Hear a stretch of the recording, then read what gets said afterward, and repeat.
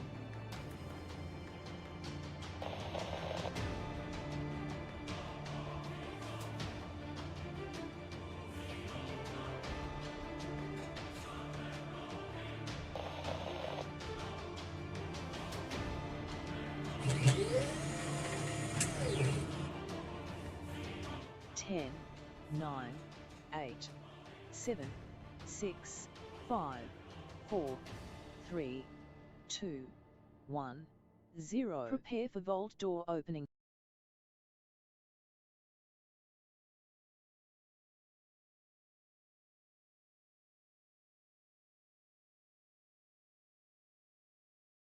Hi, I am Sparkle, the legendary gamer dog. Welcome to Vault 45 Teamwork Tycoons. Settle in for an evening of fun with your host Kismet. Let's teleport inside.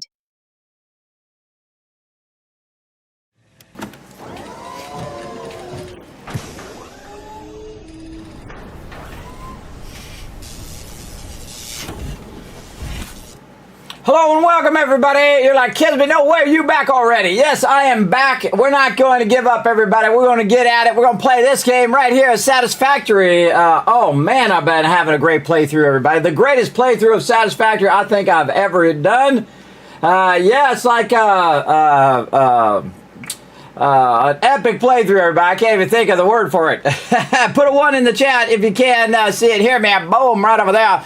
Man, I crashed out, everybody. I went and got something to eat, everybody. I was like, you know what? I deserve a little bit of something. So I went and had something to eat. And then I just absolutely crashed out and just woke up just a bit ago. And I got up and I got ready and all of that. And I thought, that's it. We're getting back to it, everybody. We're getting back to it. We're going to go right to it. So here we are.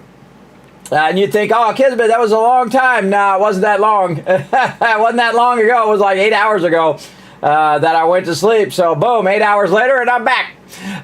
There you go, because there was no way I was getting up at 10. I saw that my alarms went off, too. Didn't even hear them. Didn't even hear them. There was no way I was getting up, everybody. I would have been like 3 hours of sleep. Better to rest up, though. Rest up, and then we'll be fully ready to go. Right now, the factory is cranking, everybody. It is setting off right now. So I'm pretty excited to go see how much we got done by this huge upgrade that we did. We optimized everything that we had and went in and rebuilt everything. And it's just pumping away right now on those smart platings. So what we've decided to do was to focus everything on just one thing instead of doing two of the things at the same time. We also have a bunch of power. We optimized our power last time so that we could use that power more for the factory. And we'll get into it a bit deeper here. I got a bunch of stuff to do in there.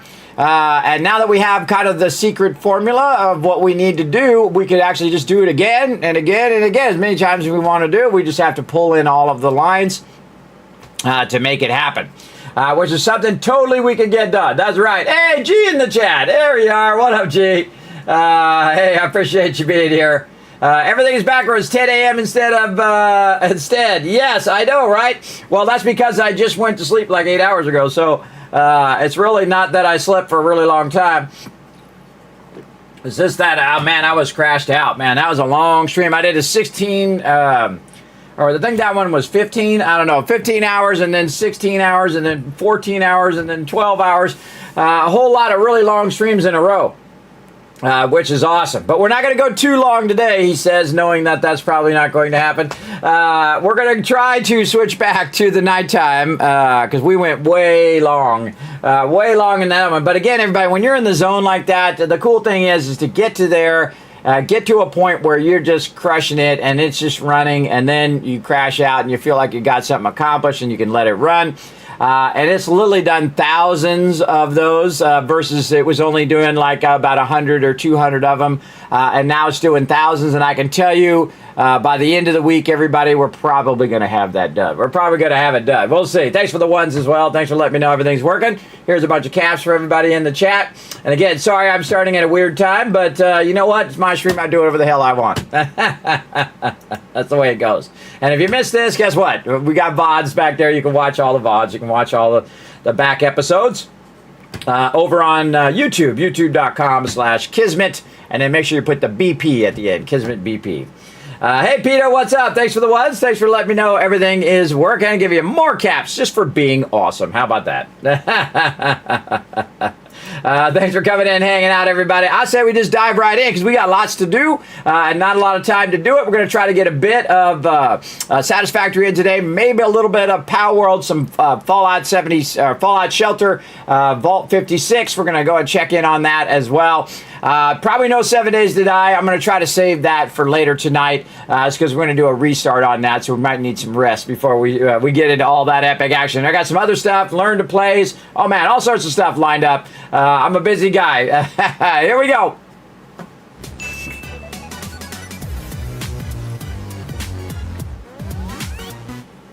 All right, hydrate. Man, I feel like I'm going to lose my voice again. We'll see how it goes. We'll see how it goes. All right. Look at this, everybody. We rebuilt this all from scratch. We tore this whole entire thing down. We said, that's it. It's burning up too much power, and it's not producing enough. Now, we did write down on the spreadsheet. I hope you guys liked that massively long spreadsheet action we did last night. We're not doing that today. We already did it once last night, but it was fun. Very fun when you get in there and you start power optimizing. Like we were power optimizing our geysers. We were figuring out how much power is being used there. And then we went into our smart platings here and we figured out a bunch of the numbers. Now, even if your numbers are wrong, everybody, you got to think that you're scaling up anyway. So even if you're not making as many as you're hoping to make, that's okay, because the scale at which you're doing it is 5, 10, 15 times that you were doing before. This is about 5 times as many that I was doing before. I could be as much as 10 times as many.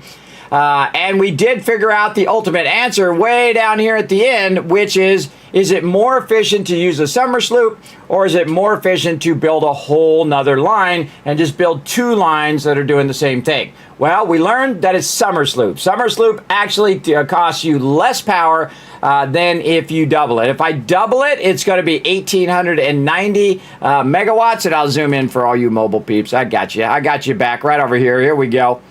Right there. So it's 1,890.8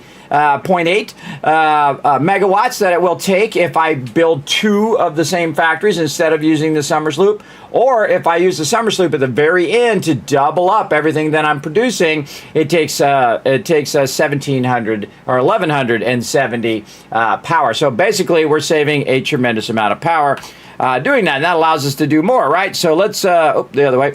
Let's go ahead and actually see what that number is. We'll take this one and we'll minus this one, and that saves us 720 power.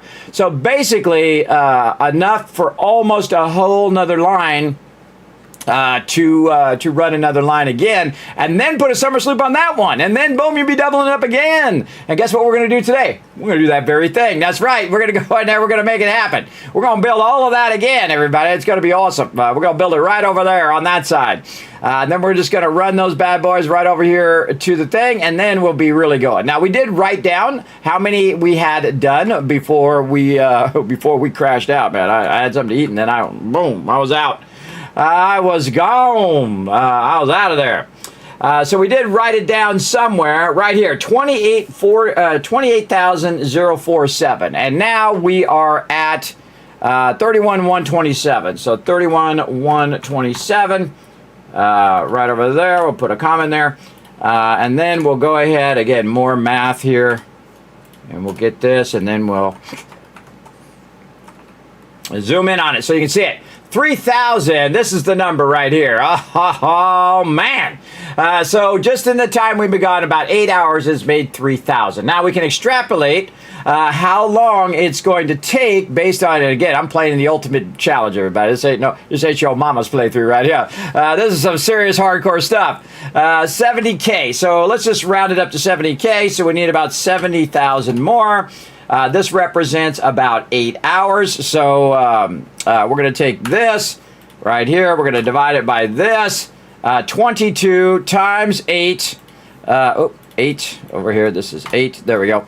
And then equals this times this equals 181. And then that one, 181 hours divided by 60 hours, or no, 24 hours in a day. Boom. It's going to take 7.5 days.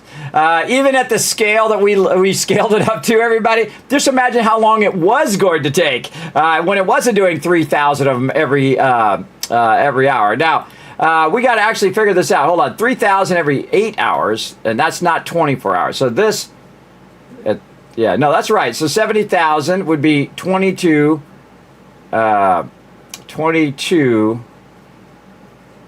per 8 hours. Oh, okay. And then we need 22 times, yeah, that's right. Then 22 times the 8 hours. So this is how many it's got done in 8 hours, and how long, how many 8 hours it would be. It would be 22 more 8 hours, because again, we were just basing it on the 8 hours. We're not basing it on 24 hours. Then you figure that out. Okay, divide again, times it times the 8 hours, because that's what we had. So that's how many hours it's going to take, 181 hours. Just double checking my math. And then this is how many how many hours this is, but in 24-hour time. So yeah, that's a lot of time. Let's go and bring those decimals down. 7.6 days to run that. So it might have been 25 days that it would have taken before. But 7.6 days. And how can we cut that even more? We go and we build the whole entire thing again. So that's what we're going to do, everybody. We got to go find some more peer nodes. We got to go find some stuff. But one of the things I do need to watch out for over here is my steel beams and all of that stuff. We're going to go ahead and double check in on that. That we do want to keep running. So that we have a bunch of steel beams. So we're backlogging those steel beams, because those steel beams are going to be for the next part, the versatile frameworks, which is, we need another 80,000 of those too. So yeah, we're going to need a lot of those. And I feel like we might want to stack another box up here to get that going as well. So we might want to go up here and definitely put some more of these bad boys up in another box up there. There we go. How many we got? Oh, we don't have that many. Oh, okay. How many of these we got? Oh, we got a bunch of those. Okay, cool. Cool. All right, we're gonna do this. Oh, this is not even here. Hold on. We gotta put our thing back into the dimensional depot. Beams. Oh, we're already full. But that's okay. We want to keep it in the dimensional depot. And then same thing here. We want to just double up on these beams, because we're going to need a lot of pipes and a lot of beams. Let's go see what's going on over here. Okay, we got a lot of stuff going here too. We got our ammo, which I think we have a tremendous amount. Okay, we could probably eliminate. Oh, whoa, we got a whole box full of that. Okay, we can eliminate this though. I think we got enough of that for now. Same thing here. Let's go ahead and stack another one up here on top, so this can go ahead and be all enclosed up on that top one. There we go. That'll run that box out, and then I can take that box out of there later on. How are we looking here? This is our Nobilis, but we would need some steel pipe. How many Nobilis do we have? Nobilis. About 42, and I've got some on me there. In fact, I'll just drop those into the thing. Black powder and steel pipes. You know what? Let's go grab some of the steel pipes before they all go up there. And then we will burn up some of those on Nobilis for right now. Now, this is what I call offline production, where everything's not just running to the thing. I only make them when I need them. So I'll just take those, put those in there. And because I already have the black powder backlogged in there, a lot of it, as you can see, it'll only make it when I put the steel pipes in there. So I put the steel pipes in there. It'll only make so many. And then it will take those and put those into this box. But we want to try to see if we can put a dimensional depot up here. What do we need? SAM fluctuators. Man, we always need a lot of SAM fluctuators. I got to remember to basically run these SAM fluctuators when I'm on a break at some point. So we get a bunch of those. But we need those steel pipes for sure. So here's what we're doing. We're running a ton of smart platings because, again, we need another 70,000 of those. But while we're doing that, we also want to do a little bit of prep work for when we get our versatile framework. So if we could just make a bunch of steel pipes, even if we're making them slowly and not really using that much power, then when it comes time for the versatile framework, we will have a tremendous amount, right? And then also, once we're done with the versatile framework, or once we're done with the smart platings, we can just fully switch over to the versatile framework. And then what we can do is then use all of the ore that we're using, which is the iron ore, for those steel pipes. See, we can switch that over, and then boom, we could make a massive amount. So there we go. All right, we made a bunch of those, and then we want to just have this do this on its own, so we don't have to worry about it anymore. Right up here. And we'll go ahead and have that go right into the dimensional depot. There we go. Now, anytime we need any Nobilis, those Nobilis will be in there. We're at 100. Let's see if they go in there. Yes, 101. Awesome. It'll automatically feed those in there. Now, I had all these things over here. Also, we need to kind of clear out to clean up the base a little bit here. All right. Well, okay. We got to work some power. Work some power here. All right. This power is floating. Find out where this power is coming from. All right, right here. So it's going here and it's going there. All right, no worries. We can just take this out and just connect this directly there. There we go. All right. And again, we'll let all that stuff run. Clear all this up. We got some stuff off over there. I love cleaning up the base like that and just kind of constantly optimizing it. All right, now we see we got a problem here. There ain't nothing running on these belts, and if there ain't nothing running on your belts, you got problems. I would probably say because I took the iron away from this to use it on that other side. Yep, no iron. Okay, totally out of iron, but I bet it's got a lot of coal. It sure does. All right, awesome. Back here, I can see it's working here. This is making these plates. Oh man, it is backlogged too. Look at that. Look at that. Now, whenever you see that, everybody, that means you need to get another one of these bad boys to burn up that excess right here. And so I'm just going to go ahead and do a little quickie, little quick split right there. This is already going to be the thing because when I pick it up, it actually picks up the item that you have on the one that you picked up.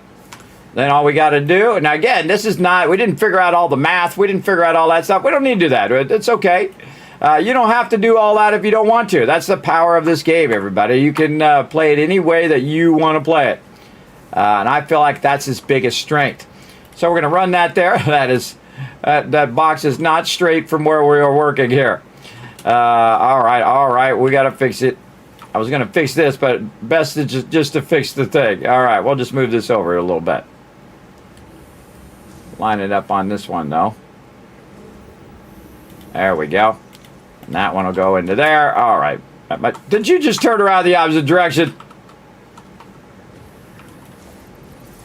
I hate that it doesn't grab the orientation. Just flipped it around the other way just to troll me. All right. And this needs to go a little left. There we go. See, I picked it up from that one, but it doesn't pick up the orientation like most games do. And that is just so annoying. They need to fix that. They need to fix it so you can grab the orientation and stuff. Come on, the game is so incredibly excellent. Just that one last little thing. All right, there we go. So now we got a whole separate one going because we have a huge backlog of them. Probably because this started to fill up that box, and then it got full. It backlogged here, and then it backlogged to this here, and it probably backlogged. Oh, wait a minute. Oh, hold on now. We probably got a huge backlog back here. We do. Now watch this. We can take this and dip over here, and even though this doesn't have its own thing, we do have a huge backlog, so this can burn up that backlog, everybody. See, that's called next level thinking. Next level thinking right there. And again, we're going to burn that up. We're going to have a whole lot of those. We're going to make a whole another box full of those. Yeah, we have a massive amount of those backlogged over here. And then we've got a bunch over there. So we do have another backlog in there full of those, which is good. That's what we want. We want to have a massive amount of those. In fact, I should go over here and let it fill a third box, because I can see that that it's going to go. So we're going to start vertically stacking our stuff here. Let's see, which one is this one? This one. Okay, so right here, we're going to go ahead and we're going to do this. There we go. Now, our problem right now is actually not those, because we just figured out that we got a crazy ton of those. We're going to get this right there, and then that there. And that's going to take that up into that third box. There we go. And then we want to try to do the same thing here with our pipes. So we're going to jump over here, and let's just go ahead and do it while we're doing it. See how awesome that is? Even though you're from the side of it, everybody, and you don't have to get behind it like you do in a lot of games, like in 7 Days Die, you have to get behind it to shoot at the thing. Just from the side, everybody, it knows exactly where you want it to go. Most of the time. That's really awesome design, everybody. Really, they spent a lot of time making that feel really fun to play, and that's why I end up playing like 16 hours. Hey, Bummel says hi to everybody. What up, Bummel? Thanks for coming in. I'm just having the greatest time, everybody, playing some Satisfactory, as you can see. All right. So we got that running. So now we have some... that stuff's still running out. We have the ability to run a bunch of this, so we're running that out, and you can see that it's making a bunch of stuff. Now, I actually want to double this up now. Instead of having this as the, get down there, have this being split. Right now, it's doing steel beams over here and steel pipes over here. What I'm going to do is go ahead and cut this off from that steel pipes there so it can run the rest of those over there, and then we're going to switch this to pipes. So we're going to double up on the pipes. We're going to take this, and we're going to put, and you can squeeze these in here, everybody. It's kind of funny when I do it. It's like squeezing them in between there. But you can squeeze them in there and just run that right in there. And now it's just going to do nothing but steel pipes. So we have this front side doing steel pipes, and we're still doing steel beams back there because we're going to be running a lot of level 3s. And so when you're running a lot of level 3s, you need a lot of steel beams as well. Look at it struggling. Look at it struggling just to get that in there. Wow, it might have another box full over here. Let's go take a look. Oh, mama. Okay, yeah, it is. Oh, wait, we need another box. We need another box up here. That's a great problem to have because we let it run all night long, everybody, and that was still running, so it filled up all of that because we weren't using it. See, when we're not on, turn off the stuff that we're not using and let it keep filling up. And again, you can go all the way up in the sky. But I've built blueprints, by the way, that made this go like 20, 30 storages all the way up. In fact, you can use the side ladder as an access point between the lower part of your base and the upper part of your base, which is really fun to do.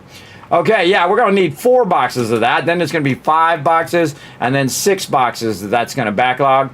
And that's okay. Since we already have this set up, let's go ahead and let that run. Let's go over here and see if we have some more iron. Now, this has enough iron for it to run, so there's no reason to backlog it back here, and this says backlog of coal. So the smarter thing for us to do is to just use up the excess up here, and then when we're done, we can run a line while we're waiting for that to be burned up anyway. So there we go. And then it has a bunch of excess of coal as well, so it's all good. It's going to be absolutely packed full of resources there.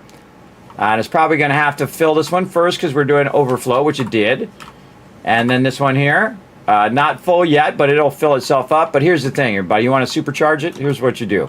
You grab a couple stacks right here, and you just supercharge the bad boy so it's not ever stopping. You just go right over here, put a full stack in there. There we go, supercharged. Over here, boom, supercharged. Now it's all full. So you don't have to wait for the manifold to get up to speed to fill up each and every one. You just fill it up yourself, and then the manifold will just be running full speed and be up to 100% production. So, and it's going to burn through this stuff like nobody's business. And I bet I have a backlog of that somewhere too.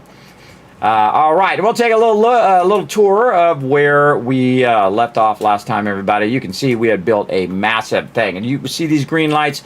Look at this. So you see green lights, everybody. Green lights for days, man. Green light for days here, as you can see. We're definitely looking good. So if you see all of green lights, that means your stuff's running at peak efficiency, usually. If you see it going on and off, you know you got problems. And I bet you we got a backlog over here too. We sure do. I'm going to take that backlog and I'm going to use that for my pipes. Over here, any backlog? No. Back here, do we have any backlog? No. And no. Oh, that means it's working good. Now, if we had a backlog back here, that means it's not using enough. Now, of course, I let it backlog a little bit while I was getting it up and running. And then also we had to fix a few problems with it. It wasn't flowing. Look how nicely that's flowing, everybody. Oh, I love it. I love to see it flowing really good. And then, of course, we're using our smart splitters to load balance. So what it's doing is it's taking a certain section here. Let me get back up here, or I'll go around here. This part right here is called a load balancer. So this is coming out at 240. That's 120 there, and this is 120 here, right?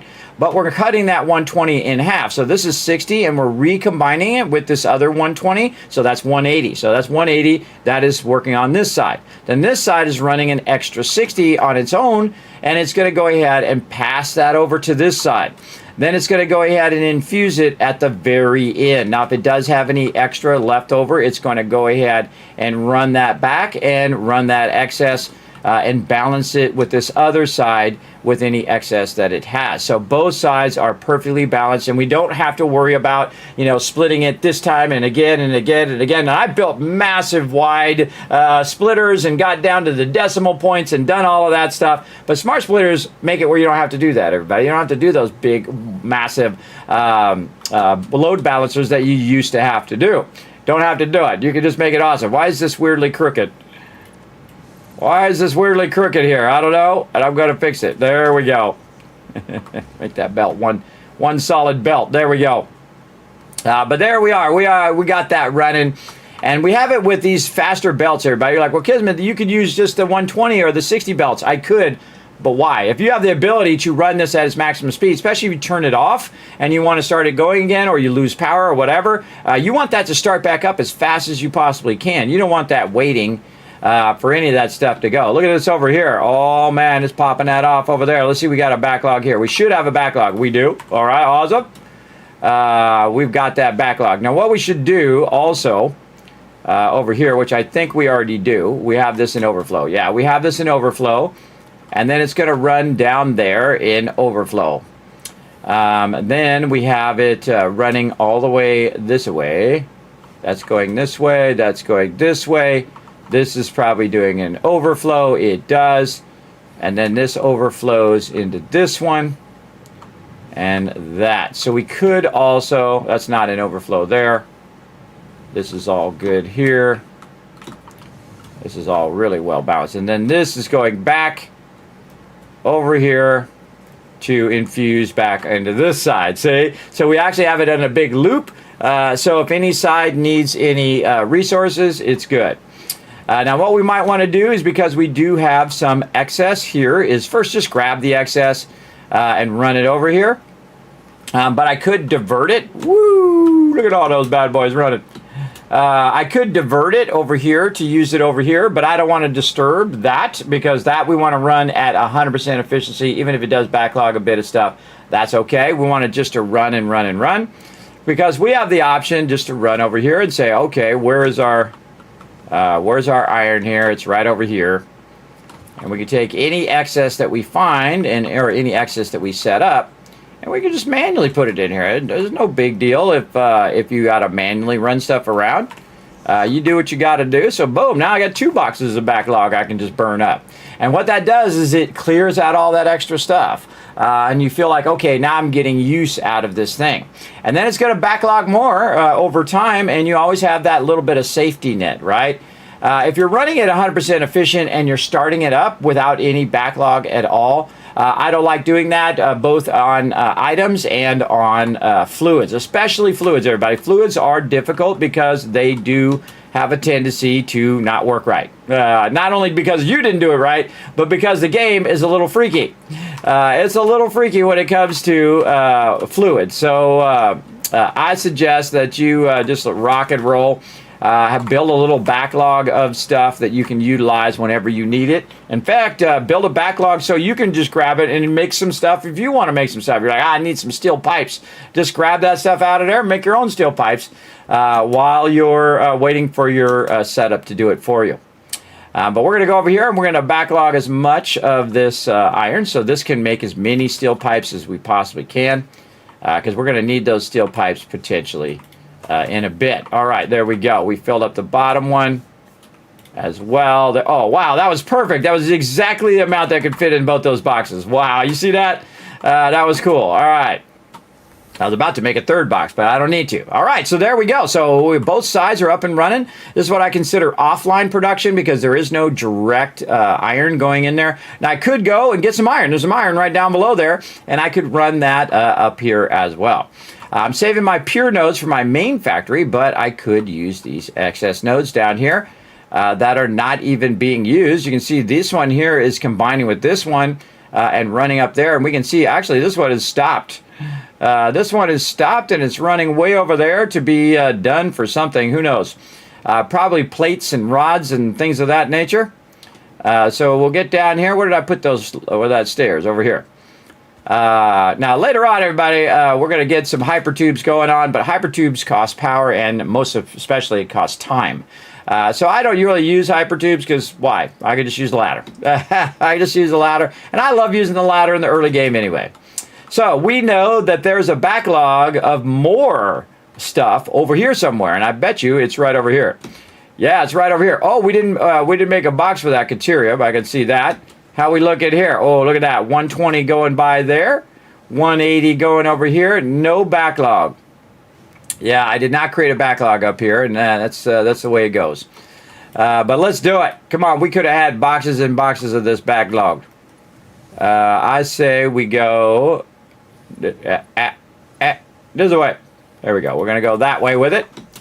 Then we're going to create a backlog. Now, backlog is just simply a box, right? A box full of stuff like this that we can run into first so that it could have had thousands of extra iron ore right there that we could use later on. So we're going to go ahead and go like this. I'm using the straight function, by the way, to make this kind of curve around there beautifully. See that? A straight function is really great for that kind of stuff. Now it's going into this box, and anytime it backlogs, it will actually create a cache of excess right there. You can see it's already doing it as it goes. And then over here, same thing. I can see it's going and then stopping, and that's telling me same thing, that this here could have backlogged a tremendous amount of this, and we can get our production back up to full. So we'll create some caches of that raw ore that we can use. We can also divert, again, some of this toward that other side if we want. But we're going to just do this, and we're then going to run this around the back using our straight function, which I love this straight function, man. It is awesome. It is awesome. Look at how nicely it does those 90s, and then it will just curve itself right in there like that. Look how beautiful that is. I used to have to do that all manually, and I've done that 1,000 times manually where I'm doing nice 90 degrees. And that's a whole nother part of the game, everybody. So you play the game, you play through, try to build a factory, all that kind of stuff, and then you try to make it beautiful. You try to make it, elegant lines, rounded edges, nice 90-degree corners, all that kind of stuff. Beautifully, beautifully done. Oh, man, yeah, it's backlogging already. Look at it go. Boom, yeah, we're going to have a box full of that stuff. And then over here, there we go. Yeah, that's starting to backlog too. And that's good because I can take that excess and I can run it over there. Now, one thing I can do is wait for this box to fill, or I can go ahead and say right here is where I want to do it. And I'm going to go ahead and say Smart Splitter. See if we can find a nice little spot for this Smart Splitter before it goes into the box. There we go. And again, this is like a load balancer, everybody. It's like a magical load balancer that you don't have to use a whole bunch of splitters and mergers and stuff like that. Just use this because it is awesome. Iron ore right here. And if you only learned the one thing today, everybody, smart splitter as a load balancer. So right like this, and then what we're going to do is we're going to go this way, and we're going to go ahead and set up some proper stuff to hold it right over here, because we're going to do some more work over here in a minute. We're going to go up to there, and we're going to bring this from over there to over here. So all of our overflow is going to go that way. So anytime that this detects that it's overflowing in here, it's going to first divert it this way, and then if this gets full, then what it's going to do is it's going to start to backlog into this box, right? So I don't want it to backlog in that box. I would rather have it go where I need it to go beforehand, right? Before it backlogs and I have to manually come and pick it up. So same thing right here. We're going to go ahead and get ourselves a smart splitter. Again, it was a lot of work to unlock this smart splitter, everybody. Now, before it goes in there, this is after the box here. It's going to go into here, and then any excess is going to go up this way, because we can just go like this and then add a nice little merger here to merge that excess from this line into there as well. So if this doesn't need it, it's going to go ahead and sidetrack it here. Let's make sure we got it right. Now, you don't have to actually do the iron ore. I'm just a stickler. I do, so there we go. It's not left. Not left, right. There we go. Right is the, because this is the front here. How do we know? Because there's an arrow there, there's an arrow there, and there's an arrow over here, and then the 3 lines is the input. So this is the front. This is left, and that's right. So right's going to go up, and it's going to end up over here. If it's in overflow, it will backlog into here, right? So if it sees, hey, wait, this is an overflow. Now we can see there's actually nothing going on here. So this actually is using this quite well right now. And we want to make sure overflow right, iron ore straight. There we go. So no overflow on this side, a bunch of overflow coming out of here for sure. And you can see that's just backlogging that overflow. So again, before the box or after the box. See how the box is starting to fill up? Because it thinks, oh, well, there's no overflow because the box is filling up the excess thing. So smarter to actually do this before it gets to the box than after the box, which is basically what I'm showing you. Basically what I was showing you there. So let's go before the box, which is right here. And then, again, we'll squeeze in a smart splitter. Same thing here. The one that's going to be straight is going to be our iron ore. Right here, there we go. And this way it won't backlog in that box as much. It will go over here and merge over there. There we go. And we'll see it offload it a little bit more in that. Make sure I got that right. Oh, I didn't. I got to get that overflow on the right. There we go. We want to see that come up over here because we should see some overflow. When we realize we have too much in there. Wait, no, that one's after the box. Yeah, that one's after the box, and this one must be really overflowing because it is massively putting that one that way. And this one's before the box. So, weird that other one wasn't overflowing. This one's not overflowing either, but that's because the box is in front of it. Oh, okay. Actually, we got to do it the other way. It's the opposite. We want it after the box. After the box here. And it's got to detect that it's in overflow mode. Yeah, back where I had it over here. It's got to detect it's actually in overflow mode. Sometimes I get it reversed. It happens. I'll let you know if I get it reversed. That is not a smart splitter because I can't highlight it. Try it again. There we go. Smart splitter. Okay, so after the thing is where we want it. After the box, and then iron ore. And then overflow to the right. Merger over there. Get that in there. Now we got it. All right, now we got it. And okay, so all of this is going to overflow all of this over here, but it needs somewhere to go so that it can overflow. I can tell you this has an overflow. This has way too much, but this must be burning this up exactly at 240. It's kind of weird that this is running. So 30, 60. This is 120. How is that burning that up? Yeah, that's actually really super efficient. That's burning that bad boy up. The second it gets it done, it goes and it does another one. This one here, not so much, but these over here are still burning that up at a good pace. Very nice.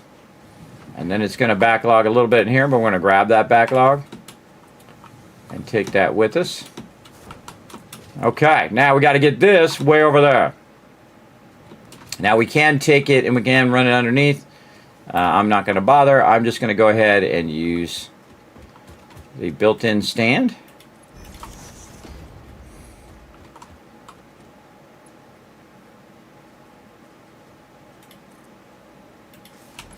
It's a great trick, everybody. Even though you're not using these, you can put these down and use them as a ladder. I could have just built it in the first place, because now I could use it as a ladder to get across that little chasm there that I had built. Of course, I could have just built it in the foundations. I could have done that too, but that's just kind of a fun little trick for you. Again, it doesn't matter if it's not beautiful at this point. We just want it to be functional and do its thing. I'm going to bring it right there. Okay, so any overflow from that one going to make its way here. Oh, we got to bring this way up. We have a massive backlog already.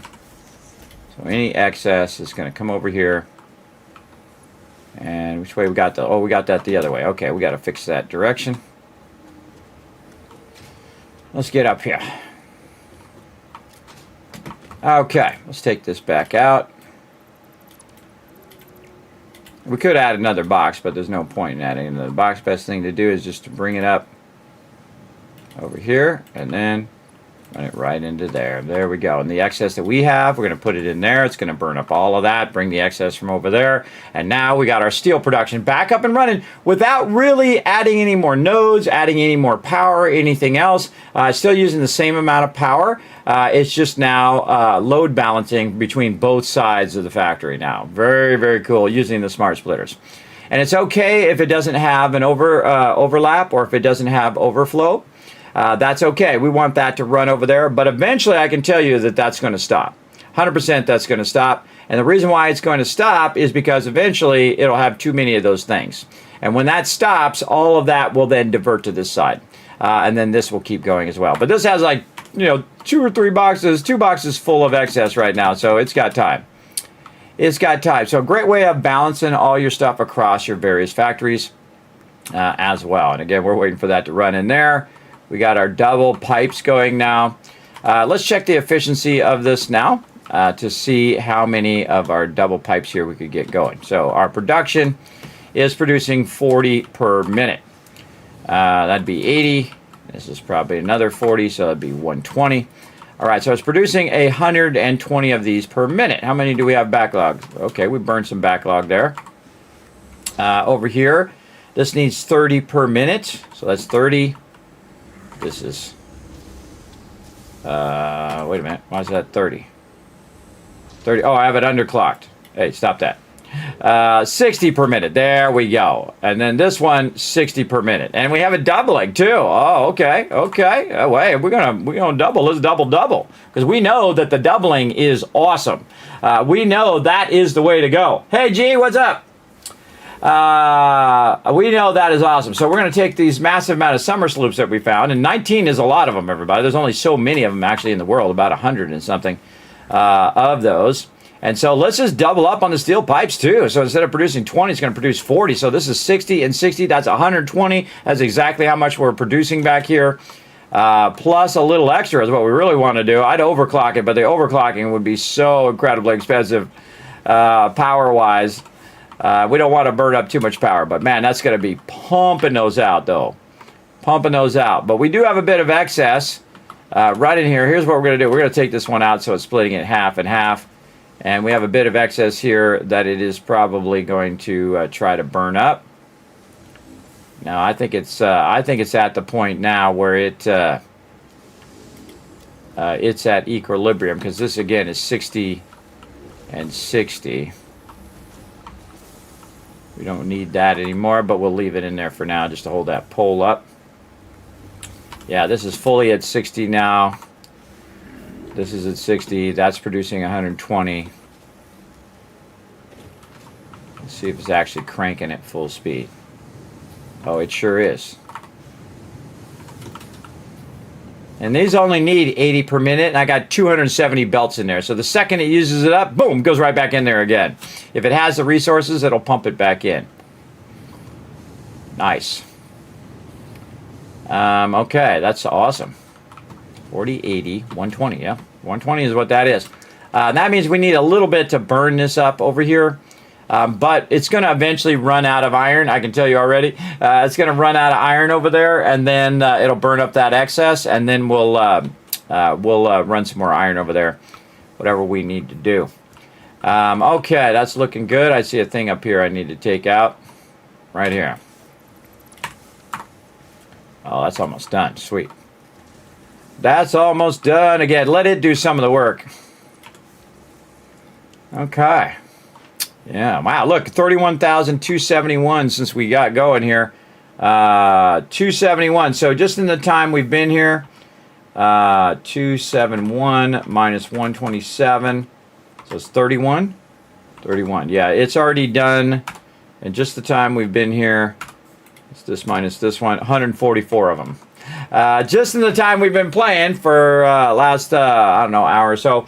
It's done a bunch. And you're like, hey, that's not that many. True, but we're going to make more. And that's a lot for phase one, though. This is a massive factory for phase one, everybody. This is the largest factory I ever built in phase one.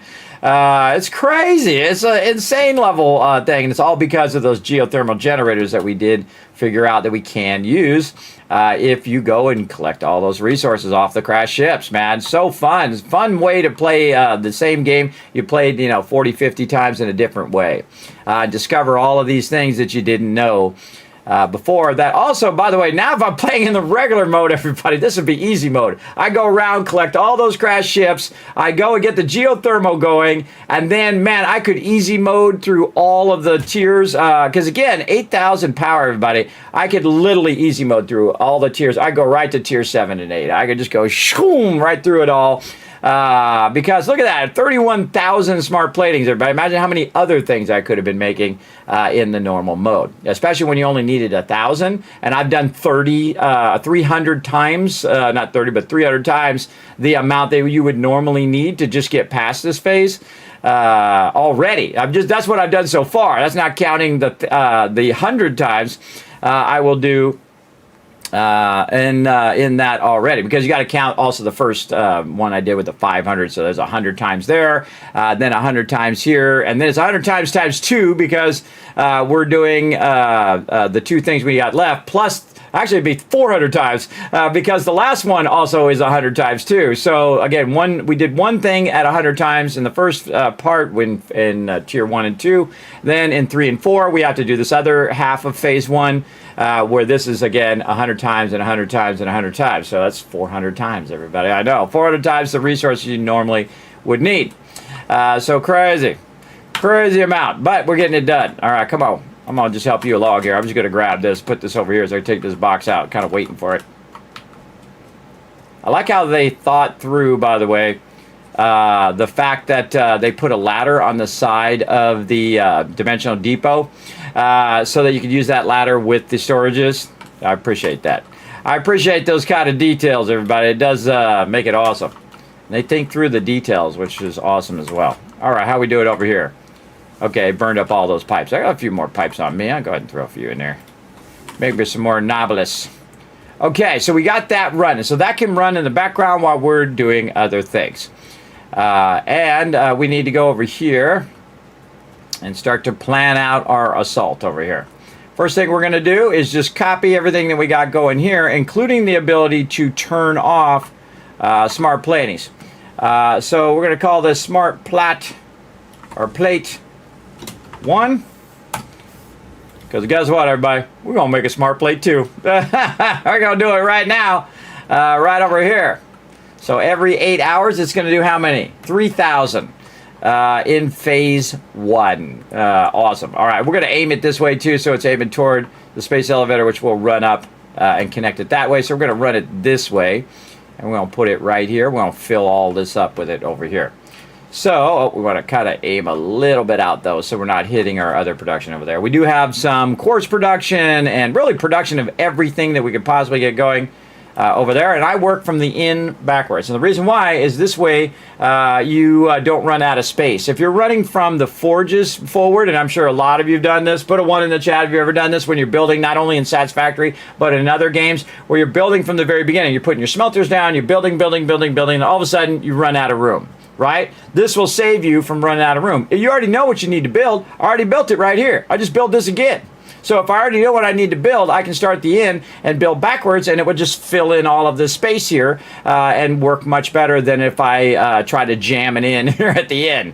Yeah, and I could also be using blueprints, but we're going to wait till phase 2 before we do blueprints, but you could totally do them here in phase 1. But I absolutely already proved it with foundations. You could build this, but the problem with that blueprinter is it's really small, so you're not going to get much on there, and it's not really worth my time to do it in this phase. But I totally could automate all of this and put all of this in there, including the ability to add all of the splitters and whatnot. Like a good blueprint would be 2 constructors with some mergers in front of them, and then some splitters in the back, and then you could use that as a template and you just drop them, and then just connect in between them, and boom, you'd be ready to rock and roll. But we'll get into all of that in the next one. Okay, so here's what we want to do here. We actually want to back this up because we want to have its own storage over here where it can backlog a bunch of these bad boys later on. But now we know where we want it. And then we're going to pick up the assembler. We're going to basically pick up all the stuff from over here so we don't have to reset the stuff up, right? Because it's already got all the math in here. Like this already has, okay, wait, we're running this at 100% and we're running it with a summer sloop. I wonder if I put a summer sloop on me and I pick this up and I put this down, does it automatically put a summer sloop in there? I don't know. Never bothered to look. But we're going to find out right now. Boom, let's see. Summer sloop? Oh, it does do that. Hey, we learned something new. Look at that, everybody. Never bothered to even look. Now we know. Because we want a summer sloop there. We want that to get going. All right, and then we want this to have its own power switch. So we're going to go ahead and give this its own dealio here. Man, so excited. Now it's going to be pumping out 6,000 smart platings every 8 hours. And so we're going to go ahead and connect this directly. Oh, wait, we should have a pole, actually, so it can go. Let's make sure we've got, oh, wrong way. Wrong way. I always like the incoming line to be aimed the right way, which is this way. A is incoming, B is outgoing, right? A is where the power's coming in, and then if you turn the switch off, anything that's on B will get disconnected. Okay, we got to draw some power. We're going to draw it directly from our main tower over there, right to here. We're going to go ahead and call this Smart Plate 2. Go and flip that on. There we go. And then this is going to go to a power pole. And that's so we can manage all the stuff behind it as well. There we go. Now this is up and running. Now we do have some excess reinforced iron plates and rotors. We could get this started right now. And I can tell you, we do. Because Kismet thinks ahead. You're like, dang, Kismet, you thought ahead that far? You know it. You know it. That's why I was making extra rotors. You didn't even know that was happening. You're like, I do that, Kismet. I knew what you were doing. I saw you doing it the whole time. All right, we're just going to run this across here, and we're going to run this down here because this is going to end up right in that box there. We're just going to use that second input. Now, merging in, by the way, in a box actually works fairly good. But look at that weirdness. Why you got to be so weird like that? I told you to go 90 degree, but no. Sometimes that that thing doesn't work all that great. But I can show you how to fix it, by the way. You just go ahead and go out like this and just get yourself a nice corner here, and then when you bring it up, it'll do a nice corner. Or you can just take the corner out and then go ahead and use your straight function. You'll get that sweet 90 just like that. There we go. And again, we're lifting this up off of here. And then we're going to go ahead and bring it straight down here, lift that up there, use our straight function to give us a nice, okay, or not, default function. There we go. Already had it set at 90. And there we go. So now it's going to put the excess in here. Now check this out, everybody. Boom. We got a huge amount of extra right here. We got a massive amount. And also rotors extra too. So we could start up production on a second one right now before we even do the rest of the production. I know, pretty cool. Let's go. Let's go right here. All right, then we're going to go ahead and put some boxes in, back it up just a little bit though, so we can get this little curved side, because this is going to be a curved side, this is going to be a straight side. This is going to be, oh, I forgot to grab them. So we can start to burn up the excess. Excess does you no good. It's good to have a little bit of a backlog so that it doesn't stop. But ultimately, you want to have a bunch that you can just start up a whole nother line with, just like that. Just like that. And then also I have a bunch of rotors for me. I can see they've gone in the dimensional depot there, which they've maxed out in the depot.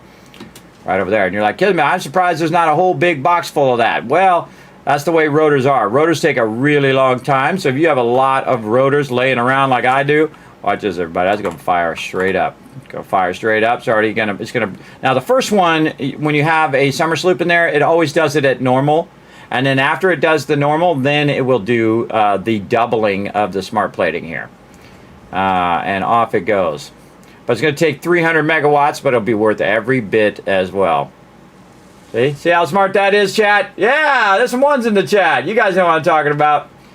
Yeah, you know what I'm talking about, how you kind of paint yourself into a corner.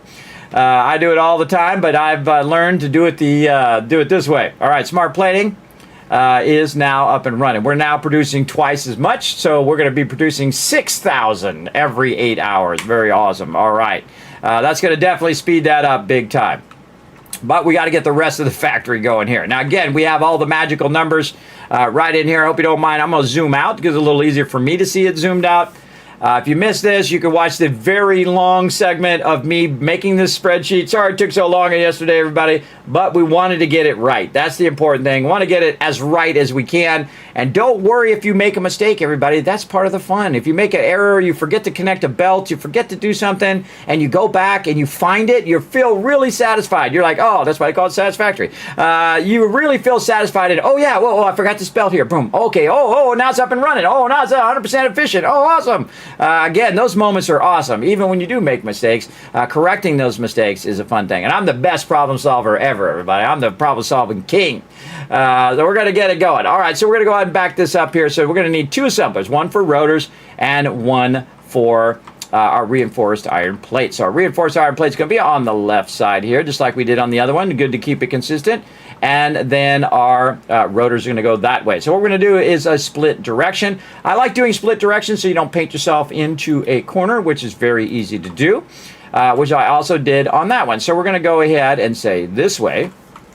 This is going to be our rotors, and we're going to build out in that direction like this. Rotors that way. And then this one I'm actually going to offset a little bit back and try to line this up on that box, just to give ourselves a little bit of room here. We have plenty of items that we can go ahead and run. And then this one is going to be reinforced iron plates. Now we know this one over here is going to also be doubled up with our summer sloops. So nice to have sweet amount of summer sloops there. But we, instead of just like reinventing the wheel, everybody, and figuring out all the numbers from that spreadsheet, we don't need to do that. Why do we need to do that? We already got the numbers. We got the numbers right over here that we can use. We go look at this first one. Is it being reduced? Yes, it is by 80%. So I can just copy the settings of this one. I could have actually just copied the thing and it would have copied the settings. And then I can run over to this one over here and then say, okay, hey, paste all my settings in there. Boom, there we go. Settings are pasted, just like that. And then the same thing over here with rotors. I kind of remember that we're doing rotors at 100%, but let's go double check. Let's go double check what we've already got going. Again, you'll see that one half of the factory goes this way, and then the other factory is turned to go that way. So again, so they don't run into each other. And again, my factory is twice as large as you normally would for smart platings. In fact, it's going to be now 4 times larger than you would normally need. In fact, I might even make it 8 times larger. We'll see. We'll see how much time we have before we run out of time today. But there we go. And you can see I'm doing rotors, but I'm doing it as twice the rate because I'm putting a summer sloop right at the very end. So basically, I'm getting double the value out of everything else. But at a huge cost of power, but at a huge convenience of the fact that I don't have to go and run a bunch more lines. Right? And we have learned that it is actually more power efficient if you do summer sloops at the very end of this particular process. Instead of it costing 12,000 power for 2 lines, you have 1 line and it costs less power. In fact, we got the numbers to prove it right here. Let's go. We did all the numbers right here. In case you guys just tuned in, let me zoom in and give you a little something right over here. So again, if it's just running, it's 945 megawatts. We'll call it 946. We'll round it up. Megawatts. If it is running with the summer sloop, that's just 1 line, 1 whole setup that's doing smart platings. It's 1170 or 1170 megawatts running. With the summer sloop, you're like, oh, that's way more, Kismet. Well, if I created 2 lines, 2 entire things of the same thing, when making the smart plating, it's 1,890. That's a difference of 720 power. So using that summer sloop at the very end saved me 720 power. That's almost as much to run another whole line. That's right. So we learned that that is a thing. And that is an awesome thing, especially when you're running in the hardest mode in the ultimate challenge like I am. So very, very, very crazy. Hey, fistful coming in. What's up, man? Thanks for the one in the chat as well. Good morning, Bloodvein. Man, we did 3,000 smart platings last night. We let it run for 8 hours. So that means every 8 hours, we're going to be doing 3,000 smart platings. We're going to try to double it up. So we're looking at our rotors over here. Let's go see if our rotors are underclocked. They are not. So good. They are 100% running at full speed, and we're going to have it do the same thing over here. Okay, now, I can tell you I know exactly what's going to happen after this. We're going to go ahead and put some more boxes in. And this is why we also need our steel pipe. Hydration. I've been doing long streams, everybody. Long streams. So this is where we need our steel pipes because of the storage. So we're going to be adding a lot of storage, a lot of in-between caches to keep this running. There we go. We want to have a place where this stuff ends up. All right, we want to have that go there.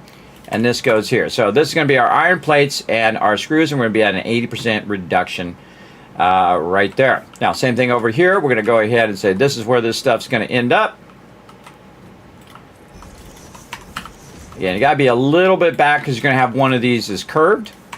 One of these would be curved and one here because you can't just put them perfectly behind the assembler.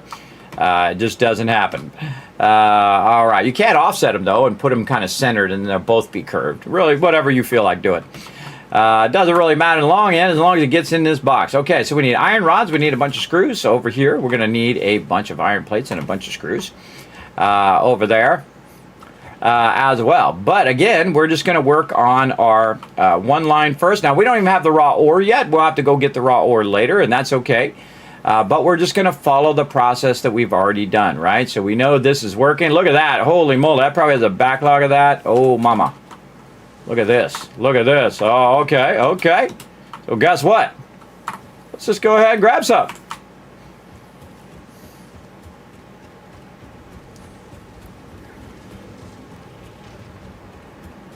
Take our plates, put them right in there.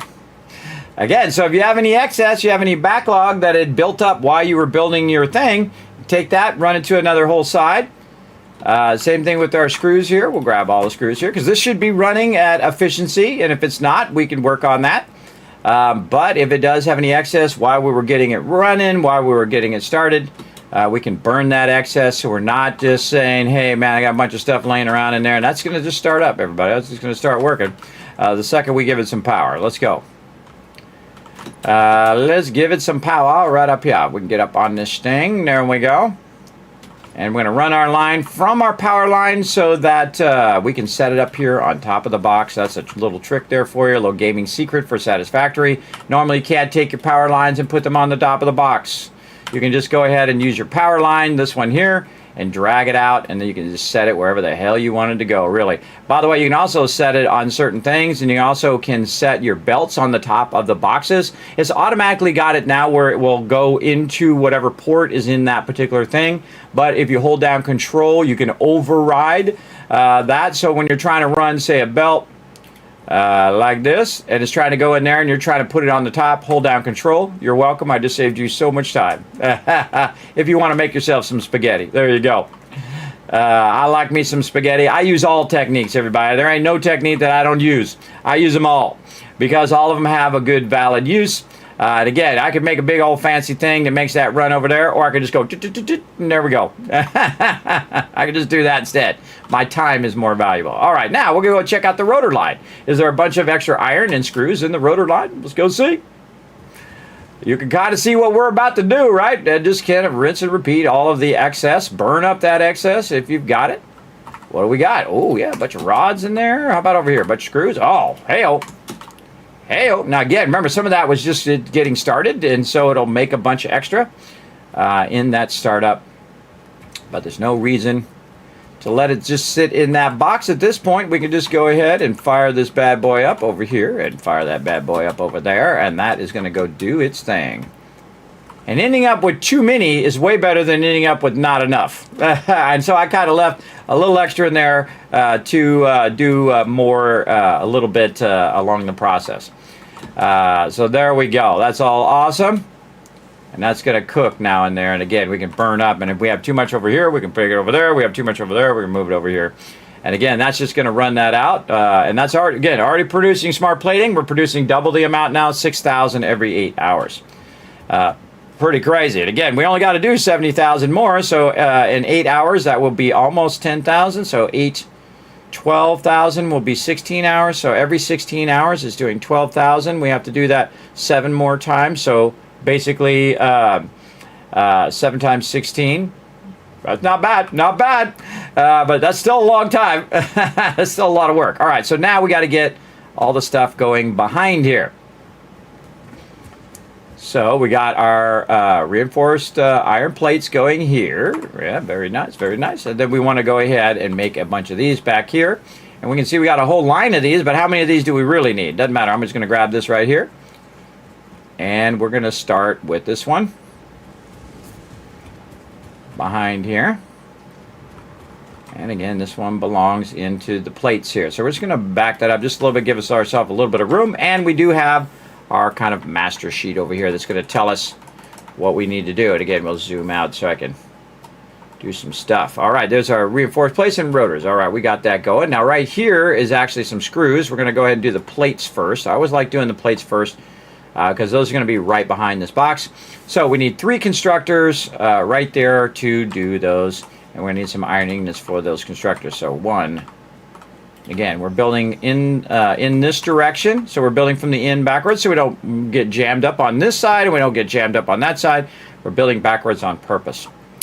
Okay, this could actually probably be a bit closer, but we're going to need to also feed into this box here. So we'll go ahead and say merger here. We'll rotate this merger so it's aiming in the right direction. There we go. And then that's all we got to do. Mergey, mergey. And then this one's going to merge this way. All right, it's just rinse and repeat, everybody. Rinse and repeat. Let's go. And then, of course, we'll pull our power. We'll use my little power pole thing here. And then over on this side, we'll get that one.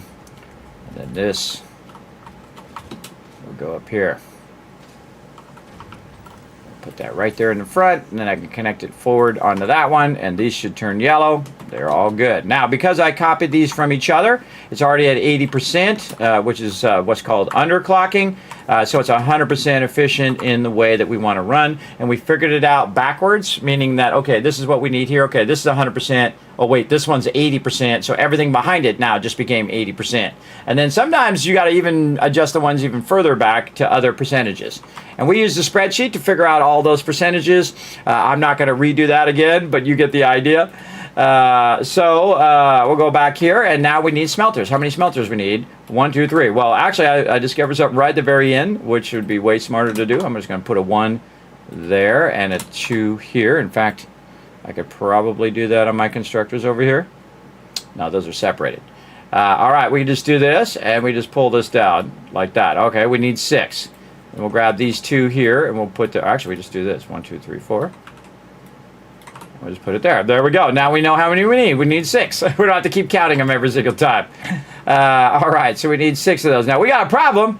We've already run out of room. You're like, kids, we ran out of room. But don't worry about it. We got a big old world. We got a big old world. We got lots of concrete and stuff like that. In fact, we should probably divert some of our power. We've got a double connection there as well. But we're going to divert some of this power out of the way here, and we're going to just reconnect that, because who knows how all this power has been running willy-nilly all over the place. Look at all the towers everywhere up on top of stuff, because we've been running around. Probably the most I've ever explored the map ever. Everybody, look at our radar towers, and you're like, Kismet, why can't you see the nodes? That's because I have the power turned off. We put all of this on a separate circuit. We went back and forth in a previous episode.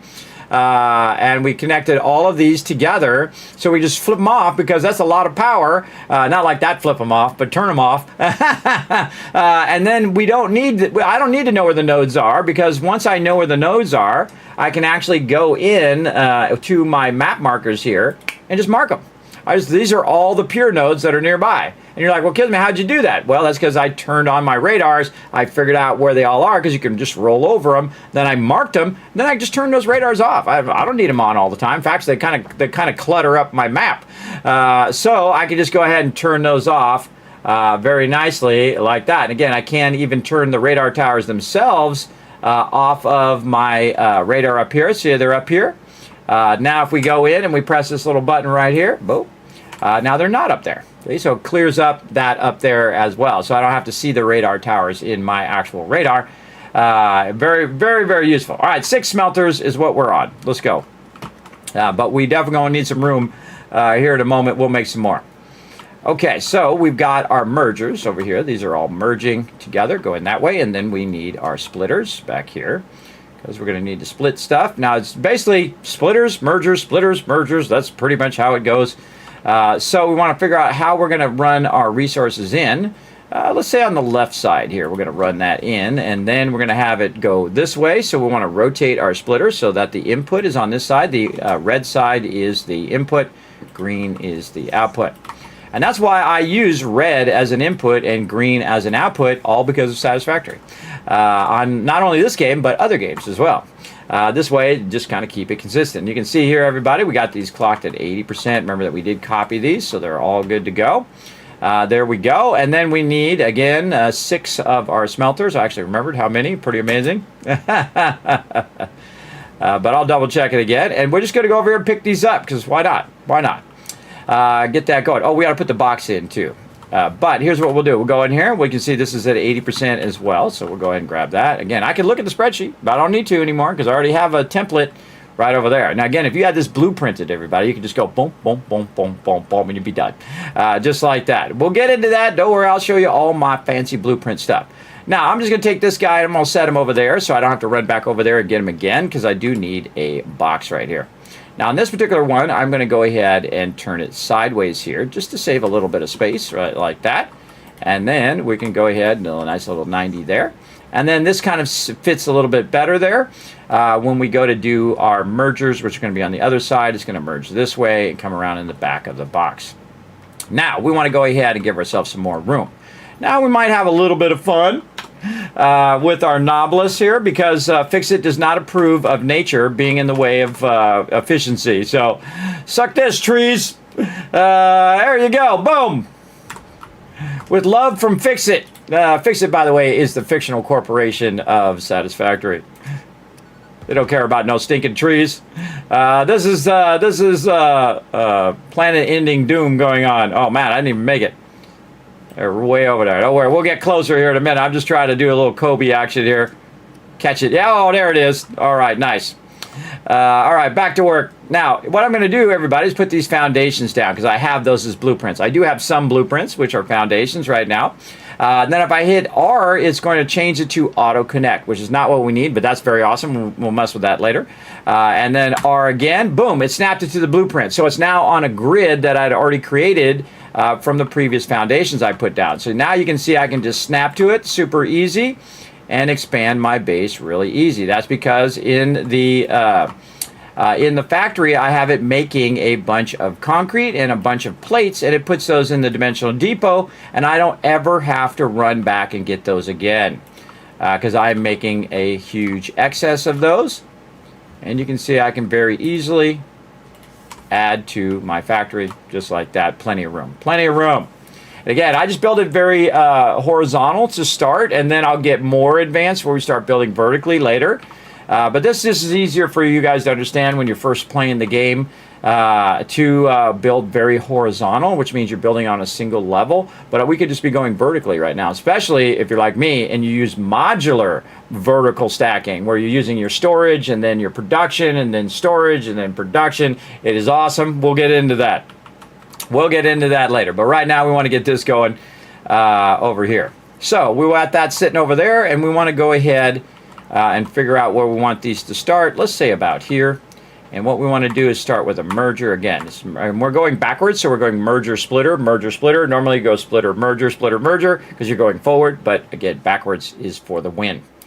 It absolutely is. Okay, so we need merger, and we need to go, green arrow is going to go that way because it's going to go around the side of the box and go like this. Now we can go ahead and pick this smelter up. There we go. And it's already got all the parameters that we need right here. Now we don't have to spread these out anymore. We can just go ahead, because we're not running them directly into the back of the constructors. There they go. I'm trying to think of the name of it. In the back of the constructors. You don't need to do that anymore. I suggest to always have a nice buffer in between. So if there's any excess when you're starting up, or there's any excess along the way, you can use that excess elsewhere. Just makes your job way easier. Right there, we don't need this one. And if we look into these, we should see that it is at 80% right there. Very nice. And okay, these are all of our mergers. And again, we're merging all the way down, so we can put this in the back of this box. We're just going to double click, by the way. If you just double click, even this distance here, you can double click. I like to have a little bit of a gap. You can put these way closer, but I like to have a gap so that I can see it running. And this way I can also see if I messed up a belt, I messed up a thing, I ran it the wrong way, I have a splitter instead of a merger. Whatever it is that is going to screw us up, we're going to get that going. Oh, this one here at the end, we could optimize this by taking this one out. And then go ahead and turn this so it's going like that. There we go. We can still merge in there just fine, but the output is going to go this way. And we have it set on straight mode, so it's going to do a nice 90-degree right there. Okay, now we need some power, right? So we're going to go ahead and do this. We'll do our little power pole stacking. Now later on, supposedly, I haven't done it yet, but I'm pretty excited about trying it later, that we can go and run these together on each of them. So we'll get that going. I have never gotten to that yet in 1.2. You're like, Kim, you've been playing 1.2 for like 1,000 hours and you haven't done that yet? Nope. I'm never in a hurry, everybody. Some people are in a hurry. They'll just like, oh, run to the end, run to the end, run to the end. No way, man. I'm going on the journey. The journey is the best part, the enjoyment of the game. And to reignite that enjoyment of the game, I find that's my favorite. That is really, really fun. All right, there we go. And we know where to connect this one right here because we have ours right over here that we can go ahead and just tie right into on that side. Boom, there we go, and that's going to do that. Now, this is all going to be tied together, not tied into the rest of the power, so I can just flip that switch over there and turn the thing off if things go bad at some point. All right, so those are already set up. Very nice. We've got the 6 of those in there, and we'll double check that we need 6. Yep, and that's it, everybody. That's it. That's all we need right there. All we need now is some iron ore to feed that in there. And so we're going to want to distribute that iron ore. We got to remember how we were distributing it over here because it is actually a little bit complex when it comes to the load balancing of the iron ore itself. That's where the real key point of this is that you are load balancing it really well. And we can see right here that we have the first 240 perfectly go in the first 5, and then we have some overlap or excess that we are running from a separate 240 line over here. So what we need is we need 5 mergers that are just working in one, and then here at the end we need a separate one that we're bringing from the other line, from the other 240 line. So we'll go do that. We'll go ahead and make sure we match it the same, because then it will make it just as easy to run. Okay, we're just going to build it just like we built it over there. So this is going to come in right here, and then it's going to split, and it's going to go this way. That's 3. That's 4. And this is number 5. All right, so this is going to be its own thing right over here.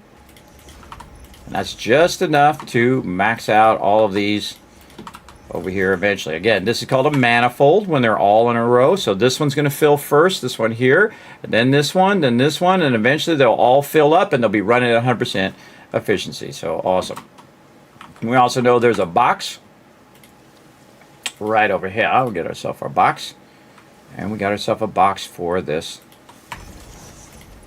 board that goes right there. There we go. So again, we'll put that iron ore in there. All we got to do now is run that iron ore in there, and boom, this would all start up, which would be cool. But we also want to go down here at the end where we are doing this kind of smart splitter. So we're going to get our smart splitter here. We're going to switch there, hitting E, and then input on this side. And this is not going to input in here because this is a splitter, not a merger. We're going to input that excess part right there and put that in there. Now, any overflow that we have, we're going to run to the left because this is the front part. So this is going to be iron ore. And I feel like the best place to load balance is in the very beginning. Because once you load balance in the very beginning, the rest of it, you don't have to load balance as much or at all, which is what we're doing here. The load balancing is happening right at the very beginning, so we don't have to do all this complex load balancing later on in the game. And often we'll end up with excess iron ore, and I do that on purpose. I want to have a little bit of extra that costs me extra power, and that's okay. It brings down my efficiency a little bit, but it's good peace of mind to have extra. Everybody have a little extra iron ore, extra fluid, extra oil, extra turbo fuel, extra nuclear power. Extra is better. Not enough, not good. More than enough, always good. Unless it's like you have too much annoying stuff going on in your life. That's not always good, but this part is good. When you're running a factory, it's good. Now this is going to go like this, and it's going to turn back that way, so we can, any excess that we end up with, which we will, it will load balance that excess to the other side, keeping this whole entire thing 100% efficient. Now also, back here, we're also going to take, it's going to bring that input in, so we can fill that one, and that one will run. Then any excess will then run up and run back to this side. So let's go ahead and take a look at our other side, get our little obelisk thing out of the way. And again, we already have a template. Just use the template that we have. So again, instead of using the spreadsheet like I did yesterday, I'm just going to use what I had already built.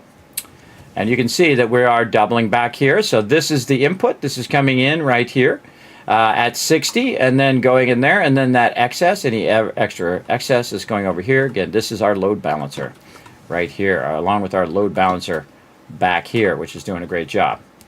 Okay, now how many do we need over here? We need 4 more on this side. These are going to be over here for our other stuff that we need. Now our plates are good to go. We're all good on plates, but we do need to make a lot of screws here. So we're going to need some constructors. We're going to need some constructors here. We're doing rods, and then of course some smelters. Now this is some of the easiest stuff in the game, everybody. This is the easiest stuff. We're going to look at how much stuff you have to do. Now again, remember, I'm doing twice as much, 5 times the power, 100 times the resources in the space elevator. So normally you don't have to do this much, everybody. Normally it's way smaller. Don't be intimidated if you are going to play the game. Remember, it is way easier than what I'm doing. I'm doing the hardest mode, the hardest way you can do it, because I've done it the other way, and I've shown you a million times on how to do it that way. Remember, this would be massively scaled down versus what we're doing now. But I'm showing you some advanced techniques to help you with your bottlenecks and your problems with load balancing, especially using your smart splitter, which is awesome. Okay, now we could build in the other way where we start building the smelters first and working our way forward. But again, what we're going to do is we're going to run into a space problem. So What we want to do is probably start with these constructors over here. And in fact, I'm just going to do myself a solid on these two. Constructor 1, constructor 2, constructor 3. Now I never have to count those again, even in my head. That's pretty easy with the constructors. Let's go over here and check this here. Over here, same thing. 1, then 2, and then if you copy these, by the way, it'll automatically do this. See? If you do those two, it knows what the pattern is, and it just repeats that pattern. Great thing about spreadsheets. I love that about spreadsheets. And this one we've already done. All right. So I think of ways of even improving the stuff that I do. So 3 constructors is what we need back here to do screws. All right. So let's get to work. You can see we got a lot of stuff going over here. Ooh, mama. 3 constructors. So we need to go up here and check our 3 constructors that are doing their job over here. Okay, where are we at with our 3 thingies? Right here. See, I left a gap. See, I left a gap. That tells me this right here is doing my rods. And these are running the rods down this way. And then we have what's known as a reverse right here, where we're reversing the constructor the opposite way. And then this, we'll take the rods out of that and put them into the screws here. So we actually want to stack these all in a row, like we did here. And we can see we're stacking them directly by the box here. And again, leave a little gap here so you can know that this is different from this other stuff. I find that it's a great visual gap and a great visual way of knowing what you're working on, and then easier to find it. And we can see also this is being reduced by 80%. So we'll go ahead and copy the settings there, or we can just copy the extractor itself. See, there we go, with middle mouse button. And then we're going to run over here and basically do the same thing. And we're going to put it right here next to this one, except we're going to leave ourselves maybe even a little bigger gap there. There we go. And then 2, 3, and I forgot how many. Was it 4 or 3? It was 3. Okay, so 3 there. And then we know that we're going to go ahead and put some others in here to flip it around the other way. So again, these are our rods. Again, why reinvent the wheel, everybody? Just run over here. Now again, you see me doing the slide jump technique. Slide jump. I'm holding the C key as in crouch. Crouch key and then space bar. If you do that just right, just do it right when you're about to land, it'll actually build momentum and your character will just start cooking, man. It'll be like, oh, ah! You start flinging off way off in the thing. It's pretty fun. Okay, so we're going to go here to see where it first reverses right here. And these are going to be our screws. So again, I can either go in here and I can copy it like this, or Control C will copy it as well. So there. Or I can just go ahead and middle mouse button it, and then it's already ready to go. And then we'll just run over this way. And again, you can still do your slide jump even if you got something on your thing there. You can't fight though when you're doing this, so a little dangerous when you're running around. Again, we'll just do the same thing we did over there because we know it works, and it works really well right over there. There we go. Now once we have one down, we're good. We need to know how many of these rods that we're doing. We're doing 4. Okay.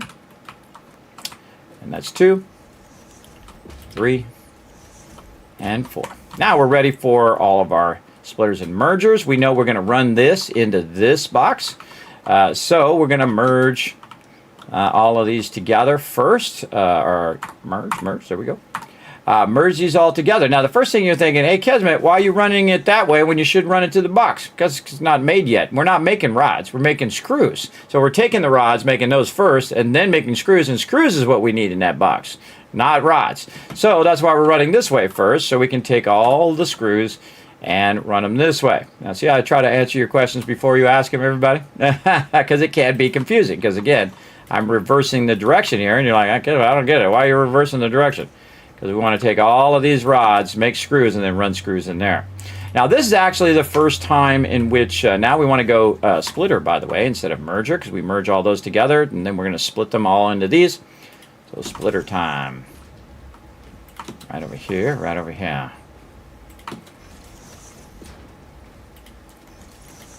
Ah, having so much fun, everybody. I love doing ultimate challenges. I love doing next level stuff, and this is some serious next level stuff right here. This ain't no messing around here. You want to do a really hard challenge, everybody? This is the one. This is the one, because this is just nuts. Never bothered to do all this stuff in phase 1. Never bothered to do it because it's actually, once you get the gist of the game, everybody, you're going to be just cooking. You're going to be cooking through this game. You're going to get it down. You're going to fast mode your way all to the end, especially if you use some of the techniques I'm showing you.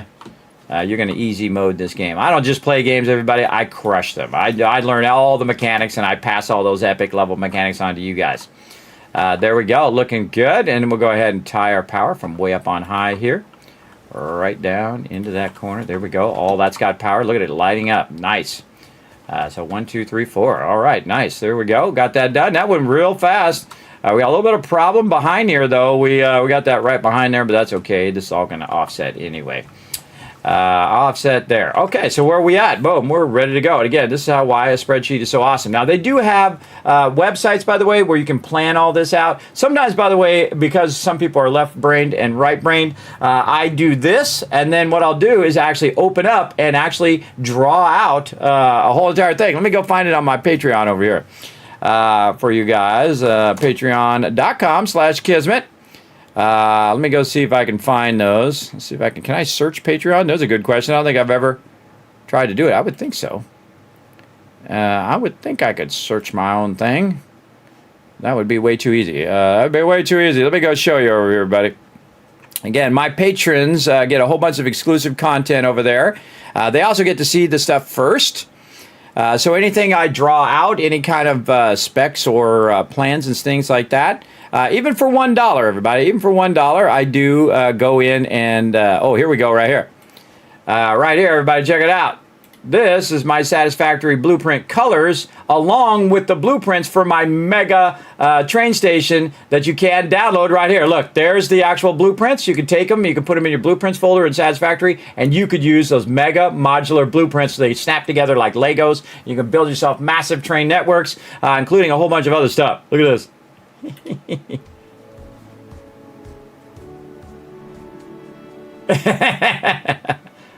I don't know. I just all of a sudden was inspired to do that. All right. Again, you can see a whole bunch of stuff in here, everybody. Again, this is all exclusive for my Patreon supporters over there. Again, even at $1. Oh, that's my old poster there. Let's see if I can find it in here. It's way back here, though. Oh, man. So much stuff in here, everybody. So much stuff. So many things. So many things. Also, Patreon is the only place you can see my past schedules, too. I removed them from everywhere else, and patrons are the only ones. Man, we did a lot of stuff, everybody, didn't we? We did a whole lot of stuff here. Oh, there's some more blueprints there. Modular. Oh, there's the train station right there that you can snap together. Very cool. Oh, my God. I don't know how far back these are. I did them a while ago. I think they're way back. Man, I do a lot of stuff here in the stream. Holy moly. Holy moly. Oh, there's a spreadsheet there. Yeah, settlement overseer. Upgrade. Oh, there's another one in one of my blueprints, everybody. The perfect spiral for Satisfactory. Look at that. And again, easy to snap together. Just 1, 2, 3, snap, snap, snap, and then blueprints, and you got yourself a spiral, just like that. And again, right here, there they are. You can just download them right now. Become a patron, go in there, download those, go for it. Again, that's why it's there, everybody. It's there for all my awesome supporters over there. Of any level, by the way, of any level. Look at those blueprints. A bunch more. Mega blueprints in there. Oh, and look at this little behind the scenes here. Check this out for a loft. I went in and made a whole spreadsheet on how we're going to do our farms and whatnot so I can communicate it to my team. And then this was the original sketch of me handwriting it and sketching it out. Again, it doesn't have to be beautiful when you're sketching it, everybody. Just sketch it and get an idea. And then I go in and I get crazy. All right, hold on. We got a crazy ton of stuff in here. Oh, man, I don't remember how far back it was. It was a while ago. It was a while. Actually, I'll put it over here. We'll just keep scrolling. We'll keep scrolling over here until we find it. Holy mackerel. It is way back there. Oh, maybe I need to do some more. I haven't done them in a while, apparently.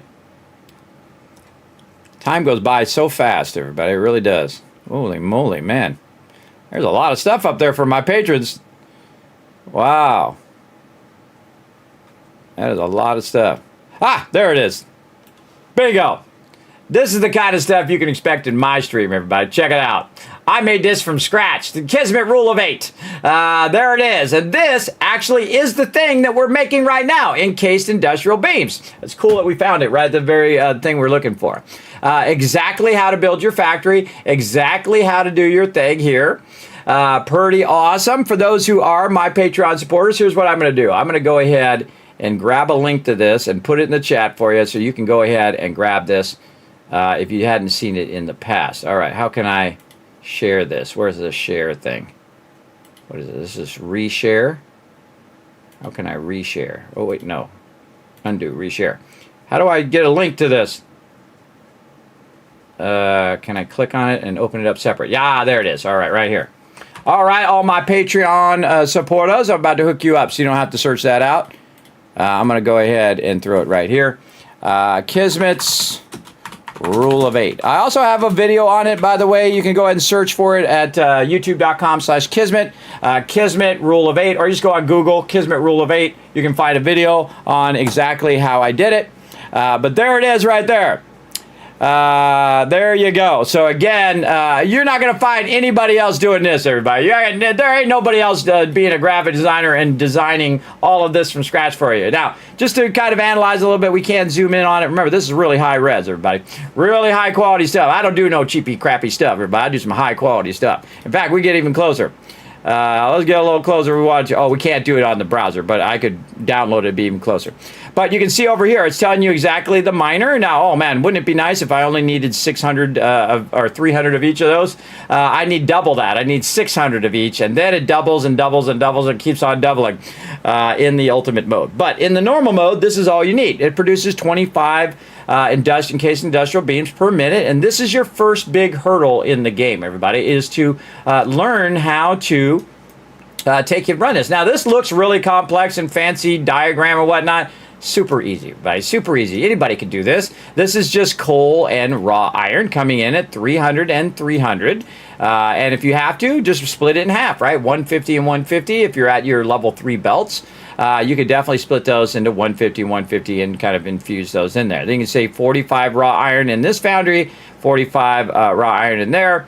And again, these are iron encased industrial beams, which is the thing we're using for our level 3 belts, so we can run our level 3 conveyor belts all over the place. And then I have ones also for the encased industrial beams, or I have one for encased industrial beams, but also the reinforced iron beams. I have another one in there. Just search in the thing, it'll be in there, or just scroll down through there. There'll be even more of these. There's a ton of these in there. Again, this is the Kismet Rule of 8 with the 8 turned on the sideways there. So basically an infinite amount of these things. And again, so you just take the coal, take the raw iron, run them into 4 foundries, or actually it's 8 foundries there.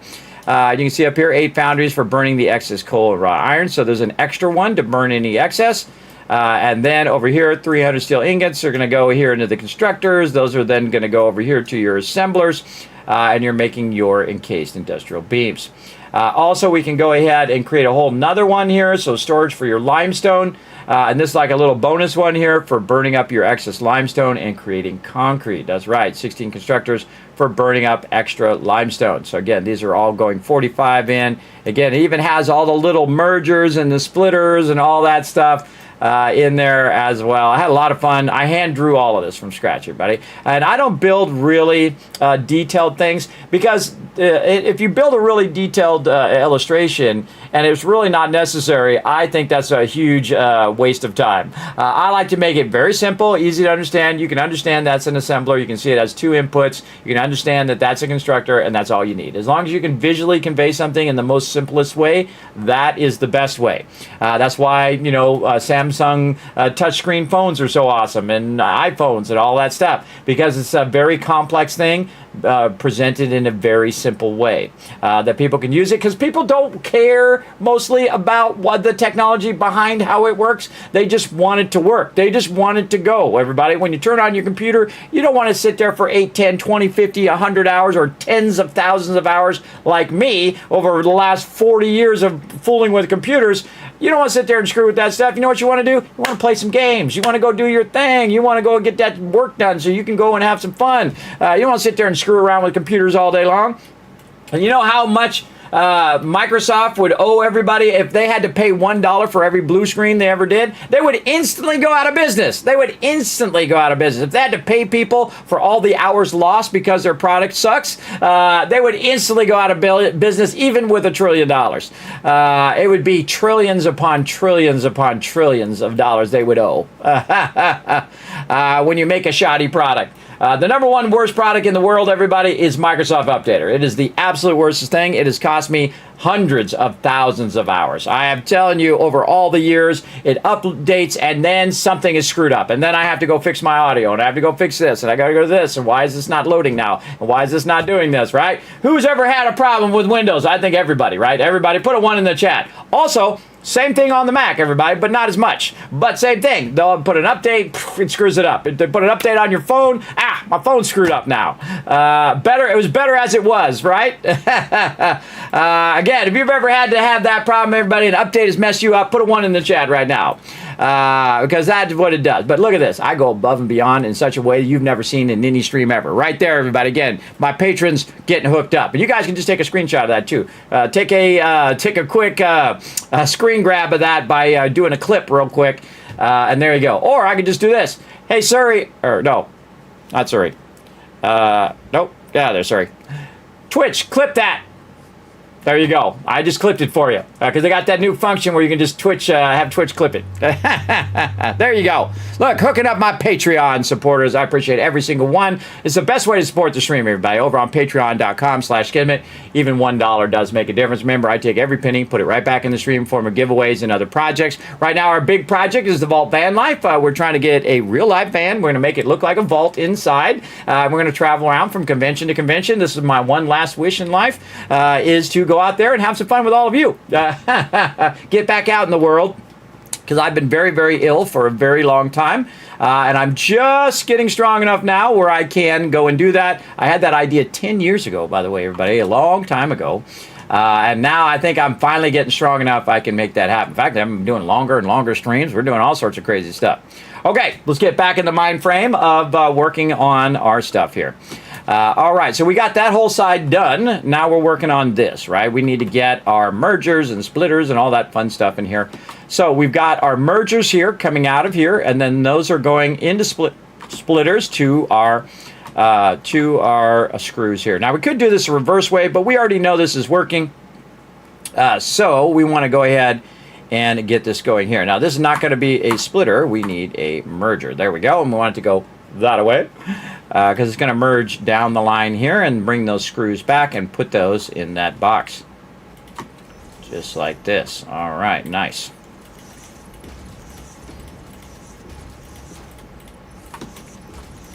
Get all those in there. Then over here, this is where we're going to need the splitter. And again, where we're going to split this, I think we're going to split it away from this so we don't run into that.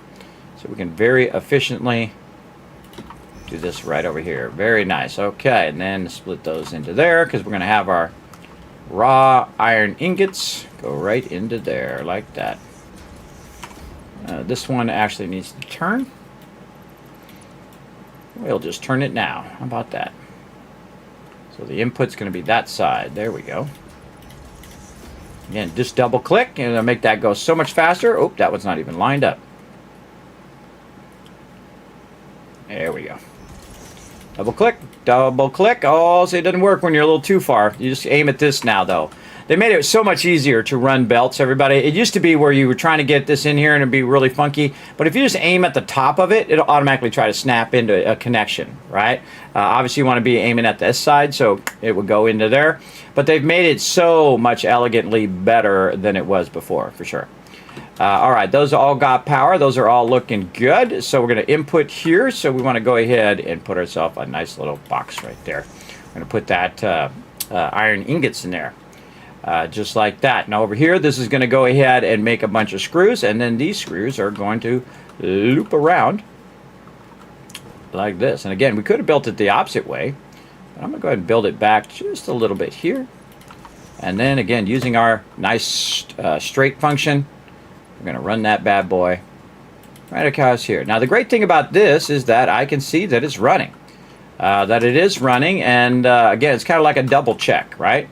That does take a lot of resources to run it, but it is a great double check that those screws are running down there and going in there. Because I'm going to come back and I'm going to look and see if there's screws running in there. There better be screws running in there after all this work. And then over here, there better be a bunch of iron plates running in there. That's for sure. Because we're going to need a lot of those to do more reinforced iron plates.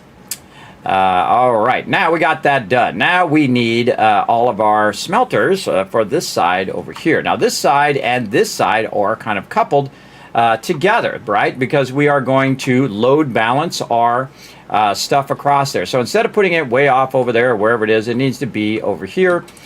So again, we can tie that over here. And let's go look at what we have already, because we can use that as a template. By the way, you can slide underneath these belts, holding down the C key. You didn't know that? Pretty awesome. If you get tired of jumping over them, slide right under them. And then over here, all right. What do we got going? Well, we can see we got some smelters here. And they're not quite lined up with this, and that's because this one here is running back. So we have these two here that are running back here. We've got a merger here. So we can use a merger here, then we merge forward, and we see we have two mergers, and then we're putting down our smelters, right? So hopefully we have enough space. We'll see. We'll see how it goes. So we're going to start with that. Two mergers, smelter, and then we know where all the other three smelters are going to be here, right? So merger, merger, there. Let's go see if we can get that done. Yeah, and using what you got as a template versus having to look at a spreadsheet or even an illustration like I did. All right, right over here.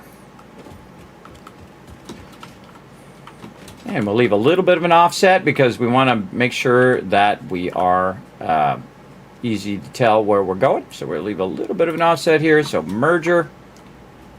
And then, actually this would be a merger. That would be a splitter. Hold on. This is a merger. Merger. Was it a merger or was it a splitter? Coming out, going that way? No, it'd be a splitter. No, I was right the first time. Splitter. And this is a splitter. Splitter, splitter, I think. How was I thinking that was a merger? Let's go take a look. I'm the one that built this. You'd think I would know, but again, I don't remember. I think this is a splitter because this is coming out and splitting this that way. Right? So this is the merger. No, that's a splitter too. So splitting there, merging here, splitting there. Okay, so that's a merger in between because we're merging this other one back this way and then up over. Yeah, okay, so splitter, merger, splitter. Okay, there we go. Now we got it. Hey, it's a little complex, as you can see there, everybody, because we're load balancing it at the very beginning. So, and there's a reason for that. I'll show you all of that as we go through. So we've got a right here. We've got this one. We want this one to be lined up with that one over there. So this is not even lined up. Let's get it going. Okay. So this is going to be a merger, splitter. I mean, splitter here. Splitter here. Again, we'll offset that a little bit. So splitter, merger behind there here, because this is going to come back and merge into this so it can go back into here. So it can use it over that way. Merger. There, we're going to have to move this box back. Going to have to move that box back, I can tell already. So this is going to split and go that way. And it's going to go across. You want to figure this part out first, because this is going to be the trickiest of the parts. So this is splitter going back. Oh, no, backwards. No, this is going this way to merge here. All right, we'll get it figured out. Yeah, there we go. And then this is going to go this way. Yeah, this is merging back this way. Because this is what it's doing is a smart splitting right there. And then any of that excess is going to go back here and merge back into this original side over here. There we go. So splitter, merger, splitter. I had it right the first time. All right, splitter, merger, and then splitter. There we go. Okay, and then this one's going to split, and that box is in the way. No worries, we'll just take it out. And that's going to split off 60 of our raw ore right over there. It's going to go into this one, and then if it has any excess, it's going to run that excess up and run over there. Again, that's a load balancer. Load balances are awesome. Load balancers are the best. Okay, so we want one that goes right here. In fact, actually, we'll put this one in first. Right like that. There we go. And then we can use this one as an alignment to do this other one. Make sure that's nice and aligned. I like to get behind it sometimes just so I can see through it. And it helps you visually align it a little better. And this is nice and lined up on that one. There we go. And then this one should run right in there, nice and straight. All right, there we go. Okay, we got that set up. We got our load balancer looking sexy, and we know we need 4 of these. Now that might be in the way. We'll see what happens. We might have to adjust that a little bit, but we'll get it going right over here. 2. Oh yeah, that's in the way. That's okay. We can work with that. We can work with that. We'll see what happens. 1, 2, 3, 4. There it is. And then we're going to split these down the way. Now the worst thing that can happen to you most of the time, everybody, is you forget to put in a belt. I do it all the time. It will happen. No big deal if you do. Just go back and double check that every one of your machines is running and doing something. And I had that same problem on that other side, and we're going to try not to have that problem on this side, but if we do, it's okay. We'll fix it. And then stack our power. 2 there. And then take this one here, and then 2 over on this side. Here, there we go. And then this is going to go ahead and connect across to any one of these that we can connect to right there. Okay, those all got power now. And these should be set to the proper amount. They're 80% right now. Let's go ahead and double check that those are 80%. Again, notice this, the slide run also helps you jump higher. So you can get up over that stuff when you have your little thing over here that I'm using, the blade runners. Okay, let's go double check these. These are popping off over here. Look at them go. Look at them go. Okay. Now 80%. Yep, that's what we need. Now we got that done, and really we got the hardest part in, which is this whole transfer system of using our smart splitter to load balance the raw ore. So we have 2 boxes actually over here. So we have another splitter going right here. So we want to go ahead and use that splitter, add another box in there, and then of course our load balancer over here. In fact, we could have moved our load balancer up and made that beautifully right over there. I kind of feel like I want to. Let's do it. Let's do it. Make that beautiful. Make that perfectly lined up like this. And there we go. And then we could just do this. Same thing. It does the same exact thing, but it's just more lined up. But it's kind of fun watching the rounded one there. And now you can really see what's happening there. Again, very visually easy to understand, right? So now half, and then this is getting cut in half. So the 120 is 60 and 60. And this is 120 plus this 60, which is 180. That's going like that. Again, kind of like the little curve thing in there. Again, it's all about how you want to, embellish your stuff. But very fun. That actually is very easier to understand there. Okay, so what we need is we need a splitter, we need a merger, and we need a splitter. And by the way, these don't have to be this far apart from each other.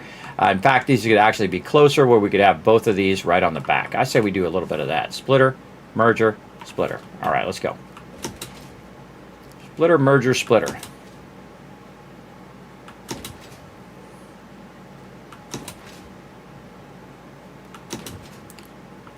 Okay, we need another box right over here. And this one's going to come out of here, and it's going to merge right into that one. So it has it for this here. And then we need a merger. Again, we're going to put these closer this time. Merger is going to go into that box. There we go. And then here we're going to have our splitter. And it's going to split like this. So same thing we just did over there, but way closer together. See? It doesn't have to be that far. I just put it that far so you could see what was going on. And then back here, we can just center this between these two. See, like this. And this could be really close. Not too close, though, because if it's too close, you can't kind of bend it outwards, because it's going to kind of bend out like that. Or if you go and put it in default mode, it's a little too close, as you can see. So you need a little bit of space, so you want to kind of back it up just a little bit. Nope, let's say there. And then it's going to curve around that way. Curve around this way. Oh, or not. Oh, it does not like that. Weird that it does one, but not the other. Interesting. That's interesting. But don't worry, we got this. Take it, move it back just a little bit more. When in doubt, move it back just a little bit more. And do this. And do that. There we go. Nice. And we got some curves there. See? Got some curves going there. And then that's going to go into there. Looks good. Okay, what else we need? I think we just need some iron ore. That's what we need. We needed some serious amount of iron ore right in here. We're about to start this up. We're about to fire this up. This is going to be doing some more reinforced iron plates here in a minute. Okay, we got that going. Let's go look at our template. See what else we got to build. I don't think we have anything else, really. I think we just got to put the ore in there. We should be good.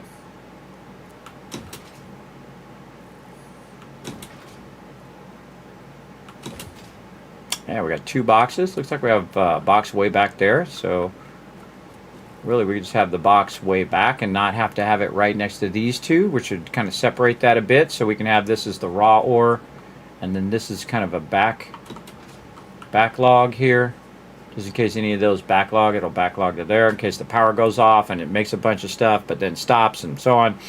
I do like to have a lot of caches there. So those are our 2 inputs. So we want to have those 2 inputs together. And then this is what we just built, but much more condensed. Let's see. And that's it. And then we got to build that whole side over there. Yeah. Wow. Okay. Let's do it. Let's do it. Now that side needs 2 pure nodes. We're going to hunt down some pure nodes and be good to go. Okay. So this one here, we decided to back this way up so we could have 2 inputs right next to each other just like that. We'll run that over there. I feel like that's curving out. It is. Hold on. Let's fix this so it's lined up off of this one. Again, I usually just put my back to it and that'll tell me exactly where the line of it is, and then figure out where this one is. There it is. Then I can also do this.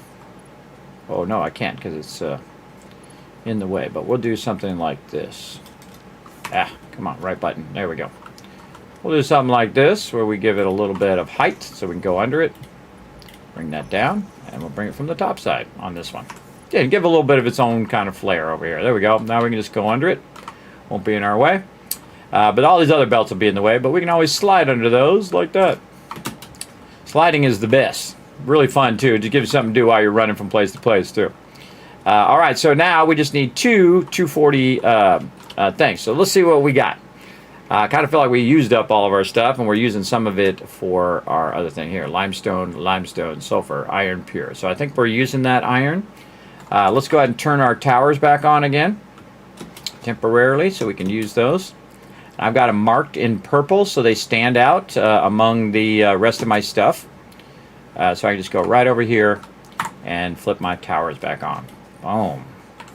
And now I can see all the nodes in the entire world. I know, because we took all the time to put all those towers down in phase 1. Yeah, you guys know what I'm talking about. Darn updates messing you up. So now we can see all the nodes, and we can see which ones are which now. We can see this is an iron. We're currently using that. As I can see, we're using that coal. We're currently using this one. I think we're not using this one. Yeah, okay, so we can use that one. And again, I put these next to it so I can see where those pure nodes are, so I don't have to keep looking at every node. But we'll end up doing it anyway, I'm sure. Let's see. I think we are using these 3 nodes here, plus this one, for this other factory. And so this, I think we're still using these 2 pure nodes. I think we're using for something else. I think actually we ran the other pure node. Yeah, I think we ran this other pure node underneath. Let's go take a look. This way.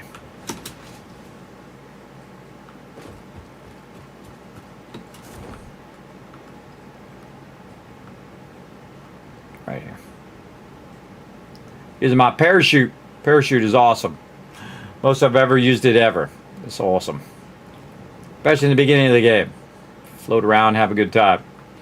Okay, so we got this going. These 2 are combining. What is this doing? This is going up. Going that way. Oh, right. We're using that for that other production. All right, we could cut that production off now. I think we have enough plates and all that other stuff from over there. But we're just backlogging that for my use. And then this is the one that we ran. Yeah, this is part of that other one. We don't want to disturb that one because we're using 4 nodes over there. Total, I think we're using 4. 1, 2, 3, 4. Let's go look at my spreadsheet. It'll tell me how many I needed. Oh, I got it over here. Yeah, over here. There we go. Let's see. We got, we needed 2 nodes here and 2.3 nodes. So actually we're using 5 nodes. We're using 5 240 nodes, or pure nodes. Trying to remember where I was using the other node from. That's a good question. That's a good question. I can't remember, even though I'm the one that did it. Let's go take a look. All right, we're probably using this other node for somehow. It's nearby. That's a good question. Where did we use that node from? We're using 5 nodes. Like this node, we're using this node. We're using 1, 2. Oh, yes, this one, that one, and then these 2 and this one. So that is 5 nodes. Okay, so that's 5 nodes. So we've got 1 node here that we can divert. And instead of using it for we're using it over there, and actually we're using it a little bit for our stuff here. We got another one over here that we had grabbed, and we're bringing that in for our steel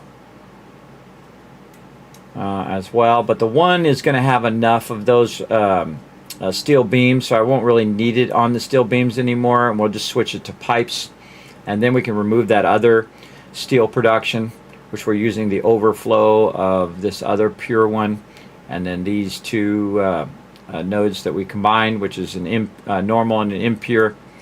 And these are very inefficient because it's using the same power, but it's only taking 1/4 of the extraction right now. So not very efficient. So you're really looking for all the pure nodes. Now these are all randomized, so I didn't know where they were, but the second you get your radar towers going, especially in phase 1, everybody, pretty crazy to get them in phase 1. But I know where all the nodes are now. I know where they all are, and I know where their impurities are. In fact, I also know where the geysers are. And you can see that we're tapped all those geysers. Look at that, man. We got all these geysers providing us perpetual power forever. We don't have to extract coal. We don't have to extract water. We don't have to create coal power. We don't have to create fluid power. We don't have to do any of that. We have all this power that we can use in the very early game. And you have to. You have to do this. Otherwise, this would be thousands of hours of me collecting biofuel, everybody. I'd be cutting down trees for days, which I did do in a previous playthrough where we did try to do it on a local game without the server on a local game. And we were just running it in the background and running a bunch of resources and doing that. And I did 2,500 smart plates and proven that it is possible to do it with biofuel, especially since the animals respawn and you can use the animals as biofuel as well. But you can go get the wood, you can go get the leaves, and you can go get the mycelia and just cut that down all across the whole world. It would literally take all of the resources in the world. Absolutely, just to get past phase 1. And then guess what? Then I'm into coal. Then I could just use coal if coal is efficient enough. I don't know. We haven't even got to coal yet. When we get to coal power, we're going to also be able to scale up our power and be doing more and more of these. And we might have to do a 3rd one and a 4th one and a 5th one. I don't know. It depends on how fast we want to go, right? But because we're on the server, brought to you by these awesome people right here, since we're on the server, we can just let it run because we can turn the auto pause off. Right, there's a little auto pause function in your settings when you're setting up your server through Satisfactory itself. So you set up the server, it's like a 1 button, you click it, boom, it makes the server for you. Then you go into Satisfactory and you can set up your server settings, where you want to start, all that kind of stuff.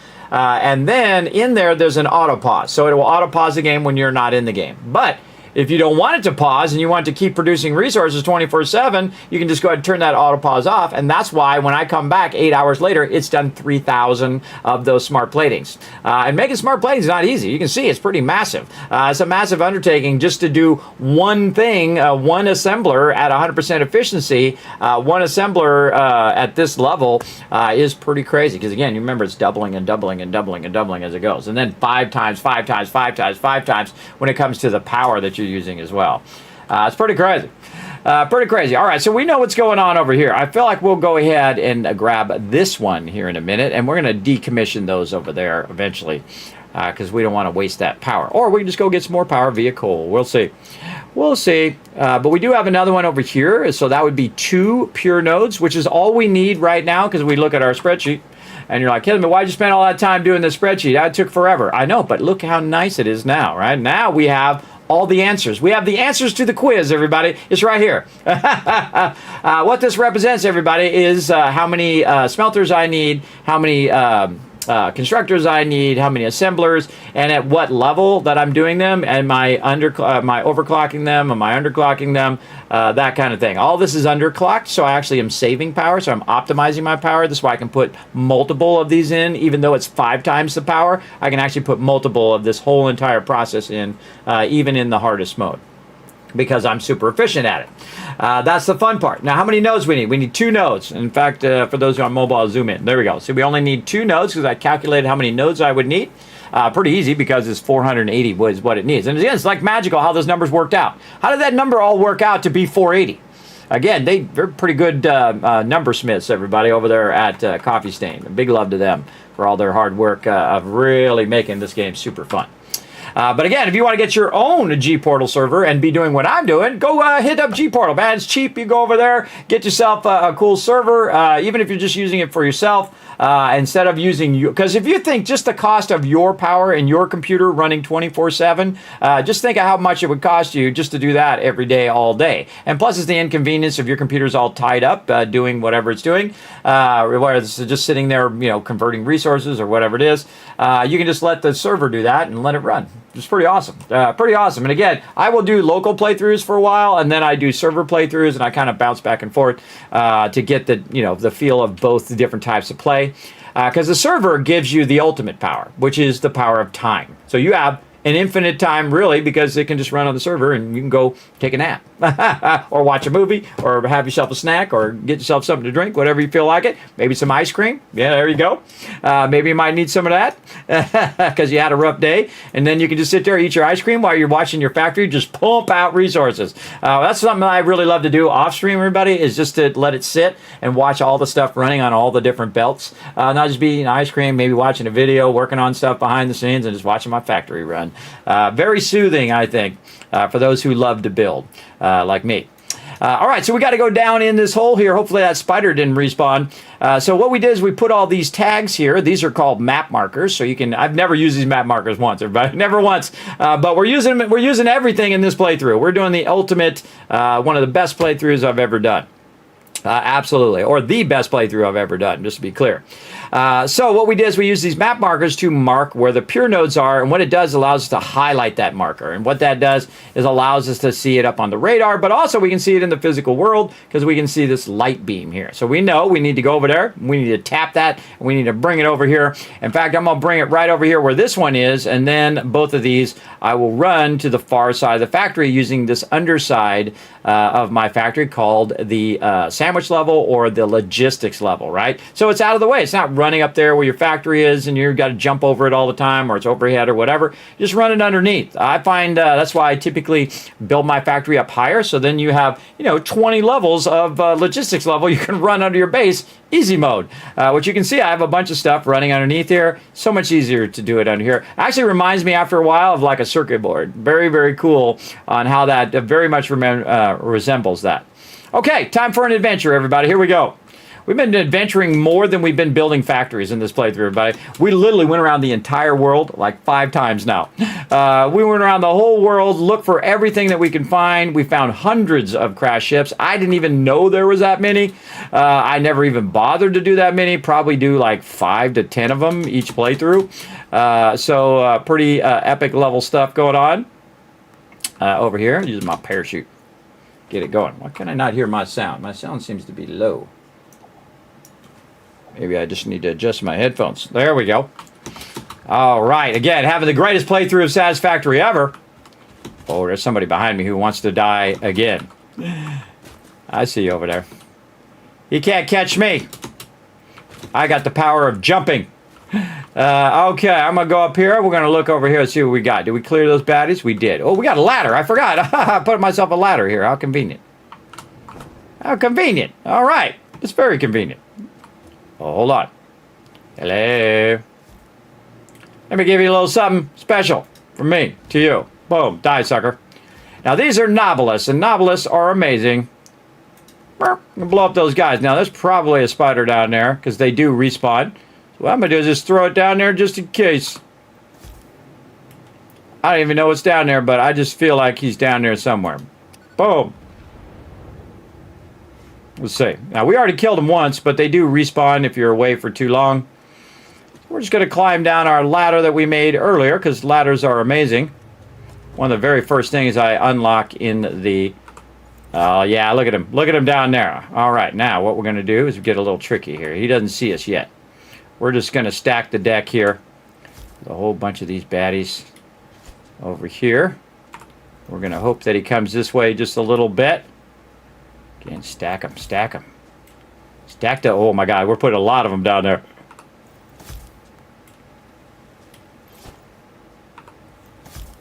We're going to walk him a little bit toward his direction. See if he ends up walking back. Patience is a virtue. I'm just going to use an obscene amount of these. I'm going to go up just a little bit too, just in case. I'm purposely trying not to hit him so I can get him in a one-shot. Oh my God, that's a lot of explosives. So I can get him in a one-shot. Now all I got to do is just kind of back away. Whoa, whoa, whoa. Oh no, oh no. Woo, okay. All right, almost fell off the ladder there. Let me go up a little bit. We'll try to jump to the other side of the ladder. It's so hard when you're doing the parachute. All right, there we go. Whew, that was a scary moment there. Again, when you turn backwards like that, sometimes it thinks you want to jump off the ladder. Or sometimes when you're just going down. All right, it's trying to give me a heart attack. All right, Spider, walk over there where my bombs are. Just wait for it, everybody. Just wait for it. He'll make his way back over there. Or we could just stack some more on that side. We'll just have them go around the way here. I got plenty, everybody. I got, it's making me hundreds of these. We'll just stack them where he just was.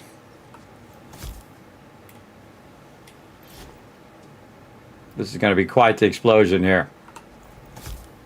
I don't know where he went now. It's pretty spooky. Oh yeah, here he comes.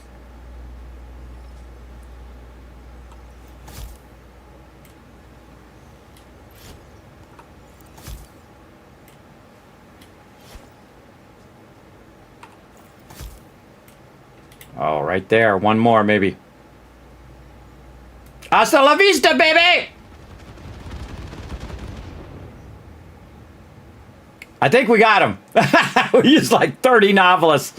But we got that bad boy. All right, now once he's dead, hopefully he is dead. Sometimes he's faking it. Sometimes he looks like he's knocked out, but we got him. That was massive overkill, and I loved every second of it. All right, there we go. There's also a summer sloop down here, which we already got. We don't need the summer sloop, but we get some bacon. Kismet, that doesn't look like bacon. It kind of looks like bacon. Actually, I never knew how much actually good that bacon is, by the way, for healing yourself. Really a lot of it. And it will respawn over time as well, I've noticed. What are we doing? We are doing a level 2 extractor. Now, normally I show you how to align the floor things to it, but honestly, not even necessary. Here we go. Now, here's a great little trick, everybody, because this is going like this. We'll want to go ahead and offset it and keep offsetting it. Well, we might want to do a little bit earlier. A little bit earlier. We want to keep offsetting it so that it is moving outwards. There we go. And then get it all the way up to the top there. There's other spiders around here. I'm not going to hang around until they show up. That's all I really need to do. I'm going to go ahead and put my power right here. And then I'm going to run up. And we're just going to kind of stack our power as we go up here. We can find a spot for it. How about right there? That's a good spot. See, this is why the ladder is so awesome. It really does help a lot. Ooh, right there.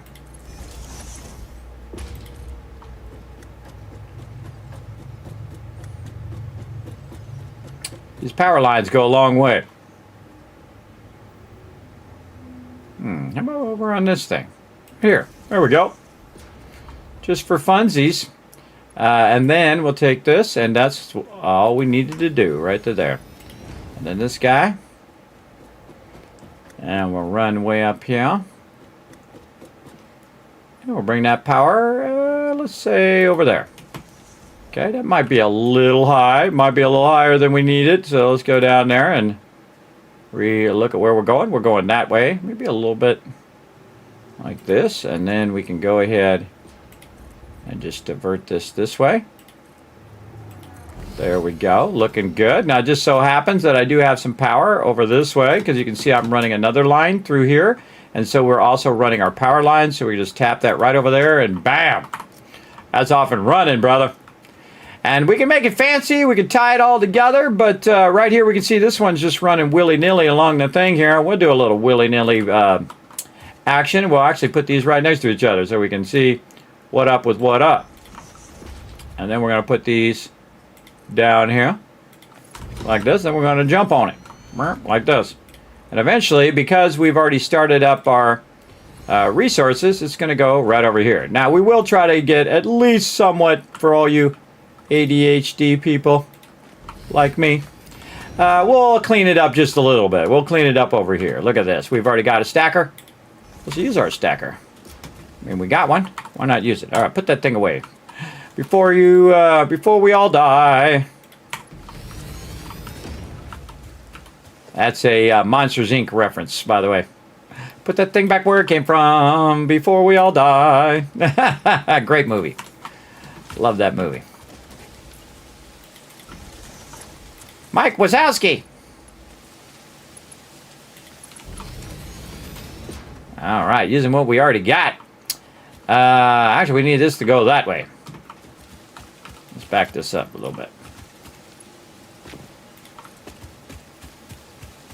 And you're like, Kismet, why don't you do it at the node? Sometimes I do. But in this case, I just need this to end up over here. So it don't really matter. And again, I'm just putting up just a little bit so I can get under it. And also so I could use it as transport if I want to. Also, you want to make it blocking your vehicles in case your vehicles are coming through, but I don't really use the vehicle all that much. If you notice, I mainly use sliding more than I use vehicles. Sometimes I just use the vehicles because you guys, it's fun to watch me just like drive like an insane person. And sometimes I do it on purpose, and sometimes I don't. And you guys got to decide which. Okay, so we already have this running up here and running through there. Now, we could actually clean this up a lot. In the way that runs. In fact, we're just going to leave that there. We're going to divert it this way and run it nice and clean over here. Because look, we happen to have two little spots right over there. So we're going to go ahead and run this over here. Oop, I ran that a little low. Reason also to have it up just a little bit is also in case mobs come along, you'll be up just a bit from there. All right, I think that's close enough. And then way up there we go. And then we're just going to run that into the middle one. Nice.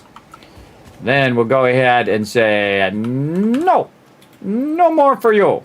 Sucks to be you, bro. We're going to divert this pure node this way. And I seriously doubt it's going to reach over there. All right, we'll go ahead and grab this. We'll double this down like this.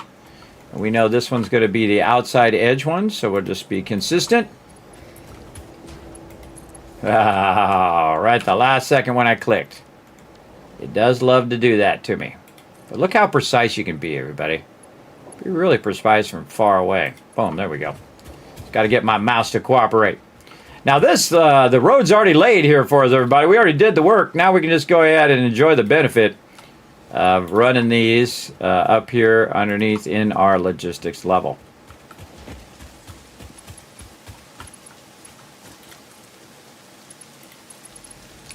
Also enjoy some rain coming down on us here.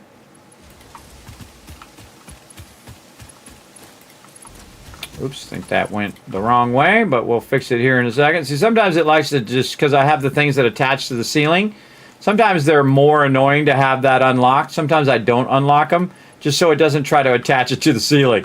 So it'll run in my little thing's easy. But if you aim toward the top of it, usually it works pretty well. Toward the top of the connection up there. It's just sometimes a little annoying that it's a little fidgety. But way more precise than some games. That's for sure. This is excellently done. All right, now over here, we can keep going it that way, but we want it to go that way, right? So we're going to go ahead and divert this. This is coming out here and divert it that way. And I forget where we have this at. I think it's actually way over here on that far side over there. It's kind of like we're bringing it this way, then we're bringing it way back that way. But, hey, we already had it here, so we're going to go ahead and do this. And we're going to go there. And we're going to use our straight function here so that the belts don't touch. There we go. 1, 2, 3, 4, 5. All right, good enough. We're going to run into this other belt, so we're going to bring this down. And frankly, some of these belts are not even being used anymore. By the way, you hear the rain hitting the foundations? That's really cool. All right, if I get this to cooperate here, there we go.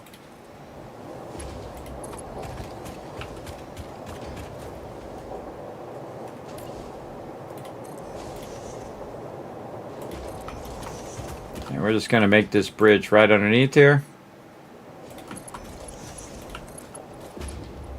Now, I could go up there and build a bunch of foundations under here and do that, but it's kind of wasting my time and wasting my resources. 1, 2, 4, 5, 6. We're kind of running this all over the place, but we can. Oh, wrong one.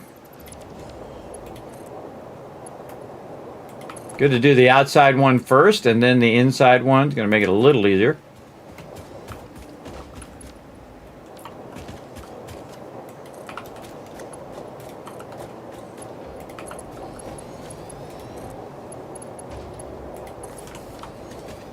Okay, now, right about now, when you're running that, man, I'm running that all over. I could have just cut it straight across. But right about now is when you want to go. Oh, did we cover this up? There's something over the top of that? Oh, there is. Okay, cool. Take out our ladder now. Don't need that ladder there. Just saw that ladder there. I was like, wonder if anything's over the top of that. And there is. Right here's a good spot. Right over here where the road is, because I can tell it's a road because I have the yellow there. It's a good spot to actually put that ladder. Right there. Easy. Easy mode. And here we go. So now what we want to do is say, where do we want to end up? And then that's going to help us route all of these nodes. Now, of course, I'm going to route other nodes as well. I'm kind of routing them all the way around the outside here as well. And so we want those nodes to end up right here, at least these two nodes. And we're going to go ahead and use our floor hole here, which I really love. These floor holes are awesome. They work fantastically. Do not use the pipe holes because they suck. Don't use pipe holes. Only floor holes for items. Do not use pipe holes for your fluids, or you will regret it. You'll be like me and you'll spend hundreds of hours going, ah, man, why doesn't that work? I can make it work, but it ain't fun. It ain't fun because it doesn't work as good as our item holes do. So there we go. All right, now I'm going to just do myself a little drop down here, make myself a little easier here. And we're going to run that way over there. All right, so there we go. And we'll do this. And we'll do this. And then we're just going to back up just a little bit here, get ourselves a nice conveyor wall hole. Now, I can tell you I was running these on these sides here, so I'm just going to go ahead and connect those into there. Make sure that the belts are running the proper direction before you start this. And then I'm just going to go in the opposite direction. 1, 2, 3, 4, 5, and 6. There we go. Notice leaving one open so I can also run another one on this same thing if I want to. Okay, I think we got this going over here. Let's go ahead and connect this. And I only build the minimum I need to build. That's running there, and that's running there, and we've got those way over there. Yeah, we could have totally shortcut right through the middle. But that's okay. We know where we're going now, and that's the important part. Let's see if we can get away with grabbing this, putting this under here, and then doing a little straight function. Oh, yeah, nice. Oh, come on.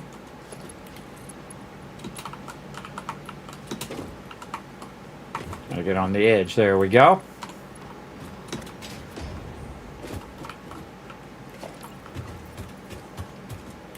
Move this back just a little bit. Since we're coming from way over there, we can move this back and connect it there. Turn the straight function off when you actually don't need the straight function, or it'll do a really weird... Oh, why did I do the outside one first? I do that to myself all the time. I'm going to learn my own lesson. Inside one first. Outside one second. There we go. So that's over there. It's diverted here. It's going to run along this edge here. So we could go ahead and use this. Run that from here to this one. And there to this one.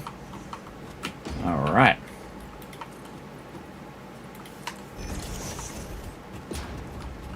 Again, since we're over this kind of chasm here, we'll just use some foundations to create ourselves a little area where we can just run down here. Yeah, man, it's going from hell and gone over there. Not very efficient line run there, but you could have just straight to there. But that's okay. I'm kind of diverted out here because we're going to run a bunch of other stuff over here anyway. 1, 2, 3, 4, 5, 6. It's also a little bit of a flex that I have so much resources that I can just run it all over the place. Just a slight flex, not on purpose, but you could look at it that way. 1, 2, 6 right there. Inside one first, then outside. There we go. And then right here to this one. Right there with a nice straight function to the outer one. Nice. That's it. That's GG's. That factory is up and running. Sweet, sweet.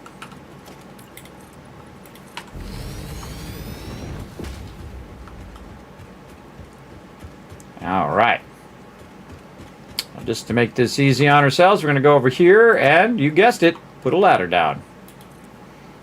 Could also put it along this edge here, but I like to do it over here. So it's a little bit back. All right, now we want to see this working. We don't want to just assume that it is working.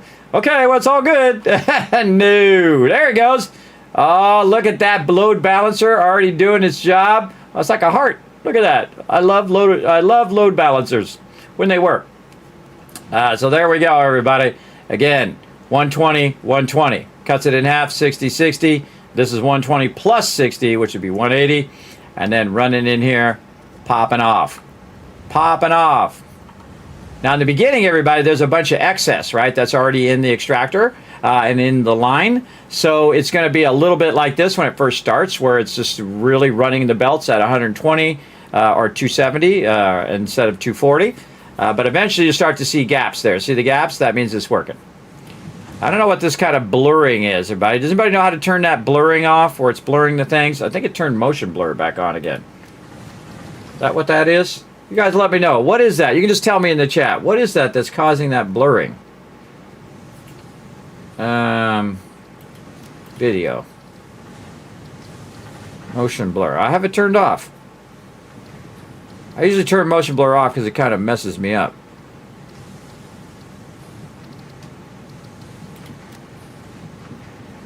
Let's turn that on performance on upscaling and see.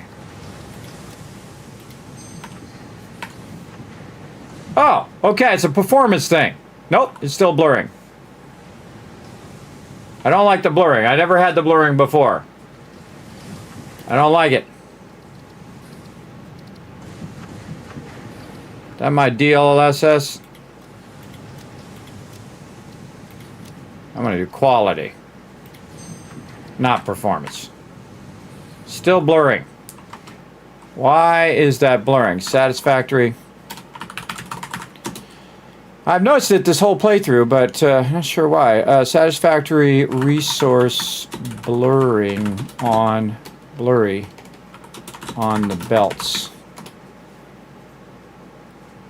The blurring of ghostly objects on a conveyor belt saturation is typically caused by temporal upscaling technologies like DLSS or FSR, or temporal things. Go to fix it. Go to Options, Video, Advanced to set upscaling method to none. To none. Okay, I don't need upscaling really. I had a pretty decent machine. Shouldn't have to upscale it. But let's go see. So yeah, it's my DLSS. Quality. No downscaling. Still blurring. It lies! Upscaling method to none. That did not fix it. You suck at your job, AI. No thing. So what does it say? It said upscaling method. Oh, this is upscaling preset. Upscaling method. Oh, right here to none. Oh, okay. Right there to none. My bad.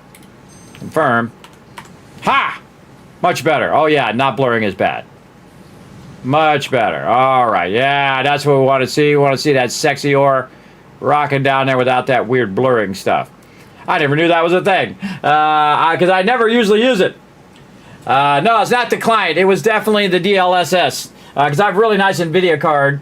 Oh my God, it's 2.5 hours. Zap, like that.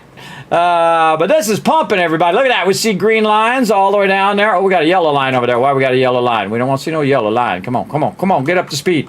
Now, of course, this is the one that's most starved because it's at the end of the line. So it needs to get up to speed. But guess what? I just happen to have a bunch. There you go. Come on, get up to speed. Get up to speed. In fact, we'll help the one in front of that one. Again, if you have a bunch extra, just pop it in there and supercharge it. Supercharge that bad boy.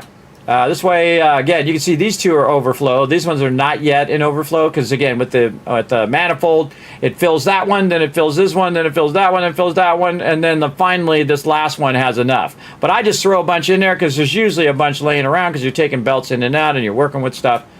That's working like a fine oiled machine right now. We got green down the line there. Remember, it does take time for it to spin up. Oh, really be helpful if we actually take this and convert it over to here too. Let's go ahead and put in our mergers here. We have to put these pretty close if we're going to put a box here. Let's see if we can put our box. This is a little too close here.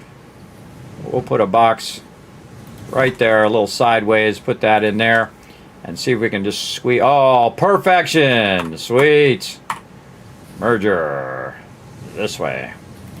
Gotta be pretty close to that. A little bit of clipping, but we'll get away with it. We'll get away with it. We'll just say we shaved off that side a little bit. All right, merger there. And then this one, gonna loop back right into there. There we go. All right, let's get these ingots out of here. Forgot to do that part, but that's okay. That's okay. We got it done now.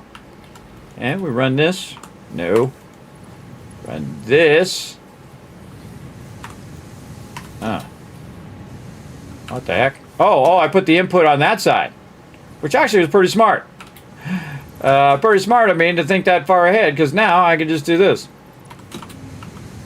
I can just go over here, and I don't have to clip those into those other things. I can just go ahead and do this.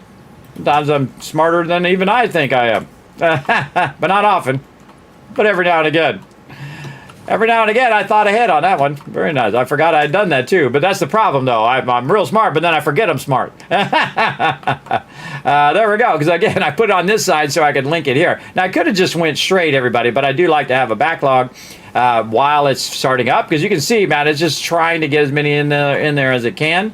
And you can see there's already a little bit of a backlog there. But it'll burn all that up as it goes. All right, and then we'll come out here, and then our screws are going to come out this way. So we want to see some screws come off there. Now, I don't need to look at every single thing. I just need to see some screws come down this line. And that's what's so cool about having this out here where you can see it. Oh, there they go. And there they go. All right, go screws, go. All right, and then this is going to go in here, and this already had a bunch of screws and a bunch of plates, and you can see we had run out of screws because that's usually the first thing you run out of. Those screws are pretty crazy. Oh, listen to her fire up. That's my power things over there making some noise. There comes the screws. All right, again, they'll get up to full speed here in a bit. It will take a little while before it really starts pumping those screws. But we did have some excess screws laying around. We could use those. Anywhere we've got those. Let's go see if we got any excess laying around somewhere.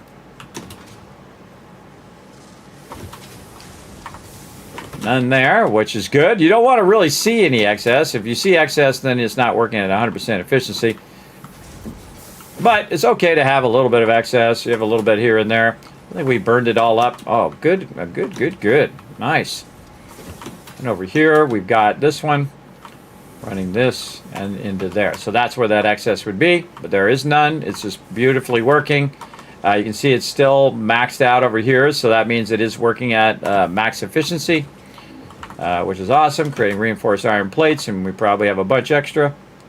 We do, but we'll just leave them in there now. And we have a bunch of extra rotors. We'll leave those in there as well. Very nice. Okay, so we got 1/2 of it done. You're like, no way, Kismet. Yeah, that was just 1/2. Let's check our power. Oh, look out. Our power is getting up there, but look, not even close. Not even close to that gray line, which is the important thing. The blue line, pretty important, or turquoise line, pretty important because that's your max cons. You have everything running at the same time, but I don't ever have everything running at the same time. And the reason why is because then I can shift my power to what I needed to do.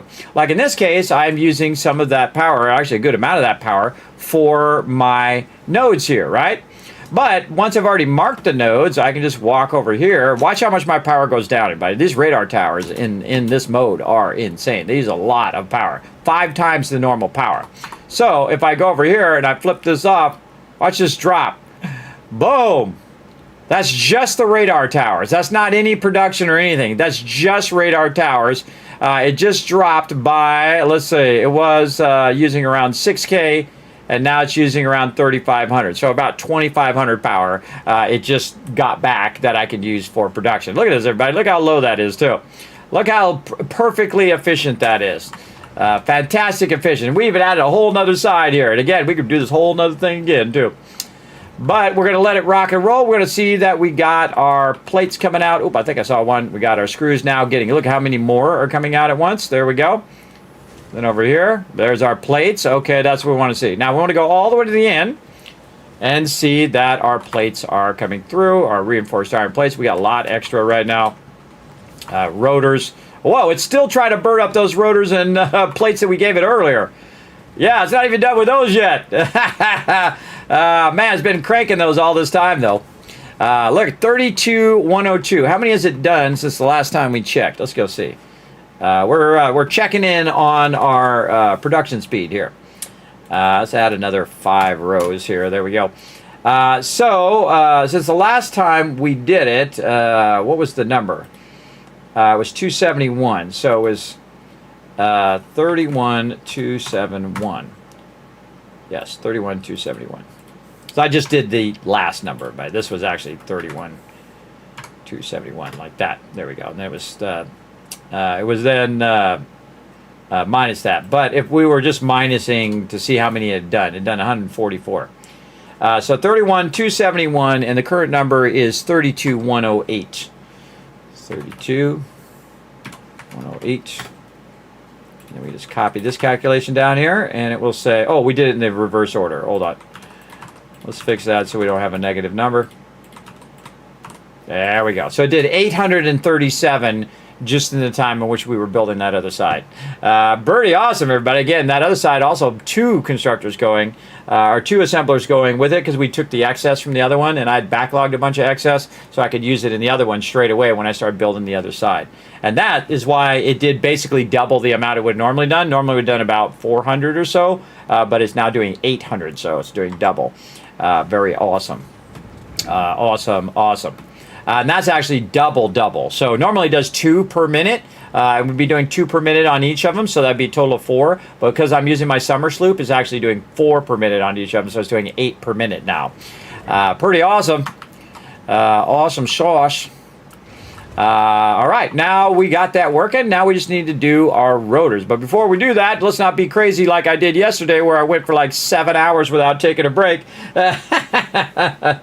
I say we take a little break, everybody. I say that sounds fun. Let's go ahead and let that run a little bit. It'll start backlogging all that stuff. We can double check that it is working when we come back. But we'll go ahead and fire up some words on stream for you guys to enjoy for just a moment while I just get up, walk around, stretch my legs. I suggest you get yourself a snack, something like that, or help out on the stream with everybody else here at twitch.tv/Kismet, is where you can just type right in the chat, de-scramble these words. The more I see you guys working together, the more Kiz Caps I'm going to give you, which you can use those Kiz Caps for giveaways in the future. Here we go. All right. Also, one of my buddies might pop up and tell you to subscribe or something. Watch for him.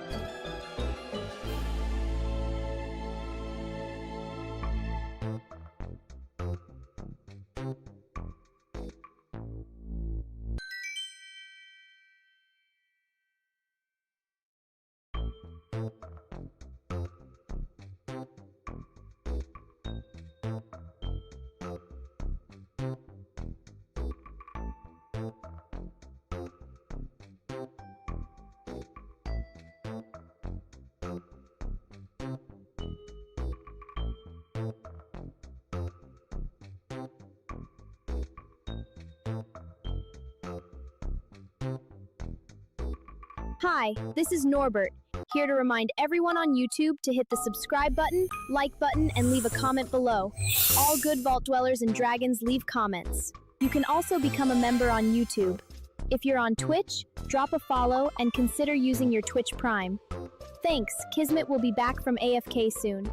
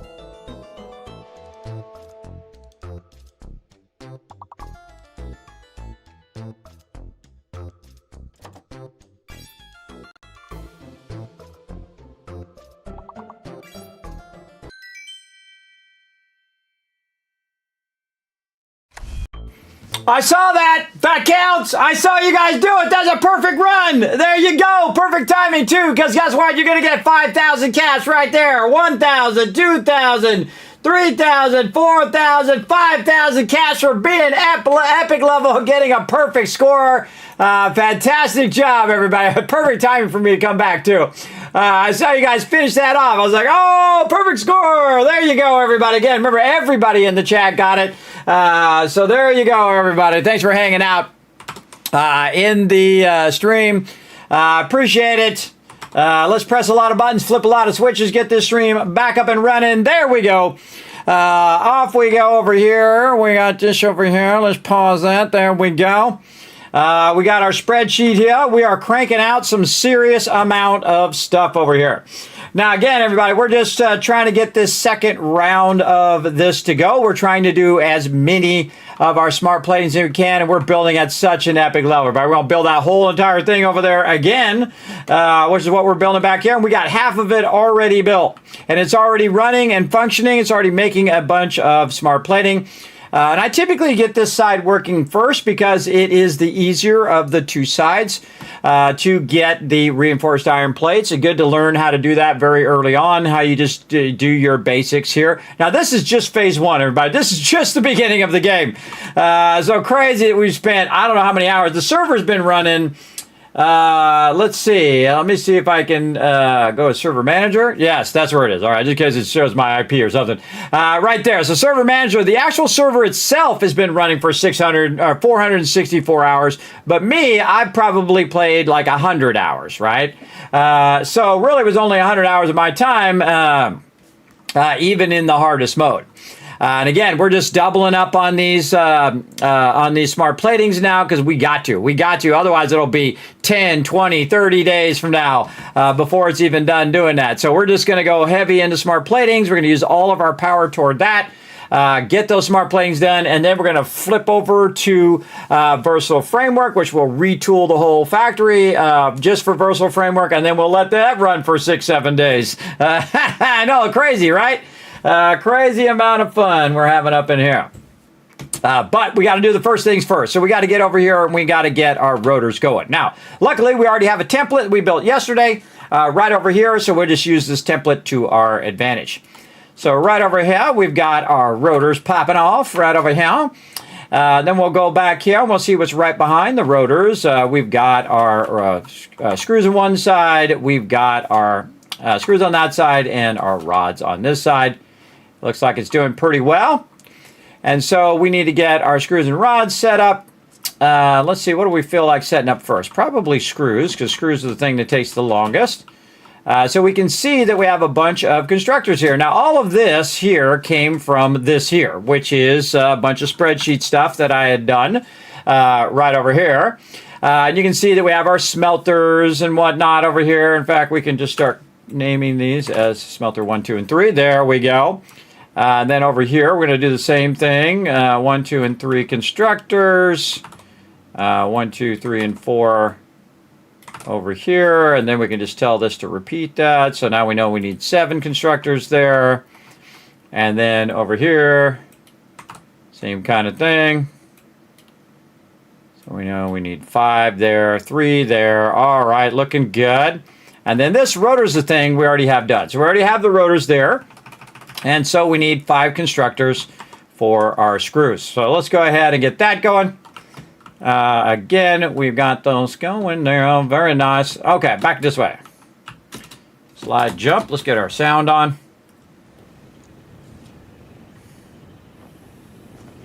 Now this way has got a little bit of a problem of the fact that we're going to run into this wall back here. So we got to watch out. Maybe we'll add a little bit more here. We got it on blueprint mode, so we can easy mode, snap all of our foundations in a nice grid here. We're also going to go ahead and expand this way. And this is the great thing about the Dimensional Depot. I don't have to, you ever see me running back grabbing resources? No, I don't have to run and grab anything. Remember, this is phase 1, everybody, the beginning of the game. Look at that. Phase 1, everybody. That's the most I think I've ever built in phase 1. It's definitely the most I've built in phase 1. I don't think I've ever even come close to this much in phase 1. And that's because, again, because it is such a challenge to make enough things to get into the next phase, it makes you play a whole different way, which is pretty fun. Very, very fun. All right, so we're going to go ahead and take our constructor. I want to make sure that our it doesn't block this other side here because we're going to need our rods on that side. So we're going to kind of offset this a little bit just to get this going. And we'll see if we can get these here. This power thing might be in the way. We'll see.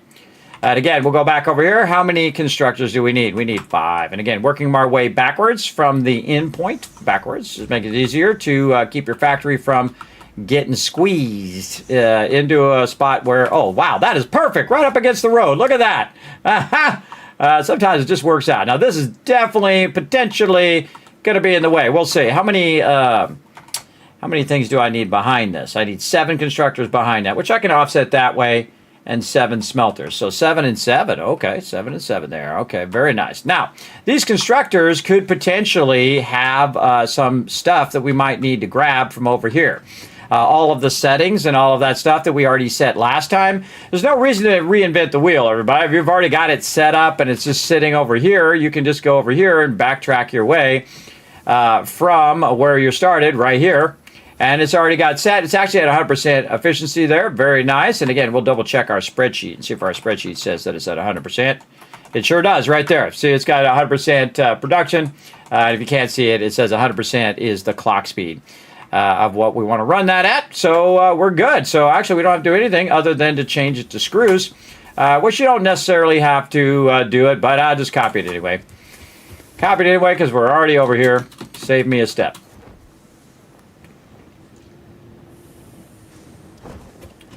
Okay, and then we'll paste. There we go. And then we know we've got all the same stuff set up over here. Copy into the pasta. Ooh, ooh, whoa, whoa, something got messed up. It's blank. Copy, copy. I don't like it when it's blank. That's not good. There we go. Something went horribly, horribly wrong. That happens, everybody. Just fix it and move on. Things get freaky sometimes. Okay, this is going to be mergers. And again, we're doing merger, splitter, which you normally go the other way. But again, I'm telling you, this way is going to make your life so much easier.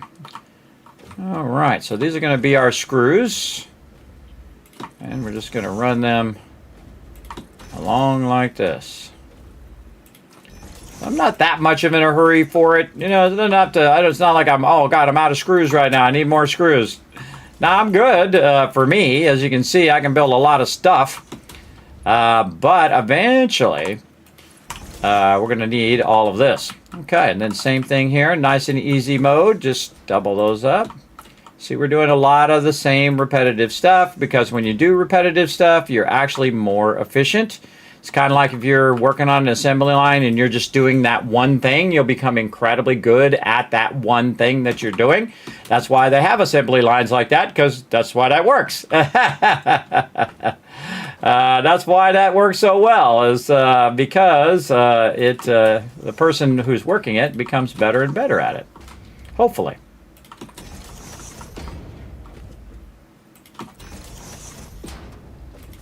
There we go.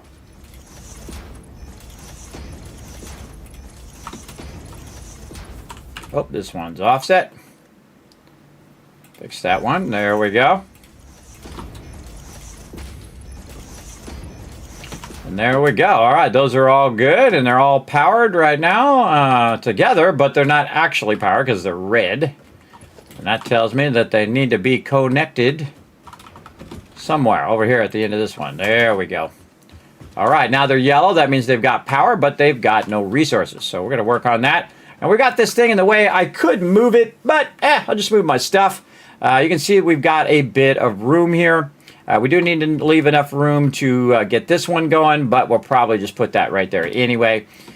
So we can just offset these. So we need 7 smelters right here. Now, the smart thing to do before I put those smelters down is to actually go pick up the smelter from over here. Because, again, I've already got it set up. So if it has any special numbers that we need to use, we need to go and use those numbers, which some of this is underclocked as well. We can see this one's underclocked at 95.238 right? Really precise overclocking in this stream.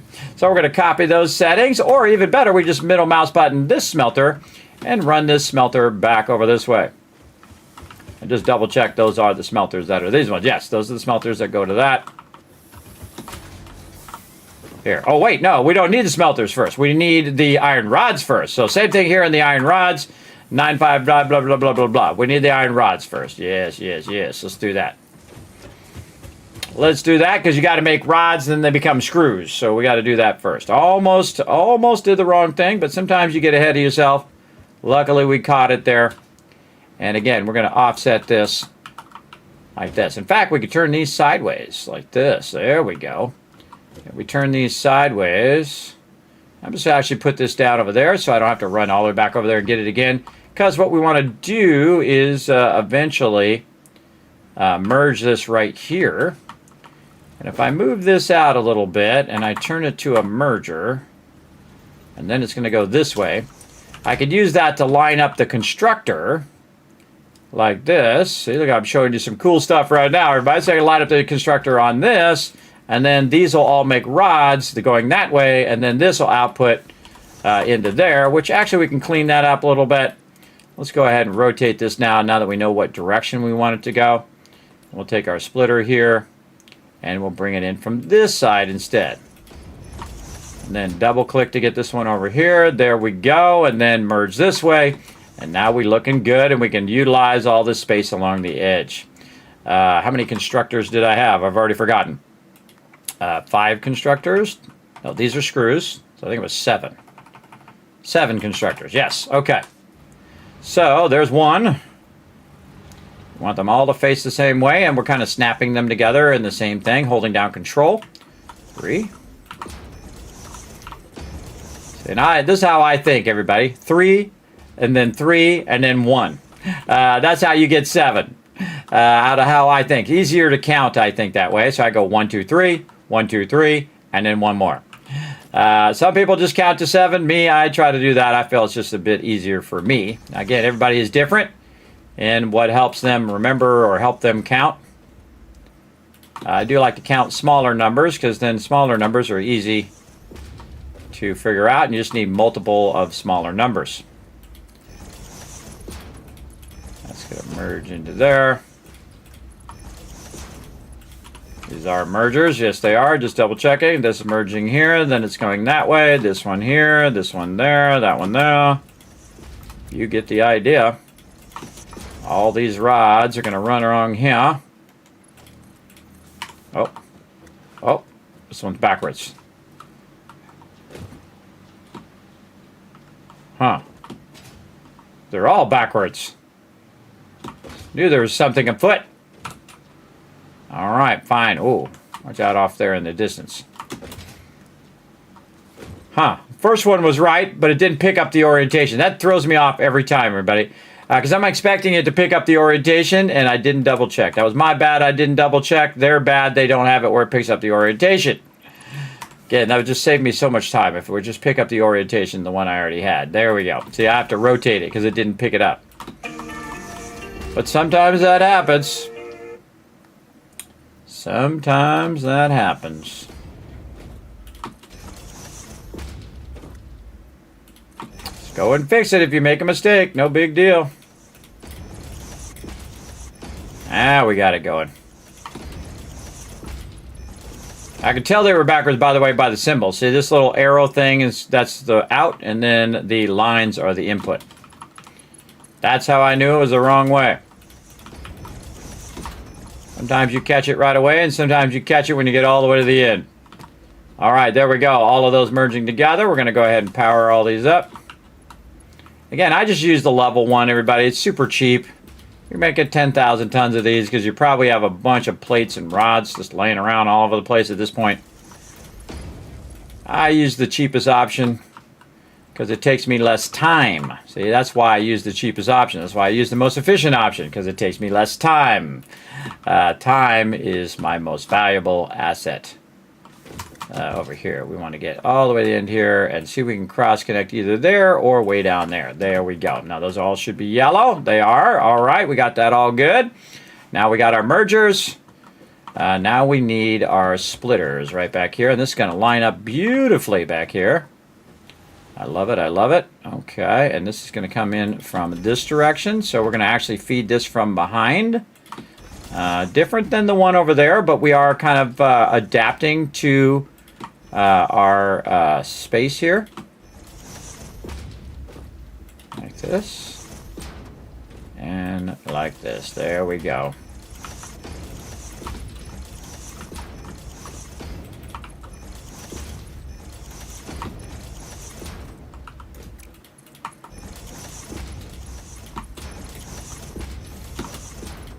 Very easy to miss a belt or two. That's why I always come back and check it later. It doesn't connect there. This one connects here. Got a little overzealous there. All right.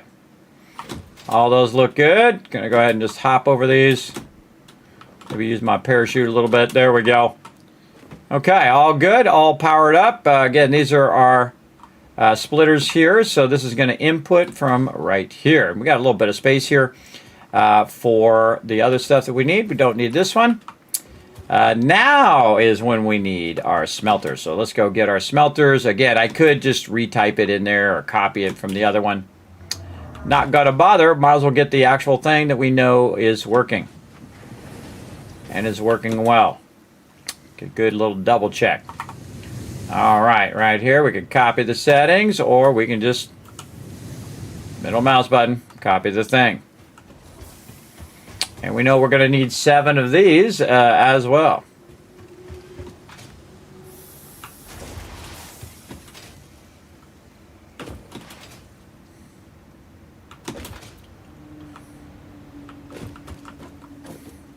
Put them him right over here. I want him to eventually end up right here. We're going to set this back just for a moment. And these are going to merge so we can go ahead and, again, optimize our space. And you can do this 100 different ways, everybody, but I'm just showing you different ways of optimizing your space here. So I'm just going to make this go right here. So this is going to run here, fill this all up with iron ingots, and this smelter here, we're going to put it over there. This smelter here is now aligned to right here. And then we've got the settings, so that's why I keep putting it down like that, so it'll have the settings from the other one. And then we're just ready to rock and roll.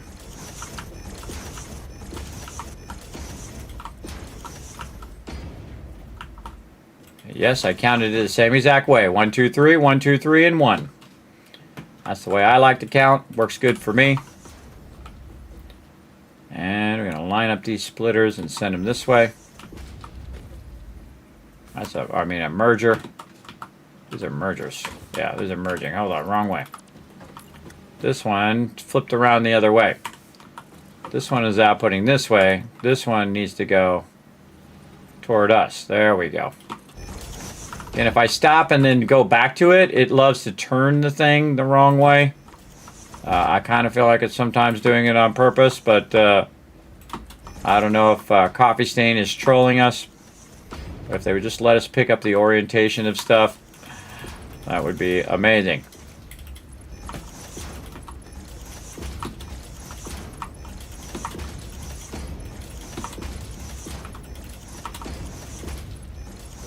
Pretty fast, right? That's just double clicking, everybody. You get your thing right there, double click, double click, double click, double click, and you'll have that filled in no time. Looks beautiful. Beautiful, beautiful. All right, back over here. We'll start from this side. And we'll do all of our power run stuff. Man, I can't wait to chain these, everybody. It's going to be very satisfying in the later game.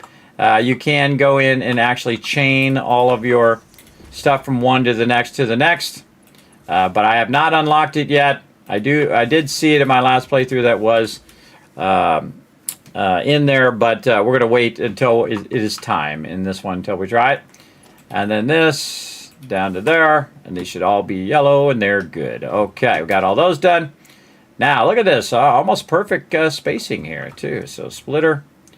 We're going to go ahead and... Do we want to put the box back here? Yeah, I'd probably end up putting the box here in the back. Right here. So, we do have kind of a feed box back here. We might move it, but we'll go ahead and do that. Now, this stuff here in the back, typically... how about we line it up a little better? That'd be better. This stuff typically in the back, I would go and adjust. There we go.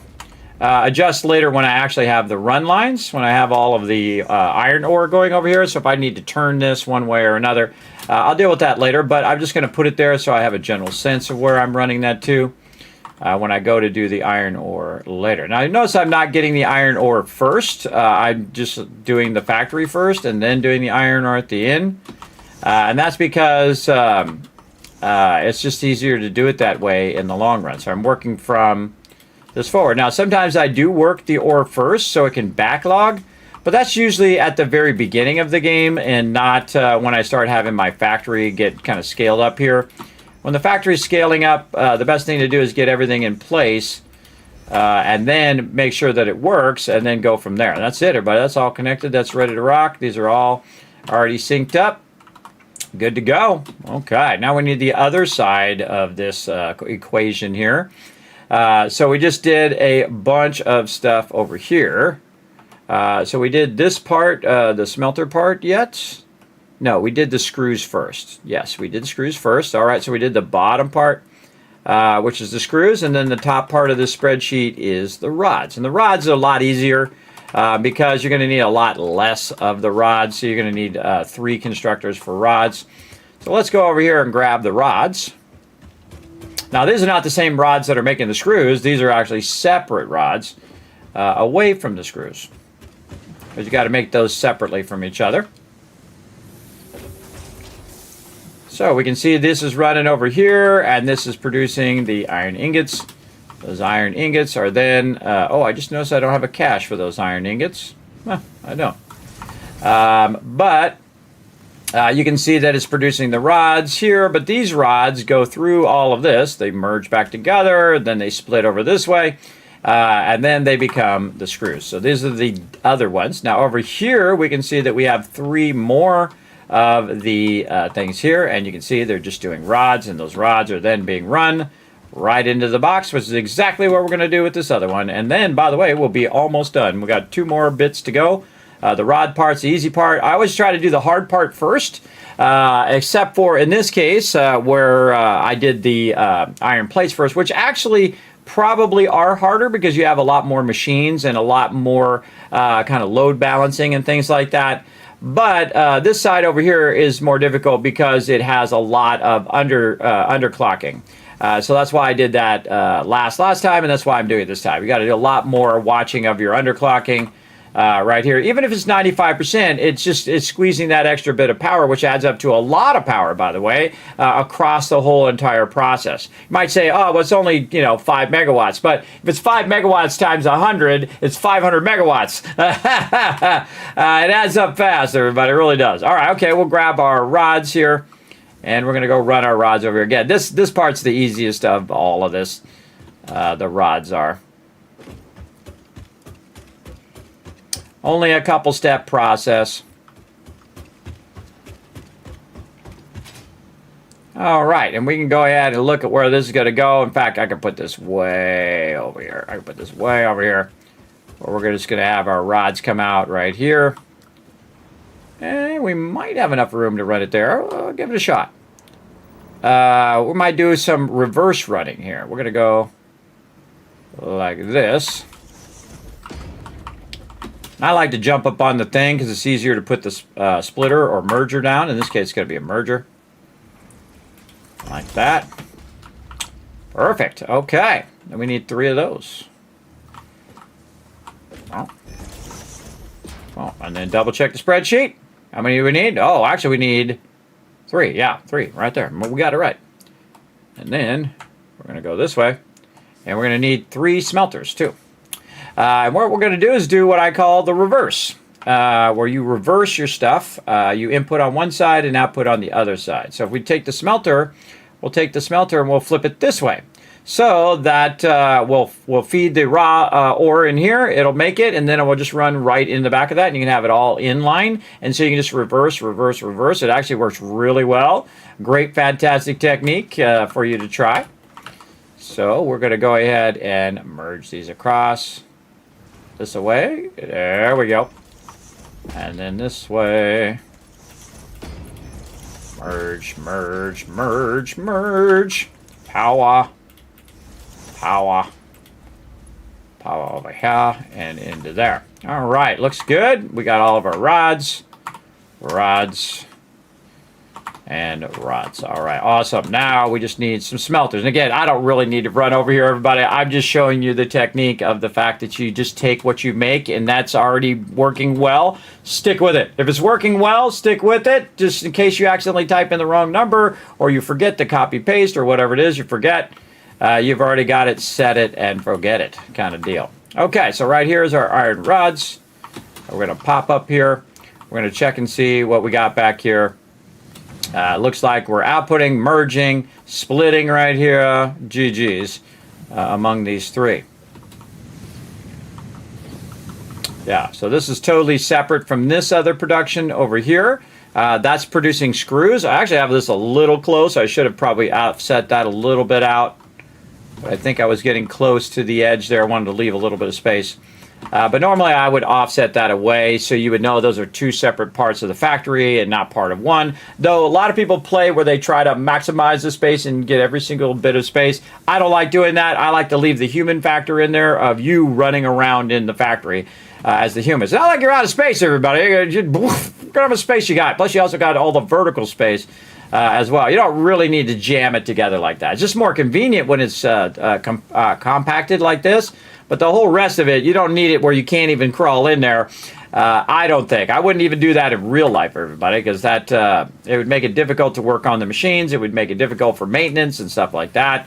It would make it difficult for the humans that would be interacting with it. But eventually, we're not even going to interact with this at all. In fact, eventually, we're going to tear this out. All this work, we'll tear it out eventually. All right, so iron ingots, we've got it set to 88.88888. Right back there. And let's just double check that this one is 95. Okay, and then we'll double check our numbers in here. Yes, 888888. Over here for our rod constructors should be 88 as well. Oh, hold on. Hold on.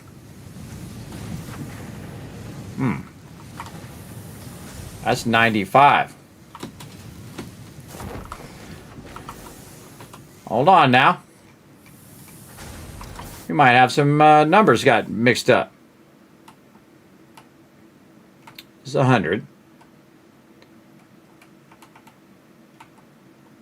Oh, yeah, we got our numbers mixed up. This is 8888.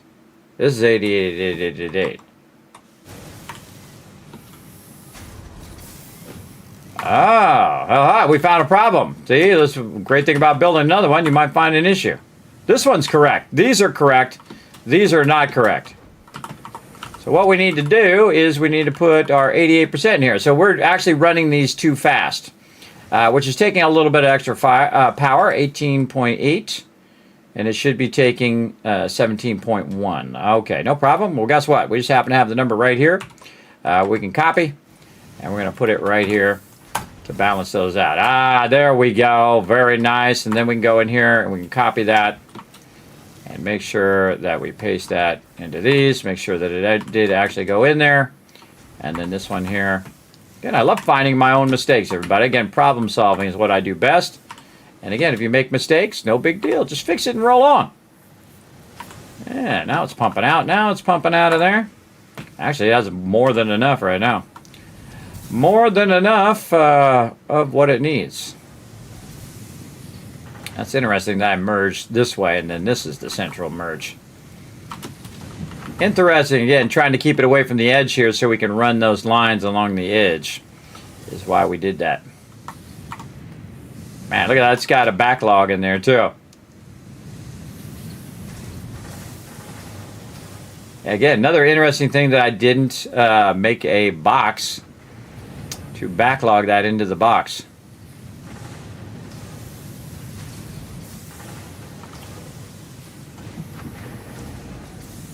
We could make an overflow and put it over here, but I don't think it's a problem. I don't think it's an issue, but we do need to get these going.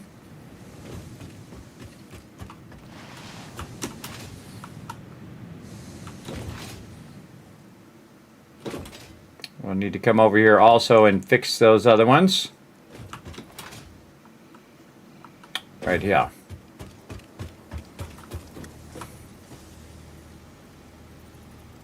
So first we're going to put it down, and before we put the rest of them down, we're going to look and see how our splitters are going to work here. Make sure these are mergers. Mergers, yep. Okay, and then these are going to be splitters. And they're going to come from this way. Offset it just a little bit out. And then this way. There we go. And then these are going to switch to mergers because, again, this is backwards. So those are going to be nice in line like that. All right, very good. And then we need 7 of these.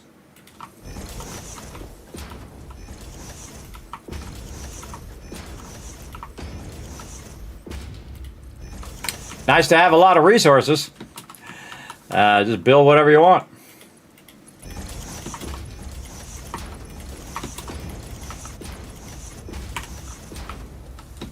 All the power there. Oh, we haven't tied this power forward. How can I tell? Because these are red. It tells me I haven't tied the power from here to over there. Or wherever we can tie it in. Probably way at the end over there. There we go. Those are up and running.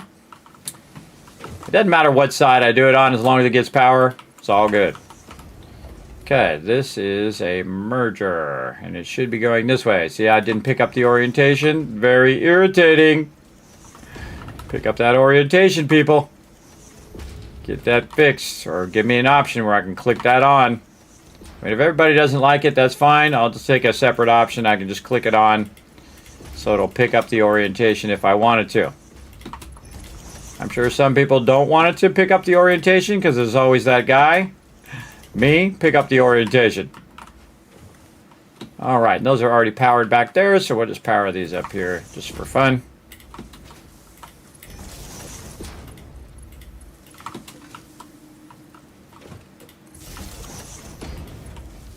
Sure we got all those connected. Sometimes it doesn't make the noise, so you got to double check that it did actually power them up.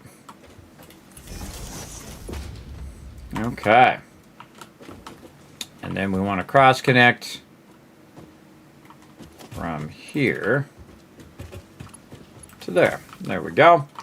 And then all we need now is a bunch of splitters, and this bad boy's ready to go. Oh, it's offset. Yep. Weirdly, I held down control, and those should have all snapped together, but it didn't snap to the front one. No problem. We got this. Disconnect it. Now, why do I want to fix that? So that the splitters all line up in the back. We'll just connect that back in there. Put this back in here, and since I picked it up from that one, it should already have the underclocking there.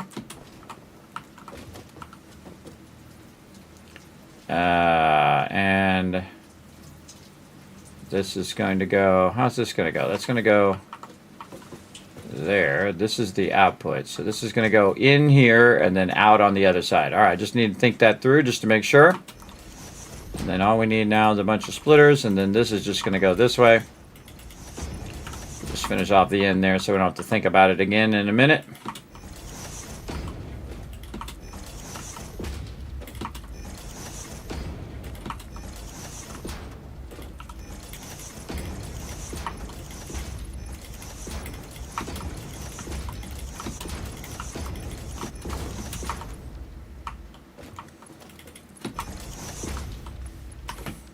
All right, up and running.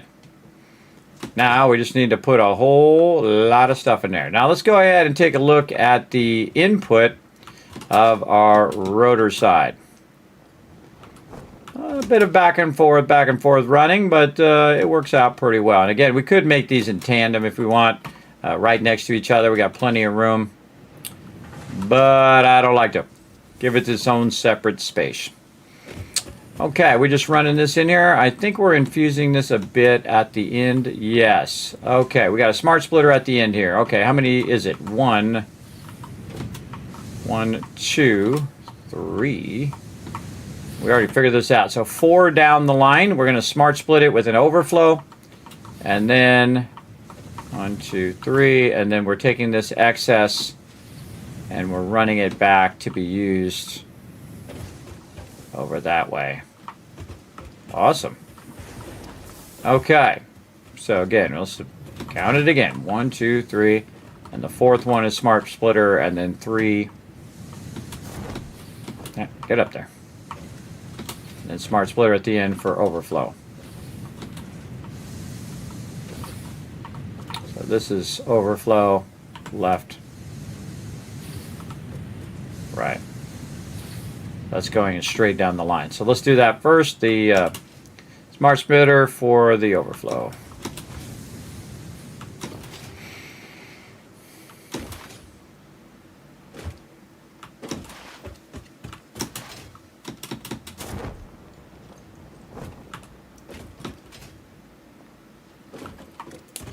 Okay, so it's going to go in here. 1, 2, 3. And number 4. Okay. Take this out. Smart splitter going that way. Input this way. This way. This is going to be left. Is going to be iron ore. Right is going to be overflow. Down there. Then this one's going to connect to that one. Already is connected. There we go. And then we have a smart splitter at the end, which I actually forget which way that was. But I'm going to assume that it's inputting for this last one here. Something like that. But it's going that way. Oh, that was not a smart splitter.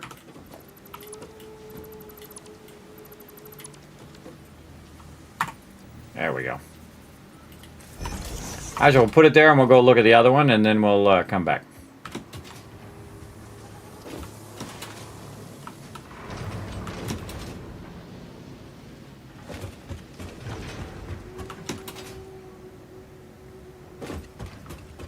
Totally going the wrong way. Lost my factory. That big old factory, I lost where it was. I did realize I was going the wrong way, though. You'd think it'd be easy to find, right?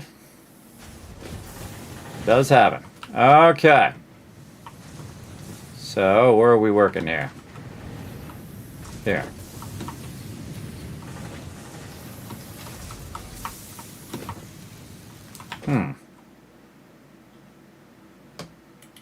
Oh, wait, it's not 7. It was 3. I just realized there was 3, not 7. Way too many smelters, but no worries. We'll take care of it.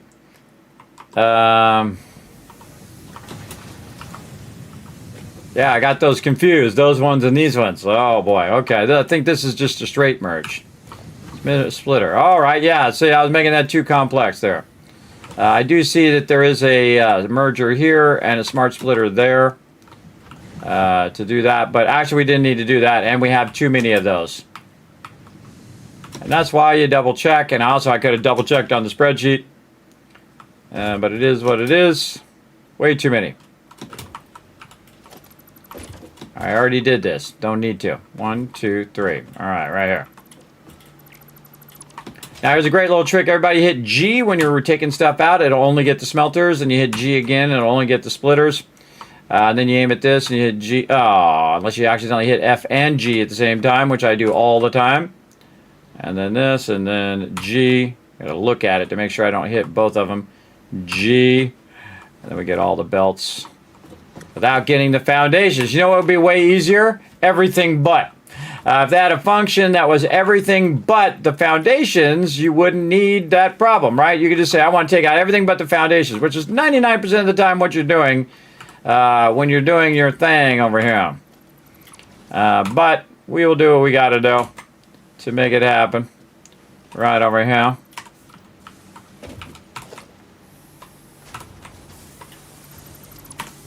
We got it. All right, there we go. That's much better. This don't need to be fancy. We already did the fancy one on the other side. Almost got that tripped up. But no worries. We got it now because we double checked it. We double checked it. And again, just let me walk down that road, everybody. Again, sometimes I will make a mistake. It will happen. You get going a little too fast and you're like, oh, I screwed up.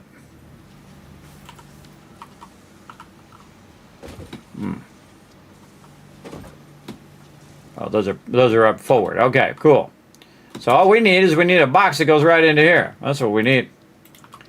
We need a box that goes right here. And we're going to leave a little bit of room because I saw there was a merger and all that stuff in there. That is going the wrong way. But we'll back this up even more like this. Give us a little bit of room in case, again, when we come back, we're doing merging and all that other stuff. This needs to be reconnected across here to way down there, no doubt. Where is it? One of these has the magic connection somewhere. Oh, over here.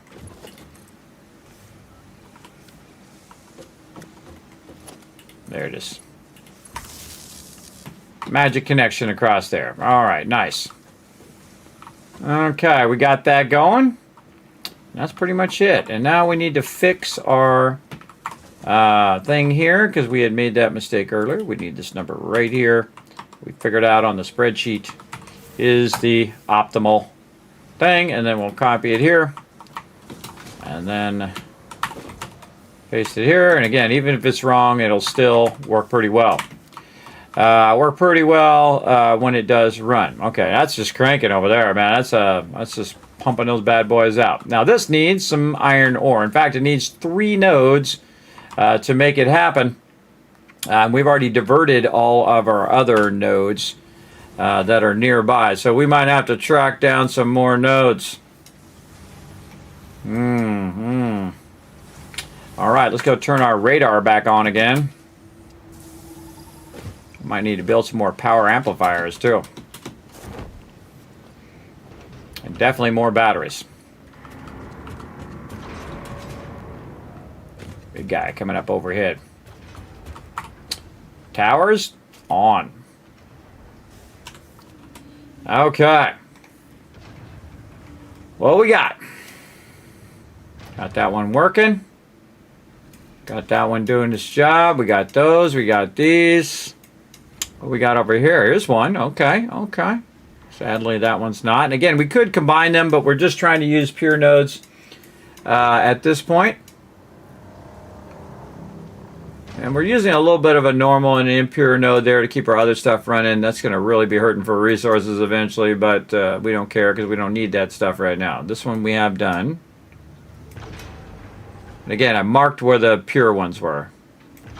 Very, very useful. And we got this one being used for our factory now. So yeah, we're going to have to go on a journey. Again, I check them again anyway in case I missed them for whatever reason. There's one over here. That's quite the long way to run that. We're going to need 3 of them too, so.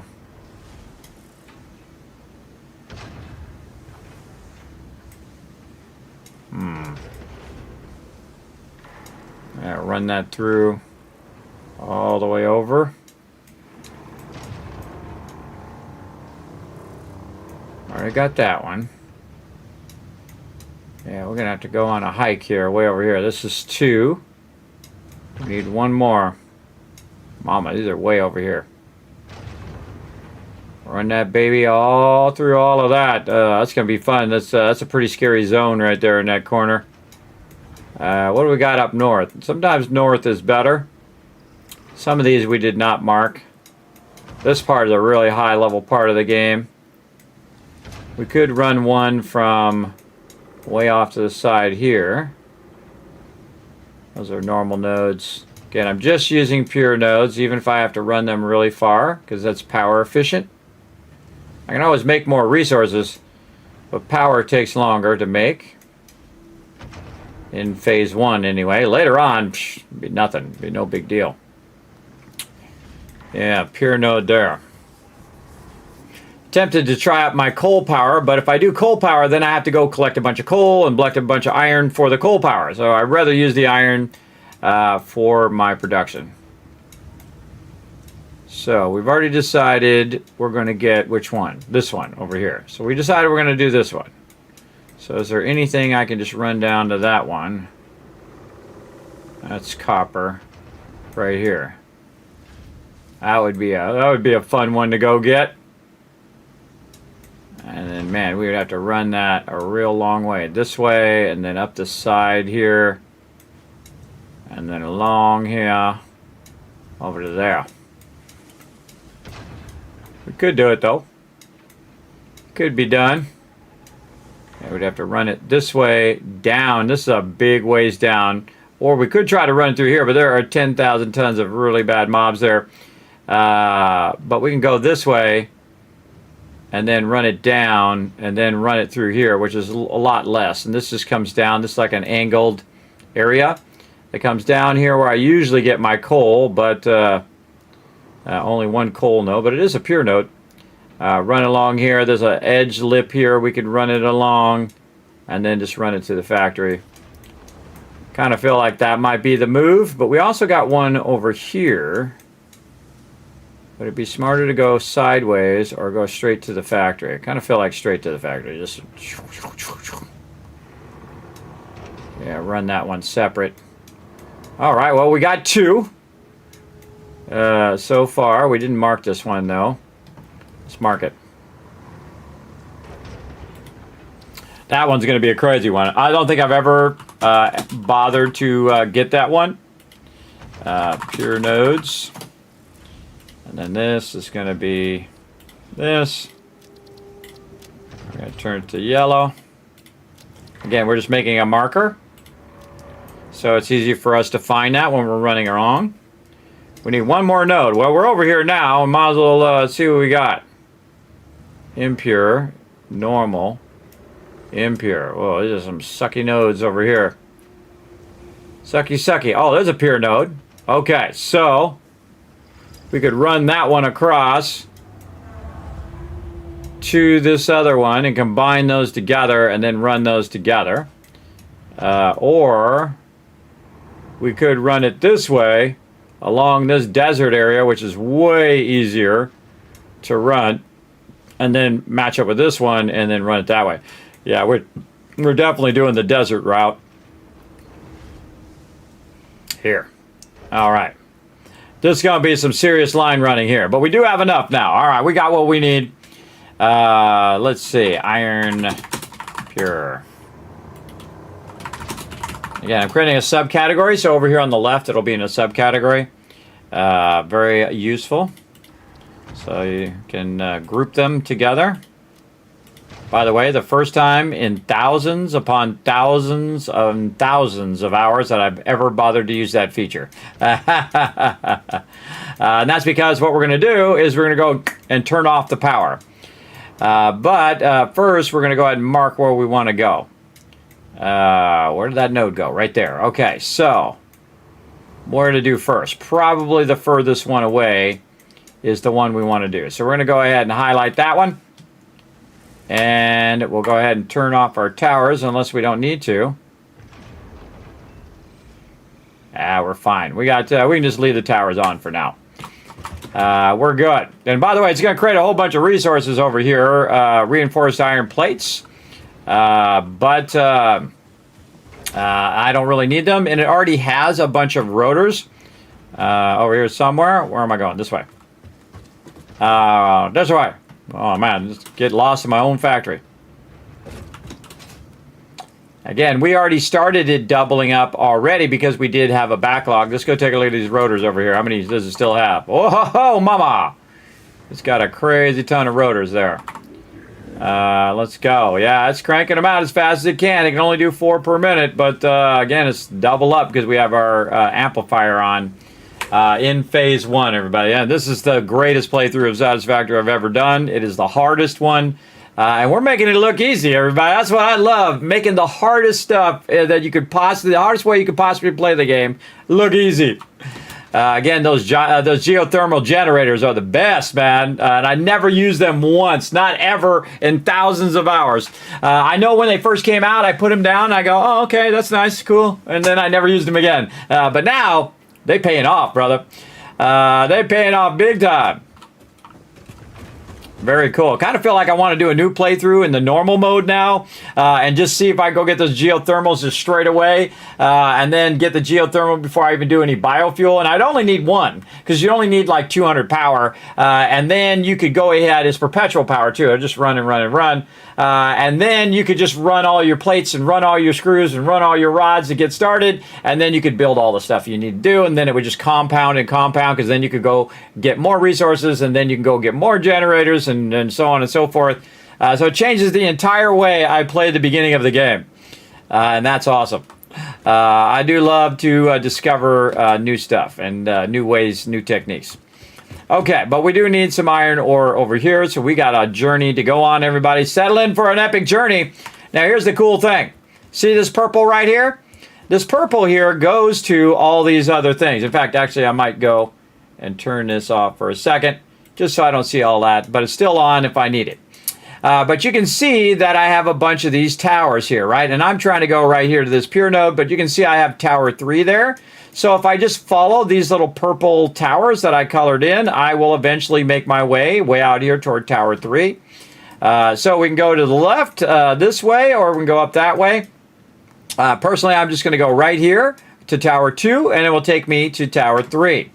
Right, so we just take that, and that's why I built this navigation. It's also the why I can turn all the towers off at the same time, because these all connect to each other and not to anything else, any other power in the base, right? So they all go right to that one switch, and they, whoa, big guy.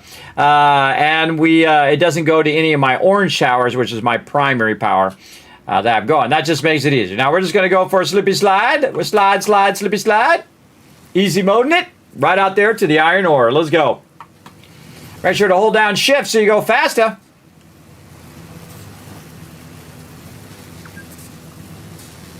That's right. Fix It Pioneer benefits include 15 minutes of rest per day. Oh, wow. A whole 15 minutes? Thank you, Fix It. Fix It is so generous. Out of a whole 24-hour period, you get 15-minute break. Woo, look out. Oh, and it didn't catch it.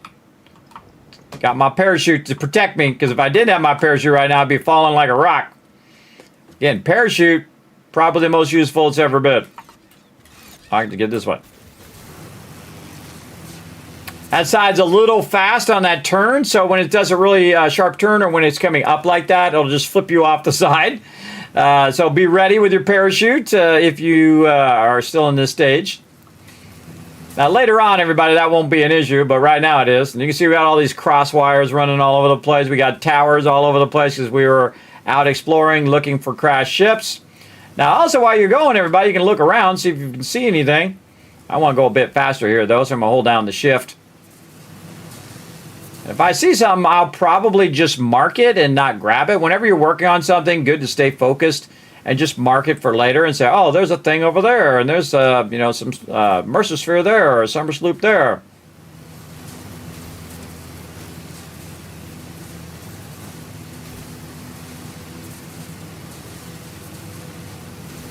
There's tower number 2. You're like, Kismet, how do you know that's not tower 3? Because we're not in the desert yet. I can tell you, just because of where we're at, what biome we're in. Now, we diverted this one so we don't end up over there where that radiated guy is. Now, remember, this guy's going to respawn from time to time. So best to route yourself away from danger unless you want to get shot. It looks like there's a crashed ship over there, but I would imagine we would have got that one. We'll see what happens when we get closer.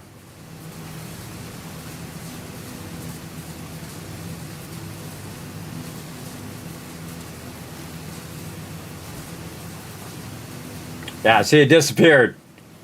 It disappeared. We already got it. See where we're going right there? Because we marked it. We know right where we're going. In fact, we just do this.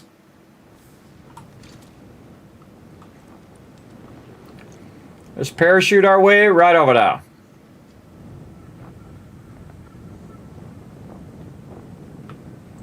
It's a beautiful day to go parachuting.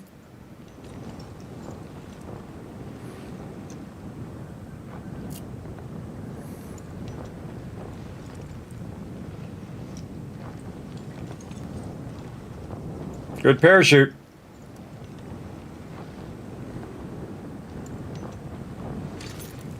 Maybe a little death from above.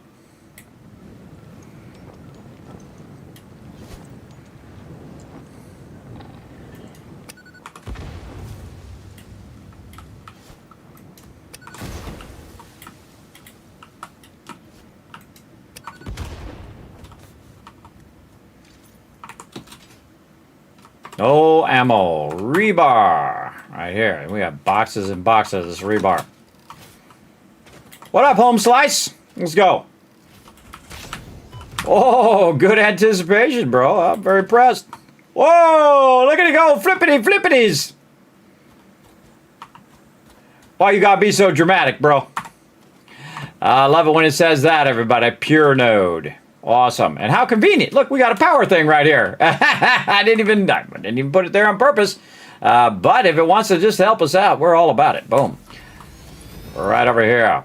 Bingo. Bingo, bango, bingo. All right, nice. Now, again, we're not going to make it too fancy, everybody. We're just going to do our thing. Let's go. Come on. We got lots of resources. We're going to utilize them. Oh, man.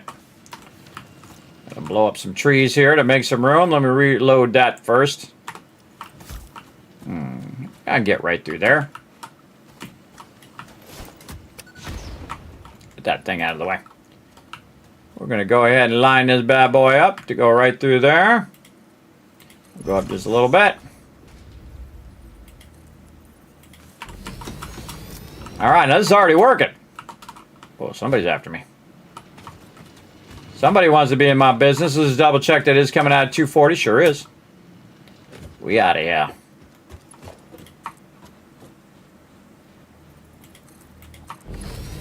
And yes, I'm building it while I'm on the belt. I'm tricky that way.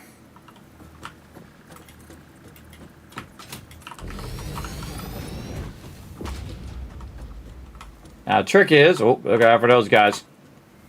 Takes them a minute to activate, so you got a minute to get past them. There you go. If you just kind of hang out on the edge of it here, it doesn't push you off the end.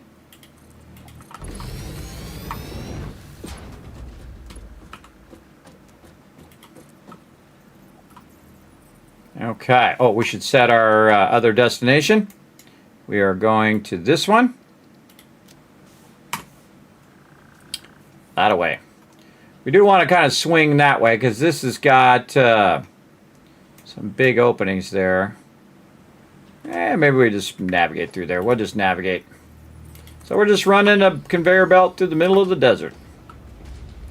Because we got those kind of resources and we've been making a ton of resources. Oops. Could make me a ladder, but I'm just going to make me one of these. Get back up here. Or not. Feel free to not to get up there. Jump. There you go. Sometimes my guy got a mind of his own.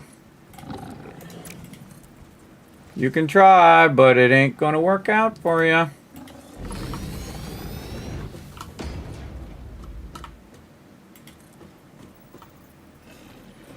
Yeah, so we got that gap.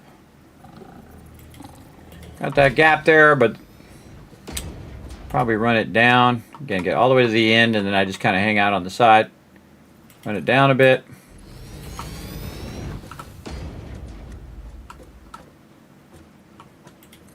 Run it up. This is always the tricky part, is when you're trying to get on the edge of something. That part's real tricky. Now see, I'm standing on the edge, which is blocking the ability to build it. Awesome. Thanks for that. It's blocking the ability for me to build it, so that's why I tried to back up a little bit. Then it just decided I wanted to jump off the side, which I didn't, but sure. This one I'm going to make a little lower so I can jump up on there with my stuff if I want to. And then this one a bit higher so we can get up over this edge here. Again, see, sometimes the conveyor belt moves me forward if I get too far in the center. And then I'm blocking my ability to build. I feel like we want to go right through here.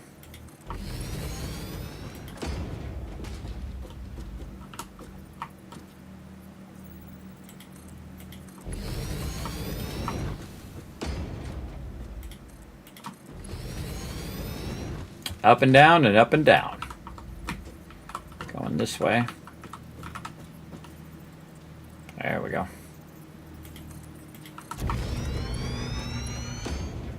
I'm using the conveyor belt to help me walk forward a little faster.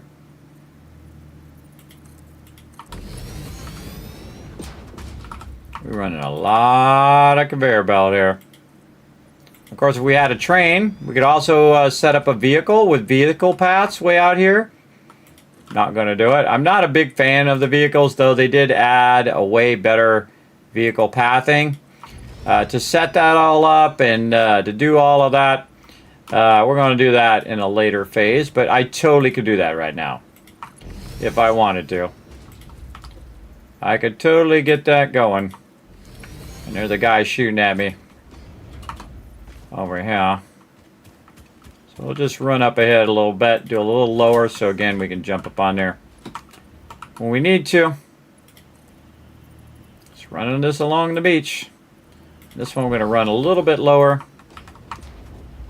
just so it makes it easier for us to run along the beach.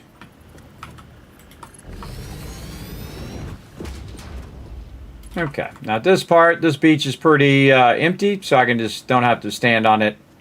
Just make this process go a little faster. Going to go up a little higher here.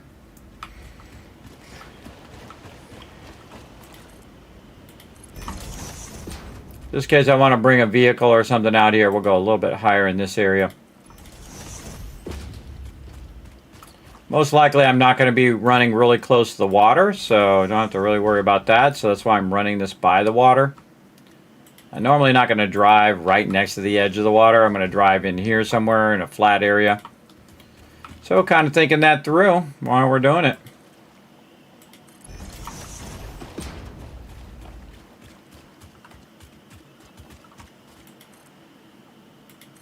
Way up there.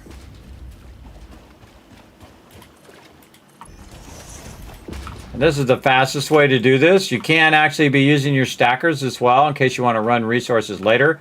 But I can tell you that this is going to be temporary, and eventually I'm going to bring that down because I want to jump on it. Oh, too far down. I usually have it at least 2 up, just so mobs are not getting me up there like this. It's a little easier to keep the mobs off you, but still easy enough to jump up there with your blade runners. Do a little bit like that, and then back to taller. But then you're also taller for the ones that are shooting at you, the shooting mobs.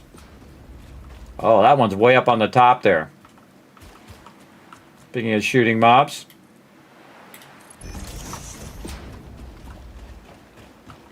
Conveniently appeared right when I mentioned them.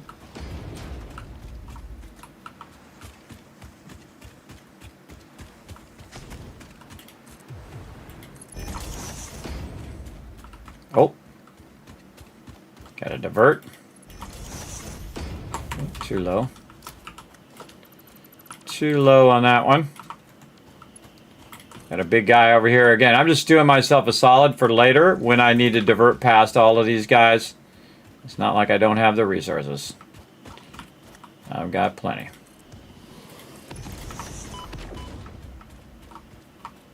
Avoiding the B guys than the rest of these, but again, when we're zipping through here in the future and we're using this as navigation, we'll be up out of the way, and we'll be already gone before they even knew we were here. And then we're going to switch back out this way with a little bit lower through this section in case we fall off, because we're trying to dodge those mobs and then we want to get back on the belt. We'll have a little bit of a lower section there, help us out later. Nice and high through here.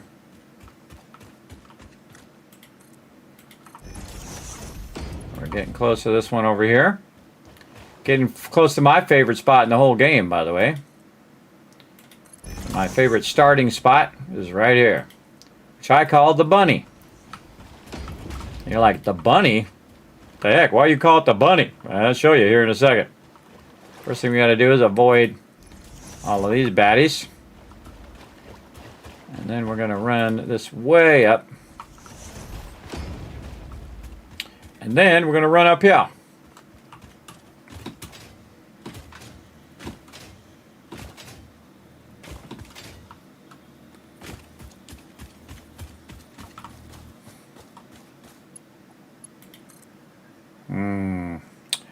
Wasn't sure if it was going to reach, and the answer is no. About right there. Bring that up. Then we're going to use our lifter. Bring that right over there. Now the bummer part of that is we can't ride that up. You know, when we get to here, we'll have to run around. Or I could just do this. Do myself a solid by getting this. And just put that right there. And then I could just use my, my little zip line to go down. Or, if you didn't know this, and I didn't because I never even tried it, you can actually go back up. Because remember, it's electrified, so it's actually an electric thing. So, very cool. Very cool. All right, we're going over this way.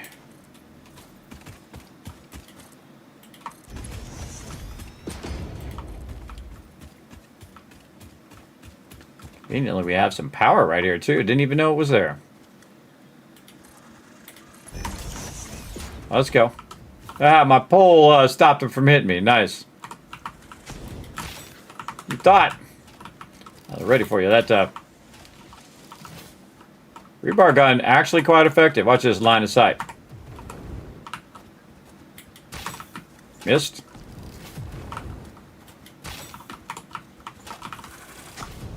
Sometimes he's able to curve it around that thing for some reason.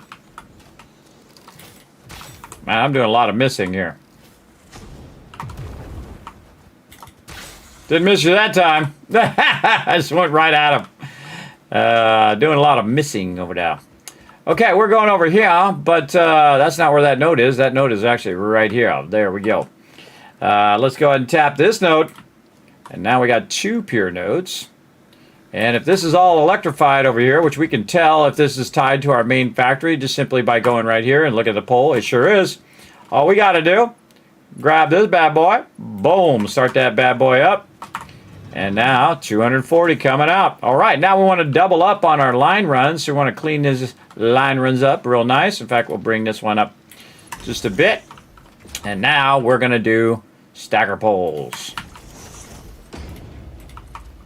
And actually, we're going to do this a little bit higher. Let's do triple stacker poles. Like this. All right, now we got to go to work. Now, this is a little different where we have to figure out the max distance first. And we're just going to follow our electric poles here. And then we're going to go 1. Turn my... Thought I had my zooming on. It did. And then there's a whole lot of this. Now, obviously, this takes way longer. But we got what we need.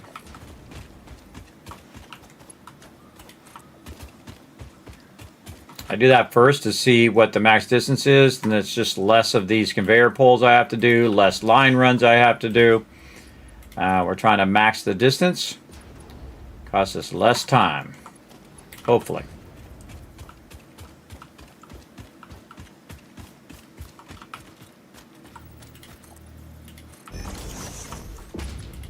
Top one first, you're not blocking yourself, which I sometimes forget.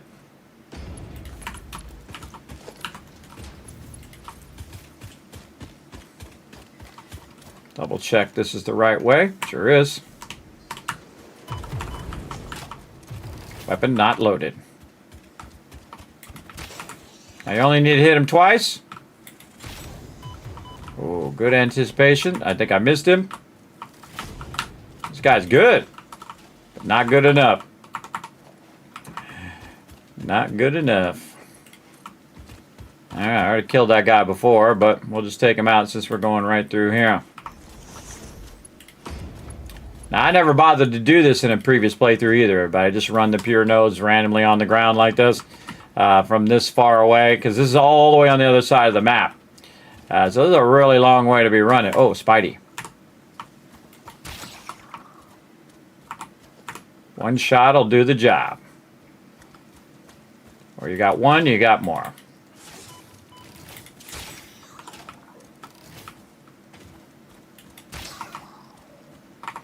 So I backtracked there so that they would line up with my shot. Backlog out of there. Backtrack out of there. All right, we got this. Go ahead and switch over to this side so we can run it along here. I'm just going to go right there so we can make that transition.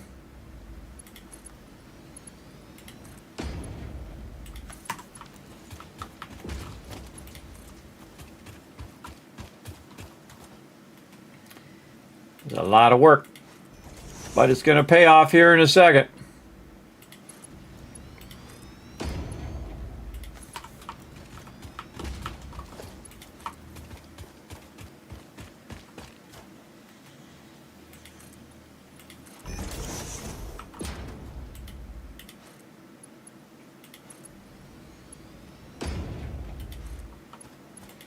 Now, the cool thing with this, everybody, when we get these 2 over there, we can start this up even though we don't have the 3rd one.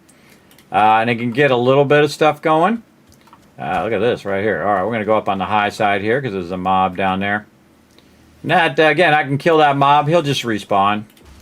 Just respawn over and over. And I know why they have them respawn now. And that's because if you do cut down every single tree and use all the biofuel, and I learned it in this playthrough, or really in the last kind of shorter playthrough, is that you can use those animals for biofuel. So even if you did cut down every single one, you'd still be styling. Just go around and blast all the mobs, and you'd be good. Went right through the trees. I cut all these trees down last time, everybody. If you came over here in my last playthrough, there'd be no trees anywhere. No trees anywhere. I cut them all down to use them as biofuel to try to get past that first phase. And man, that was hours and hours and more hours, and then hours on top of those hours and hours on top of those hours worth of cutting down trees. That stuff takes a long time. To fill your inventory is like 30 minutes to do one inventory full. Oh, we got this guy.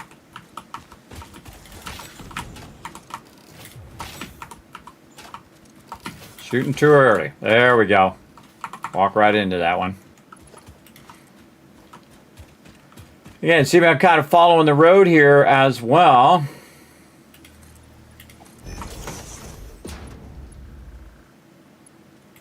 Kind of fun to also ride up on the top of these, by the way. Just right up above all of the mayhem that's going on. Which way do I feel like going here? I can go left or I can go right. Kind of feel like I want to go left that way. Through this kind of ravine that's over here.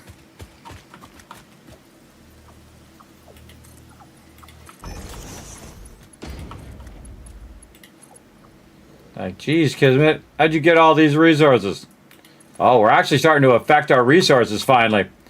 You see that? Look, we actually got down to 983. And then it's just going to fill it right back up again. Boom, because we got like 2 boxes worth of reinforced beams that we made.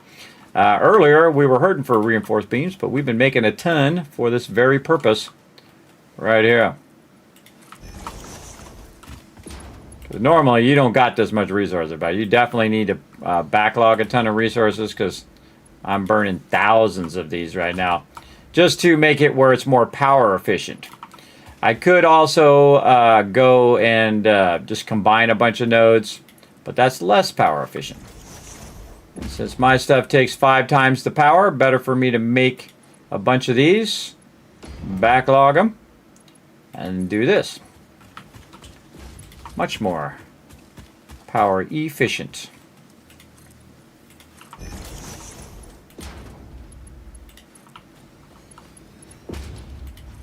And this is probably all we really need to do is set up these 2 different sides. Once we set those sides up, we should be styling. All right, we're coming out of this ravine here.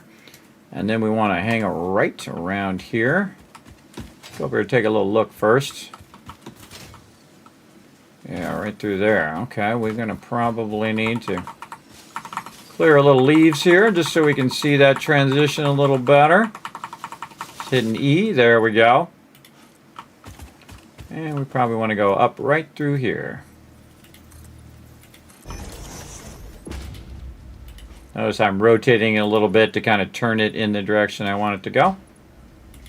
The stacker poles. Now this is going to go up and go down, so I'm just going to go ahead and say right here, even though it's not really that far. Just so we can get up over this hillside here without clipping through the ground. And I feel like we're going to go right through there.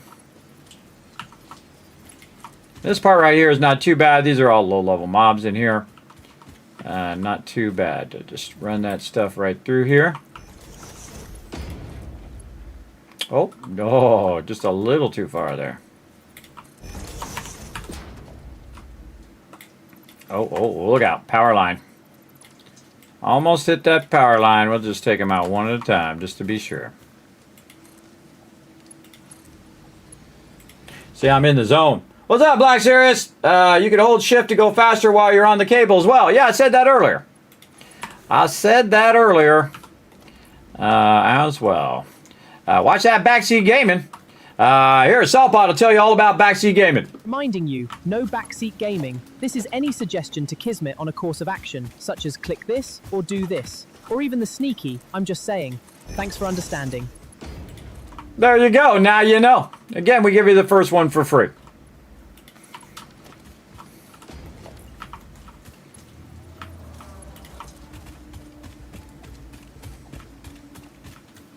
All right, this has ended up right where I want it to be. Nice.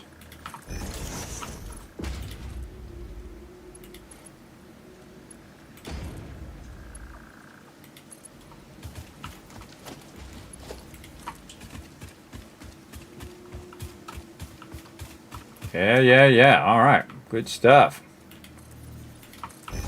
A lot of line running. But we got a lot of resources to line run clear across the whole entire map.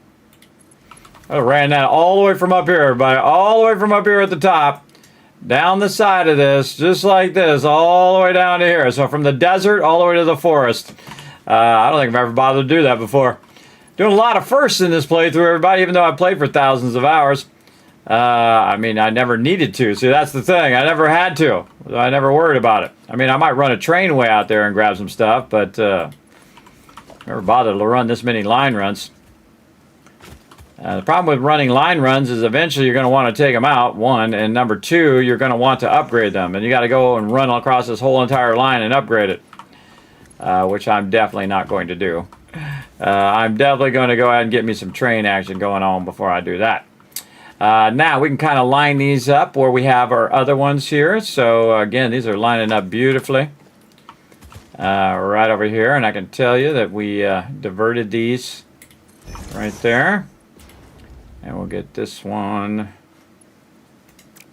top one down, bottom one here.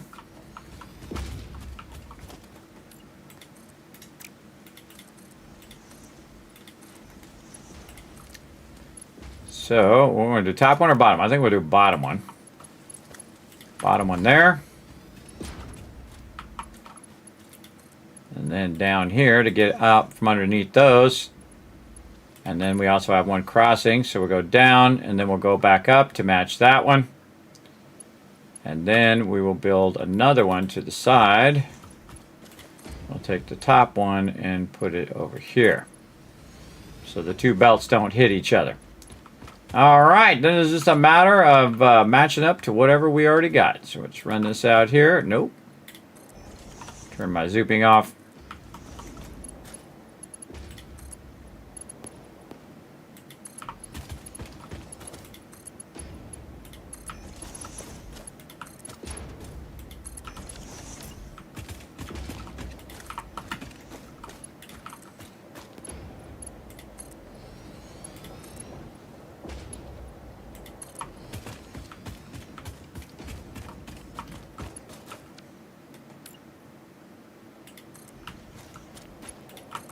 Thought these other line runs were long, everybody. That one's a really long line run. Nope. Try that again. Sometimes a little finicky, but if you just get your cursor in the right spot, you got it.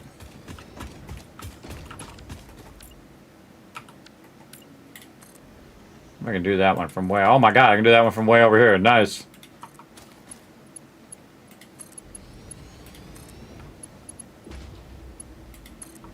Gotta get this way over on this other side. Clear across the whole entire thing. But again, we got plenty. Yeah, so we're starting to get ahead of that, even the dimensional depot now, even fully upgraded.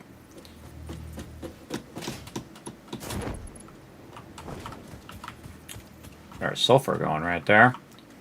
Okay, how are we doing this? I think we're just turning this corner. This one, we'll go ahead and tell it to do somewhat straight. It's going to do a little squiggly because it is going down at an angle.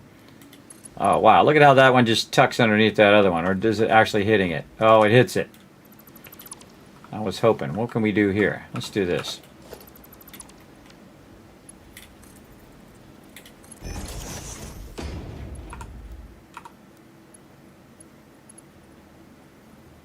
Get up there. We'll try to aim a little high there. Now we can go ahead and have this one go. Do that little straight move. Nice. Okay. Easy peasy. All fixed up. Okay. We need another one of these. And we're going down there. Let's just go ahead and match up to what we've already got. Build one way off in the distance there. Click on this one. Try to get it the way we want it to go. Aim a little higher. There we go. Click this one. I'll aim a little lower. See, sometimes a little higher, sometimes a little lower. We got a parachute.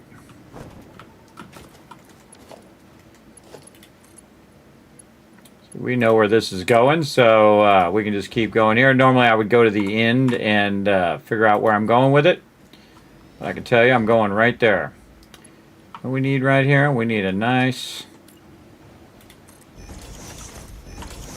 foundation.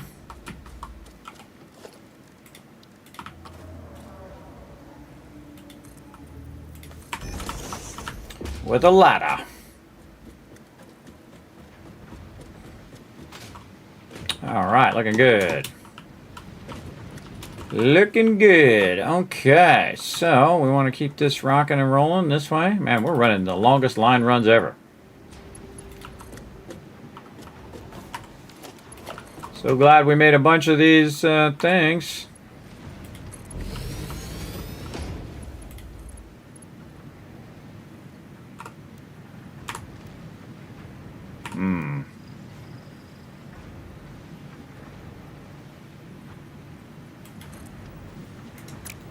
It's got to transition a little bit out of there. It doesn't like the way that that's going.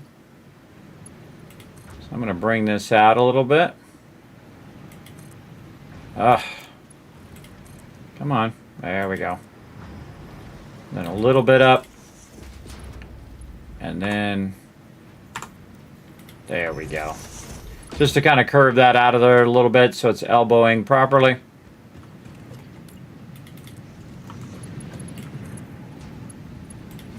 Alright, we got 2 more iron pure nodes over here. Now's a good time to go figure out where we're trying to go. Alright. So we got these over here. Might be able to backlog. Oh yeah, it's way over there. Huh. I didn't even need to run it that far. I didn't even need to. Yeah, those are running there.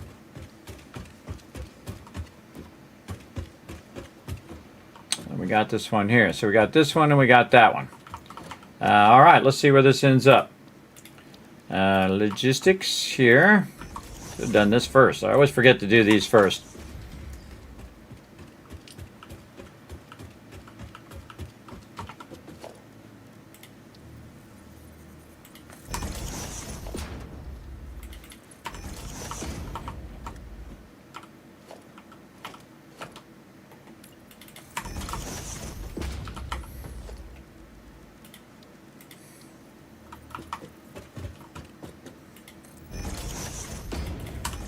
Do the foundation, do a wall, then do another foundation down here, and then allows you to just jump down. And now you're down under here, you can see where you're at. Okay, I can divert that outside one right to here.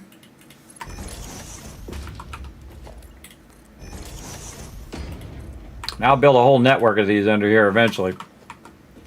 But only if I need to in the moment. I don't need to make 50 of these.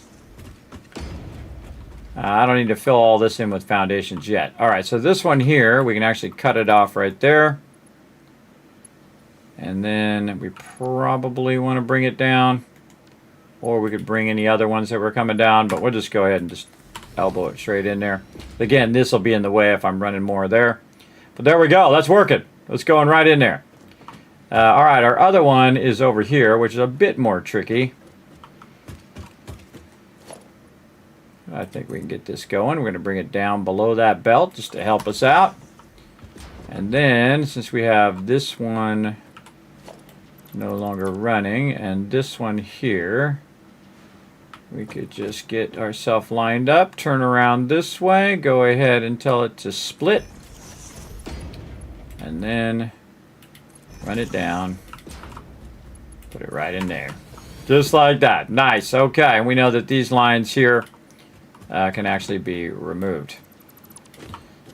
Yeah, a little overzealous on the lines there, but it happens. I'm going to run some of these out. And then jump through here. There we go. Make this a little easier to take these out. And then we're going to go way out here, and we're just going to press G. So we're only taking these out.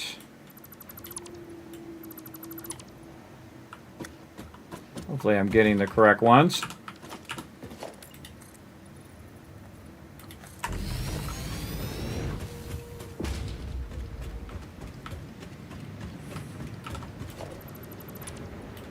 If I don't need them, take them out.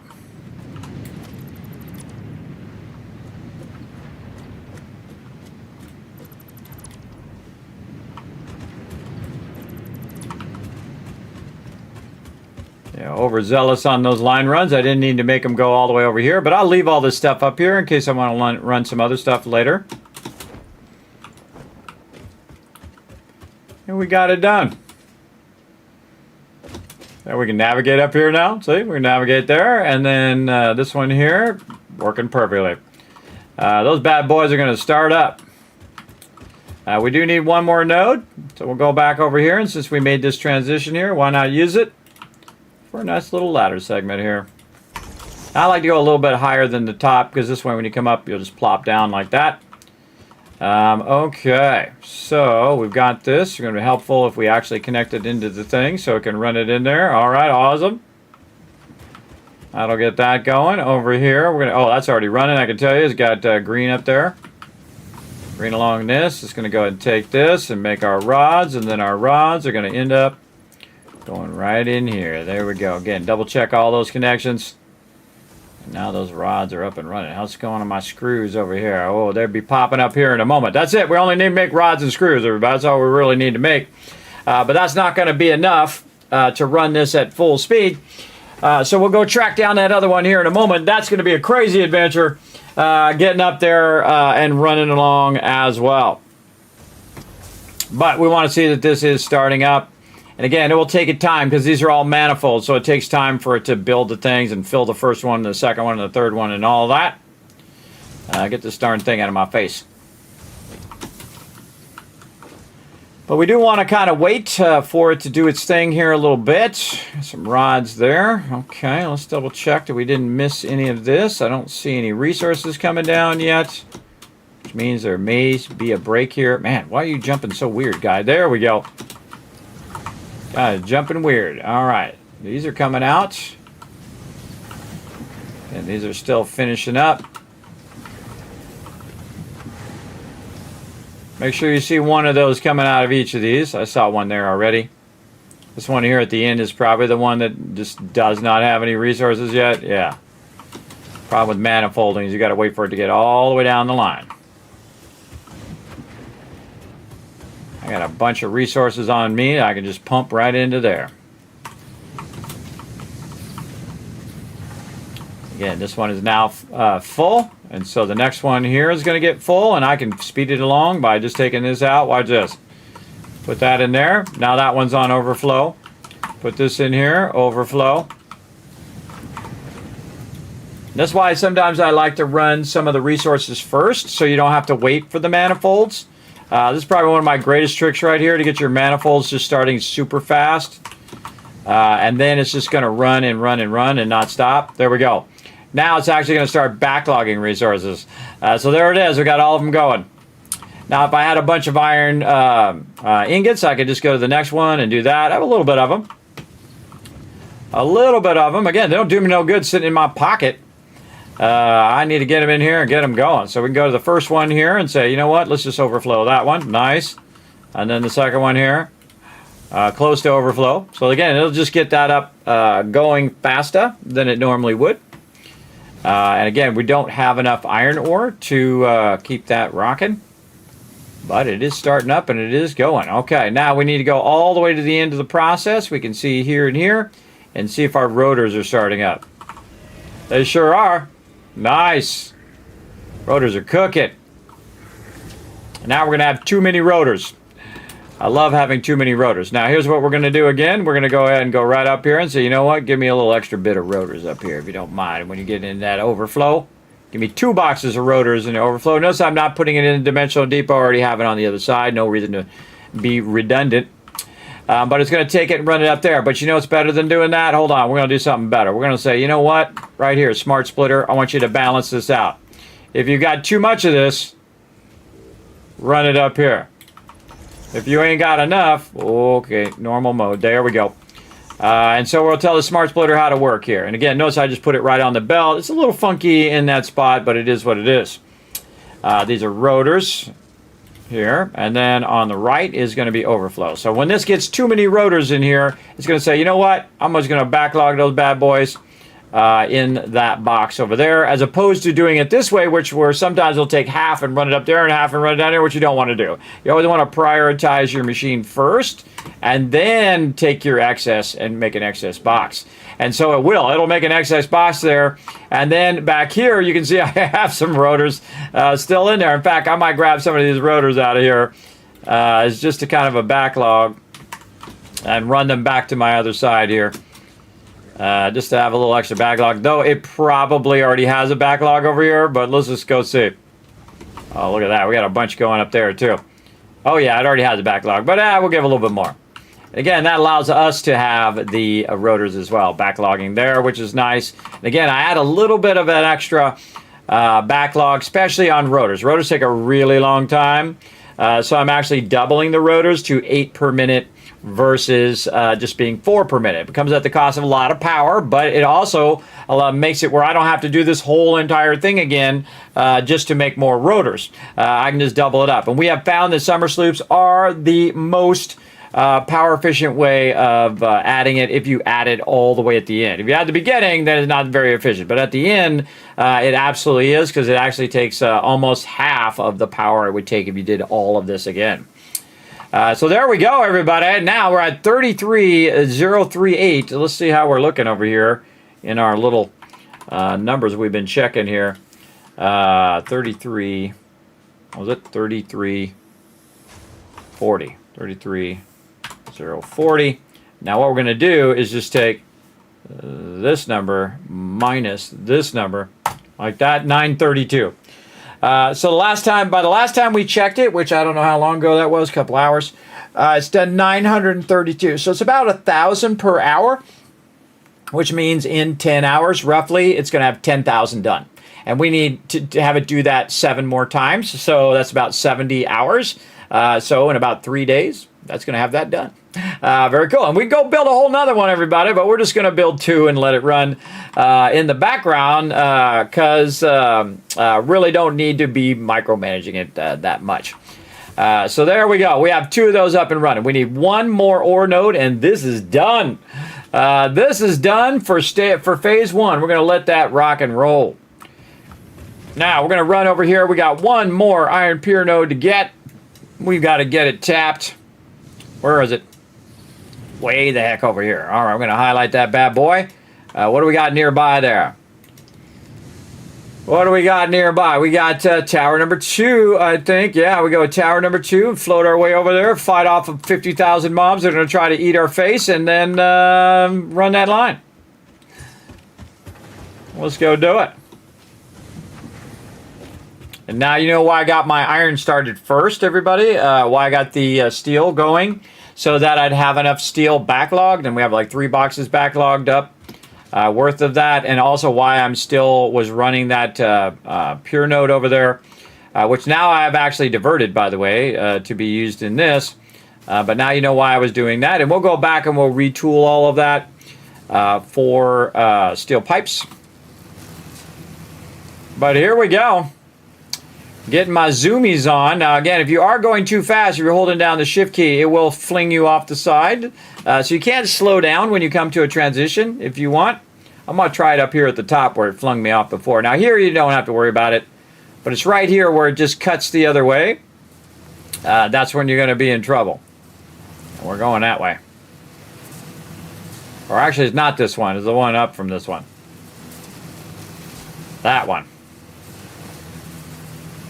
We were in the outer line before. Watch this. If we go too fast, now you just slow down, and then it'll make a better transition. There you go.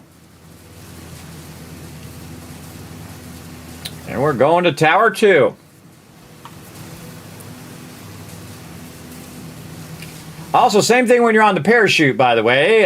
When you're on the parachute, you can hold down the shift key, and it'll make it go faster. Very, very awesome.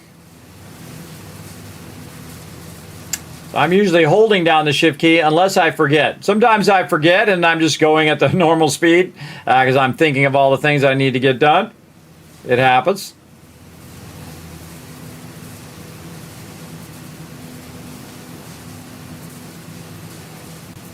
Kind of looks like we got something going that way. Right here, yeah. All right. Spacebar to jump.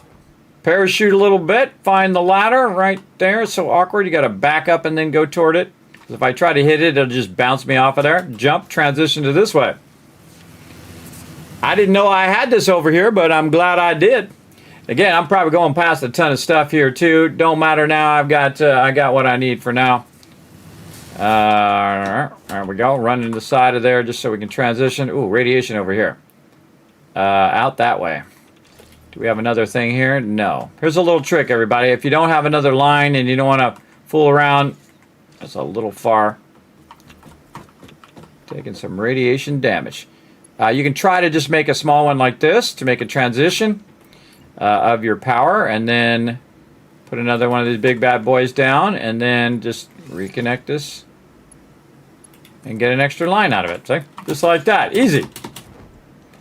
Easy mode. All right, so we're going to try to go straight through here. Yep, and we still have all of our power. And we're going to transition through this. Can't see where I'm going, so nature readjustment moment. That's for you. Notice I move back a little bit. Oh, hey, hello there, coal node.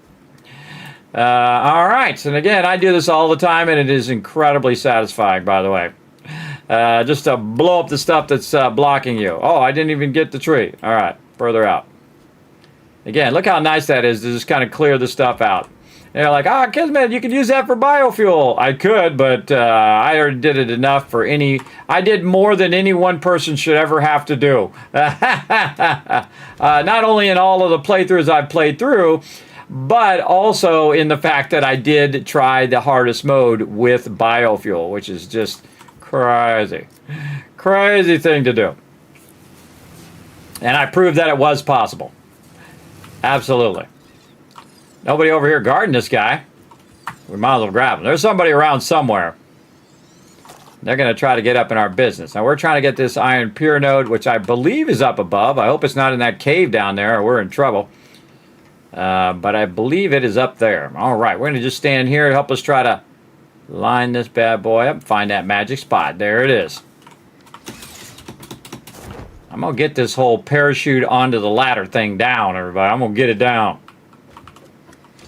And you can see these things go a real far ways. Now, again, if I was trying to use my my hover pack... Oh! There's a crashed ship down there. Oh, hold on. We got a little... Oh, going right toward the radiation, though. Probably not good. Oh, we got a big guy up here, too. All right, we got a side trip we want to go on.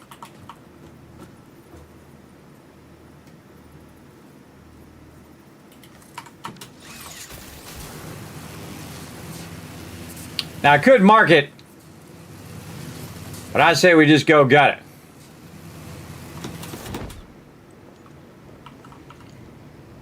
Now, I don't care about this guy up here. I'm going to see if I can see. Oh, no.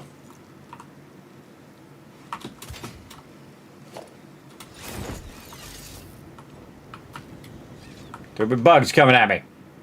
Trying to avoid the bugs from down here, but I got the bugs from up there. Holding down the shift key, by the way, to go faster. Got one at the bottom, we got one at the top, and we got rock launcher guy.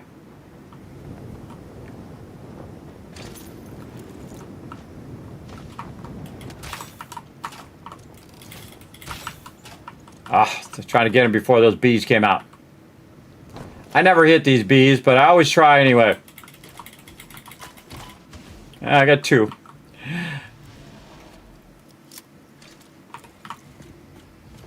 Now you should be able to shoot these ones. Oh, no, it already started to open. You should be able to shoot those ones before it opens. Most of the time I just let these guys hit me because by the time I swing that thing, they've already got me. Alright, have some bacon. Num num. Num num. Alright, and I could make those inhaler things. Oh, look what we found! Circuit boards! Oh, we might be able to make it some more geothermal power. Not gyro. What we got? What we got? We got some more stators over here. We're going to use that in the next stage, too. All right. Good stuff here, everybody. Good stuff. I love it. Would have been funny if it was things, though. 150 megawatts? Phew, I got that. Oh, okay. Be easier if I did the bottom one, though. Come on. There we go. Now, first it's going to say, hey, and then you're going to be like pulling, hey, wait, why didn't it work? That's because you got to go out again and then do it again. It takes a second for it to register. And then we just, oh, wait, I'm going to take out the line. I don't know. I kind of feel like sometimes it's burning up all my power. So I need to take the line out first. And there we go. And then we're going to jump around and look and see if we missed any resources. Watch out for dude down here. Here's some. He's down there. He wants to get up in our business. Could go down for that, but then we'd have to dodge the dude. I just say we slide bail. Not going to be able to hit the top part, so I'm not even going to try. So we're going to go right up in here. See where Mr. Dude is. He's over there. He's going to try to shoot me from over there. Right here. Bye-bye, bro. Again, I don't need to mark it if I just go and get it, and then I can bail. There we go. All the way back up again. We got to watch out when we get up to the top here. We put it right where there's some radiated mobs. And we got a pure node over that way. That's pretty awesome. Hey, thanks for the raid there, Vandy. Thanks for coming in and hanging out, blowing up the stream. Welcome, everybody. I hope you had a great stream there, Vandy. If you got to go rest up, get yourself a snack or eat something or lay down, if you've been doing like 16-hour streams like I've been doing. Pretty good for an old man, I think. But again, you got to go do any of that. You go right ahead. I'll take good care of your peeps. I appreciate you coming in and hanging out. I'll give you a shout out here in a second. The second I get away from these guys who are going to try to shoot me right in the face. Check for any others so I can just go ahead and go right over here. And there we go. And then we're going to give you a shout out. Now we're playing the hardest mode you can play, everybody. Right here, we're doing the ultimate challenge. There we go. Bandy, 29th. Boom, there you go. What were you playing? Oh, Project Zomboid. Oh, that looks like a good game. Have not gotten around to it. You know how it goes. You're a gamer. You got 300 games. You played about 200. And you got 100 more to go, right? I'll get around to it maybe one day. We'll see. But again, if you got a bail, man, don't worry about it. Again, I'll take good care of your peeps. If you're new to my stream, everybody, my name is Kismet. They call me the Gaming Tycoon. I've been gaming for 50 years. I've gamed every type of gaming system you can possibly think of, at least most of them. I played all the games, the MMOs. I played the factory games, which, of course, Satisfactory, one of my favorites. I played the zombie games. I played all the different genres of games, all the way back to where you had white on a green screen, everybody. Yeah, that's how we used to play games back in the day, text adventures and all of that. Of course, all the consoles. My first console was the first console, the Magnavox Odyssey, in the early 70s. Yes, the 1900s and 70s, as my kids like to say. Back in the 1900s. Yep, back in the 1900s. Way back then. But yes, and I've enjoyed gaming all the way. Absolutely love it. Just for the zombies, like your 7 Days to Die, yes, but less crafting. I like the crafting. I'm a big fan of crafting. I'm a big fan of building and crafting. So if it has less, that's not good for me, but if it still has some, I might check it out. I just haven't got around to it yet. Oh, we're doing our to-do list over here. I do have it on my list, though. I have it on my list of games to get to. You know how it goes, gamers. Now, again, if you enjoy that type of gameplay, everybody, we're just doing stuff at a next level. Now, again, let me just dazzle you for a second, everybody. We're playing Satisfactory. Satisfactory I've played for thousands and thousands and thousands of hours. I'm about 4,000 hours in now. I can't even remember. It's a lot. But I played through about 40, 50 times. I've played it since the game came out on day one. And we have gone through and played through in different ways as it's gone through early access and then finally released. And now what we've done is they came out with 1.2, and in 1.2 they have the ultimate challenge. Now the ultimate challenge is when you set it to 100 times the resource. So instead of having to do 50 smart platings to get to the next phase, we had to do 5,000. Now, to get past the second part of phase one, we have to do 100,000 resources. Look at that, everybody up there. 100,000 and then 100,000 again and then 10,000. So that's 400% more resources than we would have had to do before so far. Because remember, it compounds, right? So it's 100%, but then you got to do 400%. So now it's 400%, right? And then it's going to do that again and again and again the further we go in. So compounding is when it goes from 2, like I have to do 2 times the resources in each of my constructors. So instead of 30 raw ore, I got to put 60 raw ore in there. And then guess what? The next machine needs double. So then it's double again. So now it's 4 times as much, and then 8 times, and 16, and 32. I know, only an insane person would even attempt it in here. But I am actually having one of the greatest playthroughs of Satisfactory I've ever done. And if you like that, hit the follow button, because we're going to keep some more epic action going on over here. That's for sure. So again, thank you for the raid, love. I always appreciate peeps coming in and raiding the channel. Big time, for sure, for sure. And again, that's what we're doing right now. We're doing the ultimate challenge. Plus, also, it takes 5 times the power to run any machine. So instead of it taking 4 power, it takes 20 power. Instead of 15 power, it takes 75 power. If you double it up using your summer sloop, it takes 4 times more power on top of the 5 times more power. Right? Yes. Oh my gosh. So now you're instead of being 15 megawatts, it is 300 megawatts for one assembler, and we have 2 of them running right now. And you won't even believe it, everybody. Again, so we're still in phase 1. This is the beginning of the game. But we have been everywhere across the whole entire thing, just like that song from Johnny Cash. I've been everywhere, man. That one. We're going to go over here and we're going to try to tap this pure node so we can run it back. Look at this. We've even used these markers, which I never use. We went around and we found all the crash ships. Look at this exploration of the map, everybody. This is phase 1. So I went around, explored all the maps. I've added towers to be able to see all the nodes. You want to see? Watch this. I'll just turn it on. Boop. There we go. There's all the nodes. And you're like, whoa, Kismet, how'd you do that? Well, you got to take those radar towers and you got to center them in such a way like this. And you can see we have 16 towers. And we can go over and we can roll over the top of this if you didn't know, by the way. And I'll show you all your towers at once. Pretty cool, right? And you can see that it's scanning all of those areas, and that's telling me where my nodes are. But I can hide them on the map, and I also have it set up or right here. Oh, I'm hiding my radar towers on the thing. I can hide the resources on the map as well. There we go. So they're not just blocking us as well. But I can also turn it on if I want to see where this resource is. It's to my left over there. All right, this way. And it's probably down below there where there's a bunch of scary mobs that want to shoot me in the face. So we're going to get onto it. Let's go. Come on. We're going to take this ore. And I've never even bothered to come over here to get ore in thousands of hours. I never needed to. But now we need to. And we're only using pure nodes. I don't really know if that's a pure node, but I kind of think it is. Watch this little trick, everybody. We don't even have to go down there. Here's what we're going to do. We're going to go ahead and make this right there. Boom. Then we're going to go ahead and run this up here, and then we're going to double that up, though you could use a floor hole to make that go even further. Then we're going to take this power that we brought with us, and we're going to just tap that right in there, and that should just start up. That should just start up right now. We can see we have the power, and we want to see that iron ore just come up out of there. Now, I'm the type of person, though, that I would want to know for sure that that is the pure node, so then I don't have to think about it. So we're going to get shot at potentially down here. That's 240, and watch this. Ride the rail, baby. Just ride that right back up there. Watch out, big boy. You're going to try to shoot at us. Oh, no, I got stuck in the I got stuck at the edge. Got my parachute, luckily. We'll ride it down. We'll throw him off. He's, like, trying to get us. Go, baby. So what we're going to do is ride up here before we hit this, and then we're going to use our parachute to ride this edge. Oh, get up there, and we did it. Yeah, ha, ha. Take that, sucker.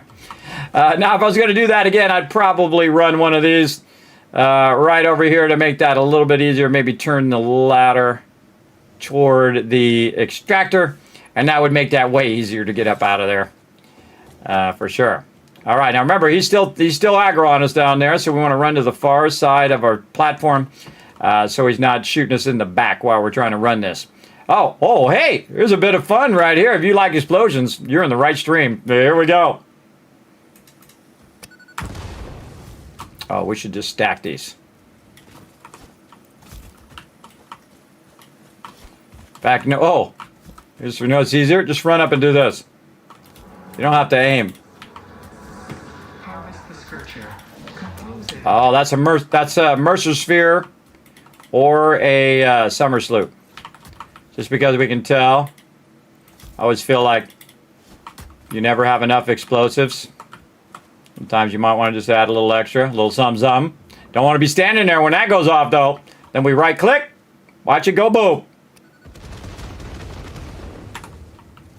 There's always one left over. All right, throw it on that one. Got to find the right angle. Sometimes it won't let you hit it from that side, so you hit it from another side. Nope. Let's try this side. Uh-oh, we're out of Nobilis. But luckily, we got more. Because we made more earlier, because I knew I was going to need them. Alright, you want to play this game, huh? Kismet knows your trick here.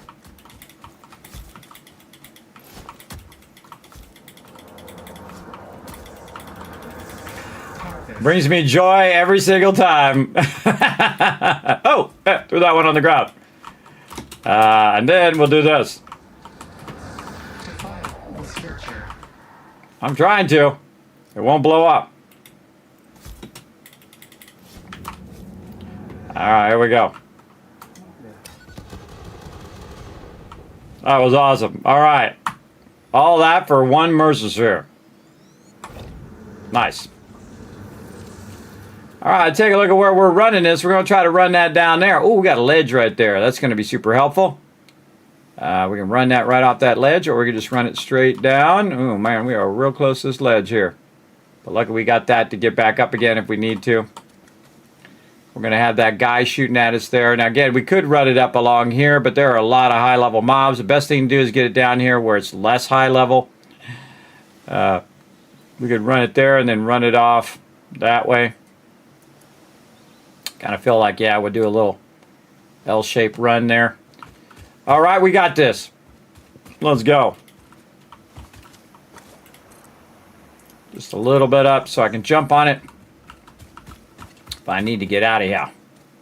And a little bit back so we can make another transition here.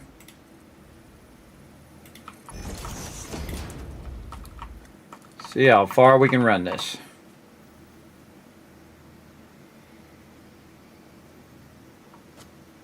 Oh, I knew that was going to happen. I fell off. No, we're going to have to go over this way.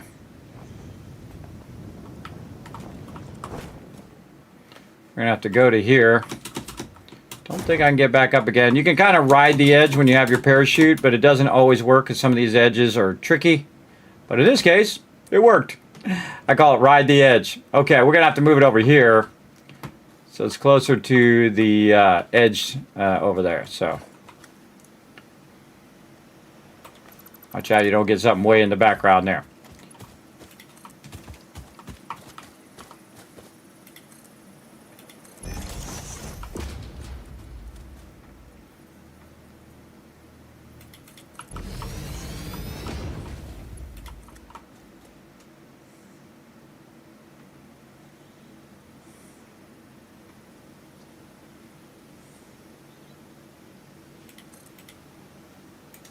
Too steep.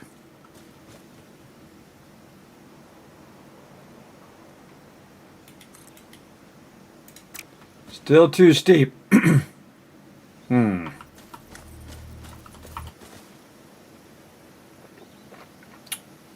of feel like the smarter thing to do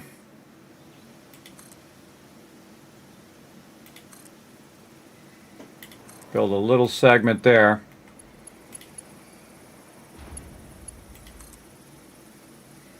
Notice I ran it in the right direction and then just do that.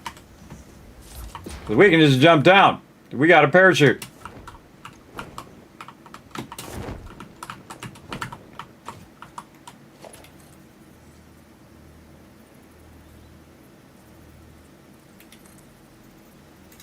Still too steep.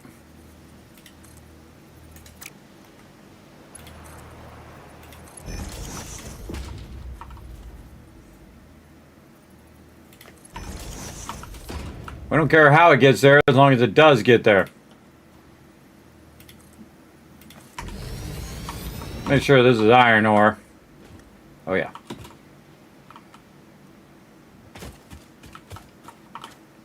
mama, that is a straight down thing now.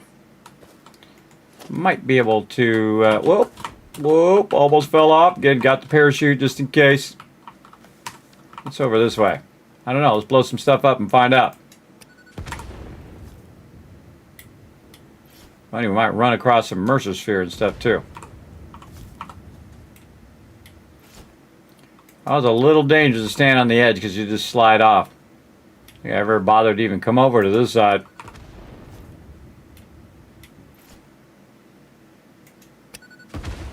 Ah, there's our spot right there. Again, we do the same thing. We can go ahead, kind of aim it, say this way. So we're going that way. Bring this up. So normally you'd want to set it up where you could run along the belts, but I don't need to, again, because I have the parachute. We got this baddie here too. Be all up in our business. Kind of feel like I want to go over there. The bush is out of my way.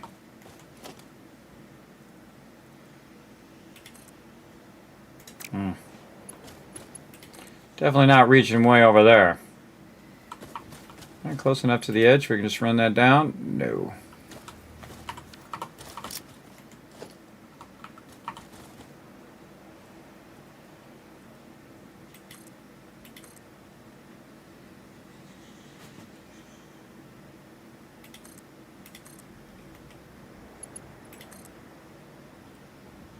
This guy's like, hey, where'd that come from?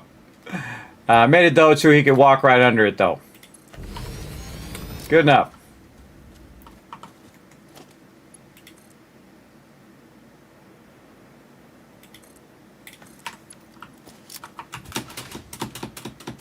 What I'm going to do is fly up really high. He won't even be able to see me up here. And I'm actually going to build while I'm flying. Because that's super fun. Now hold down the shift key to go forward.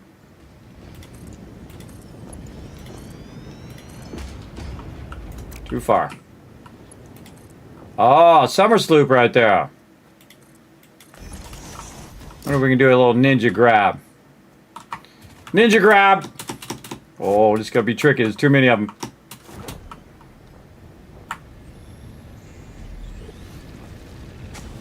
Got it!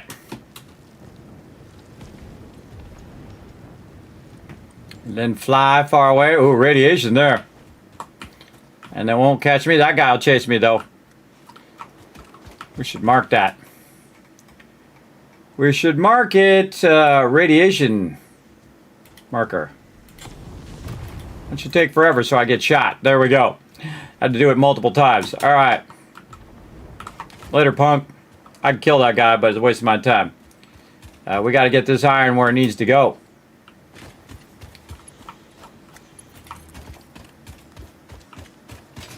Where are we going with this? Oh, should have went on the low side. We're going on the high side. That's okay. Less mobs up this way anyway. I'll have to transition this back down to the low side, but... Oh, look at the light. You can see it through the thing. Ooh, look out. Oh, big guy!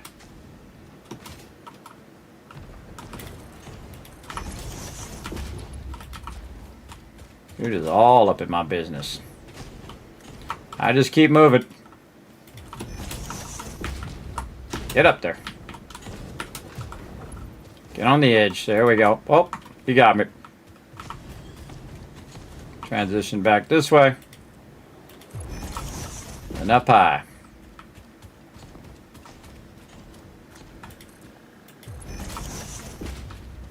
We're just going to run around the side here. And I'm leaving it a little bit low in certain spots so I can get back on there.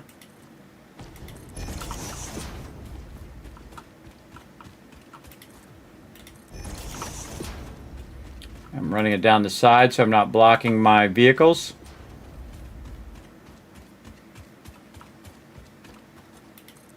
Look at all these guys. They're all going to want to party. Don't mind me.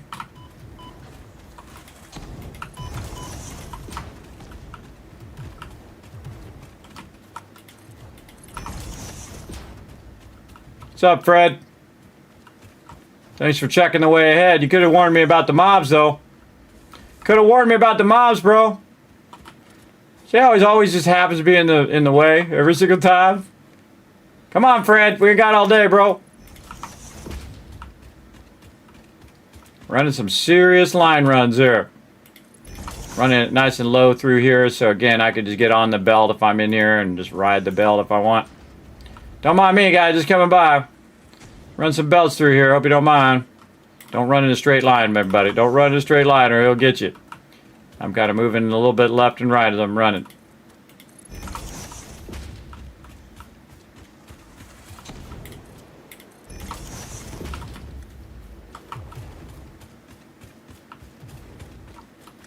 Trying not to be in the same spot for too long.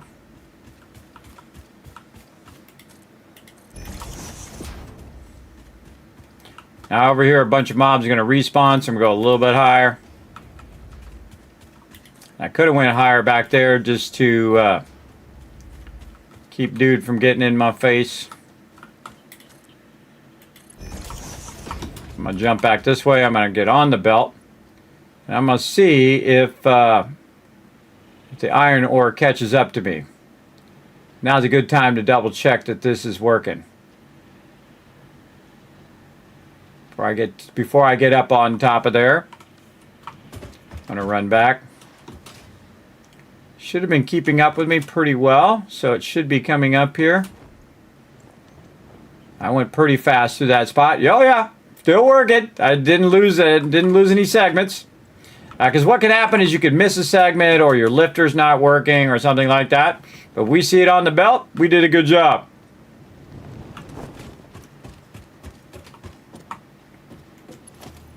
Watch this little trick.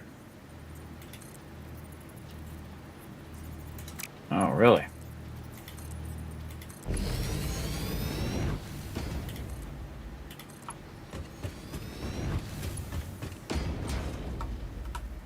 I'm going to try to aggro on me, but I'm way up here.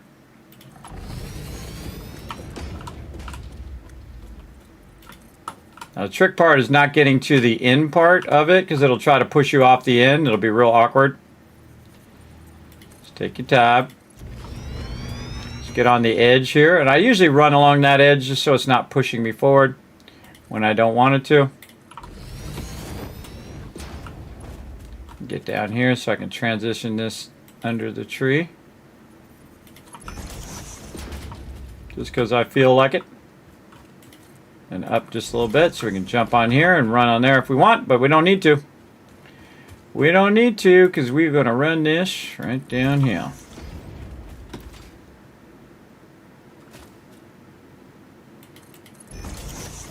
Oops, too low.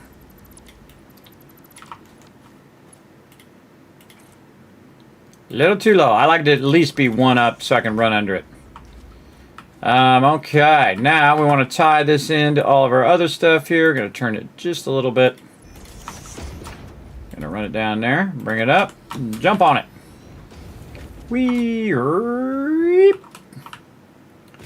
How convenient that we had already built a little spot for us to run it. It was almost like I thought ahead.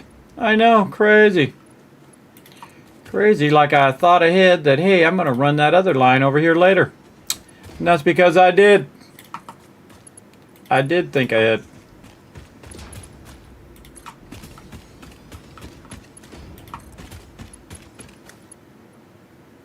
I like how these are when you put them at an angle like that, where they have this kind of corner edge. Looks cool. Okay, now I got to remember which one of these goes where. That's a good question. Where does that go to? I say we find a ladder somewhere, or we make one right here, and we go take a look at our other side. And you can do these ladders from really far away. Oh, that one's a little crooked. Sometimes does your ladders crooked. That's how it goes. You can still get up on top. Okay, now we'll go over here and we'll see how we're doing our rotor stuff here. Okay, so we have 3 coming in, and one of them is going to run these 3. And then the excess of this is then being run over there.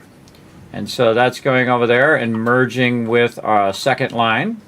That's running to those 7 over there. And so we need 2 on those 7, and we need 1 on these 3. We got a lot of iron ore, man. We got a crazy ton extra. So that second one is being merged toward the end of that one.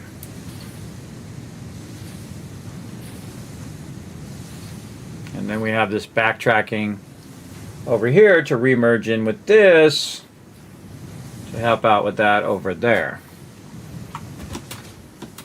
Which is probably unnecessary, but that's what we've done. So merger here before these 3 here. So splitter, merger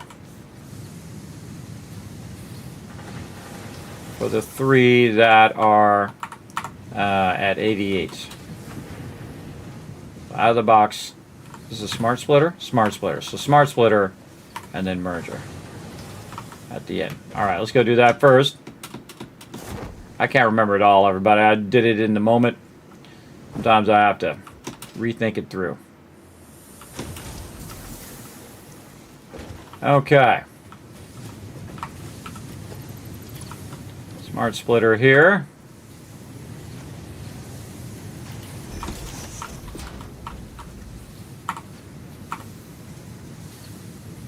Merger there. A little close for my taste, but we'll go with it. And then this into there. And I like to, again, make it very specific as to what should be there. And then overflow to the right. Just in case you get something wrong on the belt, you're all good. Okay, which way is this going? This is all that separate line, so this would be going back that way. Put that way up. We'll aim it that way. That way.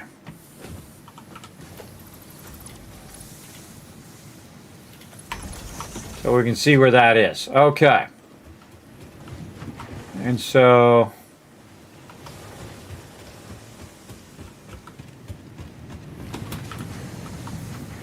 this one we're double feeding. Yeah, because we got to go down here and then double feed on that side. And this is our, yeah, you can see it doesn't have enough at the end. So that's where we have, yeah, that's where we got to get more. So we got to get more on this side. So where we have the 7.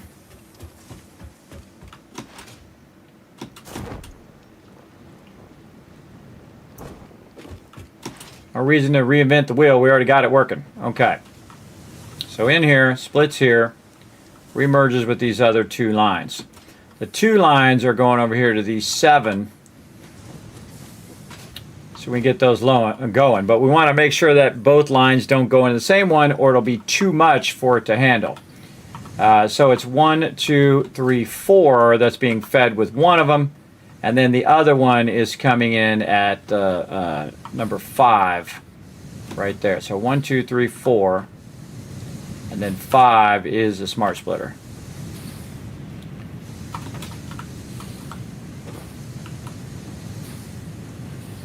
Yeah. Double check. Splitter, splitter, splitter, splitter. Oh wait, 1, 2, 3, 4, 5. Yeah, okay. Smart splitter is number 5. And that's so we can load balance that iron ore, though I got way more than enough, but I can go ahead and just put it all in there, but let's have it nice and balanced so it never is hurting for resources. So right over here, we want to go in and go number 1, number 2, number 3, number 4, and here's number 5 right here. We're going to go and put in a nice smart splitter here. Like so. Which way are we going? This way.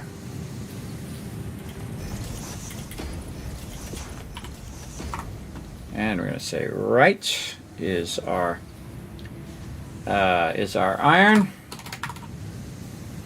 ore. So our primary iron ore going to the right into there. So it's taking care of these 5 first, and any overflow will go across to here.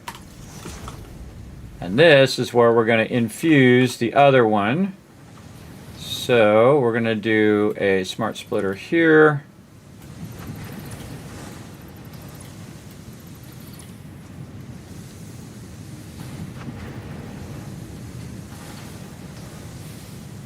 Like this. Oh man, I can't remember. I can't remember how that is. Let's go back and look. We do a lot of back and forth here. This is the last little bit we need to do, and then this is doubled up and ready to run. Wow, look at that, 33,000 we're at now. We're getting this going. And I was on a whole nother plane, man, when I figured this stuff out over here. What is this? This is a conveyor splitter. Oh, that's just a straight splitter. Okay, so that's a straight splitter coming from the side. I see.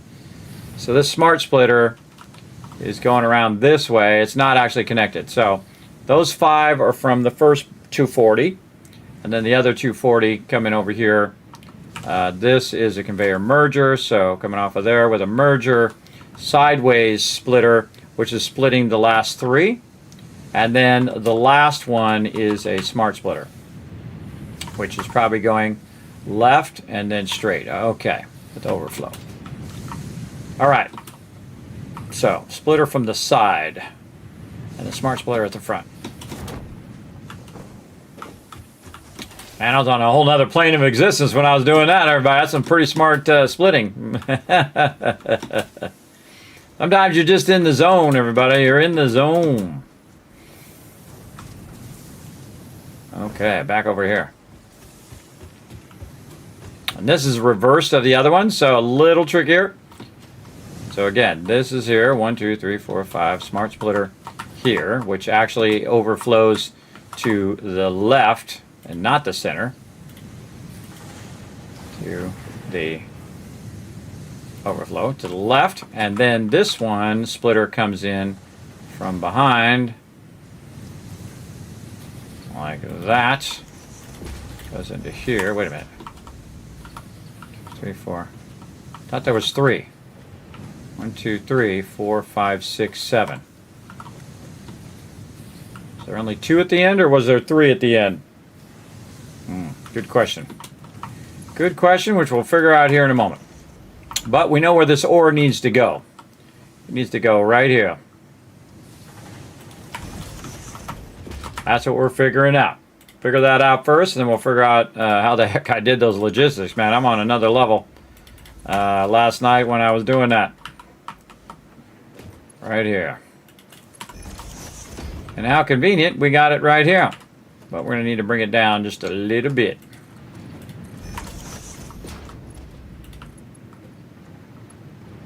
Let's try to stay consistent as to where I'm running them. I'm running that one in the center and then right up in there. There we go. There we go. All right, awesome. And then now, these are not going to be starving so much for resources. And we're going to run that right in there with a nice 90-degree. Okay, so we got that going. That'll start those up. We have all of these going. So again, this one's not starving these last 2 at the end because this doesn't have enough. But now we got way more than enough. More than what we need. Okay, so we got that going. Let's go take a look at this one more time, try to figure out what the heck I was doing. If you want to diagram it, it's so cool. Go over here and make a diagram of all this craziness that's going on over here right now to balance all of this. 1, 2, 3, 4, 5, and then no, see, look, there's 3 here. 1, 2, 3, 4, 5, 6, 7. Okay, there's something, I'm counting this wrong. 1, 2, 3, 4 is a smart splitter. All right, I knew I was doing something wrong. 4 is a smart splitter. 3 back from there is the thing. And then we're going to reinfuse that into that one. Smart splitter, regular splitter. Man, it's making my brain hurt. 1, 2, 3, 4 is the smart splitter. Okay, come on, we'll fix it. We'll fix it. Again, I have it balanced in such a way that It needs to be very specific. And again, if I make a mistake, just let me make a mistake, and then you guys can learn from my mistakes. See? That's part of the fun. All right, let's do this again. 1, 2, 3, 4. This is the smart splitter. Get out of there. Right here. Smart splitter coming in from this side. Okay, and this smart splitter. Oh, that's not the smart splitter. I thought I pressed it, but apparently not. We'll keep doing it till we get it right. Let's go. Smart splitter.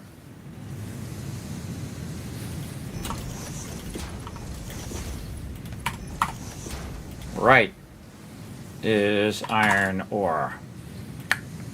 Left, overflow. Center, none. Now we got it. All right, this one is not that. This is not that. This is not the thing. We take all that back out. And this is splitter that is rotated. There we go. And then splitter this way. That away. Get these reconnected. Make sure to take this out right here or it won't work usually. Sometimes it does though. I don't trust it though. I don't trust it, never going to trust it. And we got our smart splitter at the end. Awesome. And then this one. Oh, I thought I did. Wait. It's a conveyor splitter. Nope, not smart splitter. I thought I had it in there, but I didn't. So again, we'll change this. Again, this is also for overflow. If it has too much, it can redistribute it. Smart splitter. There we go. And it's going to go right for iron. And then this will be overflow center. This overflow will come out of there, and we will run that back that way. Okay, so now we can take this one and run it nicely into there. Okay, and again, that'll take care of these last three. Very nice. Again, because we have too much, our belts are not fast enough to take all of this, but guess what? Get into phase 2, we can just go ahead and combine these two together, and then the belt would be fast enough to feed all of these together. So you can actually upgrade it later where it will do that. Now, of course, once I get into phase 2, I won't need these smart platings. Well, you actually use them in the later game, but a little bit. At least I use them just a little bit in the later game, but you really don't need to. Okay, and then this is a smart splitter, so we can also re-put that back there. Okay, now how do we got our splitting thing going here? Again, we're going to run back and forth here a bit. Might even try to get some Power World and some Vault 56 in here. Again, this is some complex thinking over here. So we got that running in. So we have the main line going in here, and this smart splitter is going back into that one to help with this in piece if it has extra. I see. That's why we have the merger. And then it has its primary line that's coming in. So we need a merger. We need the primary line to come in this way, the excess to go here, because you can't run it in here because this is turned sideways. So you'd want to put a merger here so you can add that back in there. I see. I see what I'm doing there. That's really, really, really smart. Let's go. It happens. You know, sometimes I do smart stuff. The whole trick is remembering it by the time I get over here. That's the hard part. By the time I get over here, I've already forgotten half of the thing I was just trying to do. Okay, here. So this, and remember this is reverse, so that part is also throwing me off. But to get this part here at the end going, we're adding a merger right here. So we can get this to go in there, and then we can merge the excess this way into the end. So if it does have any left over when it gets all the way to the end here, which eventually it'll probably do, once it fills this one up, eventually it'll have too much here. Yeah, it's getting close. In fact, I can just do it. And then it's going to go ahead and divert left. So overflow left, iron ore here. Hasn't gotten there yet, but it's getting there. And again, we'll overflow some other stuff back too. So this right here, it looks like it's running at full speed. None being backlogged right now. Okay, so how do we have the one at the end going? So this is going here. This comes down here, and if it overflows left, which it doesn't seem like it's overflowing. Doesn't seem like it's overflowing here. We had figured out all the numbers, so how come that side's overflowing? This side's not overflowing.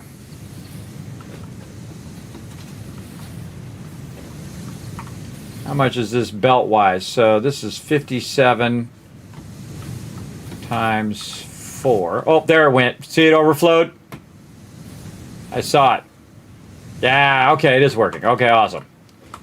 Now we got to figure out how we're going to overflow this. Are we overflowing this over to there? Is that what we're doing? Because this is overflowing. I think this is overflowing back this way, and then this is overflowing over there too. As a kind of a balance between both of those. It's load balancing across the two things, which is pretty cool. But even I don't remember how I did it, so we're just going to keep looking at this until we figure it out. So this is the one with the 3. And that's got the exit coming out. Oh, it's merging into the line itself. Okay, I see what it's doing. It's probably backlogging in here too. Oh, yeah. Backlogging like crazy in there. In fact, we can just take that backlog with us. Actually, we can clean up our inventory a little bit first. Got a few somethings when we're out and about. Oh, especially them circuit boards. Put them circuit boards in there. Maybe we can get the last of those geothermal things to give us even more power. Computers, okay. These, again, we found a bunch of those when we were running around. I also like to put ore in there in case I want to make something. If I see some extra ore, just throw in the dimensional depot.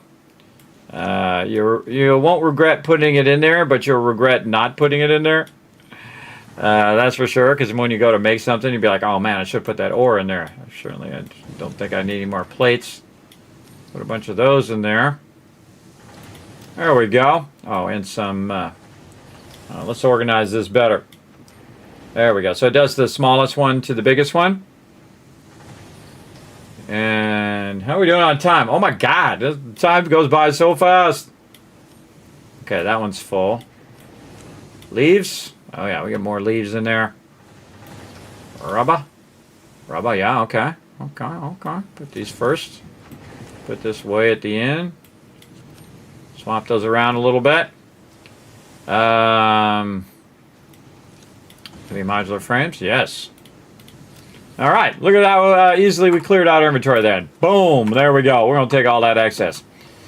Okay, we're figuring out how we did it. So we basically took the excess of these 3 and we combined it into the lines of the other 2.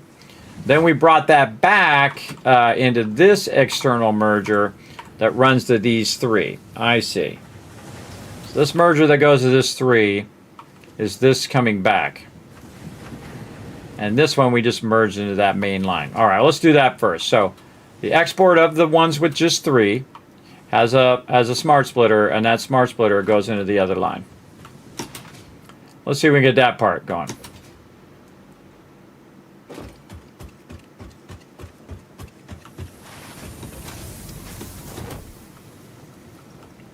Right here.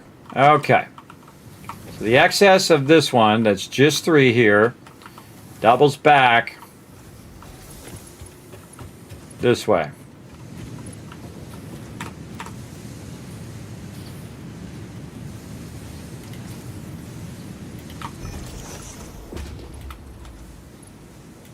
Put that up nice and high.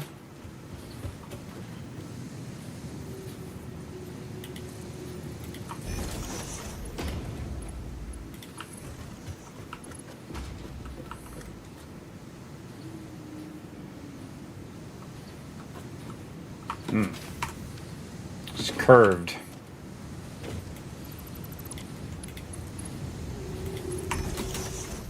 There we go. I use that curved line. It's hard to put those on there with a curved line. I put it in the original outcoming line, but this one's all underground.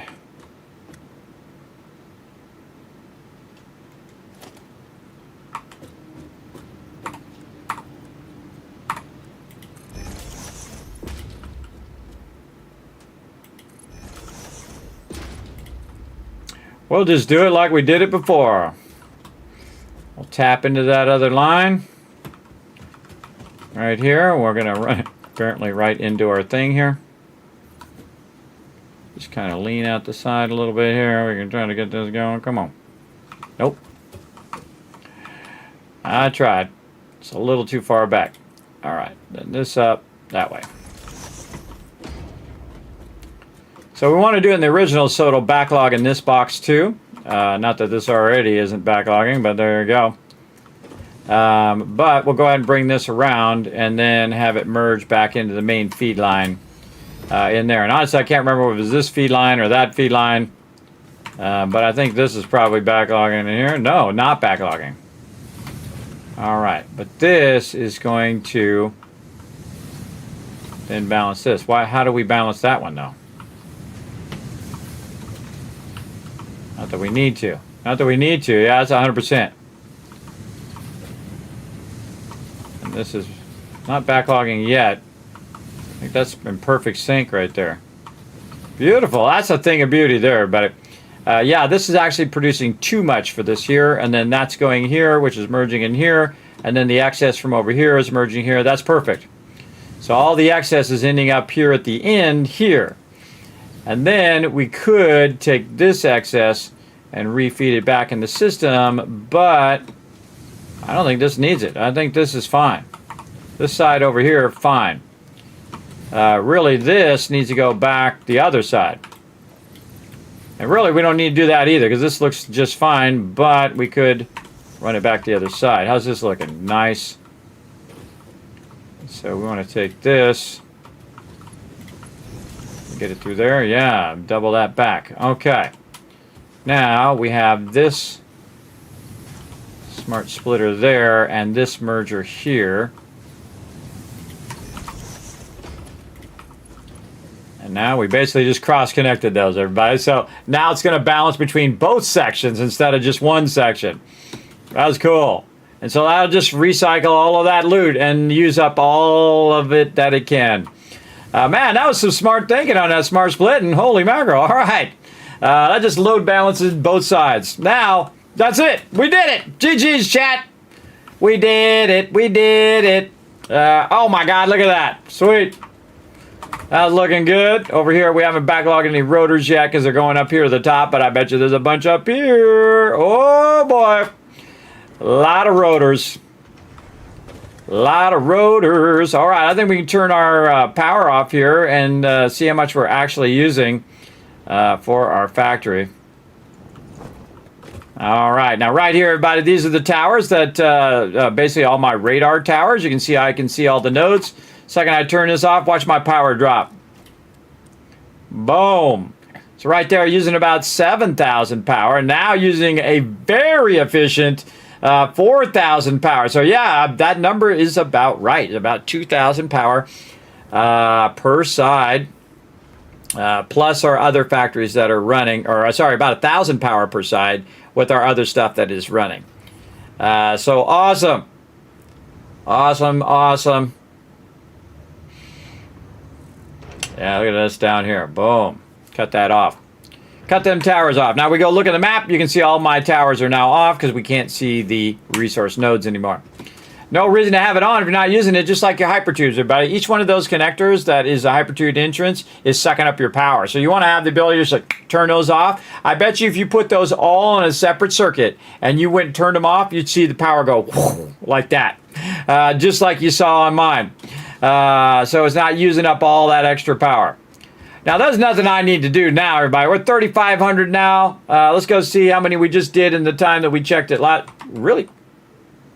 Yeah, 33,502. Sorry, 33,502. So we're going to go 502. And then we can just bring this calculation down. 462. So we're producing about 500 of those in phase 1 with an absolute massive factory here. Let's go ahead and take a look at our hard work here. Look at this. We built all of that today, and we built all of that yesterday.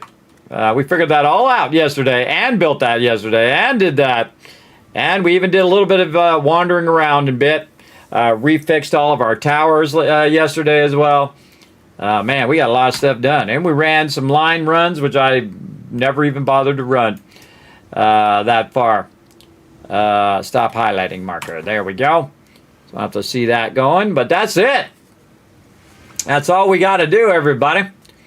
And again, at the amount that we're doing, wonder if we could figure it out in here. If it's 4 per minute, it'd be 8 per minute. Let's do a little bit of more math over here. 8 per minute for 60 minutes. This times this, 480. So that's an hour's worth. Hour. Caps lock. Hour. So that's an hour, and then a day. It's 24 hours in a day. Right here, times this. 11,000. That's not really what I've found in a day. I found that previously it was, how many did we do in a day? 3,000 in 8 hours. So let's see that. 3,000. 8. How many 8 hours in a 24-hour day? 16. So it'd be 24 divided by 8. Again, I like it when it does all the math for me. I don't have to do it. 3. So it goes in there 3 times. So it's 3 times this. See, what is it? What does it really look like? So 3 times this is 900 or 9,000. And then I actually did double, and now I can do double that, so it's more like 18,000. Yeah. Be interesting to check in 24 hours. Let's make a note. Hey Siri, set a timer for 24 hours called check amount. Hey Siri, set a timer for 23 hours and 59 minutes called check numbers. Can't do 24 hours, but it can do 23 hours and 59 minutes. Technology, I tell you. I tell you, you always got to work around it. So in theory, it says that we can do 11,520 per day. But what I've seen was I got 3,000 done. But then again, that original math might be off. We don't know. We don't know. But I'm going to say around 11,000 sounds correct. 11,520. So if we need, how many more we need? About 70,000. That would be 7 days, roughly. So 7 more days to get that done, as opposed to having 14 days had we have left it before, right? I mean, that's 24 hours a day for 7 days, everybody. That's how hard it is for me to get out of phase 1. It's pretty crazy, everybody, pretty crazy. And again, I've tapped every bit of power I can. I say we go tap some more power if we can, because we got a little bit more circuit boards, which is pretty awesome. Again, we're always looking for those crash ships. In fact, I got so many hard drives, everybody, but check this out. And I'm not using any alternate recipes, but I've unlocked every single alternate recipe that I can. And I still have, I don't know how many hard drives I have, 70 of them or so. Hard drives, 77 of them still to go. Pretty much all of them. Pretty close to all of them anyway. At least I think. I don't know. I don't know. How many alternate recipes do we have in here? We can actually find out how many we did. 1, 2, 3, 4, 5, 6, 7, 8, 9. 10, 11, 12, 13, 14, 15, 16, 17, 18. Plus our inventory would be 19. So it's ships. It's 19 plus what we have in the dimensional depot, 77.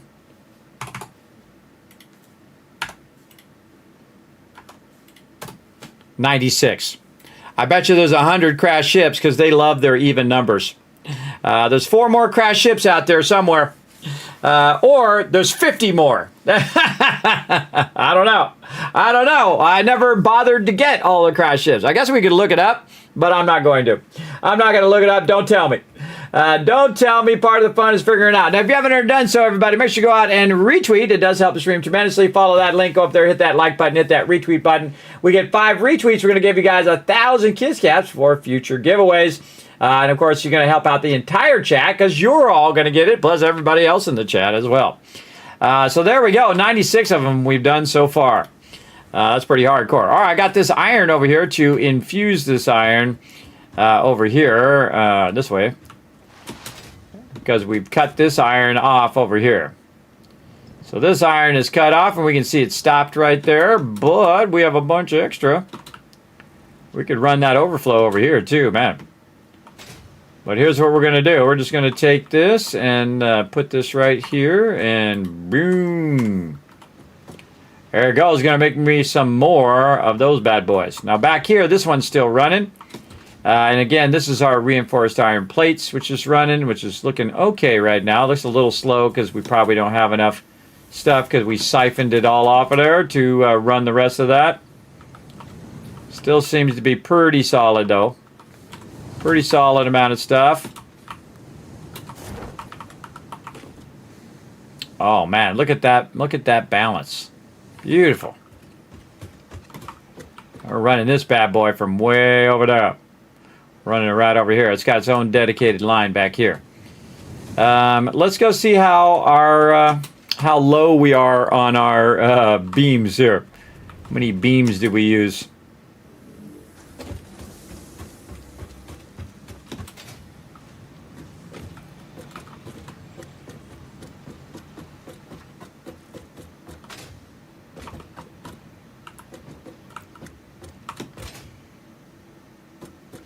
I think this is our... Oh, okay. Well, that box is full. That box is full. That box is full. We weren't even close to running out of them. And that box, getting there. So, yeah, we weren't even close to running out of those beams, everybody. We got a crazy ton of those. How are we doing over here on pipes, though? Oh, we got to climb way up there. We got to climb up there, and we got to take a look at those ones up there. Later on, I won't have to do as much climbing. Okay, let's go down here and see if we got this one. Nope. What's up, bro? What's up, what's up? We're making some pipes. Okay, well, we got a reasonable amount in there. We do need to get this to actually run into the bottom and go into the thing here. Let's go ahead and look in here. All right. I think we probably have enough. What do you think, chat? You think I got enough of the steel beams? In fact, we're going to cut those off right there. I think we got enough. All right, stop running those out of there. Time to switch over. Let's go. Right here. Time to switch over to some steel pipes. Now, remember, this is not going to stop, everybody. This is just going to keep running and running and running. So 60... coming in there right there. Nice.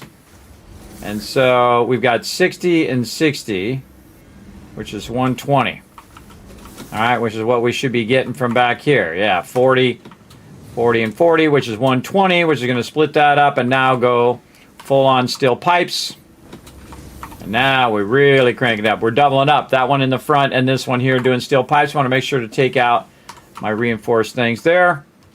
And then I want to reroute how I got this running here. Notice I left this part here on purpose so I can reroute this to over this side.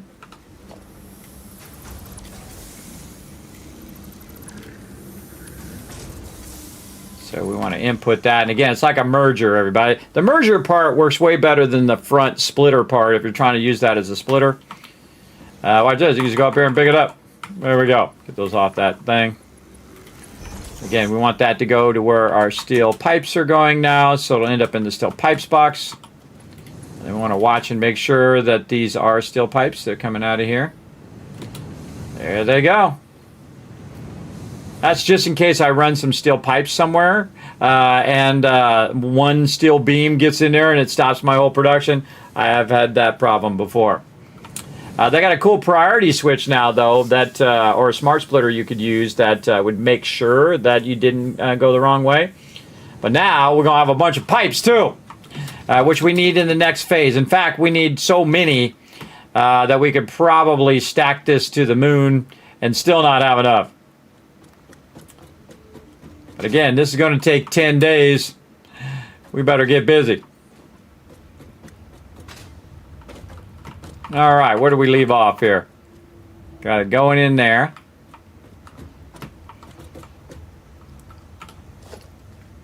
This one is going into? That's going into the top one. Okay. Good to know where you left off when you're doing this kind of stuff. And this is really hard to do from up here, but I'll try to get it done. So it's not that one.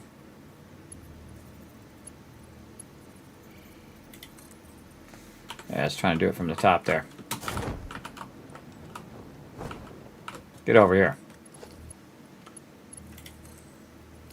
That'll help us get started here because it's hard to see off the side there. Okay, what are you doing, guy? Sometimes he gets a little overzealous with that parachute. All right, this should now be going up here to the top. Yep. All right, I'm actually backstoring them up that way, so it'll backstore downwards. I could actually do the other way, which would be way easier because then I could use it at the bottom. But eventually I want to run these out of here. And so we're going to build a big old bunch of stuff over here, probably right there, and then run those versatile frameworks so we don't have to tear all that down. We'll just turn that off, and then we'll rebuild the versatile framework out here and way out over that way because we have plenty of room. And then we'll run that in there, and then we'll run 80,000 of those for 10, 20 days, how many ever days we got to run them. But we definitely want to backlog as many of these as we can. You think, Kevin, that's too many. Oh, no, it's not. Oh, no, it's not.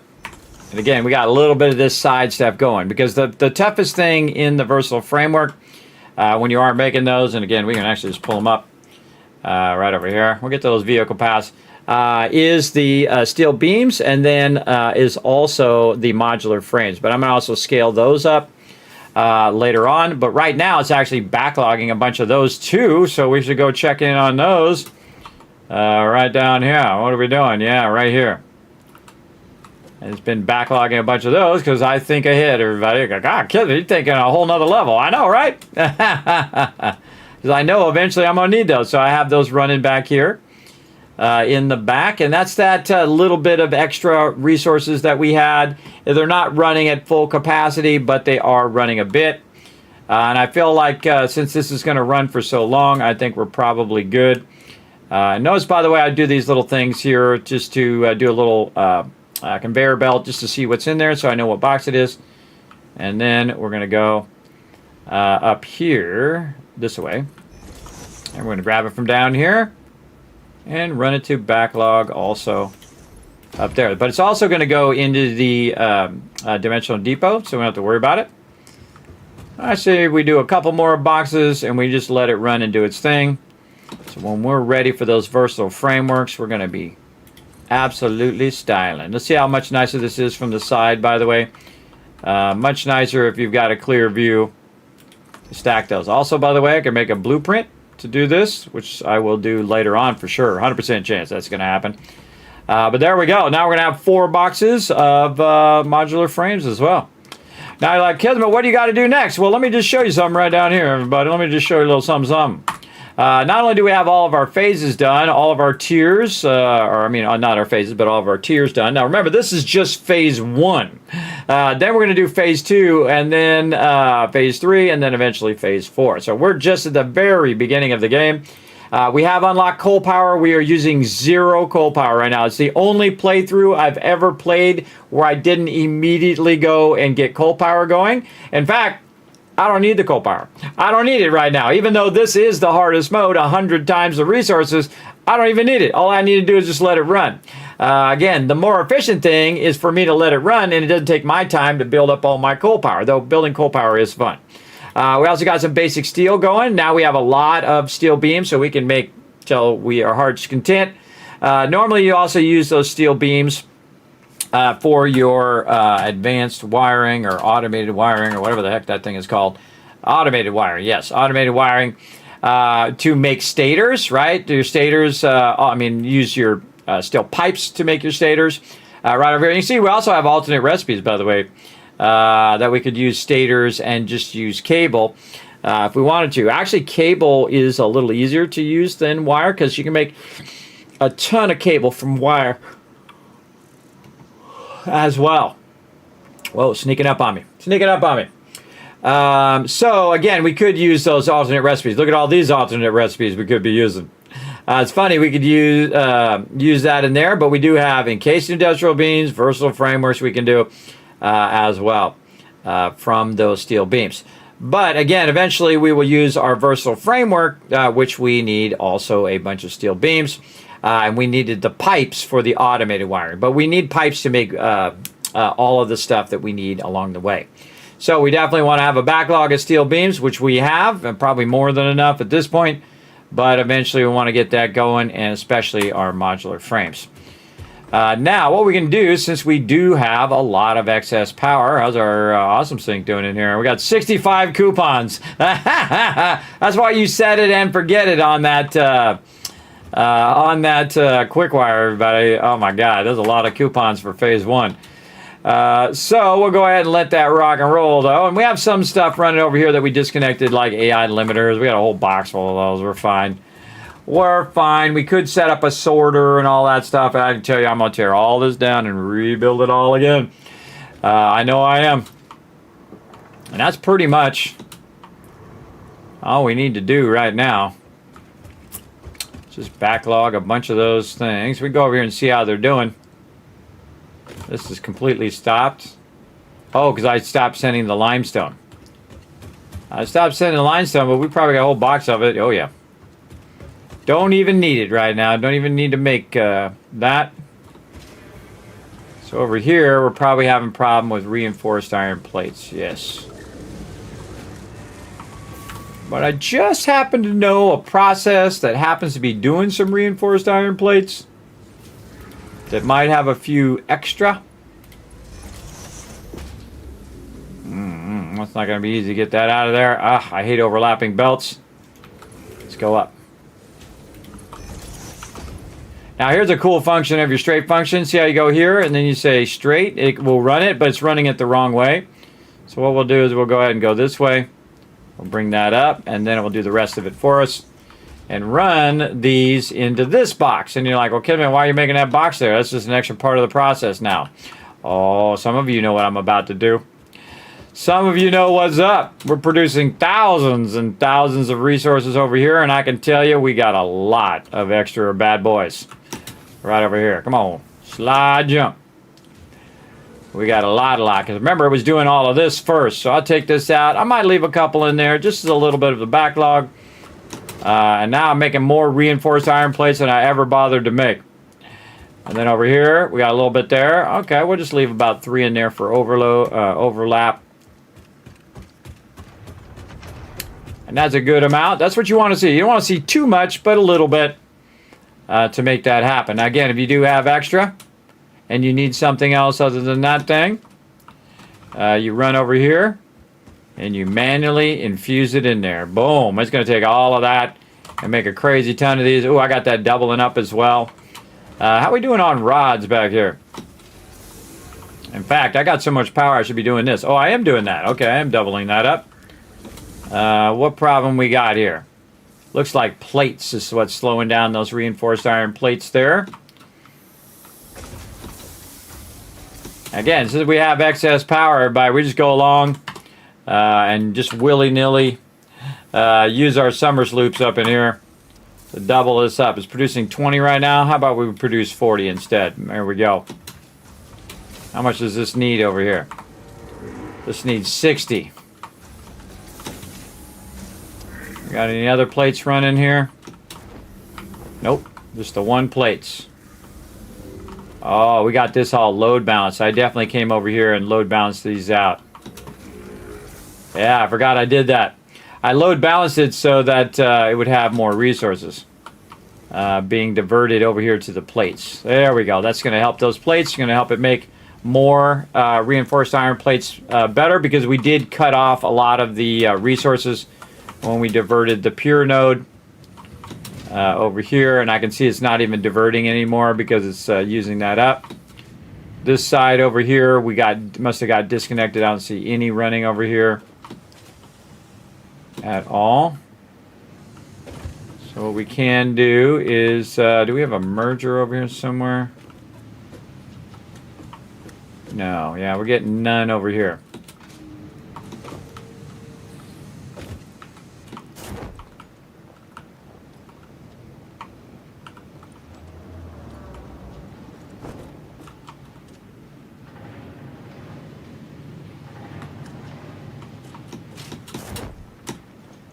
Missed it.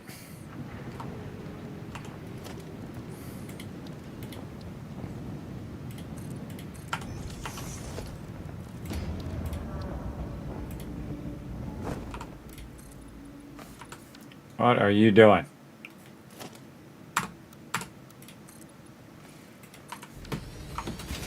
Let's try that again.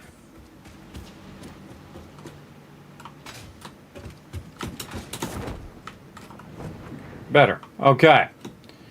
So we disconnected this line here, which goes to our that other pure node. We diverted that.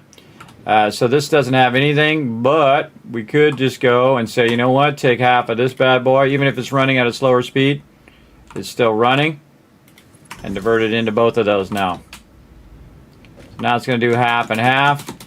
There we go. Let's go see if there's any excess. Oh, we didn't get the momentum. We didn't get the momentum we needed. Oh, you see a glitch? Ooh. Glitch. Oh well, just take the ladder. It's guaranteed. There we go. Alright, now we got both sides running. I don't think there's any backlog, or we would have already seen it. Because that's just a normal node and an impure node working together. Kind of sucky, but again, since we have excess power, we could double these up if we want. These don't really look like they're hurting for stuff yet, but they will. Had we put these splitters the other way, we could have just done that. That's okay. We split in half down there. This is going to do these. What is this making down here? Oh, this is making screws and rods. Oh, we got tons of screws in there. Oh, we don't even need that. Oh, wait, these plates have stopped. Oh, hey, old plates. Yeah, these were just for me.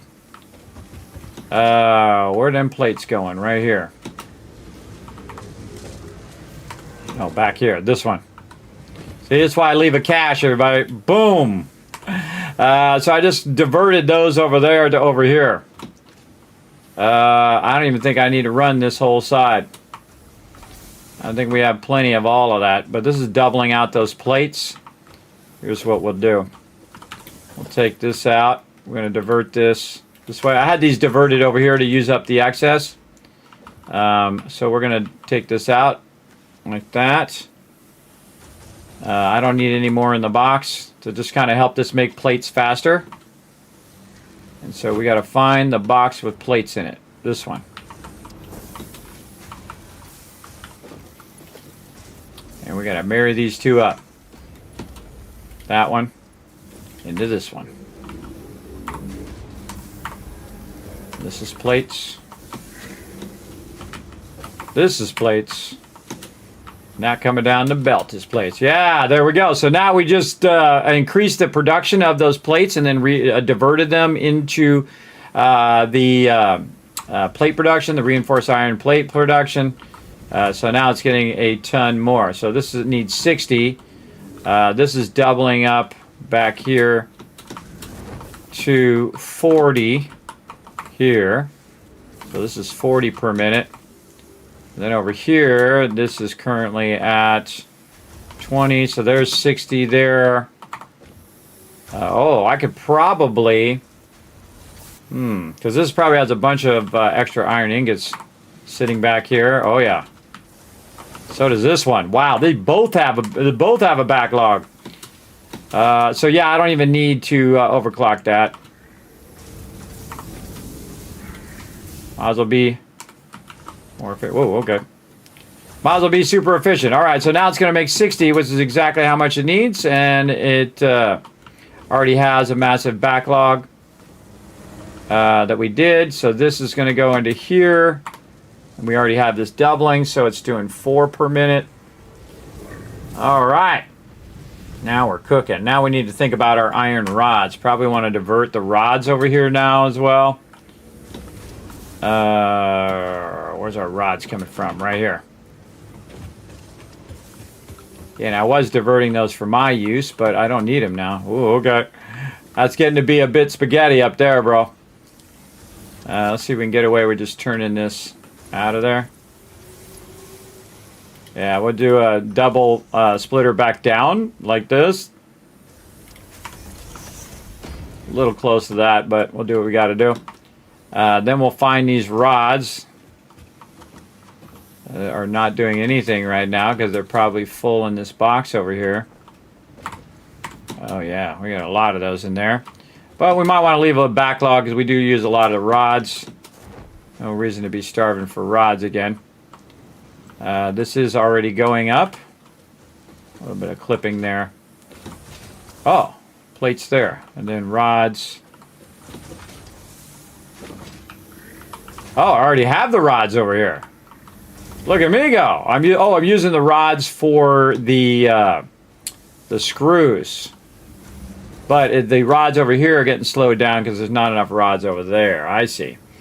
So we want to go ahead, and we also infused a bunch of rods from way over there. I can tell already. Look at this. All these rods are being infused left and right, and plates being infused left and right from the excess that we had.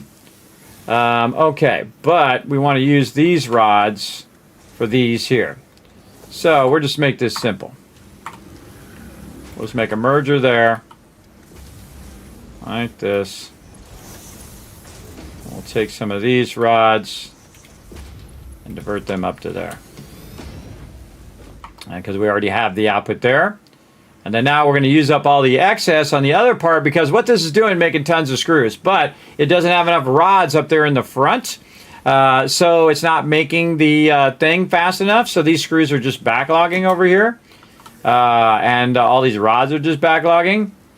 So best thing to do is to get this going. Man, yeah, I can see I'm refusing. I made 2 extras just to use up the extra resources.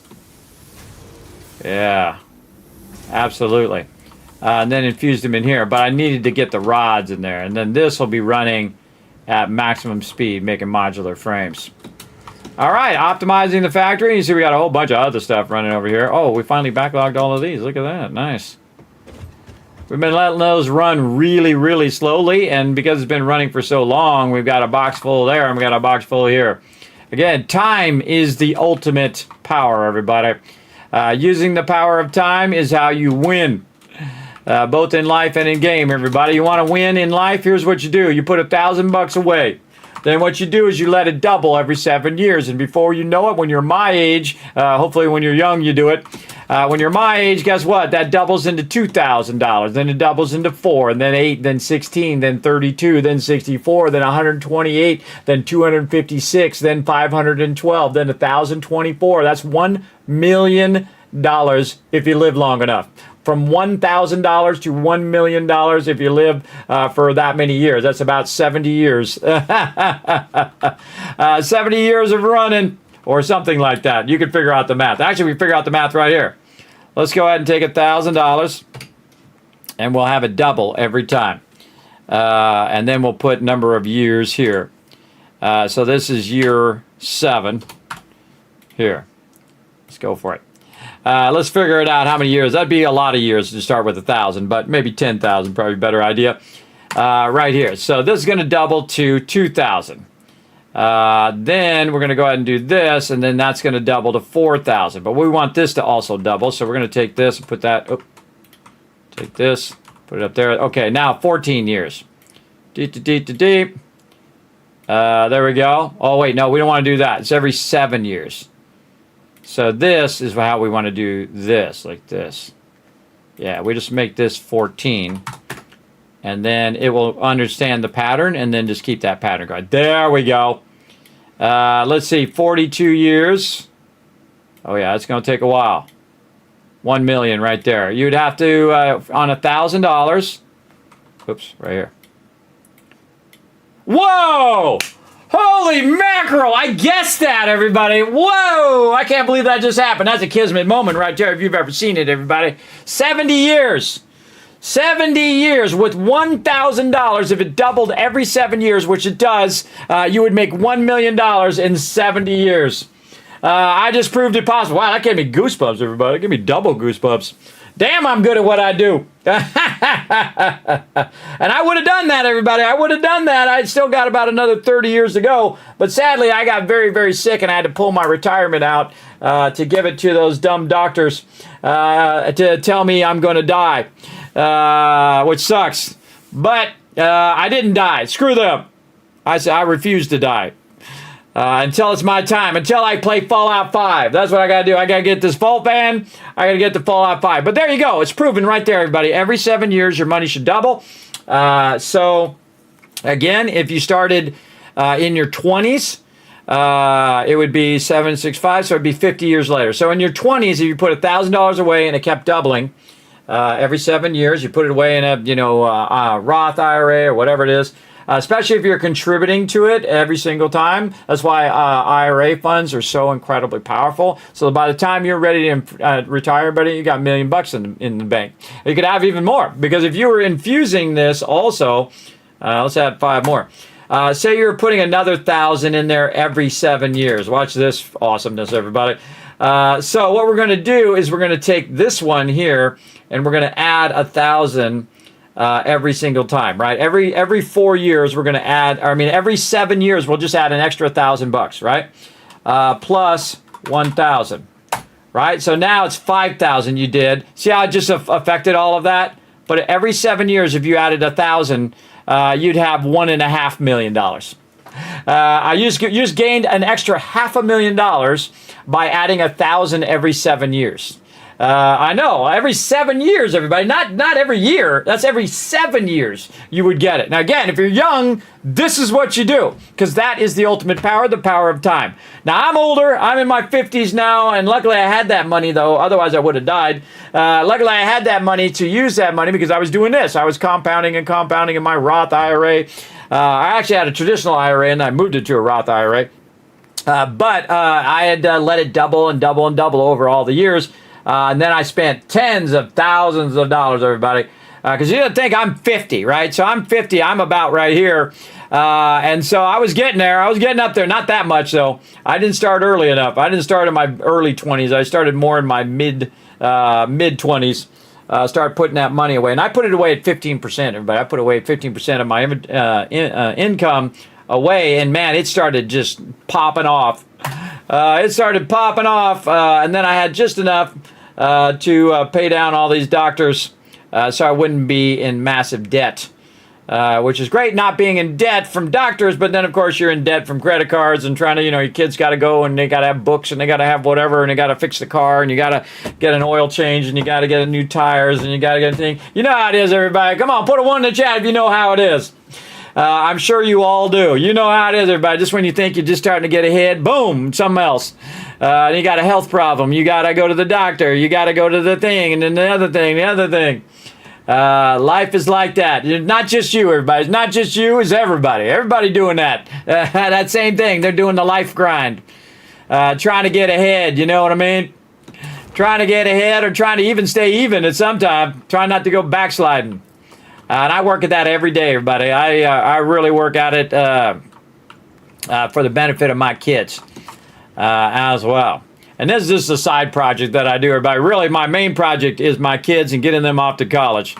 And again, pinching those pennies, everybody, making those pennies last that extra thing. Again, there was a time in which I made lots of money and it's pretty awesome. And then my kids are like, well, just go do that again. But that time has passed, everybody. That time has passed. I can't do that job anymore because I got a lot of medical problems that make that impossible. But I can do this. I can bring a little love and joy into the day of each person watching. I can do that. And we can do some amazing stuff.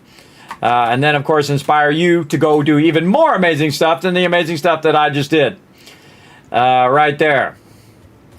Now you know all the secrets, too. You know the secrets to it all. What do we got in here? Oh, we got some stators for later. Stators. Oh, we're going to need all them stators. We're going to burn them up. What do we got down here? Nothing. Bunch of wire. We can take that one out. It used to be plates, but we used those up. And again, if you have an excess in one part of the factory, throw it in the other side of the factory. If you got an excess on this side, throw it in the new side, right? And then later on, if we build the whole thing again, which I seriously doubt, because that was a lot of work. Though, the thing about building it right away, though, if you build another one, a third one, is now you know even better how to build it, right? The more repetitive times you build that, the better and better you're going to get at it. Now, what I would do, though, at this point, once I figured it out, especially the hardest parts of it to remember for me would be the load balancing. I would just take that and make that into a blueprint. I'd make all of that into a blueprint. I would make all of the numbers, the 88 of this and the 95 of that and the 80% of this. I would put that all into a blueprint. And then you don't have to think about it. You don't have to run to the other side every time. It would be in a blueprint. I put it down. Boom, boom, boom, boom, boom, boom, boom. Built. There you go. And then you could build 50 of them if you had enough resources, right? Or in enough power. Now, we got one more mission to do, everybody. We found some of these circuit boards, even more, because we found hundreds and hundreds of them so far. This is why we could use the geothermal power. And also, we found a little bit of something in the Caterium line here.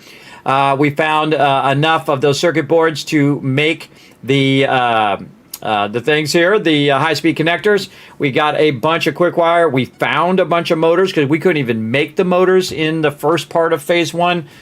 So we just found a bunch of motors, and then we unlocked this, and then we, of course, need more to make the geothermal generator. So we need 25 of these things. I keep forgetting the name, high-speed connectors, to make it happen. Let's go see if we can tap some more high-speed connectors right here. We can make 22. How many do we already got? Before I even bother to do it, let's go take a look. High-speed connectors. We got 9. Oh, I think we got this on lock. Oh, yeah. We're going to run out. We're going to get another one connected. Let's go. Now, these other ones that are left, I have 3 left, and they are impure.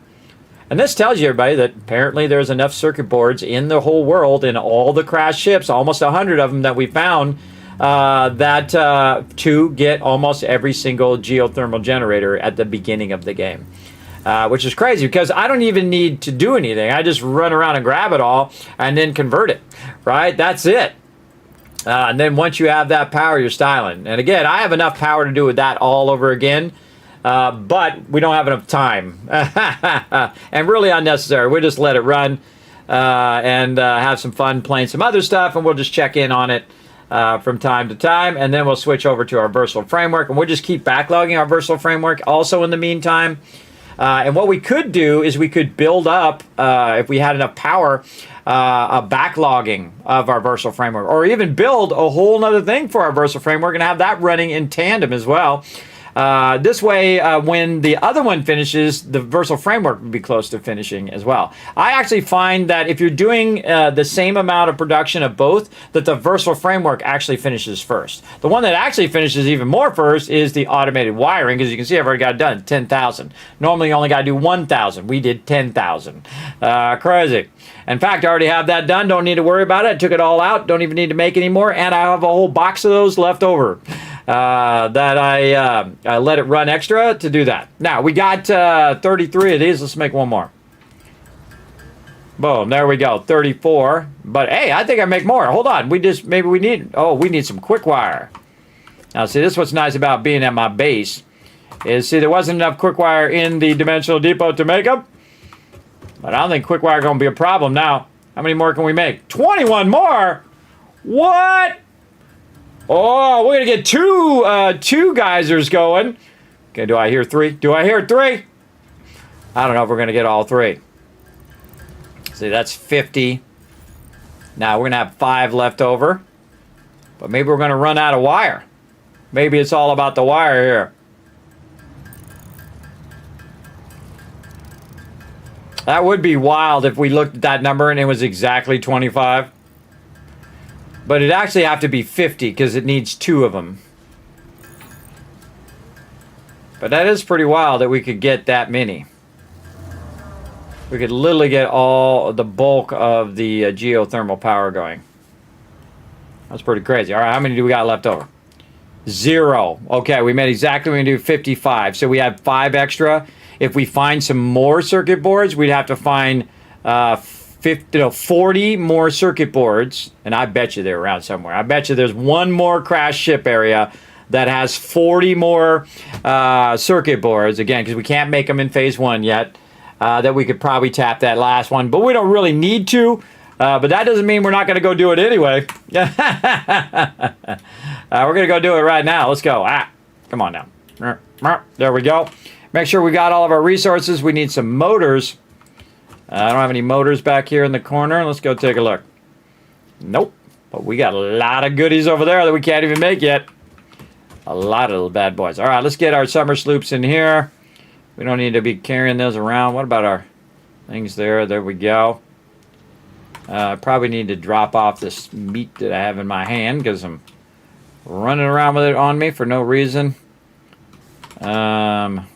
These are probably full. Yep. I think we made a bunch of boxes for those, so I don't need to carry those around. Right here, right next to the plates? Yes, right here. Where the heck did they go? They vanished. I put them in this box. Put them down here. Throwing myself off. All right. There we go. All right. Put those in there. Don't need to carry around all this quick wire. I'll get it in there quick before it fills back up again. Let's see. Yeah, we'll throw a little bit of extra of this in here. We got that extra. Throw that in there. We don't need to carry those around with us. We can actually use those out of the depot. Look how fast they go in there. Man, that's really awesome when you upgrade the depot all the way. We need motors. And I certainly should have enough resources for 20 motors, that's for sure. And again, I set it for 2 geothermal things. And we have all the other stuff we need. Copper sheets, wire, high-speed connectors. And our modular frames, which is the thing that we've been running, right? So we can use those as well. And we'll just manually make some motors. Now, I could actually automate these motors and just actually put the rotors and the stators in there. Don't need to. Are you trying to stay in phase 1 as long as possible and see how far you can get? I wasn't trying to, but I was kind of forced to. And this is as far as I can go. I've done everything you could do. There's really nothing else you can do other than a couple geothermal. Let me go show you. If you want me to dazzle you, check it out. Check out this ma'am over here. Megafauna completed. Alien technology, all of it done except for this, which I can't do because that's the accelerator. So basically can't do that one in phase 1. Caterium, all of it done except for this, where we would need to use our pipes and more of those, but we want to use our geothermal generators first. I mean, I could have unlocked it, but do I really need it? No. Power switch, I could have unlocked that as well. I could unlock it right now. My priority power switch, do I need it right now? Not really. And then the bullet guidance system, I could also unlock that, but I can't unlock the gun, so there's no point in that. This one here is for the refinery. We did all the nutrients, did all the things here. Again, this is the accelerator. We did all the quartz line. We did all of the sulfur line that we could do. And again, this is refinery. Come on, refinery.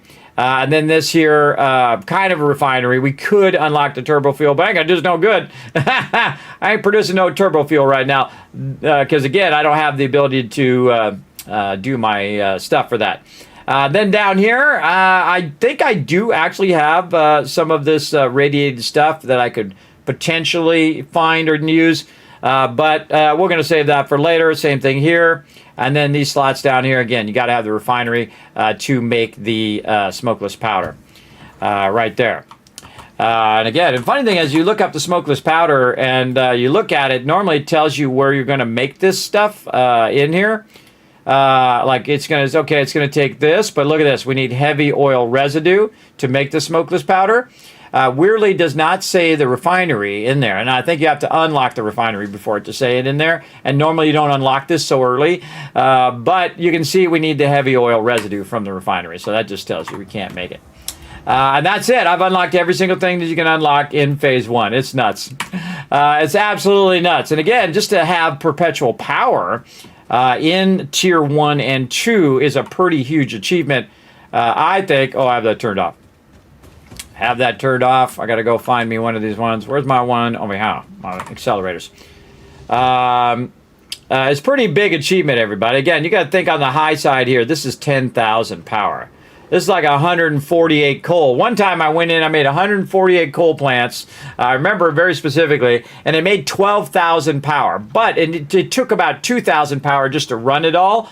So I had 10,000 power left over. And that's how much power I have right now, without any water extraction, without any coal extraction. So basically, no overhead, right? So no overhead at all. The only problem you have is that the geothermal generators go up and down. So you don't really have 9,000 power unless you put a bunch of battery power in. Then you could have it actually exceed what the bottom of it is. But me, I just work on the bottom of it. So on the bottom of it's about 9,000 power. And so basically, I'm producing 9,000 power. And I can go get 2 more, which is going to produce even more. So I've done just about everything you can do. You can't do any more than what I've done, I don't think. I mean, you could probably build to this, that, and the other thing. I mean, you could go do that. We could run a lot of SAM fluctuators. Maybe we might do that while we're jumping into some Power World here, maybe in a minute. But first, we need some motors. Let's get the rest of these motors done. We're going to go tap in those other 2 geothermal generators. And one day, we'll be able to actually make the circuit boards. And when we make the circuit boards, we go get the last one. Or if we find some more. So we found 40 more circuit boards, we could do that. And again, if we found 200 more circuit boards, we could go and unlock those things that require the circuit boards to make the things, which I can't remember the name of. The other things, let's go look at them, they're in here. High-speed connectors.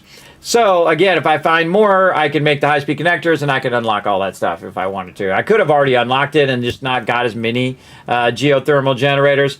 But it's like you prioritize the thing you need the most. Like, what do you need the most? I need power the most. And then I can double up on all my production and let that just cook. Let it cook. And we did prove that it is actually more useful and more power effective. Let me go back up here. More power effective to use, because you're using 1170 power versus using double the line runs like you did before, right? So say you're running 2 lines of smart plating and you're running it all the way back.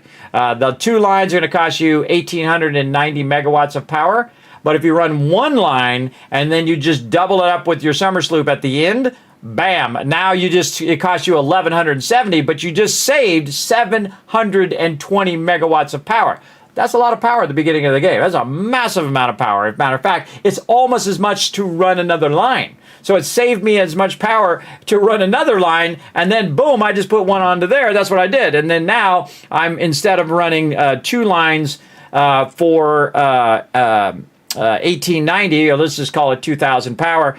So running 2 lines cost me 2,000 power. But now I got 4 lines of work, right, for the same 2,000 power. That's pretty amazing, or really 2,200. So instead of 2,000, getting 2 lines worth done, right? I'm getting 4 lines worth for this for that same power, basically. So 4 times the amount, or 2 times the amount that I normally would for the same power. But pretty awesome, I think. In fact, I could do it again. Twice more over. I go boom, do another one, and do another one. I just turn off all the other production over there, and I'd have enough power for all of it. Because again, if it's only using a 2,000 power right now, and I have 6, 7, 8, 9, you can just figure out the math yourself, right? You get 2,000 being used, you've got 8,000, 9,000 power. All that power in between you could be using to do it more. But it costs time to build the thing and build the thing and build the thing, right? That costs time. So I'd rather just have it spend the time processing it for 7 days, and then we'll come back to it. And then also we'll probably come back and start to work on our versatile framework, and we'll get a couple of those going, because you know what's even more effective is to have them both running in the same time. So if this one's taking 7 days, if you have this one taking 7 days, well then if you run them both together, then they both finish in 7 days. Or you could get one done in half that time, 4 days, and then you can get the other one done in half that time in 4 days. But here's the thing. Ultimately, it's still going to be 7, 8 days, right? Ultimately, it's going to end up being the same time. The actual versatile frameworks will take less time if you have enough of it backlogged. And so what I can do is I can shift all of the iron ore from the production I'm doing now. We'll get up higher and take a look at it over here. I can shift all of that iron ore toward the modular frames that we need.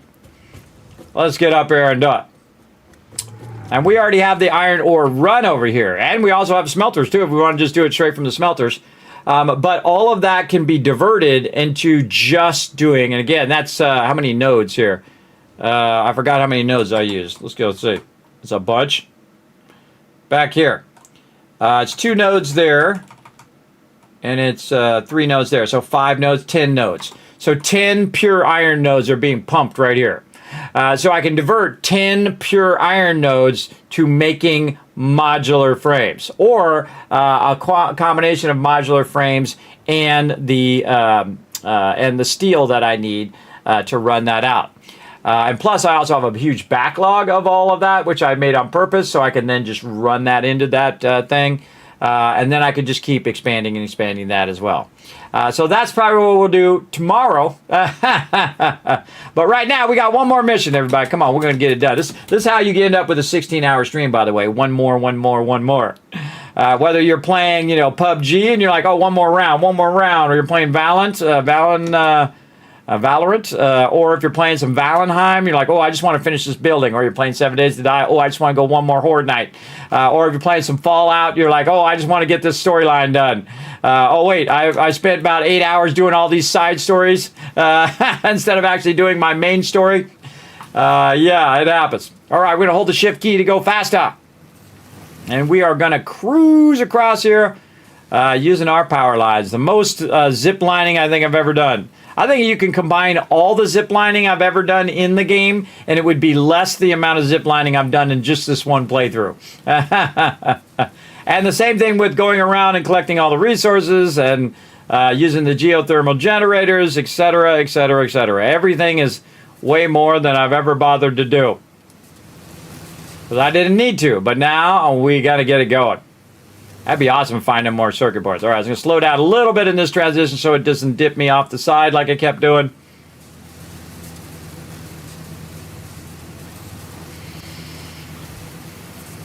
So what we're going to do is cruise way out here. And again, these purple ones are special. This is just for my radar. And they're on their own separate line from all of these orange ones. Orange power towers. See, when you're doing this, you're also creating infrastructure for traveling. At least that's what I try to do, multitask.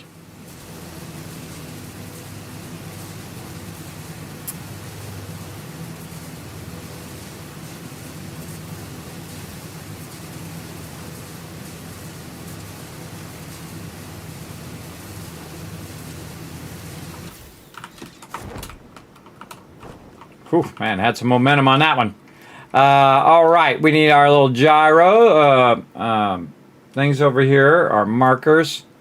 All right, which one were these? Oof, I think I put them at the end so I would know which ones they are. Hey, smart me.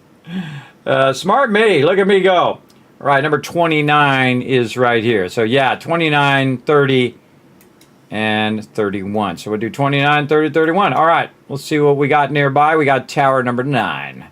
So we did want to get to tower 9 this way. We'd have to go this way, back down, this way, that way. We're not doing that. We're going to just cut straight across to wherever it is over here, 29. Because we're just going to highlight the marker. We can see which marker it is. We can see we've got some over that way. So we can just run across that way. Let's do it.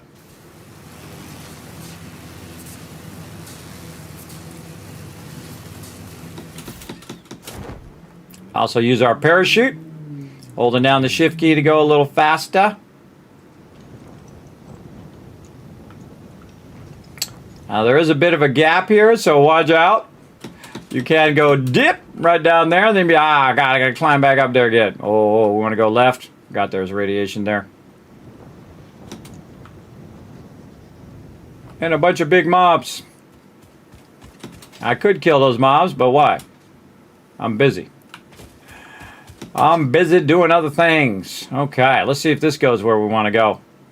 I don't know. Oh, that just goes right there. No problem. I'll just make my own route. Let's go. Love it when it throws all the resources out there. That's just cool. Oh, I see some more over that way. Maybe we can just kind of dip right through the middle here. Now again, whenever you're dipping like this, everybody, you might find new stuff. That's why I do this. Now I might come back and clean this up. Most of the time I don't. I just leave it. Look around and see what we got. Alright, I gotta hold down the shift key before I forget again. Coming in hot. Let's hit the back of that. What's all this radiation here? Whatever it was, I think I got it. Looks like I picked it up. Probably crashed ship. Alright, into the forest, huh? Fine. Let's go. I hear a Spidey down there. See if he comes after me.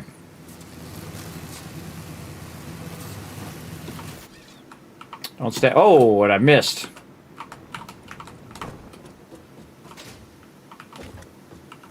Aha, right here.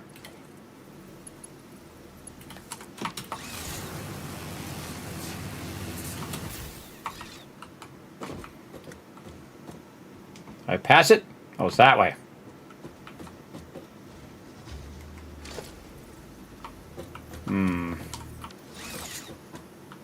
YOLO.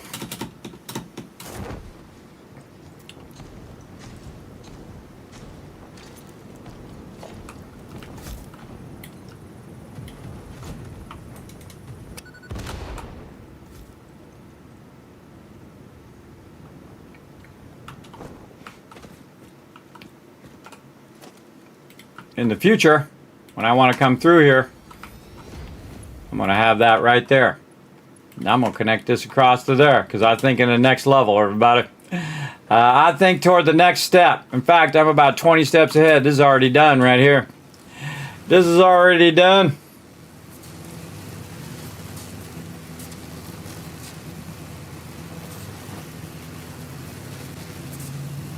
Wow, really? Nothing out this way?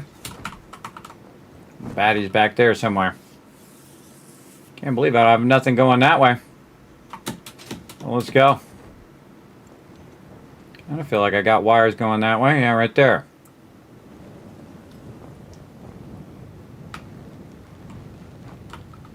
Man, I picked this place clean. We'll come back and use our...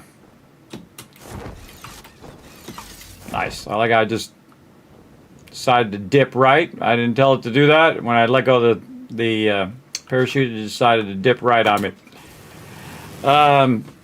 We'll come back and get all the rest of those Mercer Spheres and Summer Sloops, whatever we need. It's a much easier way than using the zip line, which we'll do later. I could get that guy, but I'm not going to bother. I'm going this way. Through the trees, apparently.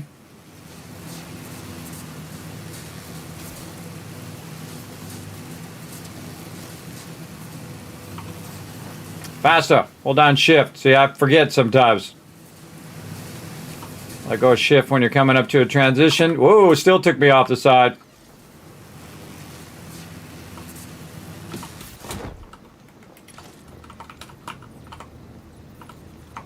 Come on, land already. There we go.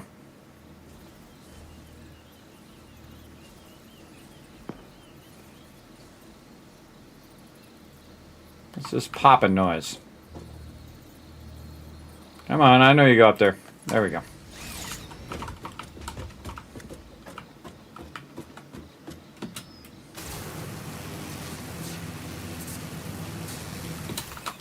What are you guys guarding up here? They're guarding something. Let's go take a look.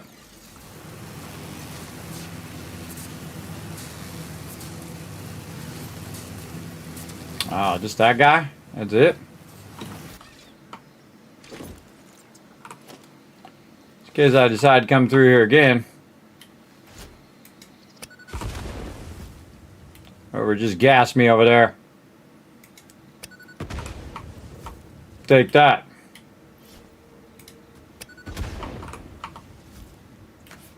This guy over here too, for in case I want to go back that way. I could wipe them all out. Yeah, might as well. We're here.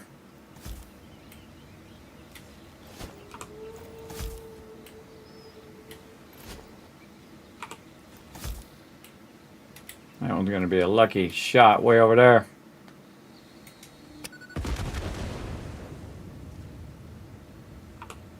I don't think I got this one. That one I think I got. Yeah, I did get that one. There it is. No, I didn't. All right, further.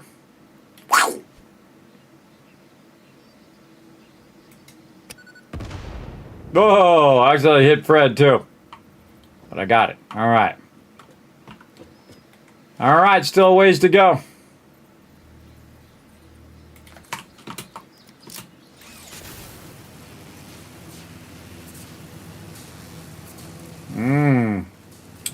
Look at all these places we haven't been.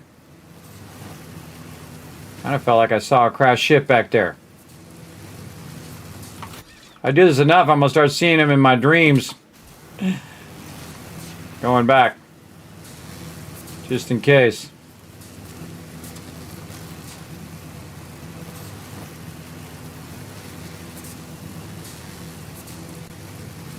Yeah, I think it was just a tree.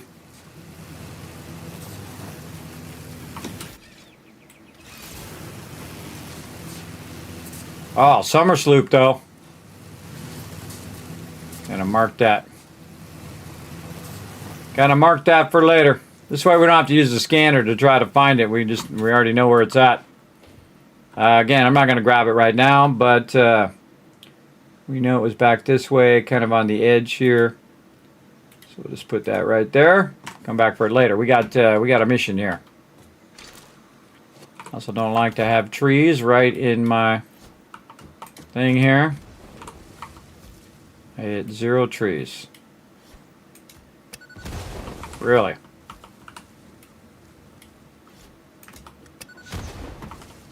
Oh, there it is. There it is. Okay.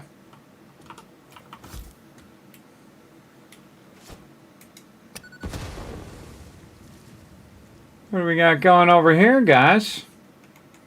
All right. And all the traveling we've done, remember we haven't been everywhere. We've been in a lot of places, but there's still a lot of places holding on some secrets.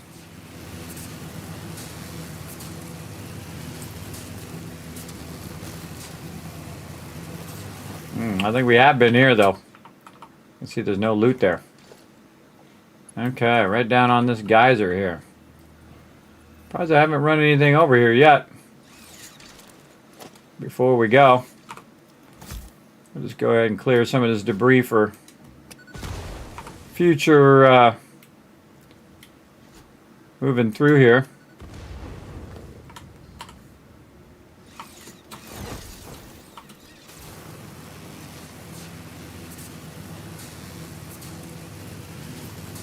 There, the guys are right there. Wow, okay. Actually, it might be too close. Yep. Move this over.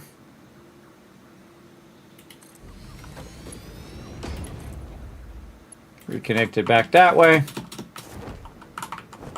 Ooh, whoa. There we go. Connected.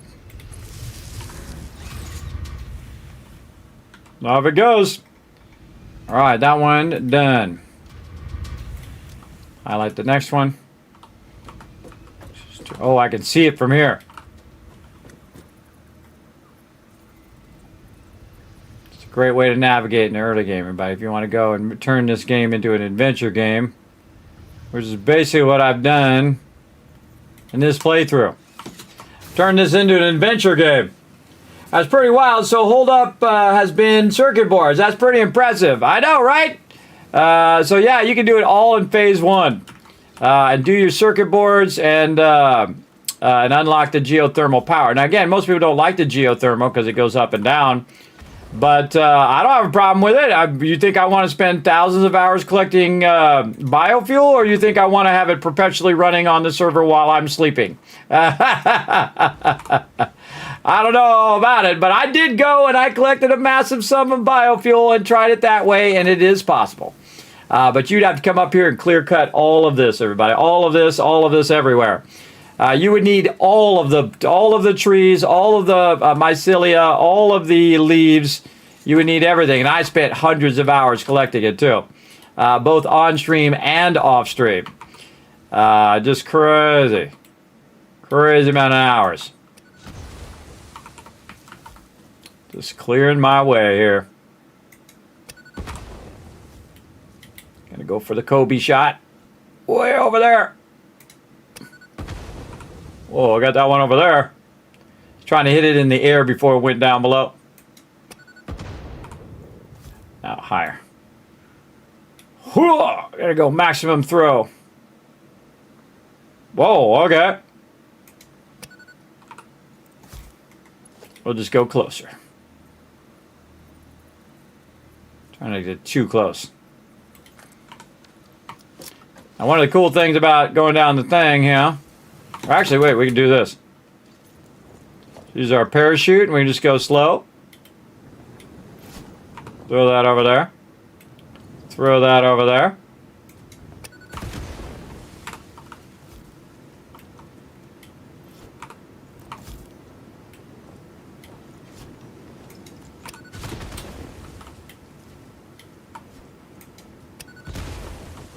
Smooth. Smooth. Boom. Geothermal power. Tie it in. Now, you're not going to see much on these. These are impures. But we'll see a little bit of an uptick here. Now you can see on the low side, we're crossing 9,000. And again, these aren't very much. If you go in and you try to make them, it'll actually tell you on the right there how much it is. The impure is about 100 average, or really about 50. So we added on the low end about 100 megawatts, but that's a solid 100 megawatts, and it will keep running and running and running. Now on the high end, we added about 300 megawatts. And because we have them going up and down in different sequences, right, so they kind of bounce like this, so it creates a sine wave. Well, that sine wave, the bottom of the sine wave actually comes up. And the reason why that is because they equal each other out if you have them running in different cycles. Like I have some pure nodes that are running in different cycles as the impures, and thus that bottom comes up to about 9,000, which is crazy. Crazy amount. Now that's it. We need 20 more of our things over here to get it going. In fact, I might remind myself to try to do that one more. Yeah, we need our high-speed connectors. Now, all we need to do is dip, and we have a tower right here. So we could go slide along our tower, or we could go that way. I feel like kind of just dipping right out of here, like this. Bye-bye, little geothermal generator. Thank you for all the power and helping me do the hardest mode in the game. Up we go. Oh, and there goes my headphones. Uh-oh. I'm not doing my headphones when I come up here. It'll knock me off onto the ground, and then I'll die. All right. Now, there could be mobs shooting at me right now. I wouldn't know. I wouldn't know. Could be a bunch of Spideys on me right now. I wouldn't know. Because my audio died. You guys can still hear it. I just can't hear it.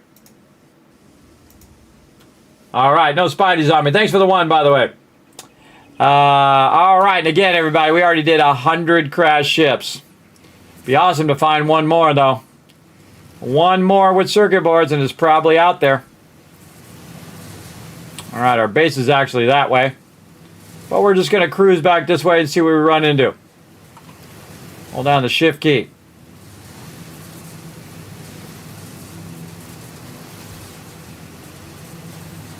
Kind of feel like I want to divert through there.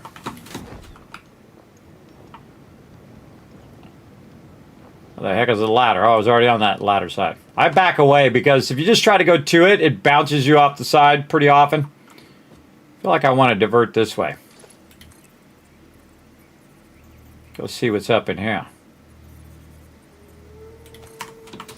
Gotta find that magic spot. See, I don't see anything going this way, directly toward back to my base. So, you never know. And I know I'm going to find a lot more. Now, by the way, I have the ability to scan for the hard drive, so I could run around and scan for the hard drives, which we will do later. When we're able to kind of get around even easier than we're already getting around. I kind of feel like we should go up high. Can we get a magic spot? Maybe up here first. If you see it flash blue, everybody, you're golden. You know there's a spot, you just got to get it.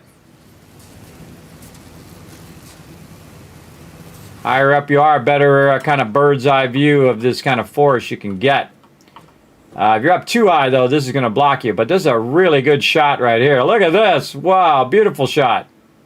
I wonder what's down there. I don't think we can get it from here, but we're going to go ahead and try a big lob that sucker. Go! I believe in you. It's a little right. I blew something up down there. I don't know what it was. All right up here. There it is.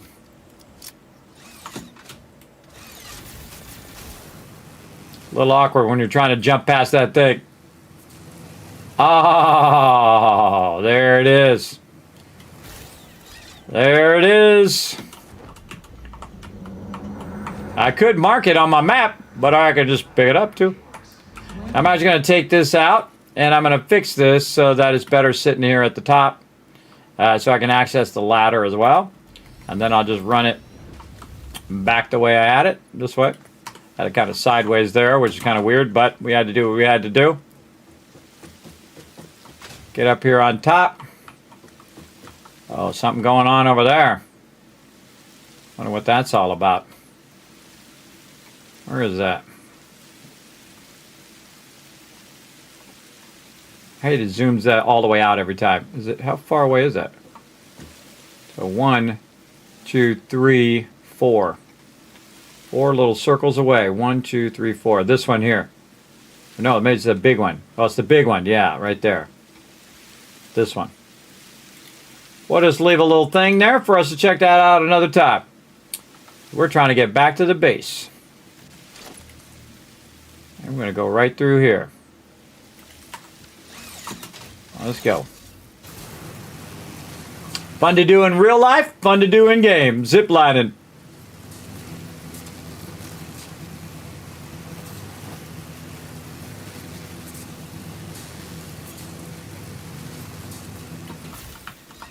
Oh, I see we got some power lines over there. We need a little nature relocation.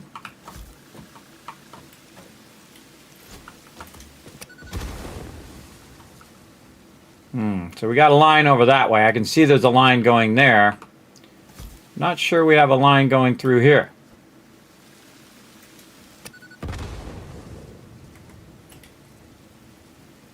Feel like we're going to go right through there. And change the direction of this ladder so it's facing away from me. Usually smarter to face the ladder away, I learned in this playthrough. So that it's not hanging out the side of a cliff all the time. Which I keep having that problem where I got to jump off the cliff to get onto the ladder. Best to turn the ladder away from you. So again, once you, if you jump down, you can get up, back up there. There's a purple guy right there. And a baddie to prove it. There he goes. I don't really need those purple guys.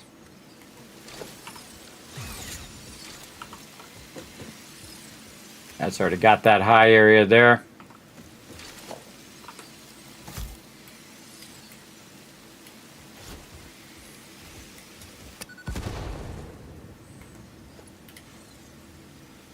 Right through there.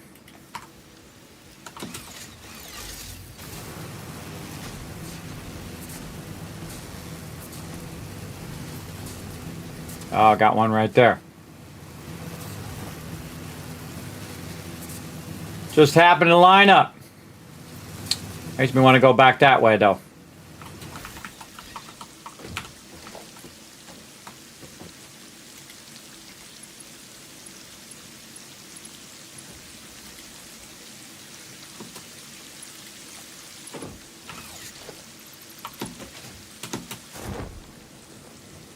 Reconnected it back that way.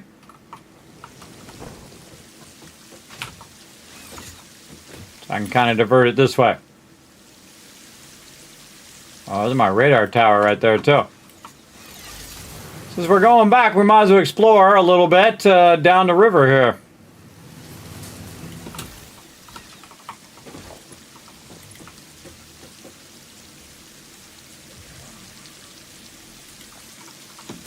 Let's go. How we doing on those retweets? Oh, look at this.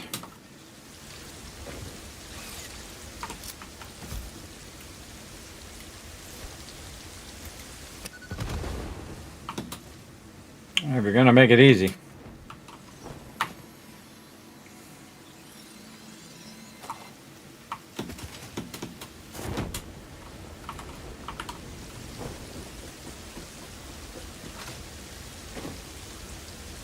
Look at this, cool. Right down the river. Release the river! Break the dam! Lord of the Rings for you. I really should be going back to our base. But we're not, we're getting sidetracked. Our base is that way. Look at this little spot. Especially nice in the rain. We can't see what we're doing, so we're going to get rid of this tree. Oh, we're all out of knobless. Luckily, we got more. Come on. Get in the inventory. There we go.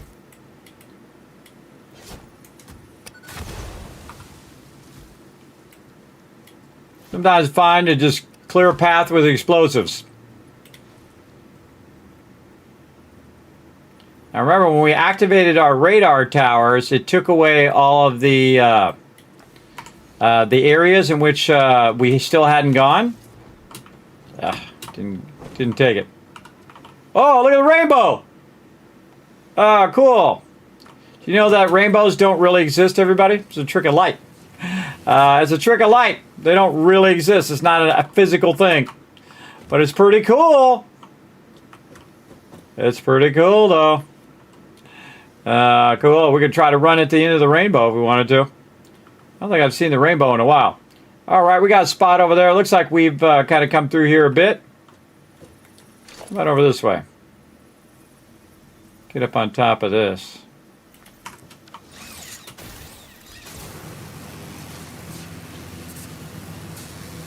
That'd be amazing. We found out one last crash ship. A little bit of circuit boards that we need. That would be crazy. Whoa. It's always the worst time to get overshot over the side of your stuff. Get to the backside. All right, there we go. We're getting radiated too. Which way is our thing? This way. We out of here. Didn't catch. Okay. Nice. He's trying to kill me. Have some bacon. Keep trying. I'm out of here. Yeah, I had another one over here that I just cross-connected and said, later. All right, look at it. Just, again, when you hold down the shift key, it just launches you past it. Whoa, he got me from way over there. That was a good shot, bro. Stand behind here. All right, where are we going? This way. There's so much stuff still to explore down there, everybody. There's so many things in there. So many things for us to explore. Come over here and blow up all these trees. Just plant a bunch of explosives over the whole entire area. Whoa, here we go. It's like a thrill ride. Plant explosives through this whole top area all the way over there and all the way over here, and then press a button and boom, blow up all those trees. What up, what up, what up? Going backwards. Oh man, that's really activating my vertigos. The backwards zip lining. Now I have a constant dizziness, everybody, all the time. You mean no leprechauns? Nope. It's an illusion of light. In fact, did you know that rainbows are actually not half-mooned? If you can see the full rainbow, they're actually a full circle. I know, pretty cool science stuff. Go look it up. I don't make up stuff, everybody. Go look it up. It's pretty cool. Pretty cool.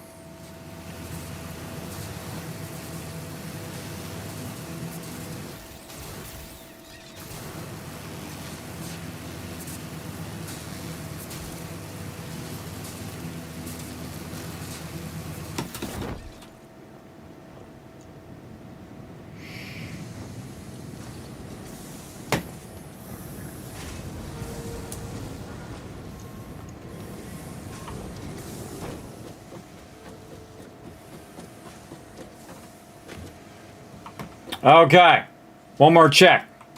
Let's write down where we're at. Let's see. We are at 34,152.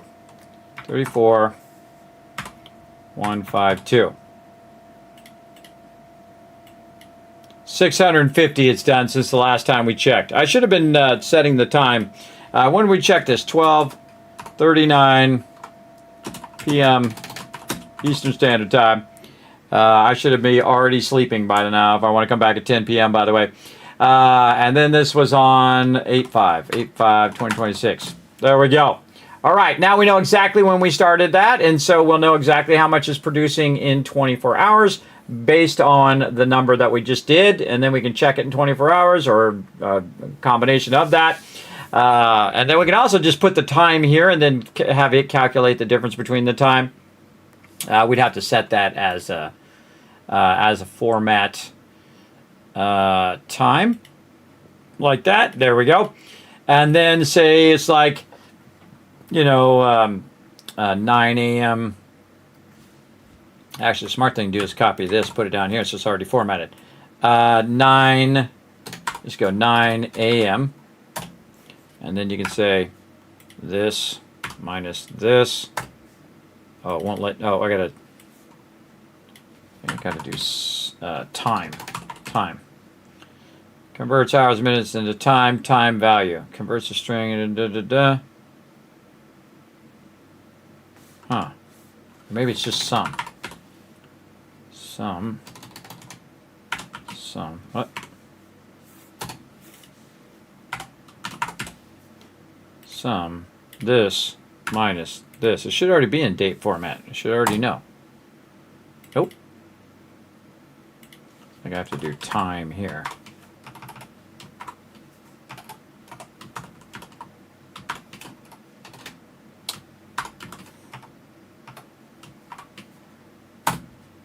Nope. All right. Maybe I do have to put the thing in there. Man, I'm forgetting how to do time. I used to know how to do time.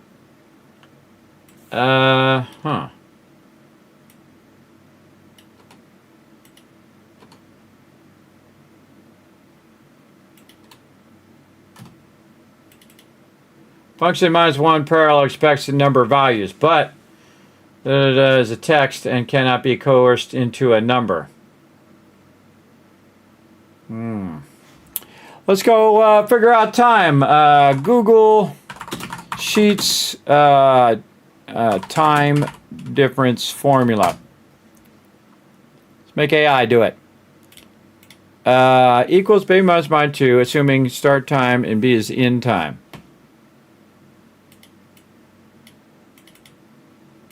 Hmm. 12:39. Ah, there we go. We typed the actual stuff. It's got to put the stuff in there itself. Ah, there we go. Yeah, so we got to make sure we put this. This is AM. This is 9 AM, so that's 3 hours difference. We'd also have to tell it the date and whatnot. But say we did it at 10 p.m. PM. 2100, right. So 2100. Take out the PM here. 1239 it was. Yeah, 1239 PM.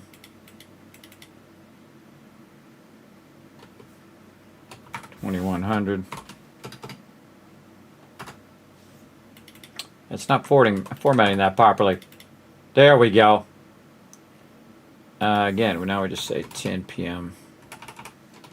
See if it calculates down or up. It's calculating down. Maybe we're using this one first and then it goes down. I wonder if there's a way to switch that. So this is 12:39 p.m., which is afternoon. That should be a difference of about 8 hours. I think it's the way we're doing it. This one minus that way. There's always a trick to it. Yep, that's exactly it. You're like, Kevin, I can't see it. All right, hold on, let me zoom in. We're calculating the difference between these two times. If we calculate it with the top one first, then it assumes that that is the time and that we're trying to go down to this time. But if we do it the other way, then it assumes that this one is coming up to this time, right? So interesting little thing there. I forgotten that was even a thing. But again, so if we did 10 hours later, it'd be 9 hours and 21 minutes, and then we could figure out how much it did in 9 hours and 21 minutes, and we can figure out how much that equals in 24 hours, and so on and so forth. You get the idea. But now we got it. All right, so many spreadsheets, so many things. Now, we were going to try to get some Power World in, but I think we can at least sneak in some Fallout Shelter. Let's try to get that going over here. And do a little bit of Fallout Shelter before we have to go rest and come back. Now, we're going to let Satisfactory run in the background for a little bit while we go ahead and just dip into some Fallout Shelter. And yes, I do play multiple games at the same time. Now, we don't need to do that much in Fallout Shelter. Just kind of get a few things rocking and rolling. And then we're going to let it run. That's why it's running while we're busy doing other things. Later. Enter. All right, here we go. All right, there we go. We'll turn our sound on so we can hear some stuff. All our people are back, too. Look at this cornucopia of level ups.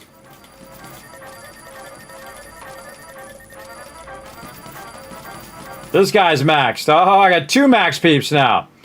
All right, bro, you're going down here. And guess what? I could use that outfit. Give me that outfit. Put that outfit on somebody else. I'm going to need more power peeps. Now, these guys I can get back in the vault. Let's go. Oh, it's full. All right, you go right there. All right, it's full. Man, we got all this and it's still full? Dang. How much we got? 1150. 1150. We got that across from there. We got that across from there. These we have doubled up. We got this. So we got our perception training going. We got that going. Yeah, I feel like I need to move this. Bam, right in front of my face. I'll take those free caps. Man, we got a storage problem. We got a storage problem we need to deal with. Does everybody have a gun? That's a good question.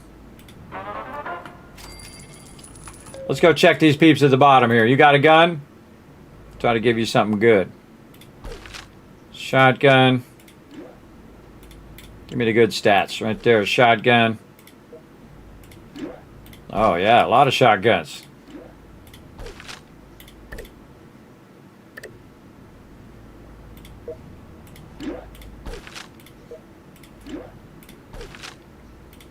Hey, these ladies who can use some outfits. We got any lab coats? We sure do.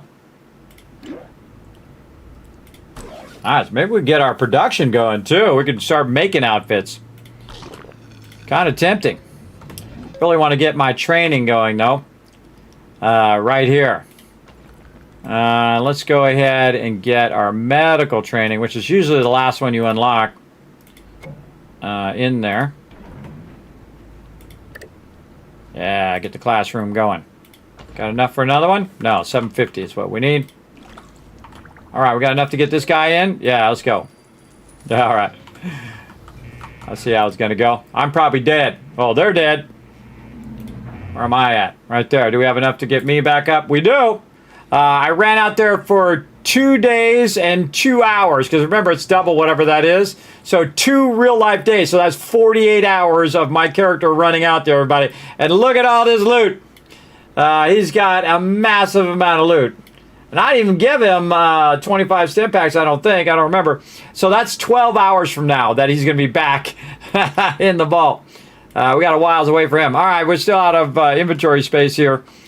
But we got somebody else in the vault. Oh, I forgot. Here's a little trick, by the way. If you can't find your peeps in the vault, just click this thing over here. And then you can click this, and you can just do job, and we'll see who's on a coffee break. And then you just click him, and then boom, he'll go. Oh, there he is. I saw him reverse. And he'll end up in that room. Right over there. All right. Anybody in here still need an outfit? Man, I could upgrade some of these outfits. Level up, power. That guy leveled up. And I need some more dwellers. That's what I need. I need some more dwellers. Now we're multiplaying, everybody. We're playing multiple games at the same time. So we're kind of switching over to some stuff here while we're letting our factory run over here, just to make sure everything is running. We're going to let it run a little bit. I see those smart platings coming over right now. They're coming over right now, and they're going right into there.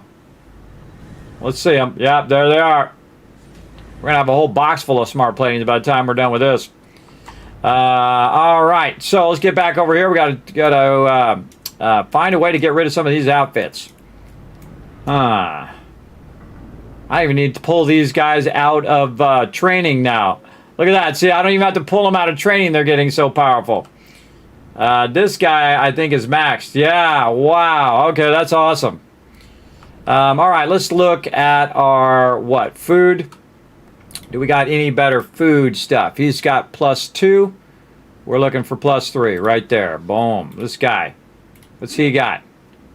+2. Ooh, he's got intelligence. Let's give him up. Ooh, +3 and a agility, which we just kind of took off, but we just need not initiate robe. We need this one. What's the name of this one? I forgot. Handyman jumpsuit. There we go. That's what we need. Handyman jumpsuit. We got any more of those? No. All right, then he's already got 2. Oh, he went away. I didn't even hear the mysterious stranger come in. I must have switched out of the game when he was doing something. Okay, we don't got that. But what do we got here? What do you got, lady? She got +1 agility. Hey, here's +2. All my agility peeps are looking good. Go check my agility peeps who are in training. What do you got? You got +2 perception, but I got a +3. What do you got? I got a +3 there. Oh, wait. Wrong guys. Wrong guys. Duh. No, I need him to keep his agility outfit. +2 agility. There we go. My bad. I thought they were perception. 2 agility there. This guy's 2 agility. No 3 agilities anywhere. Doesn't look like it. Don't look like it. She's already got one. All right, now we're checking. Oh, our perception peeps are looking good. Back here, what do you got? +2 perception. Now you got 3. This guy over here, what's he got? 2 perception. Now he's got 3. Again, we need him to focus. I got a job to do. Yeah, we don't even need to pull him. See, once you have your training, everybody, and you start training it up, you need less people to produce just as much. Again, one of the great tricks in the game, especially doing the night mode, where you just go ahead and put them in training at night. Pretty awesome. These guys, this is 2 level 10s down here. 2 level 10 strength peeps who don't even need outfits. But if we don't have any other outfits, we'll go give them some stuff. What do you got here? You got any more perception? There's a +1. There's a +2 right there. What you got? You got a +1, +2. What you got? You got +2 already. You got oh, it's an advanced one. +1, +1, +2. Mole rats! Oh, he's attacking some of my strongest peeps. Forgot to take the rat away there.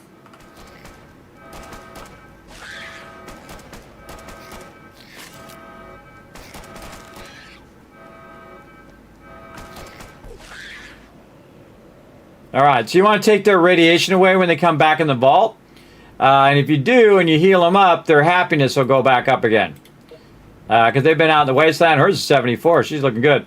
But you'll see his happiness now starts going up. I can see he's got a little frowny face. So we'll get that going. Alright, still trying to get some more stuff into the vault. But dang. Okay, we're filled up.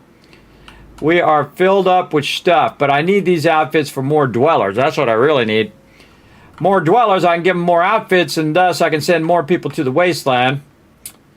We might be able to res somebody else. That person's already back, so just got to res the one person anyway. Alright. We'll get more cast when we bring these other peeps in. We'll revive this person and recall them, let them run back. They got 1160 there. Oh, I hear the mysterious stranger again. He's right there. Give me some more caps. Okay. So. What are they going to do? All these strength guys down here. Since oh, wait, no, I'm going to do my strength guys up here first. Alright, what you got? He's got +2. Let's give him a +3. I think she has a +4. Yeah, she does. Over there, that's +3. Those are my explorers. The rest of my strength guys are in here. Wow, they got some nice outfits in there. He's got +2. Can we give him a +3? Sure can. This lady over here. Man, we're getting him geared up with some outfits. Boom. All of them +3s. Wow, my whole entire power peeps are all geared up. GG's. I think I'll get my perception peeps going and more agility people going if we can find some room in our inventory. Alright, now we're going to check every single person in the vault. They got a gun. What kind of gun they got? 4.6. Give them a 6.7. That's a 7. That's pretty good. That's a 5. Give her a 6. Again, these are my main defenders here. We want to give them the best we can find. And then they're going to run down and go to this room, which is typically my peeps that are just chilling while they're waiting to go back out to the wasteland. So, let's see what they got. They already got a shotty. Alright, usually they have some of the best weapons. Because they're also finding good weapons out there. This guy's got a pool cue. Alright, we might swap that. This guy's got a hunting rifle. This guy's already got a hunting rifle. Hunting rifle. Shotgun. Wow, okay. These guys are good, man. They are good. Hunting rifle. Give her a 5.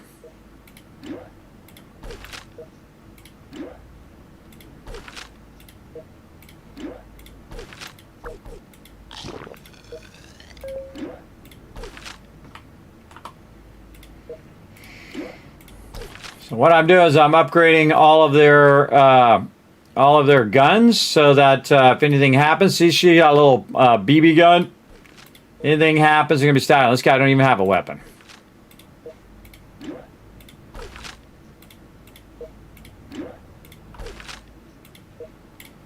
Good time to do that. Ah, not pool cue.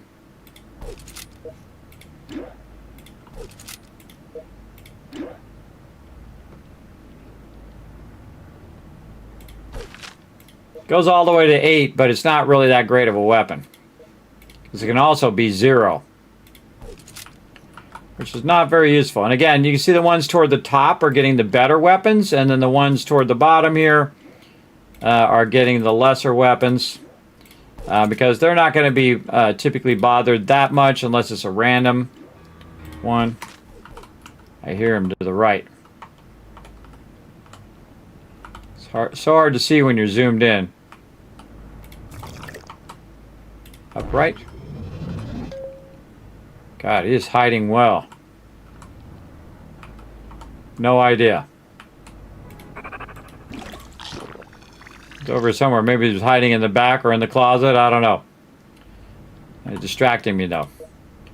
Distracting from my mission. What was I at? Down here?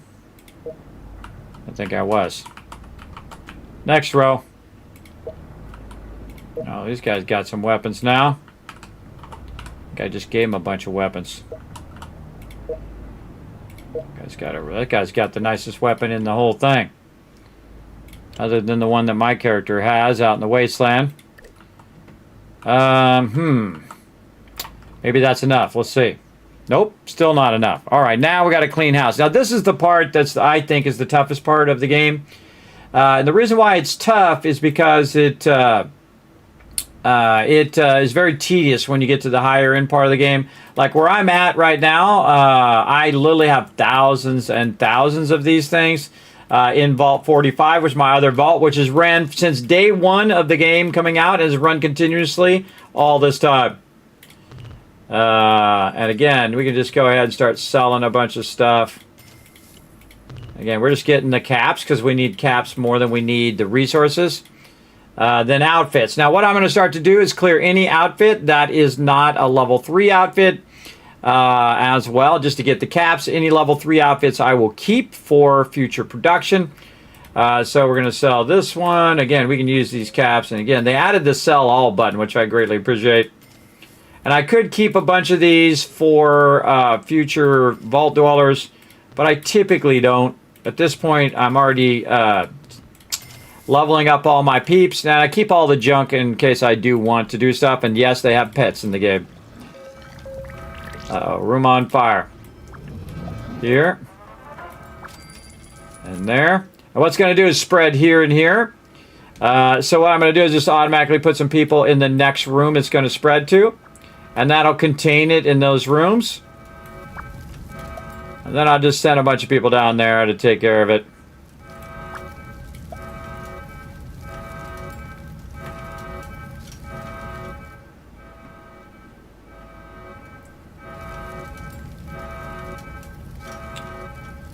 Three, 4, 5. All right, they took care of that. Oh, they took care of that. Now, if you just drag it off over here, it won't accidentally put him in the wrong room because it finished. If I drag him in a room, he'll just go back. He'll go to that room instead of back where he belongs. But if you just leave it, they'll go back to where they belong after the event, which I think is one of the greatest features of the game. All right, collect and collect. Let's go. Oh, advanced jumpsuit. Sweet, with a level 5. Oh, we got 3 grand now. All right, in you go. And then this time we'll be smart. We'll remove their radiation straight away so their happiness go up. We'll heal them up as well. The other lady will heal that lady. And now we good. All right, let's get our training in. Yeah. Oh, this is going to be awesome. And all my peeps going to make me a lot more STEMI packs. Classroom. Boom. Worth it. 100% worth it. Okay.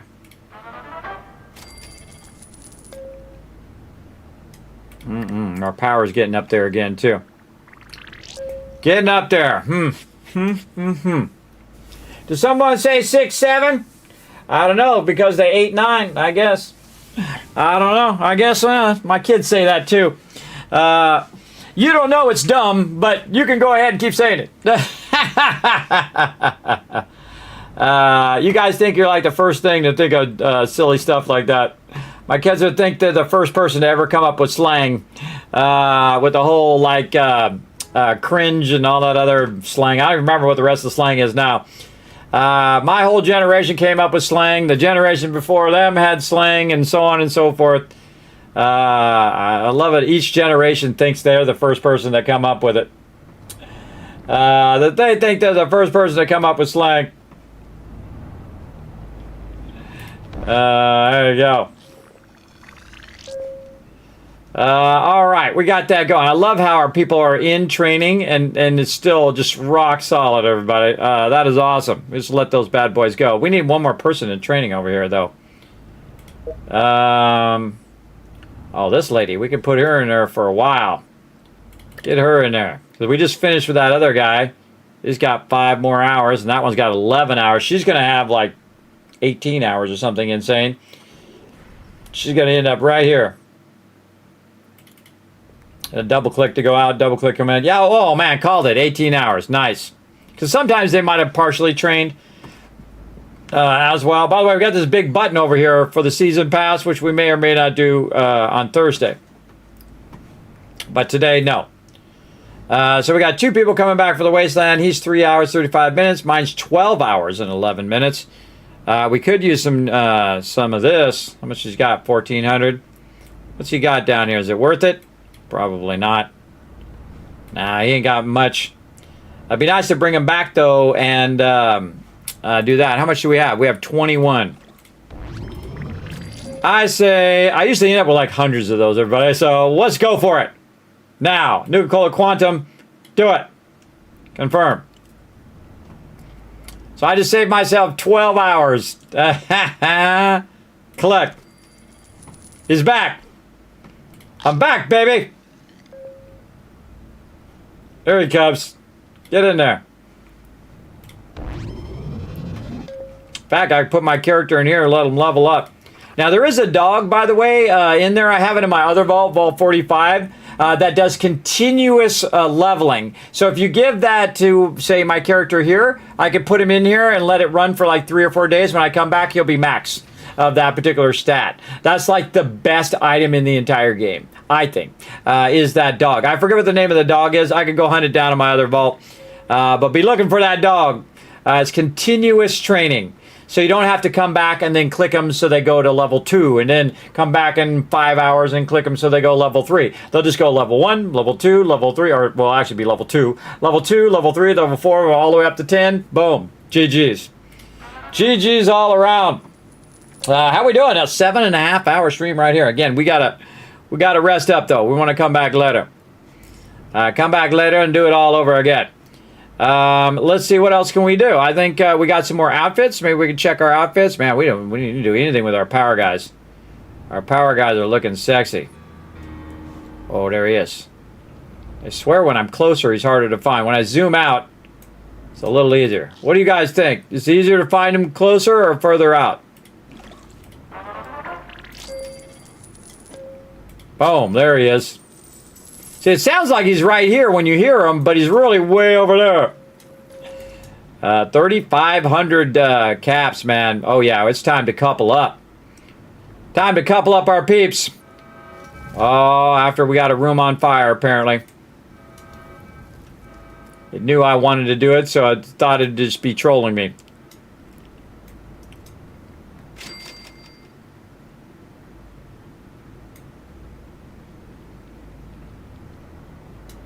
Yeah, we're going to need more room, too. We are going to need more room.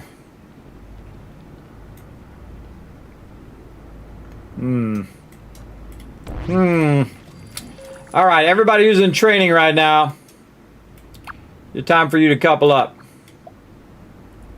I'll put the lady in there, and then dude. I like to alternate them, so lady, dude kind of thing. Lady. And then dude. And they'll figure it out on their own. Dude. Lady. Dude. We got lady.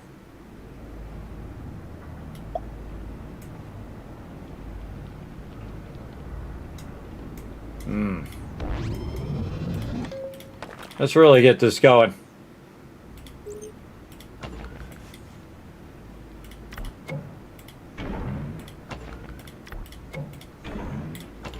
We're gonna make a vault making machine, or vault dweller making machine.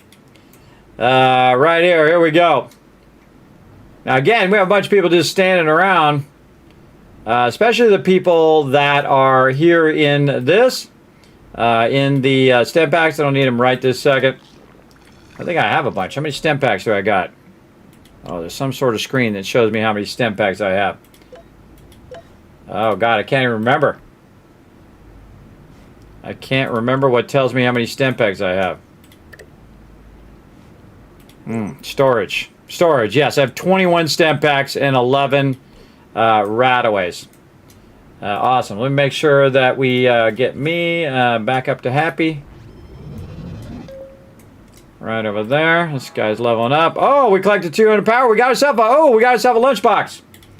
Let's get it going. We're going to check in on some Satisfactory here in a second, everybody. Oh, shotgun. Okay. Oh, legendary card.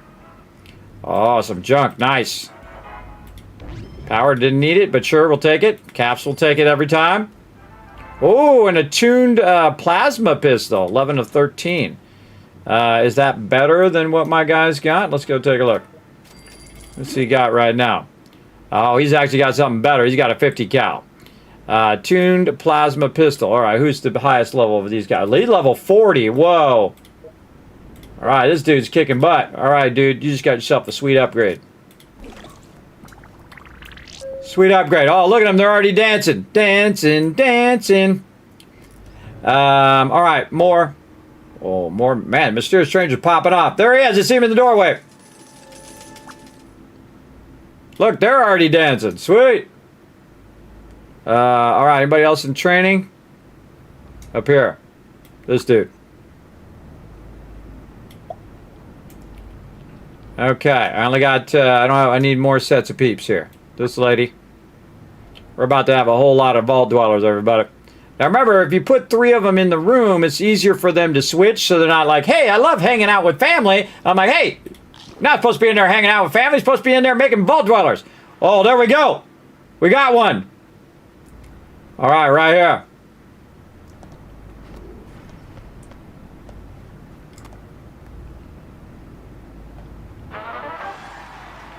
Oh, we got another one. Down there. Nice. Now, I like to catch them when they come out of there, so I can put them right back where they were, and now put some more peeps in here. Come on. Come on. Get that 11 going on. There we go. Take this dude. Or that lady. Put him right back in there. I think this is my agility guy. It is. Okay. Over here. Sometimes it's hard to catch up with them because they're all like coupling up real fast. This guy, same thing. He's back here in agility training. And this lady, I don't know what she does. She's intelligence. All right. Back over there. All right. Now, is this lady intelligence or agility? No, she's, yeah, she's there. Okay. Oh, another one. All right. Another one. All right. Jackpot. Who's that lady? She's also in here.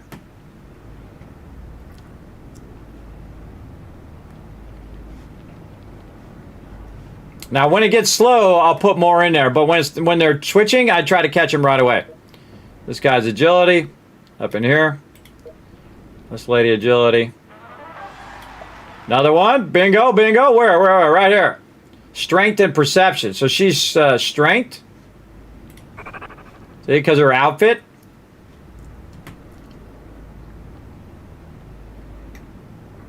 Check for any more resources. Man, I'm just absolutely crushing on my resources. This is really well-balanced vault.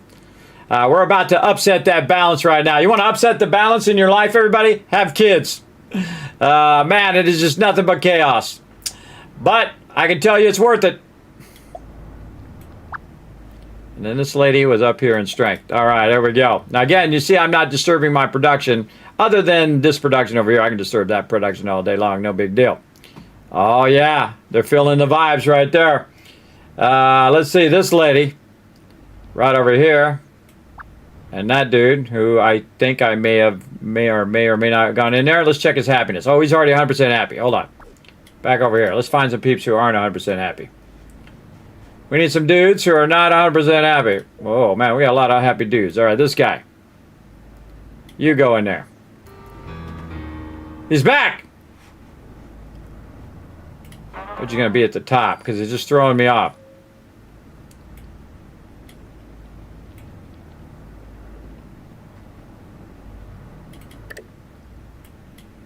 Right there. That was a tough one. Oh, more loving going on. Lots of loving going on in Vault 56, everybody. All right, one of these ladies. Down there. Me an unhappy dude. I need me an unhappy dude. This guy. Now, the reason why you couple up your unhappy people is because when they come out of there, they're going to be 100% happy. Like this guy. You can see this guy is super happy now. So you want to actually couple up your guys because all the ladies are going to be 100% happy. So oh, there we go. More vault dwellers. Where are they? Right here. 2 perception peeps. Okay. Oh, man. They got some good weapons in there. They'll be fine. Now, I don't want to drag anybody at this point because if I do, what's going to happen is they'll just bounce back wherever I put them anyway. So if I put them in the charisma here, okay, there we go. They'll all run back. All right, they're vibing. They're vibing. Oh, more vault dwellers. And you're like, Kismet, you gonna put them all in there? You know it. You know it. Let's go down here and get it going on. Try to find a dude who needs some loving. How about these guys from the wasteland? Oh, yeah, there we go. Dude from the wasteland. He ain't doing nothing anyway. Back, we can get this. Oh, wait. Is that our lady from the wasteland? Yeah, she's our wasteland warrior there.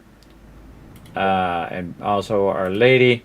We don't want to do the ladies or we can't send them to the wasteland. Which sucks. Because if they're pregnant, they can't go to the wasteland. That's just how it goes. Hey, get me in there. Get me in there showing some love right here. All right, this guy, 100% happy. All right, back into perception training you go. Back into perception training for you. This lady over here. It was this guy. Okay, that's why I try to catch him while I'm doing it. Otherwise, hard to know. Yeah, Brittany over here working on stem packs here. Again, I have the little I or the A or the S there, which represents whether they're strength or whatnot. And again, everybody, we got our factory running in the background here. Satisfactory, kind of dual playing right now, as you can see. We got it running back there. We're going to let it run for a minute. All right, so we got that going. Again, really the main thing is to get all your ladies in here, obviously. Right here, lady. We'll throw another lady in now. And we'll grab this lady. I'll throw her down there. And then also you can use this, everybody, based on their happiness. You can go ahead and flip it this way. This dude is very unhappy. She's unhappy there. My happiness going up. This guy. Who's this guy? What are you doing over there? No wonder he's unhappy. Hanging out over there by himself. I don't remember him putting him there, but I might have accidentally. Let's see. This guy. Now in the living quarters. Oh, I heard him again. Man, we're making some dollar bills just off the mysterious stranger. Benjamin here. Where you at, Benjamin? He's already in there. Duh, I could have just looked on the side here. We need a guy who's not already in the living quarters. Power generator, right here. This guy.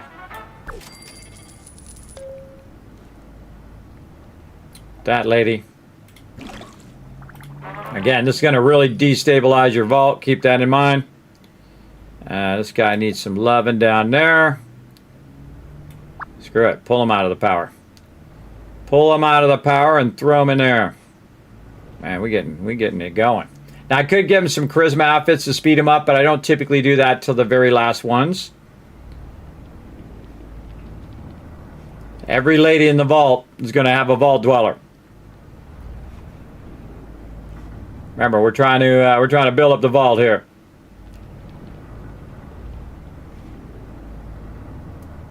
And this also, when I added this, allows me to have more vault dwellers now. I'm going to have 84 right now. You have a maximum of 200, by the way. All right, we need another dude over here. Another dude on the list. Who's not in the living quarters right now? There's an unhappy dude. Wow, I'm 91%. Right here. Oh, we got a couple up. Oh, we got a power problem.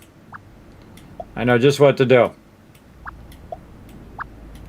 Take all my power peeps who are leveling up. Throw them up here instead.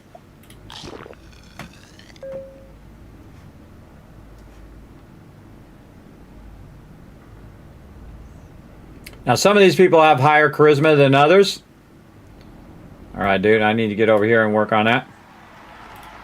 This lady is perception, so she can go back in the perception training. I think that's where I grabbed her from. More loving going on. So I'm just trying to get him back. You can see there we go. We got some power there. That helped us out. Again, our main power peeps are down here now. Right here. So we got to get him back over there. Perception guy. Oh, there's already 6 of them in there. All right, put them back over here. Also perception.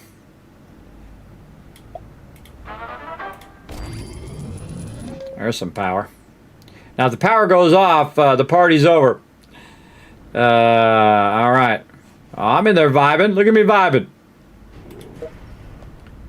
This guy, what has this guy been doing? I don't even know what he was doing. Oh, he was exploring the wasteland, I bet. Right there. This lady right here. Intelligence. There. Cool thing about the ladies, if it does get attacked, the ladies all run away. If they're pregnant, to protect their babies, and they'll go hide in the living quarters. Oh, whoa. Man, this mysterious stranger is just popping off today. Zoom all the way out, everybody. I feel it's easier when you zoom all the way out. You can see all the rooms, but then again, it's real... Boom! Gotcha! Alright, I'm good here. I'm good. 100% happiness. We're going to get 100% happiness in the vault if we can. Betty here wants to go back to agility training. Nope, back in here. Okay, now we need some more ladies. Hey, ladies. In there. And then another lady up here. And down here. Okay, this dude is good. Back to perception. There. This lady is agility. It's back into food. Oh, here they come. Want to cause some trouble.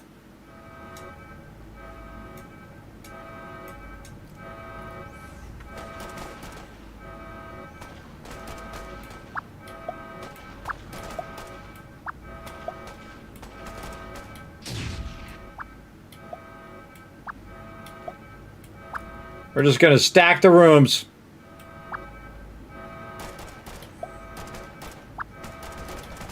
Oh, the lady back there.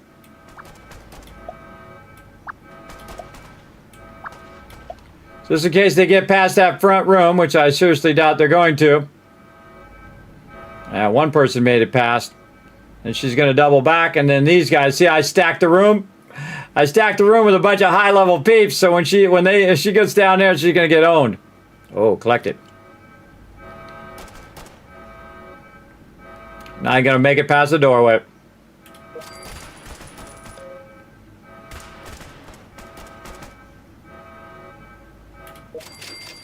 Now, it can mess me up because, again, it messes up my power.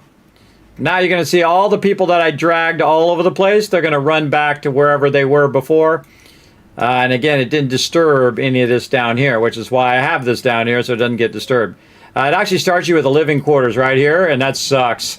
Because you try to put your peeps in there, and then they run in and disturb your peeps coupling up. That's not good. All right, we need some more unhappy dudes. Living quarters. Living quarters. This guy already there. Okay, we already have all the unhappy dudes. Okay. We need more ladies. Lady. Okay, lady already there. We got too many ladies and not enough dudes. Okay, another lady there. Good question. Oh, right there.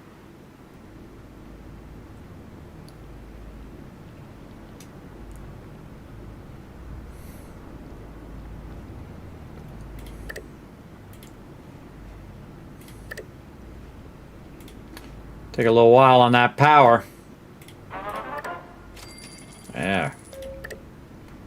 My power guy's back. I think this is one of my power guys. Yeah, there he is. Get over here.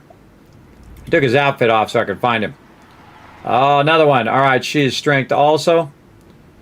I think she was up here. One of those was up there. There we go. Another strength person. I get them back on power. Just riding that power down a little bit there. Oh, they're vibing. They're vibing. All right, lady, I'm going to put you down here at the bottom. All three of you guys can vibe for a minute. This guy is an explorer. He's up there. She's strength. Put her on this top one. Oh, wow. She's S10. She's a level 10. Wow. Okay. Yeah, I think I actually had her in training. I'll just throw her at the top for now so we can catch up on our power a little bit. He's back again. Where are you hiding, you little bugger? Right there. Boom. Man, we making some money. Making some babies, making some money. Really. Ladies, lady. This guy's already in the living quarters. Living quarters. Betty, 100%. See, all the rest of them are 100%. So.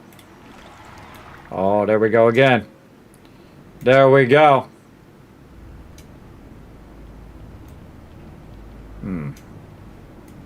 Who have I not sent down in there for now? I don't know. I think I sent everybody. I think I sent them all. Let's actually bring this lady up to here. This guy is... Oh, he don't have a thing. Well, let's just send him up there for now. I think he's an explorer. And then this lady is perception. That's what the P stands for. Perception. There. We need to get our food going on again.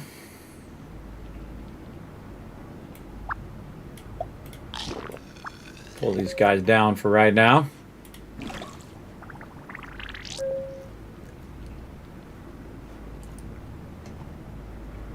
This way, this one just came up, so you want to switch them down here so this one comes up faster, and then you're going to get the food again so you don't run out of food.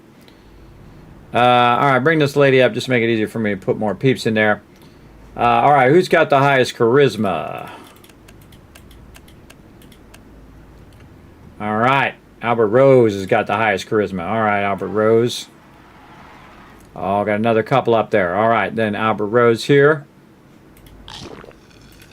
That just means he's going to couple up faster. Oh no, that's the lowest charisma. That's the exact opposite of what I wanted to do. Alright, dude. You got the lowest charisma. You suck. Alright, get out of there.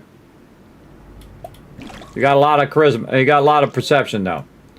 Alright, here's my other max level strength guy. We'll put him down there. This lady is agility. She needs to go back in there. Now we just have 3 more ladies. Isn't there another lady in the back there? Another lady there we got to pull. And these are my explorer ladies, so I don't couple them up, though. I could couple them up, and then after they're done making them babies, we can then send them to the wasteland. I think we're going to do that. Because we need as many dwellers as we can manage now, because we got a lot of cash. And we could really set this off now. And what we can do is you have a group of people going out to the wasteland and a group of people coming back. So you always have some cash coming in. And then that cash will let you res the other people. And then it creates this cycle. So you run half at one time and you let it run for like 24 hours. And then you run half again. All right. I hear you in there somewhere. I could definitely use the cash. Window. That's a tricky one. He was in the window right there. Alright, I got a whole bunch of ladies in here. Actually, I got too many ladies in that one. Lady down here. But not enough dudes. Alright, so I need the highest charisma peeps to get in there. This guy. That guy is the highest charisma. And that's just because it's going to couple them up faster. This guy, he's actually got a charisma outfit on. Right here. Here we go.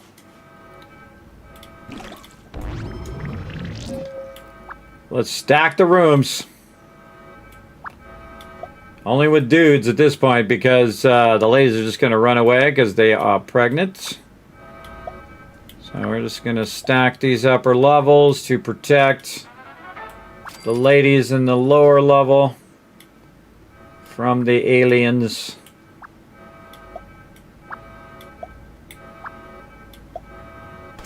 Not that guy. Send all the dudes to the upper level that can go the upper level other than the people there. And this guy. And this guy. Now, since I've only killed one of them or two of them, I can send these guys down here to get ahead of them. Like this. Again, you want to send it down. Now, of course, they're going to get wiped out by these guys. These guys are my explorers, so they're pretty high level.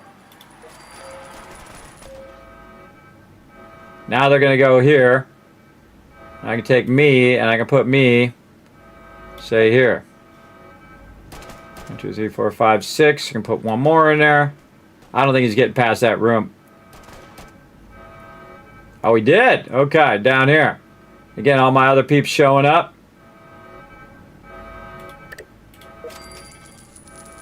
Bunch of aliens coming in. And they got him. And then everybody go right back where they were. Very cool. Man, we're just kicking butt. And they also leveled up all the peeps who had to fight. Alright, man, we got people coming up left and right over here. Well, we know this dude is done because he was just in there. Or did I just send him in there? A3. He belongs back up here. This lady is a C3. We'll just go ahead and put her in power down here at the bottom. Another coupling up here. Again, we're getting all the ladies to produce some vault dwellers. This guy's got some mojo. Hey, dude, I'm going to give you double down there. Go see those peeps. She's strength. Up here. We'll just put her right there. Now, +5. All these people strength up here? They are. This must have a really nice strength outfit. All right. And again, we're running Satisfactory in the background, everybody. We got to run 100,000. We're at 34,560. So we're just going to let it run while I'm doing this for a little bit, and then we're going to check back to see how many we got done in that amount of time. And then we're going to extrapolate how long it's going to take for it to actually produce as much as we need. And in the meantime, of course, coupling up some peeps here. Okay, charisma. This guy, Frank Harris, where you at? Right here. Throw down some mojo down here, guy. In fact, I'm gonna put another one of those ladies down there. I have more of a choice. All right, who's next? Brian Robinson, right here. This guy. Yeah, he's got some charisma. They got charisma, everybody. They will couple up faster, so. Yeah, look at that. Already coupling up. I need one more dude.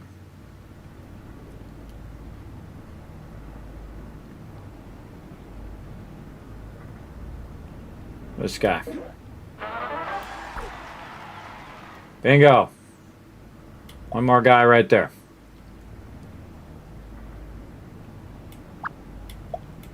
I'm going to put them up them so they can switch. This one up here.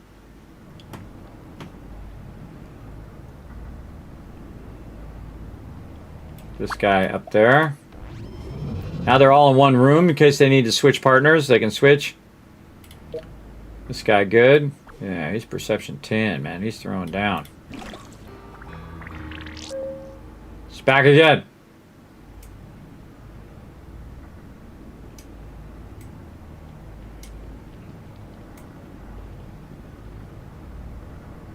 Don't see him. He's well hidden this time.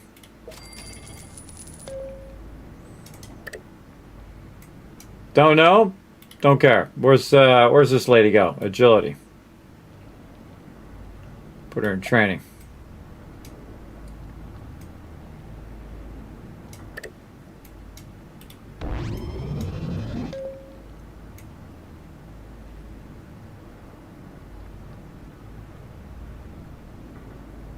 Might have already disappeared.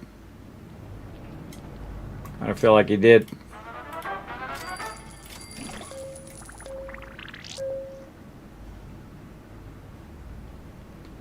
Disappeared. Okay. Oh, they're vibing.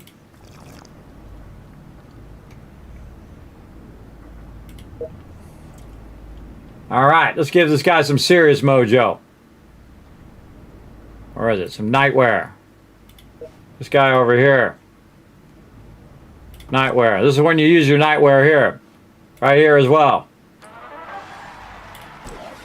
This is the last peeps that need to couple up. So we're going to boost their charisma. And we're going to make them couple up. Then I have to put them back to their other outfits when they get out of there. Any other ladies or people who are not 100%, which will tell me where the ladies are. Living quarters, living quarters. Nope. We got 3 people who are not 100%. So when these 2 ladies couple up, I'll have 100% in the vault. Because that other person's not back. We're at 99% right now. So this guy here, we know it's him because he don't have outfit +4. Well, I'll put him over there. And then this lady, oh yeah, they're vibing. They're already vibing. She's strength 3. Go ahead and put her in training. All right, coupling up. Now when he's running back there, I'm just going to put his outfit back on again. He's strength, so there, and you can watch what they're doing back there if you click on them. It's a little creepy for me, though. I'm going to get out of there. Let them do their thing. A little creepy vibe on that one. Man, we need some serious amount of food here. This is agility here, so we're going to put these peeps up here. Oops, I accidentally put them in the perception room. I can see because that other guy's running down here. My bad, lady. You belong up there. Back up there. And we're going to grab all of our agility people here. This is why I have the training right next to them, so I can just grab them all and put them in there if we want to work on our food. This lady is normally up there, but I'm going to put her down there.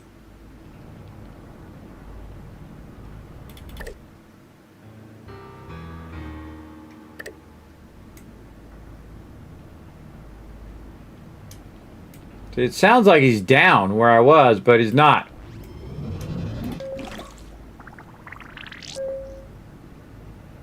God, he's hiding good.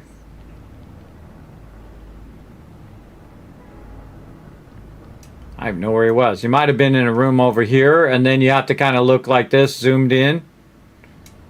Kind of feel like he was in the side room. All right, they're vibing already, dude. You need to get back to work. We're going to let them vibe, get this guy out of the mix here. What kind of outfit did he have? Raider armor.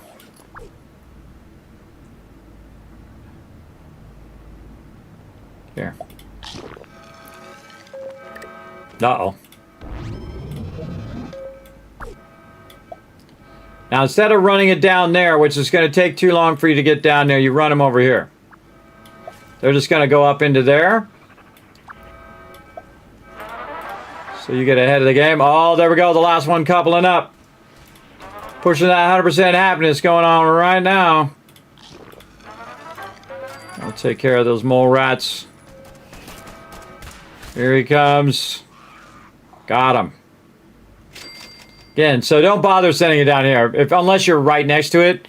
If it's got to go down the elevator and go there, it's going to spread by the time you get there. So just try to get ahead of it. A little gaming secret for you. Over here. Now we got this going. All right, one lady here, intelligence lady there. This guy here, who is strength, we're going to put him way up here. All right, now the ladies get special privileges. If they got to carry the baby around, they get to chill in the training. I think that's fair. I think that's fair. We're going to go and put her in perception training. We're going to pull him out. Pull this dude out. Oh, he's going to replace that other dude. Put this lady in. Pull this dude back out. There we go. Oh, what we got here? Stefan. All right. You need an outfit, Stefan. There you go. Over here. Man, my headphones are dying again. Oh, yeah. I forgot. I got all these extra outfits. Tons of outfits. What do these ladies have? They good? This one? No more. Okay. That's okay. We got them. So the ladies get to chill over here. These are my explorer dudes. I think we have, 35 stem packs. All right, this dude's ready to rock. So I go like this, and then I just give them 5, and that's like the longest they're possibly going to go, everybody. They're going to go for a really long time. Now, I took a little bit of damage, so I'm going to burn 1 stem pack on them just so I can go a little bit further. But we're just going to drag them out. Max stem packs, 5 rataways. He'll probably actually come back with those rataways. And then he's out of there. And he's literally going to go for a couple days. Real time.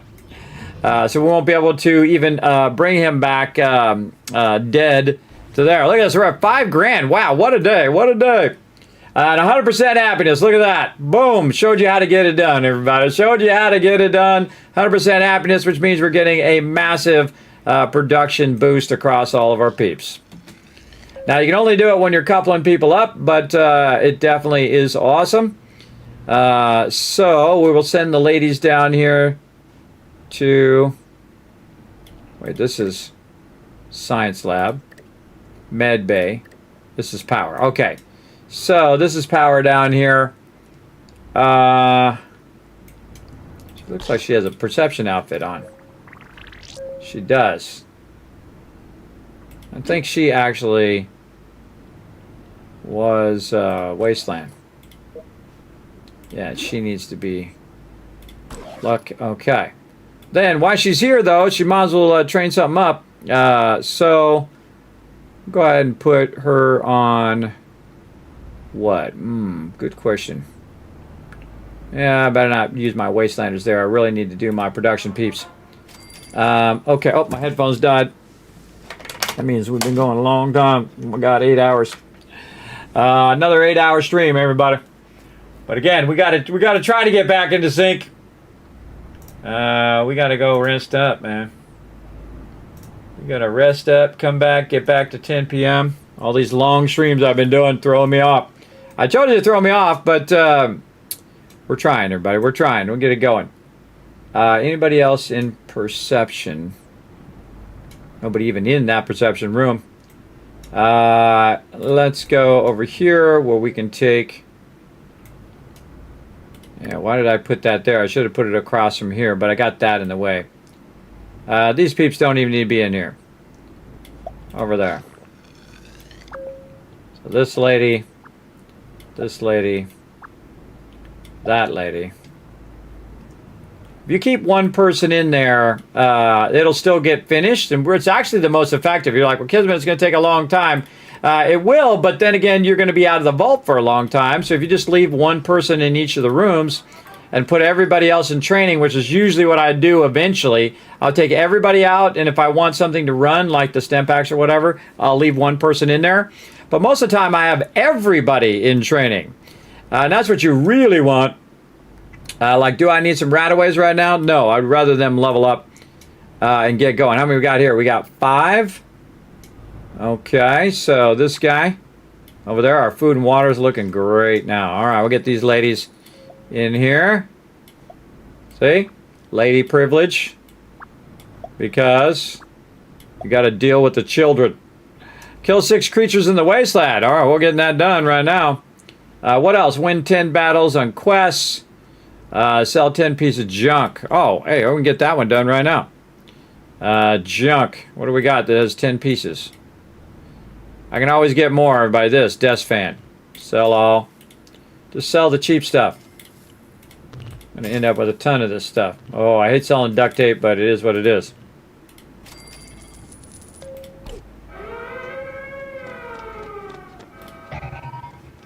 Got herself a thing. All right, Raiders coming in. All right, again, stack that top part, everybody. Actually, just leave those guys there. Stack this top part.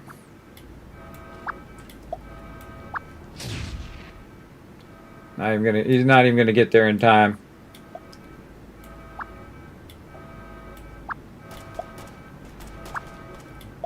These ladies are gonna run off.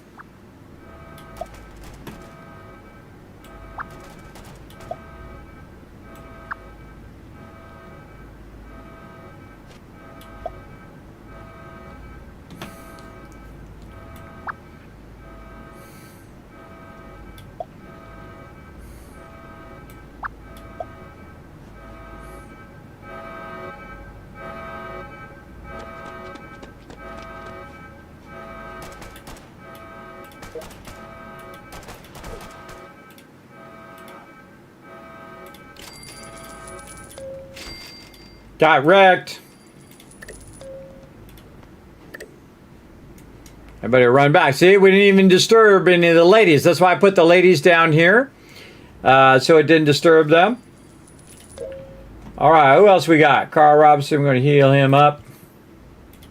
Get this guy healed up. Send him with 3 stem packs, a couple rataways, you're out. This guy, 3 stem packs. Couple rataways, you're out. Oh, mysterious stranger right there. God, we just made like 6 grand, everybody. Wow, we're really rolling in the cash now, but we're gonna need it because we're about to expand this like a crazy, crazy amount. All these rocks in the way. We can definitely take this out, and our power is really having a problem.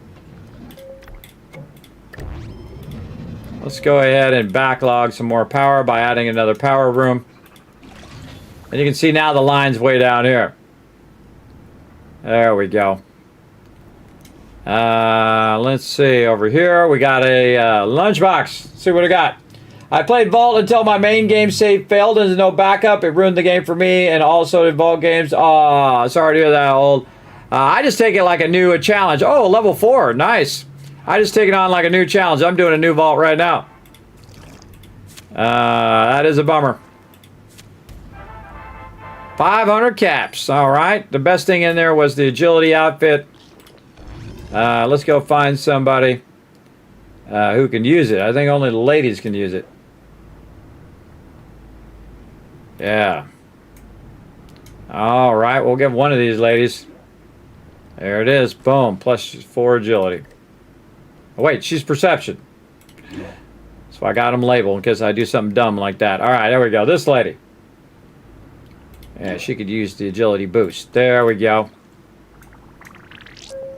All right, looking good. Yeah, I feel like we might want to get some crafting going on.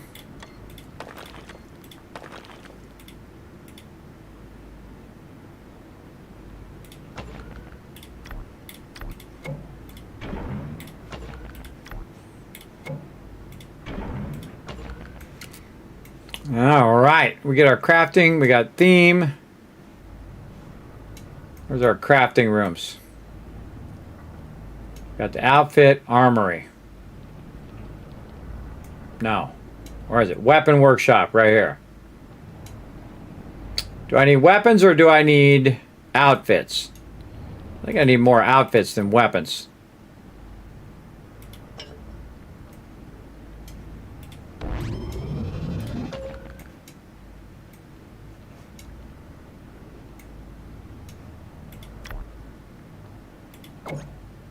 Build an elevator to gain access to the next floor.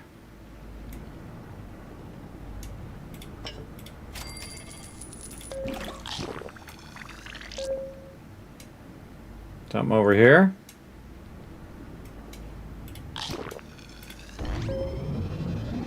I don't know what that means. I don't know what that means, but sure, I'll build one over here. Maybe it's this.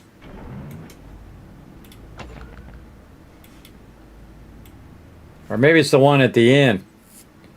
It won't let me do it. It sucks.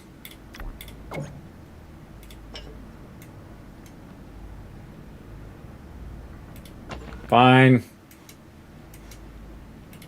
Yeah, this is wasting my caps.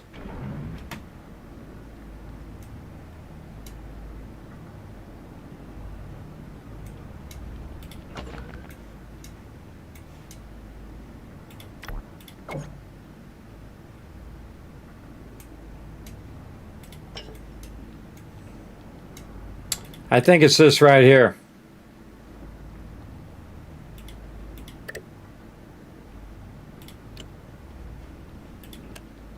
How do I get rid of that room? Destroy.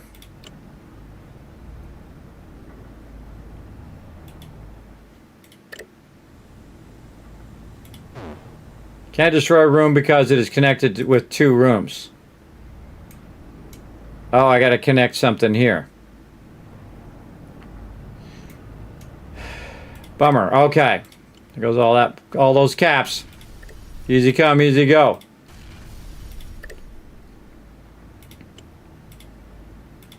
There we go.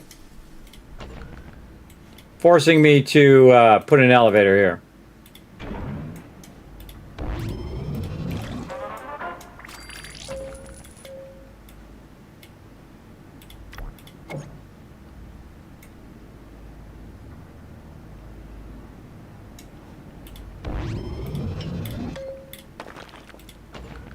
This thing is bugged.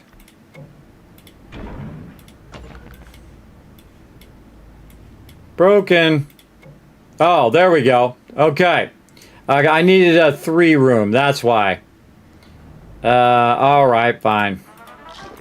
That's why I kept saying that. I didn't need to take that out during this. Time to jumpstart crafting. Yay! Here's a pipe rifle and some outfits and things. Okay. Oops. I just dragged somebody. Yeah. Come back here, lady. Sometimes when I'm scrolling like this, I hit the peeps. Alright. Darn it, I wanted to put the weapon workshop in too, but we didn't have enough cabs because we had to figure out what it was trying to tell me. But I forgot that it's a 3 across room, so you can't just put it here in the 2 across. But it is what it is. Alright, now we gotta see if we can get our overseer's office back. No, we need 1,000. Alright, what can we make down here? 55 dwellers required. Oh, see, I can't even do it anyway. Well, that's okay. I'm going to have way more than 55 dwellers here soon. Let's see how many dwellers I'm going to have. 1, 2, 3, 4, 5, 6, 7, 8, 9, 10, 11, 12, 13, 14, 15, 16, 17, 18, 19, 20, 21, 22. Let's just call it 25. So about 75 dwellers I'm about to have. Now, of course, it takes 3 hours for them to be born, and then it takes 3 more hours for them to grow up. So I highly recommend being out of the game in the 3 hours in which you're waiting for them to grow up, because they do burn up all of your resources because they're children. And as the father of 3 children who are now fully grown, I can tell you that they do burn up all of your resources. They absolutely do. They will burn them up. Okay. Kind of feel like we're doing pretty good. And we got everybody kind of doing their thing here. Got those people doing that. Got one guy in stem packs. We need one more person in there. This guy down here and this guy down here. 1, 2, 3. I can move them all down there.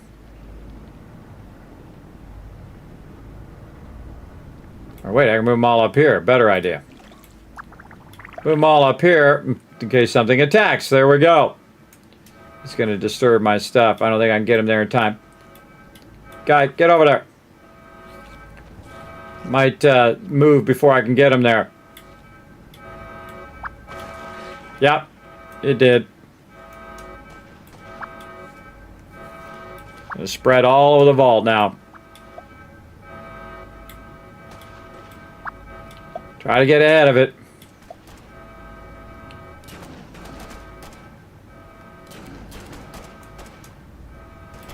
Hope I got some stem packs.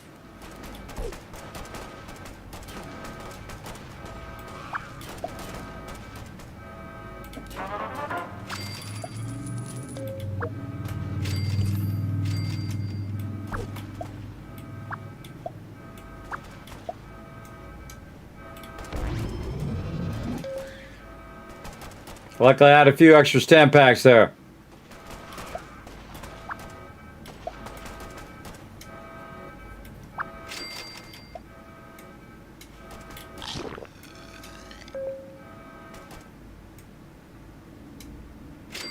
All right.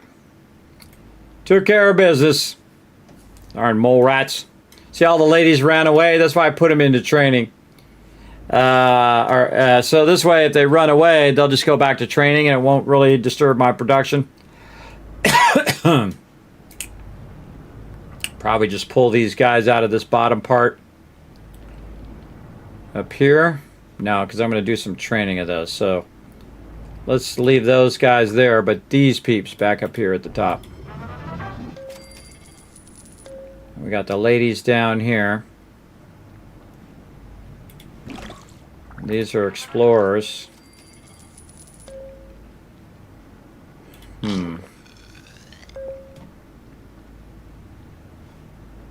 Those are my like power horse peeps down there. They're kicking booty, though I could move them over here, which is even better. Because they'll be in this room here, and then again they'll be able to defend, and I won't have to pull them up there all the time, and they'll be able to produce resources. And then also I don't have to scroll down here to click the thing all the time, which really sucks too. Let's see, we're gonna put this lady, let's put her back up here too. Let's just put them all up here, and then after they have their children, they'll be explorers. Okay. So what are we trying to do? We're trying to get more people into training. That's what we're doing. This guy and this guy into there. We're trying to get all 6 there. We got all 6 there. We got all 6 there. We ready. We ready. We just need some power is what we need.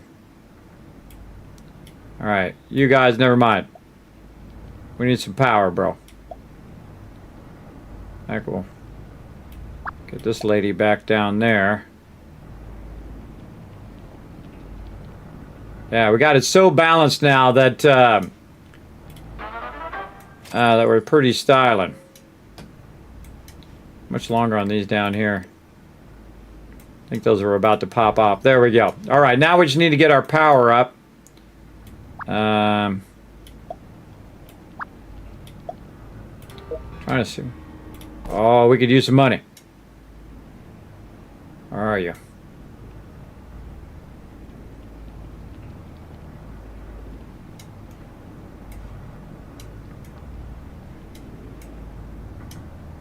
Top window.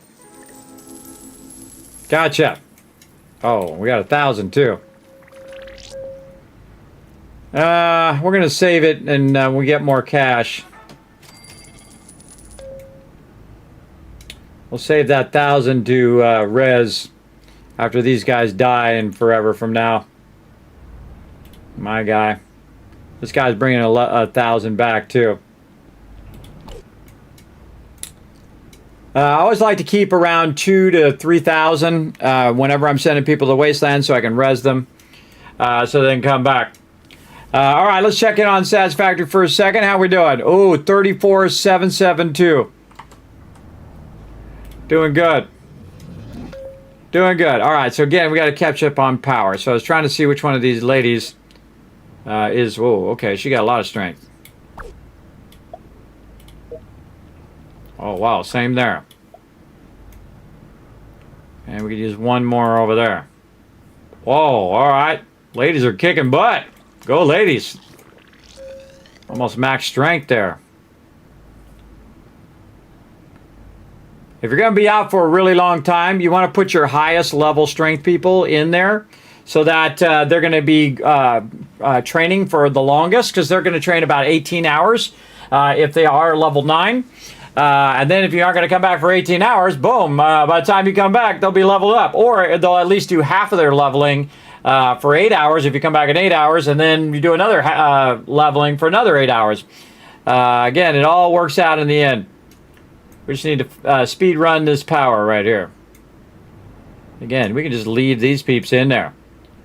We don't even need to take those peeps out now. Again, that's why we go straight to leveling first. You do your leveling first, and then these people were just powerhouse. All my level 10s were powerhouse, all of the power and all of that stuff. I'll keep adding rooms, though, as I go. But that's mainly for storage and whatnot. Yeah, and I'll probably rearrange these living quarters later as well. And then the way I have my training here.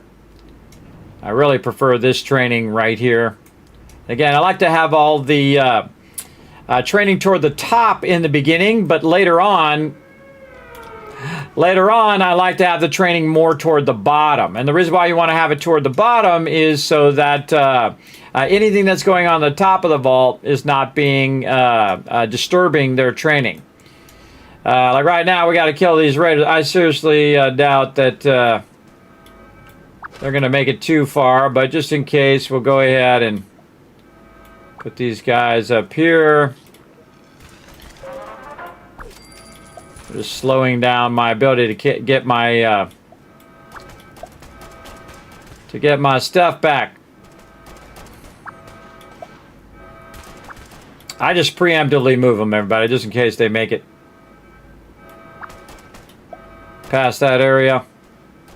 Those ladies are running away. See, now he's going to go that way and then down this way. So I can control a little bit easier of which way they're going.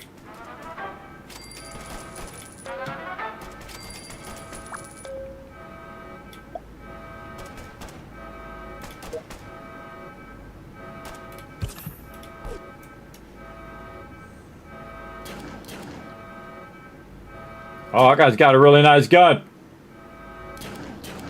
Who's he shooting? I didn't even see him. Oh, right there. Blending in with my peeps. Yeah, we'll take that. Alright, back to work, everybody. Trying to catch up on our resources so we can dip. Trying to dip out of here to try to catch up with my resources. Now, see, at this point, this is when this game starts getting fun, everybody. When you have a lot of things to do. In the beginning, it's a lot of letting it run and collecting and letting it run and collecting and whatnot. But at some point, it really does cook.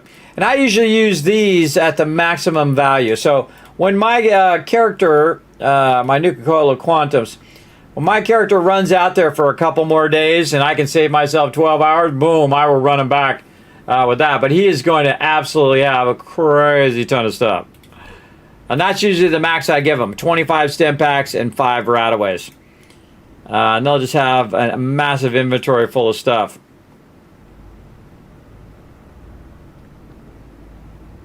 Alright, come on. We got this. Again, let's check in on Satisfactory. Oh, I got kicked. Log back in.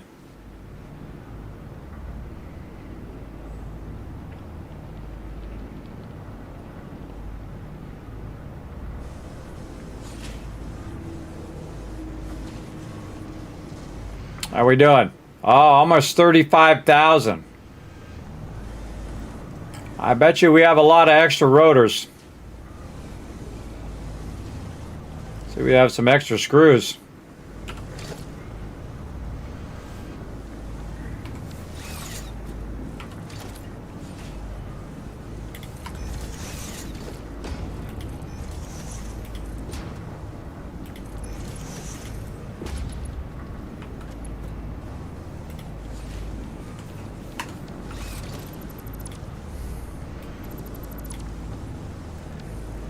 Didn't know you can actually split on the lifters now. I can see we have a lot of these, so let's go ahead and backlog some more. There we go. Backlog 2 boxes of rotors. Same thing over here. Go back and check and see how we're doing.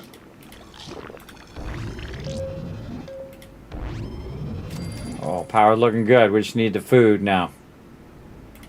Much longer? 1 minute. Thought I moved all these guys back up here. Get all those guys on the top so that if we need to, we can pull the ladies out and then put them right back into training. But these guys are going to be here. Now just the ladies are going to be training until the ladies get maxed out. And then here. Pretty good. I think one more round of power. And then one more round of food ought to do it. Yes. Okay, let's go over here.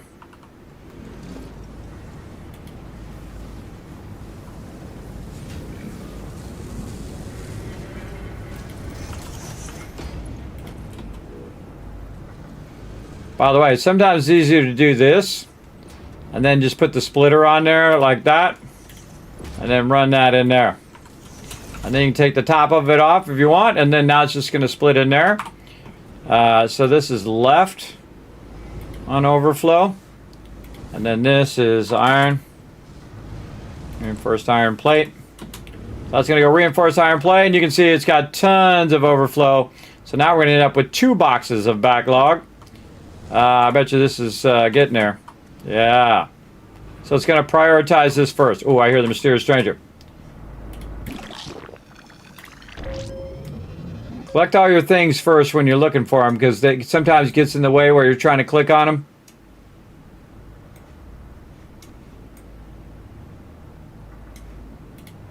And an empty room. Awesome. I think we're good. All right, ladies. 2 of these random dudes. You ladies here.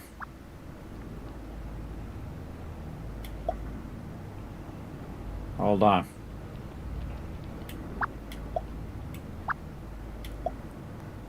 I did that wrong. I did that very, very wrong. Yeah, she is a, she's not a strength person. She's my explorer.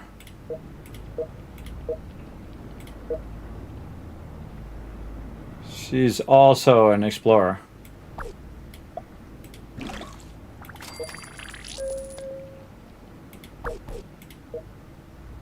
Strength, strength, strength, strength, strength. Okay, good.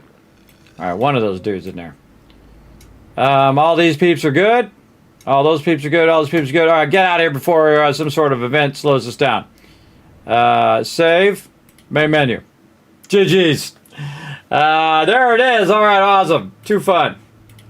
We'll go also turn the sound off because I have it running in the background at some point. We will get to this these seasonal things at some point. All right, we're out of there. All right, we got that going. Let's go get back up on our perch over here. And let's see how many it did since the... What are you doing? Why you gotta always be doing something crazy? Yeah! Get out of there! Fred. Fred's always doing something crazy, everybody. Alright, back over this way. Back up on our little factory perch here. Alright, I'm glad this little fence is here. You just keep falling off all the time. Alright, let's see how many we did in the time. 34,824. 34,824. And we'll see how many it is. And yeah, we're doing some spreadsheets open here, everybody. Spreadsheets. So let's see. This was 2:07 p.m. 2:07 p.m. Hour and 30 minutes. 672, hour and 30 minutes. Let's say 500 per hour. 500 per hour for 24 hours is roughly... Just gonna roughly take... or wait, it would be... Each thing would be a quarter. So if I were to take... It'd be a third. So... What's a third of this? Divided by 3. Oops. By 3. 224, actually. 224. No, times 2. So it'd be 448. 448. Right there. It's kind of reverse engine that after an hour and a half. So if you think about an hour and a half in quarters or half hours, right? So a half hour, half hour, half hour, that'd be 1/3. So 1/3 of 672 is 224, and if you double that, so that means it's 30 minutes. It did 224 in 30 minutes. You double that, it's 448, and then in 24 hours, it's going to do 10,752. Then we need, how many more left? Oh, we should actually have done that over here on the left. 100,000. Or maybe over here. Let's just take this out over here. To 100,000. Like this. Let's do this. So this number,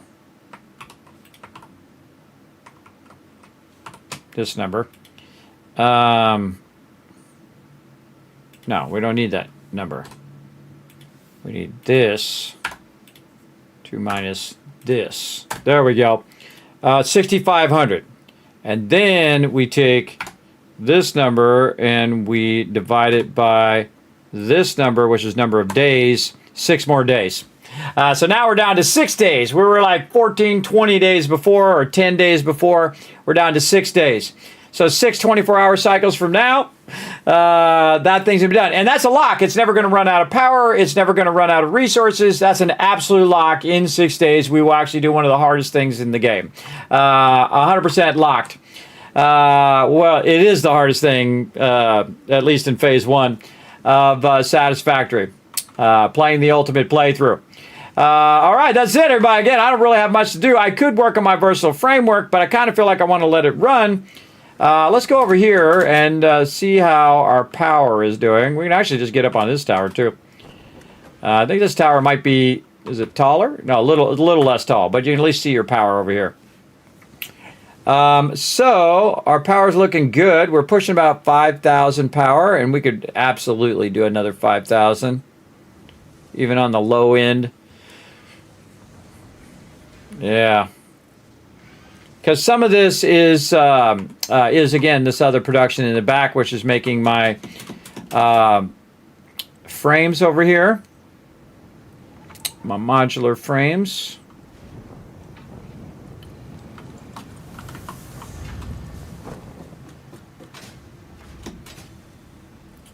Let's just go take a peeky peek how our modular frames are doing. Not doing good because they're not making it to the top box. Maybe I forgot to attach the thing at the bottom. Where did I screw up that attachment? Right here.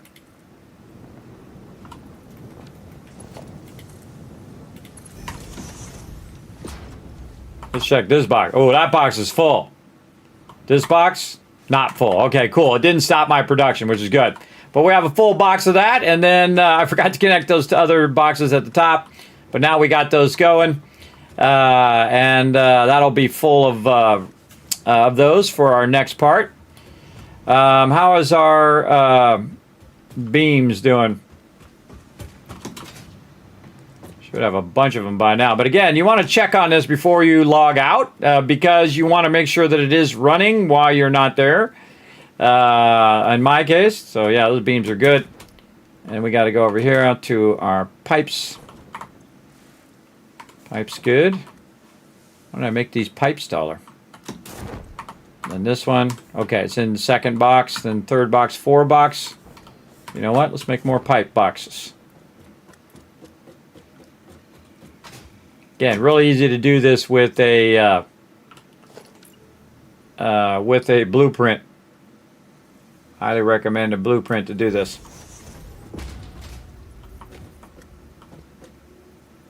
And then that. We got to do this side first. Take a where that is here. Kind of fun to do it while you're parachuting. Actually, I think it's kind of easier. That's backwards. That's backwards. Hold on.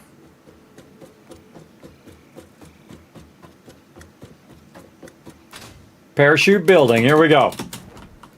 All right, we got to watch the flow of it. Okay, we did that backwards. So this goes this way, then that way. Then out of this one, into that one. Out of that one, into that one. There we go. Now we're doing it. And then the way you know is you go to the top box. I should have done that with my frames over there. But yeah, you see that it's coming into the top box. All right, we're stacking. Stacking those resources. How are we doing back here? Yeah, this one's not getting any overflow over here. So tempted to go over here and just run some overflow that way. Because we have so much overflow over here. I can see it along the belt. Yeah. That's what we're going to do. Smart splitter.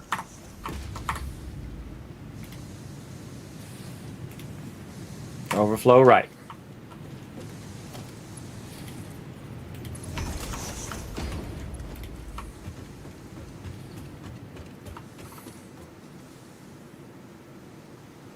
Where are we going? Over there. All right. Got where I was going. Right there.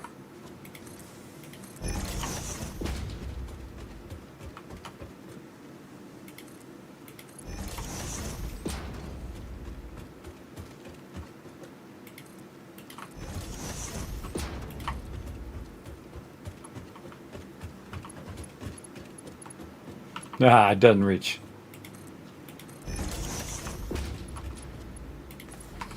All right into that overflow box. Now, we got a lot of overflow iron. We can get this to stop doing crazy stuff. Just get up on the top there, bro. And there we go. So now we got our steel beam production back up again. And it's not going to run at 100% efficiency because it doesn't have all of the iron just running. But at least it's running, and it'll use up the overflow from the other line, which is great.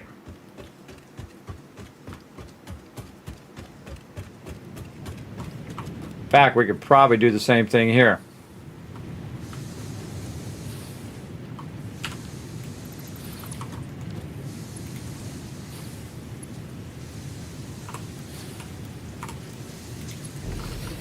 Curve belts sometimes are not your friends. This is iron ingot or iron ore, left, overflow. So what we're going to do is a little bit of load balancing here. Let's just put it up here. Now it's going to double load balance. Where if it has a bunch back here, it's going to put it in there. And then this one also, if it has overflow, which it's not going to do yet until it backlogs along the belt. But the second it backlogs along the belt, it's going to go ahead and start to overflow over that way. If we could get this guy not to do his parachute. There we go.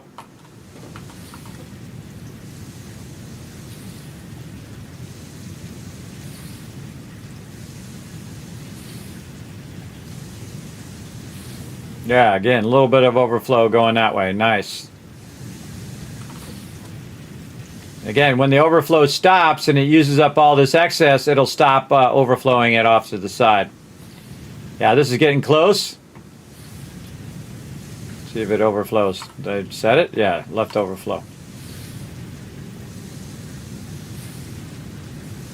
Not quite yet. There it goes. All right, it works.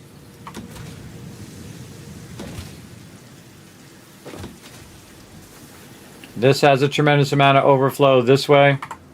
A lot of backlogging there. So, which way is that going? That's going into this line. And this line is going here. Which runs to the end, and if it has any overflow, it goes that way and goes that way.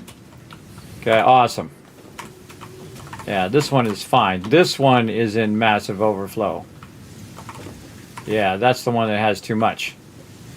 So that should be able to burn some of that out of there. But here's an even better idea. I'm just going to take it out and just walk it over here. Because you know what? Then it doesn't rely on the belt speed. The belt speed is like a bazillion. I'm going to put it in the bottom one here so that I can access that one first. Boom. There we go. That's going to make a lot of those. Okay.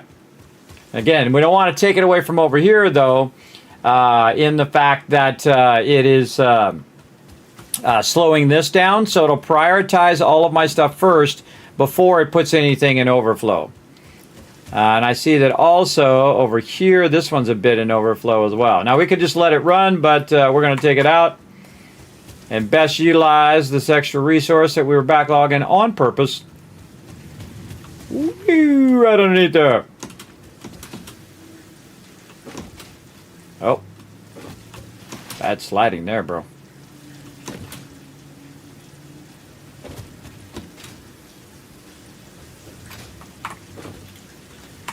That ought to keep it busy. What about back here? This shouldn't have any overflow back here. No. A lot of coal overflow, though. I don't think that's a problem. I have 2 separate coal nodes going to each one, so that won't be an issue. And now it's got tons of iron. We know that's going to produce a whole box full of stuff now. We used up that excess. I bet you there's some excess on this side, too. And again, I could run a bunch of stuff and to run the excess over there. I did it a little bit, but we're not going to do it from this side. This is way too much from this side. But we can grab the excess manually and let that backlog again over time.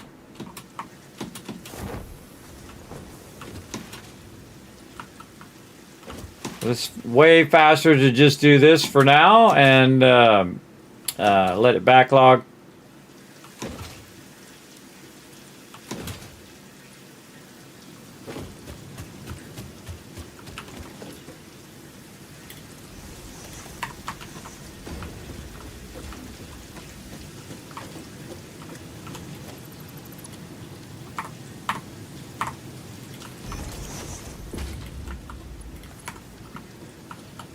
Get that off of there so I can this is going down.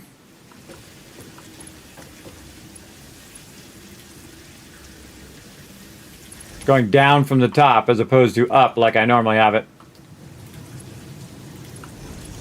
And we want it to be going down so it's feeding down into the bottom box.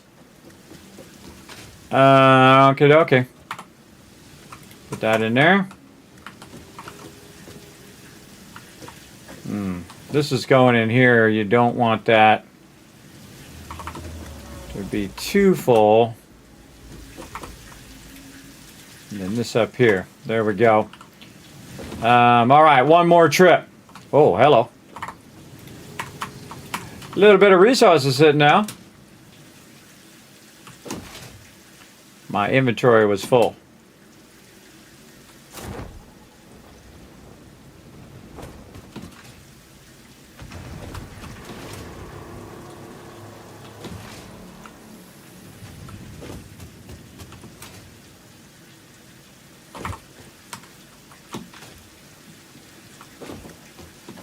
What's going on here? Why does that have no resources?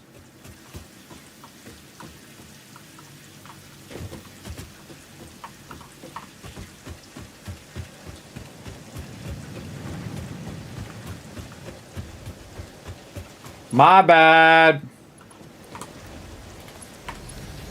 Accidentally took that segment out when I was taking it out from way over there. I do that all the time. All right, we got it back up and running. Oh, that would have been sucky to move to go and then come back and realize that was not running because that's slowing down my whole side of my factory right now. I can see it already. There we go.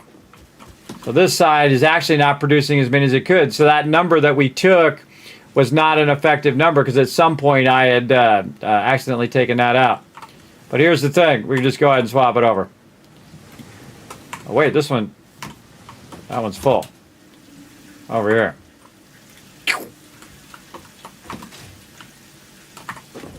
This one full too. Just put 100 in there. In fact, this one's probably going to be fine.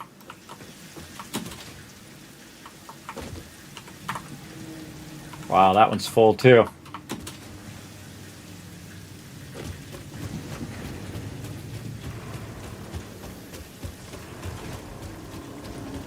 Oh, you know what I could have done? I could have done the little box trick where I have too much inventory and I put it over here by this thing, and then I take those boxes out that have a bunch of iron ore in it, and then it would put it over here.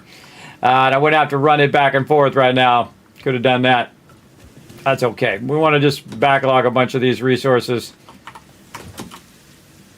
and have it use it up, because this will definitely use all this up, because it's going to get to a point where it's starving for resources.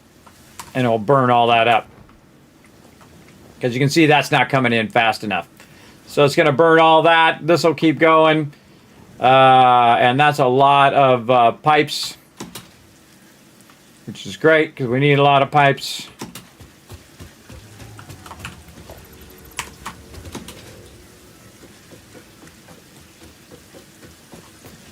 That's it. All right, we're good. Time to get on out of here, rest up, come back, do it again. Here we go.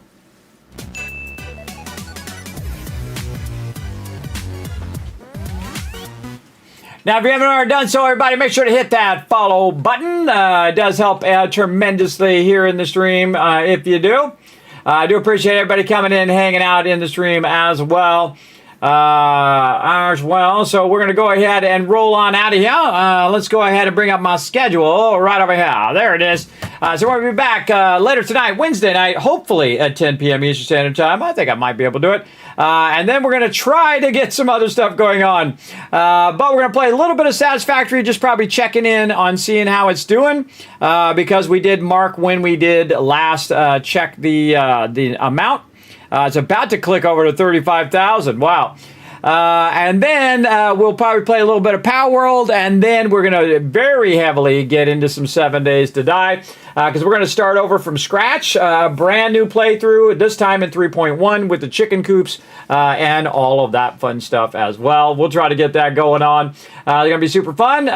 Then on Thursday, we're going to be doing some Fallout Shelter, where we're really going to be working on the vault. We might do some expeditions for a little bit. Then we'll get in some Fallout 4 and more 7 Days to Die. And then on Saturday, Sunday, we're going to be doing some fun with my team play. Now, again, I'm going to do solo play during the week, and then on the weekend with my crew. And we're doing some really awesome stuff in that one, everybody. That's like the best playthrough ever. You don't want to miss that.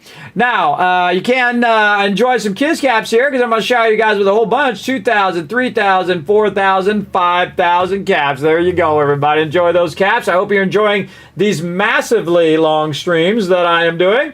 But we need to, we got everything squared away. We got everything running. We don't need to do anything else. We're going to go ahead and let those rock and roll.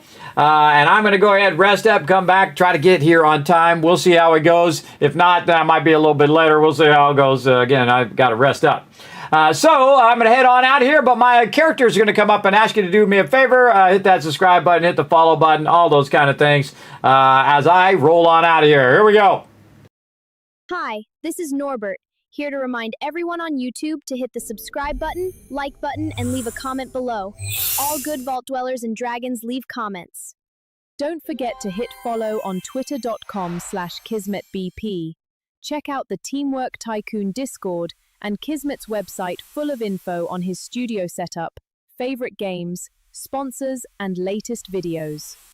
Did you enjoy the stream? Then this is your chance to support the Kismet Love Train on patreon.com/Kismet.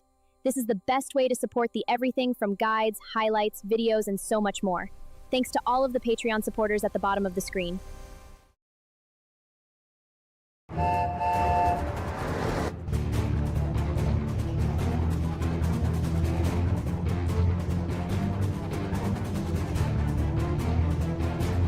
this is Norbert. Thanks for watching. Hit the subscribe button.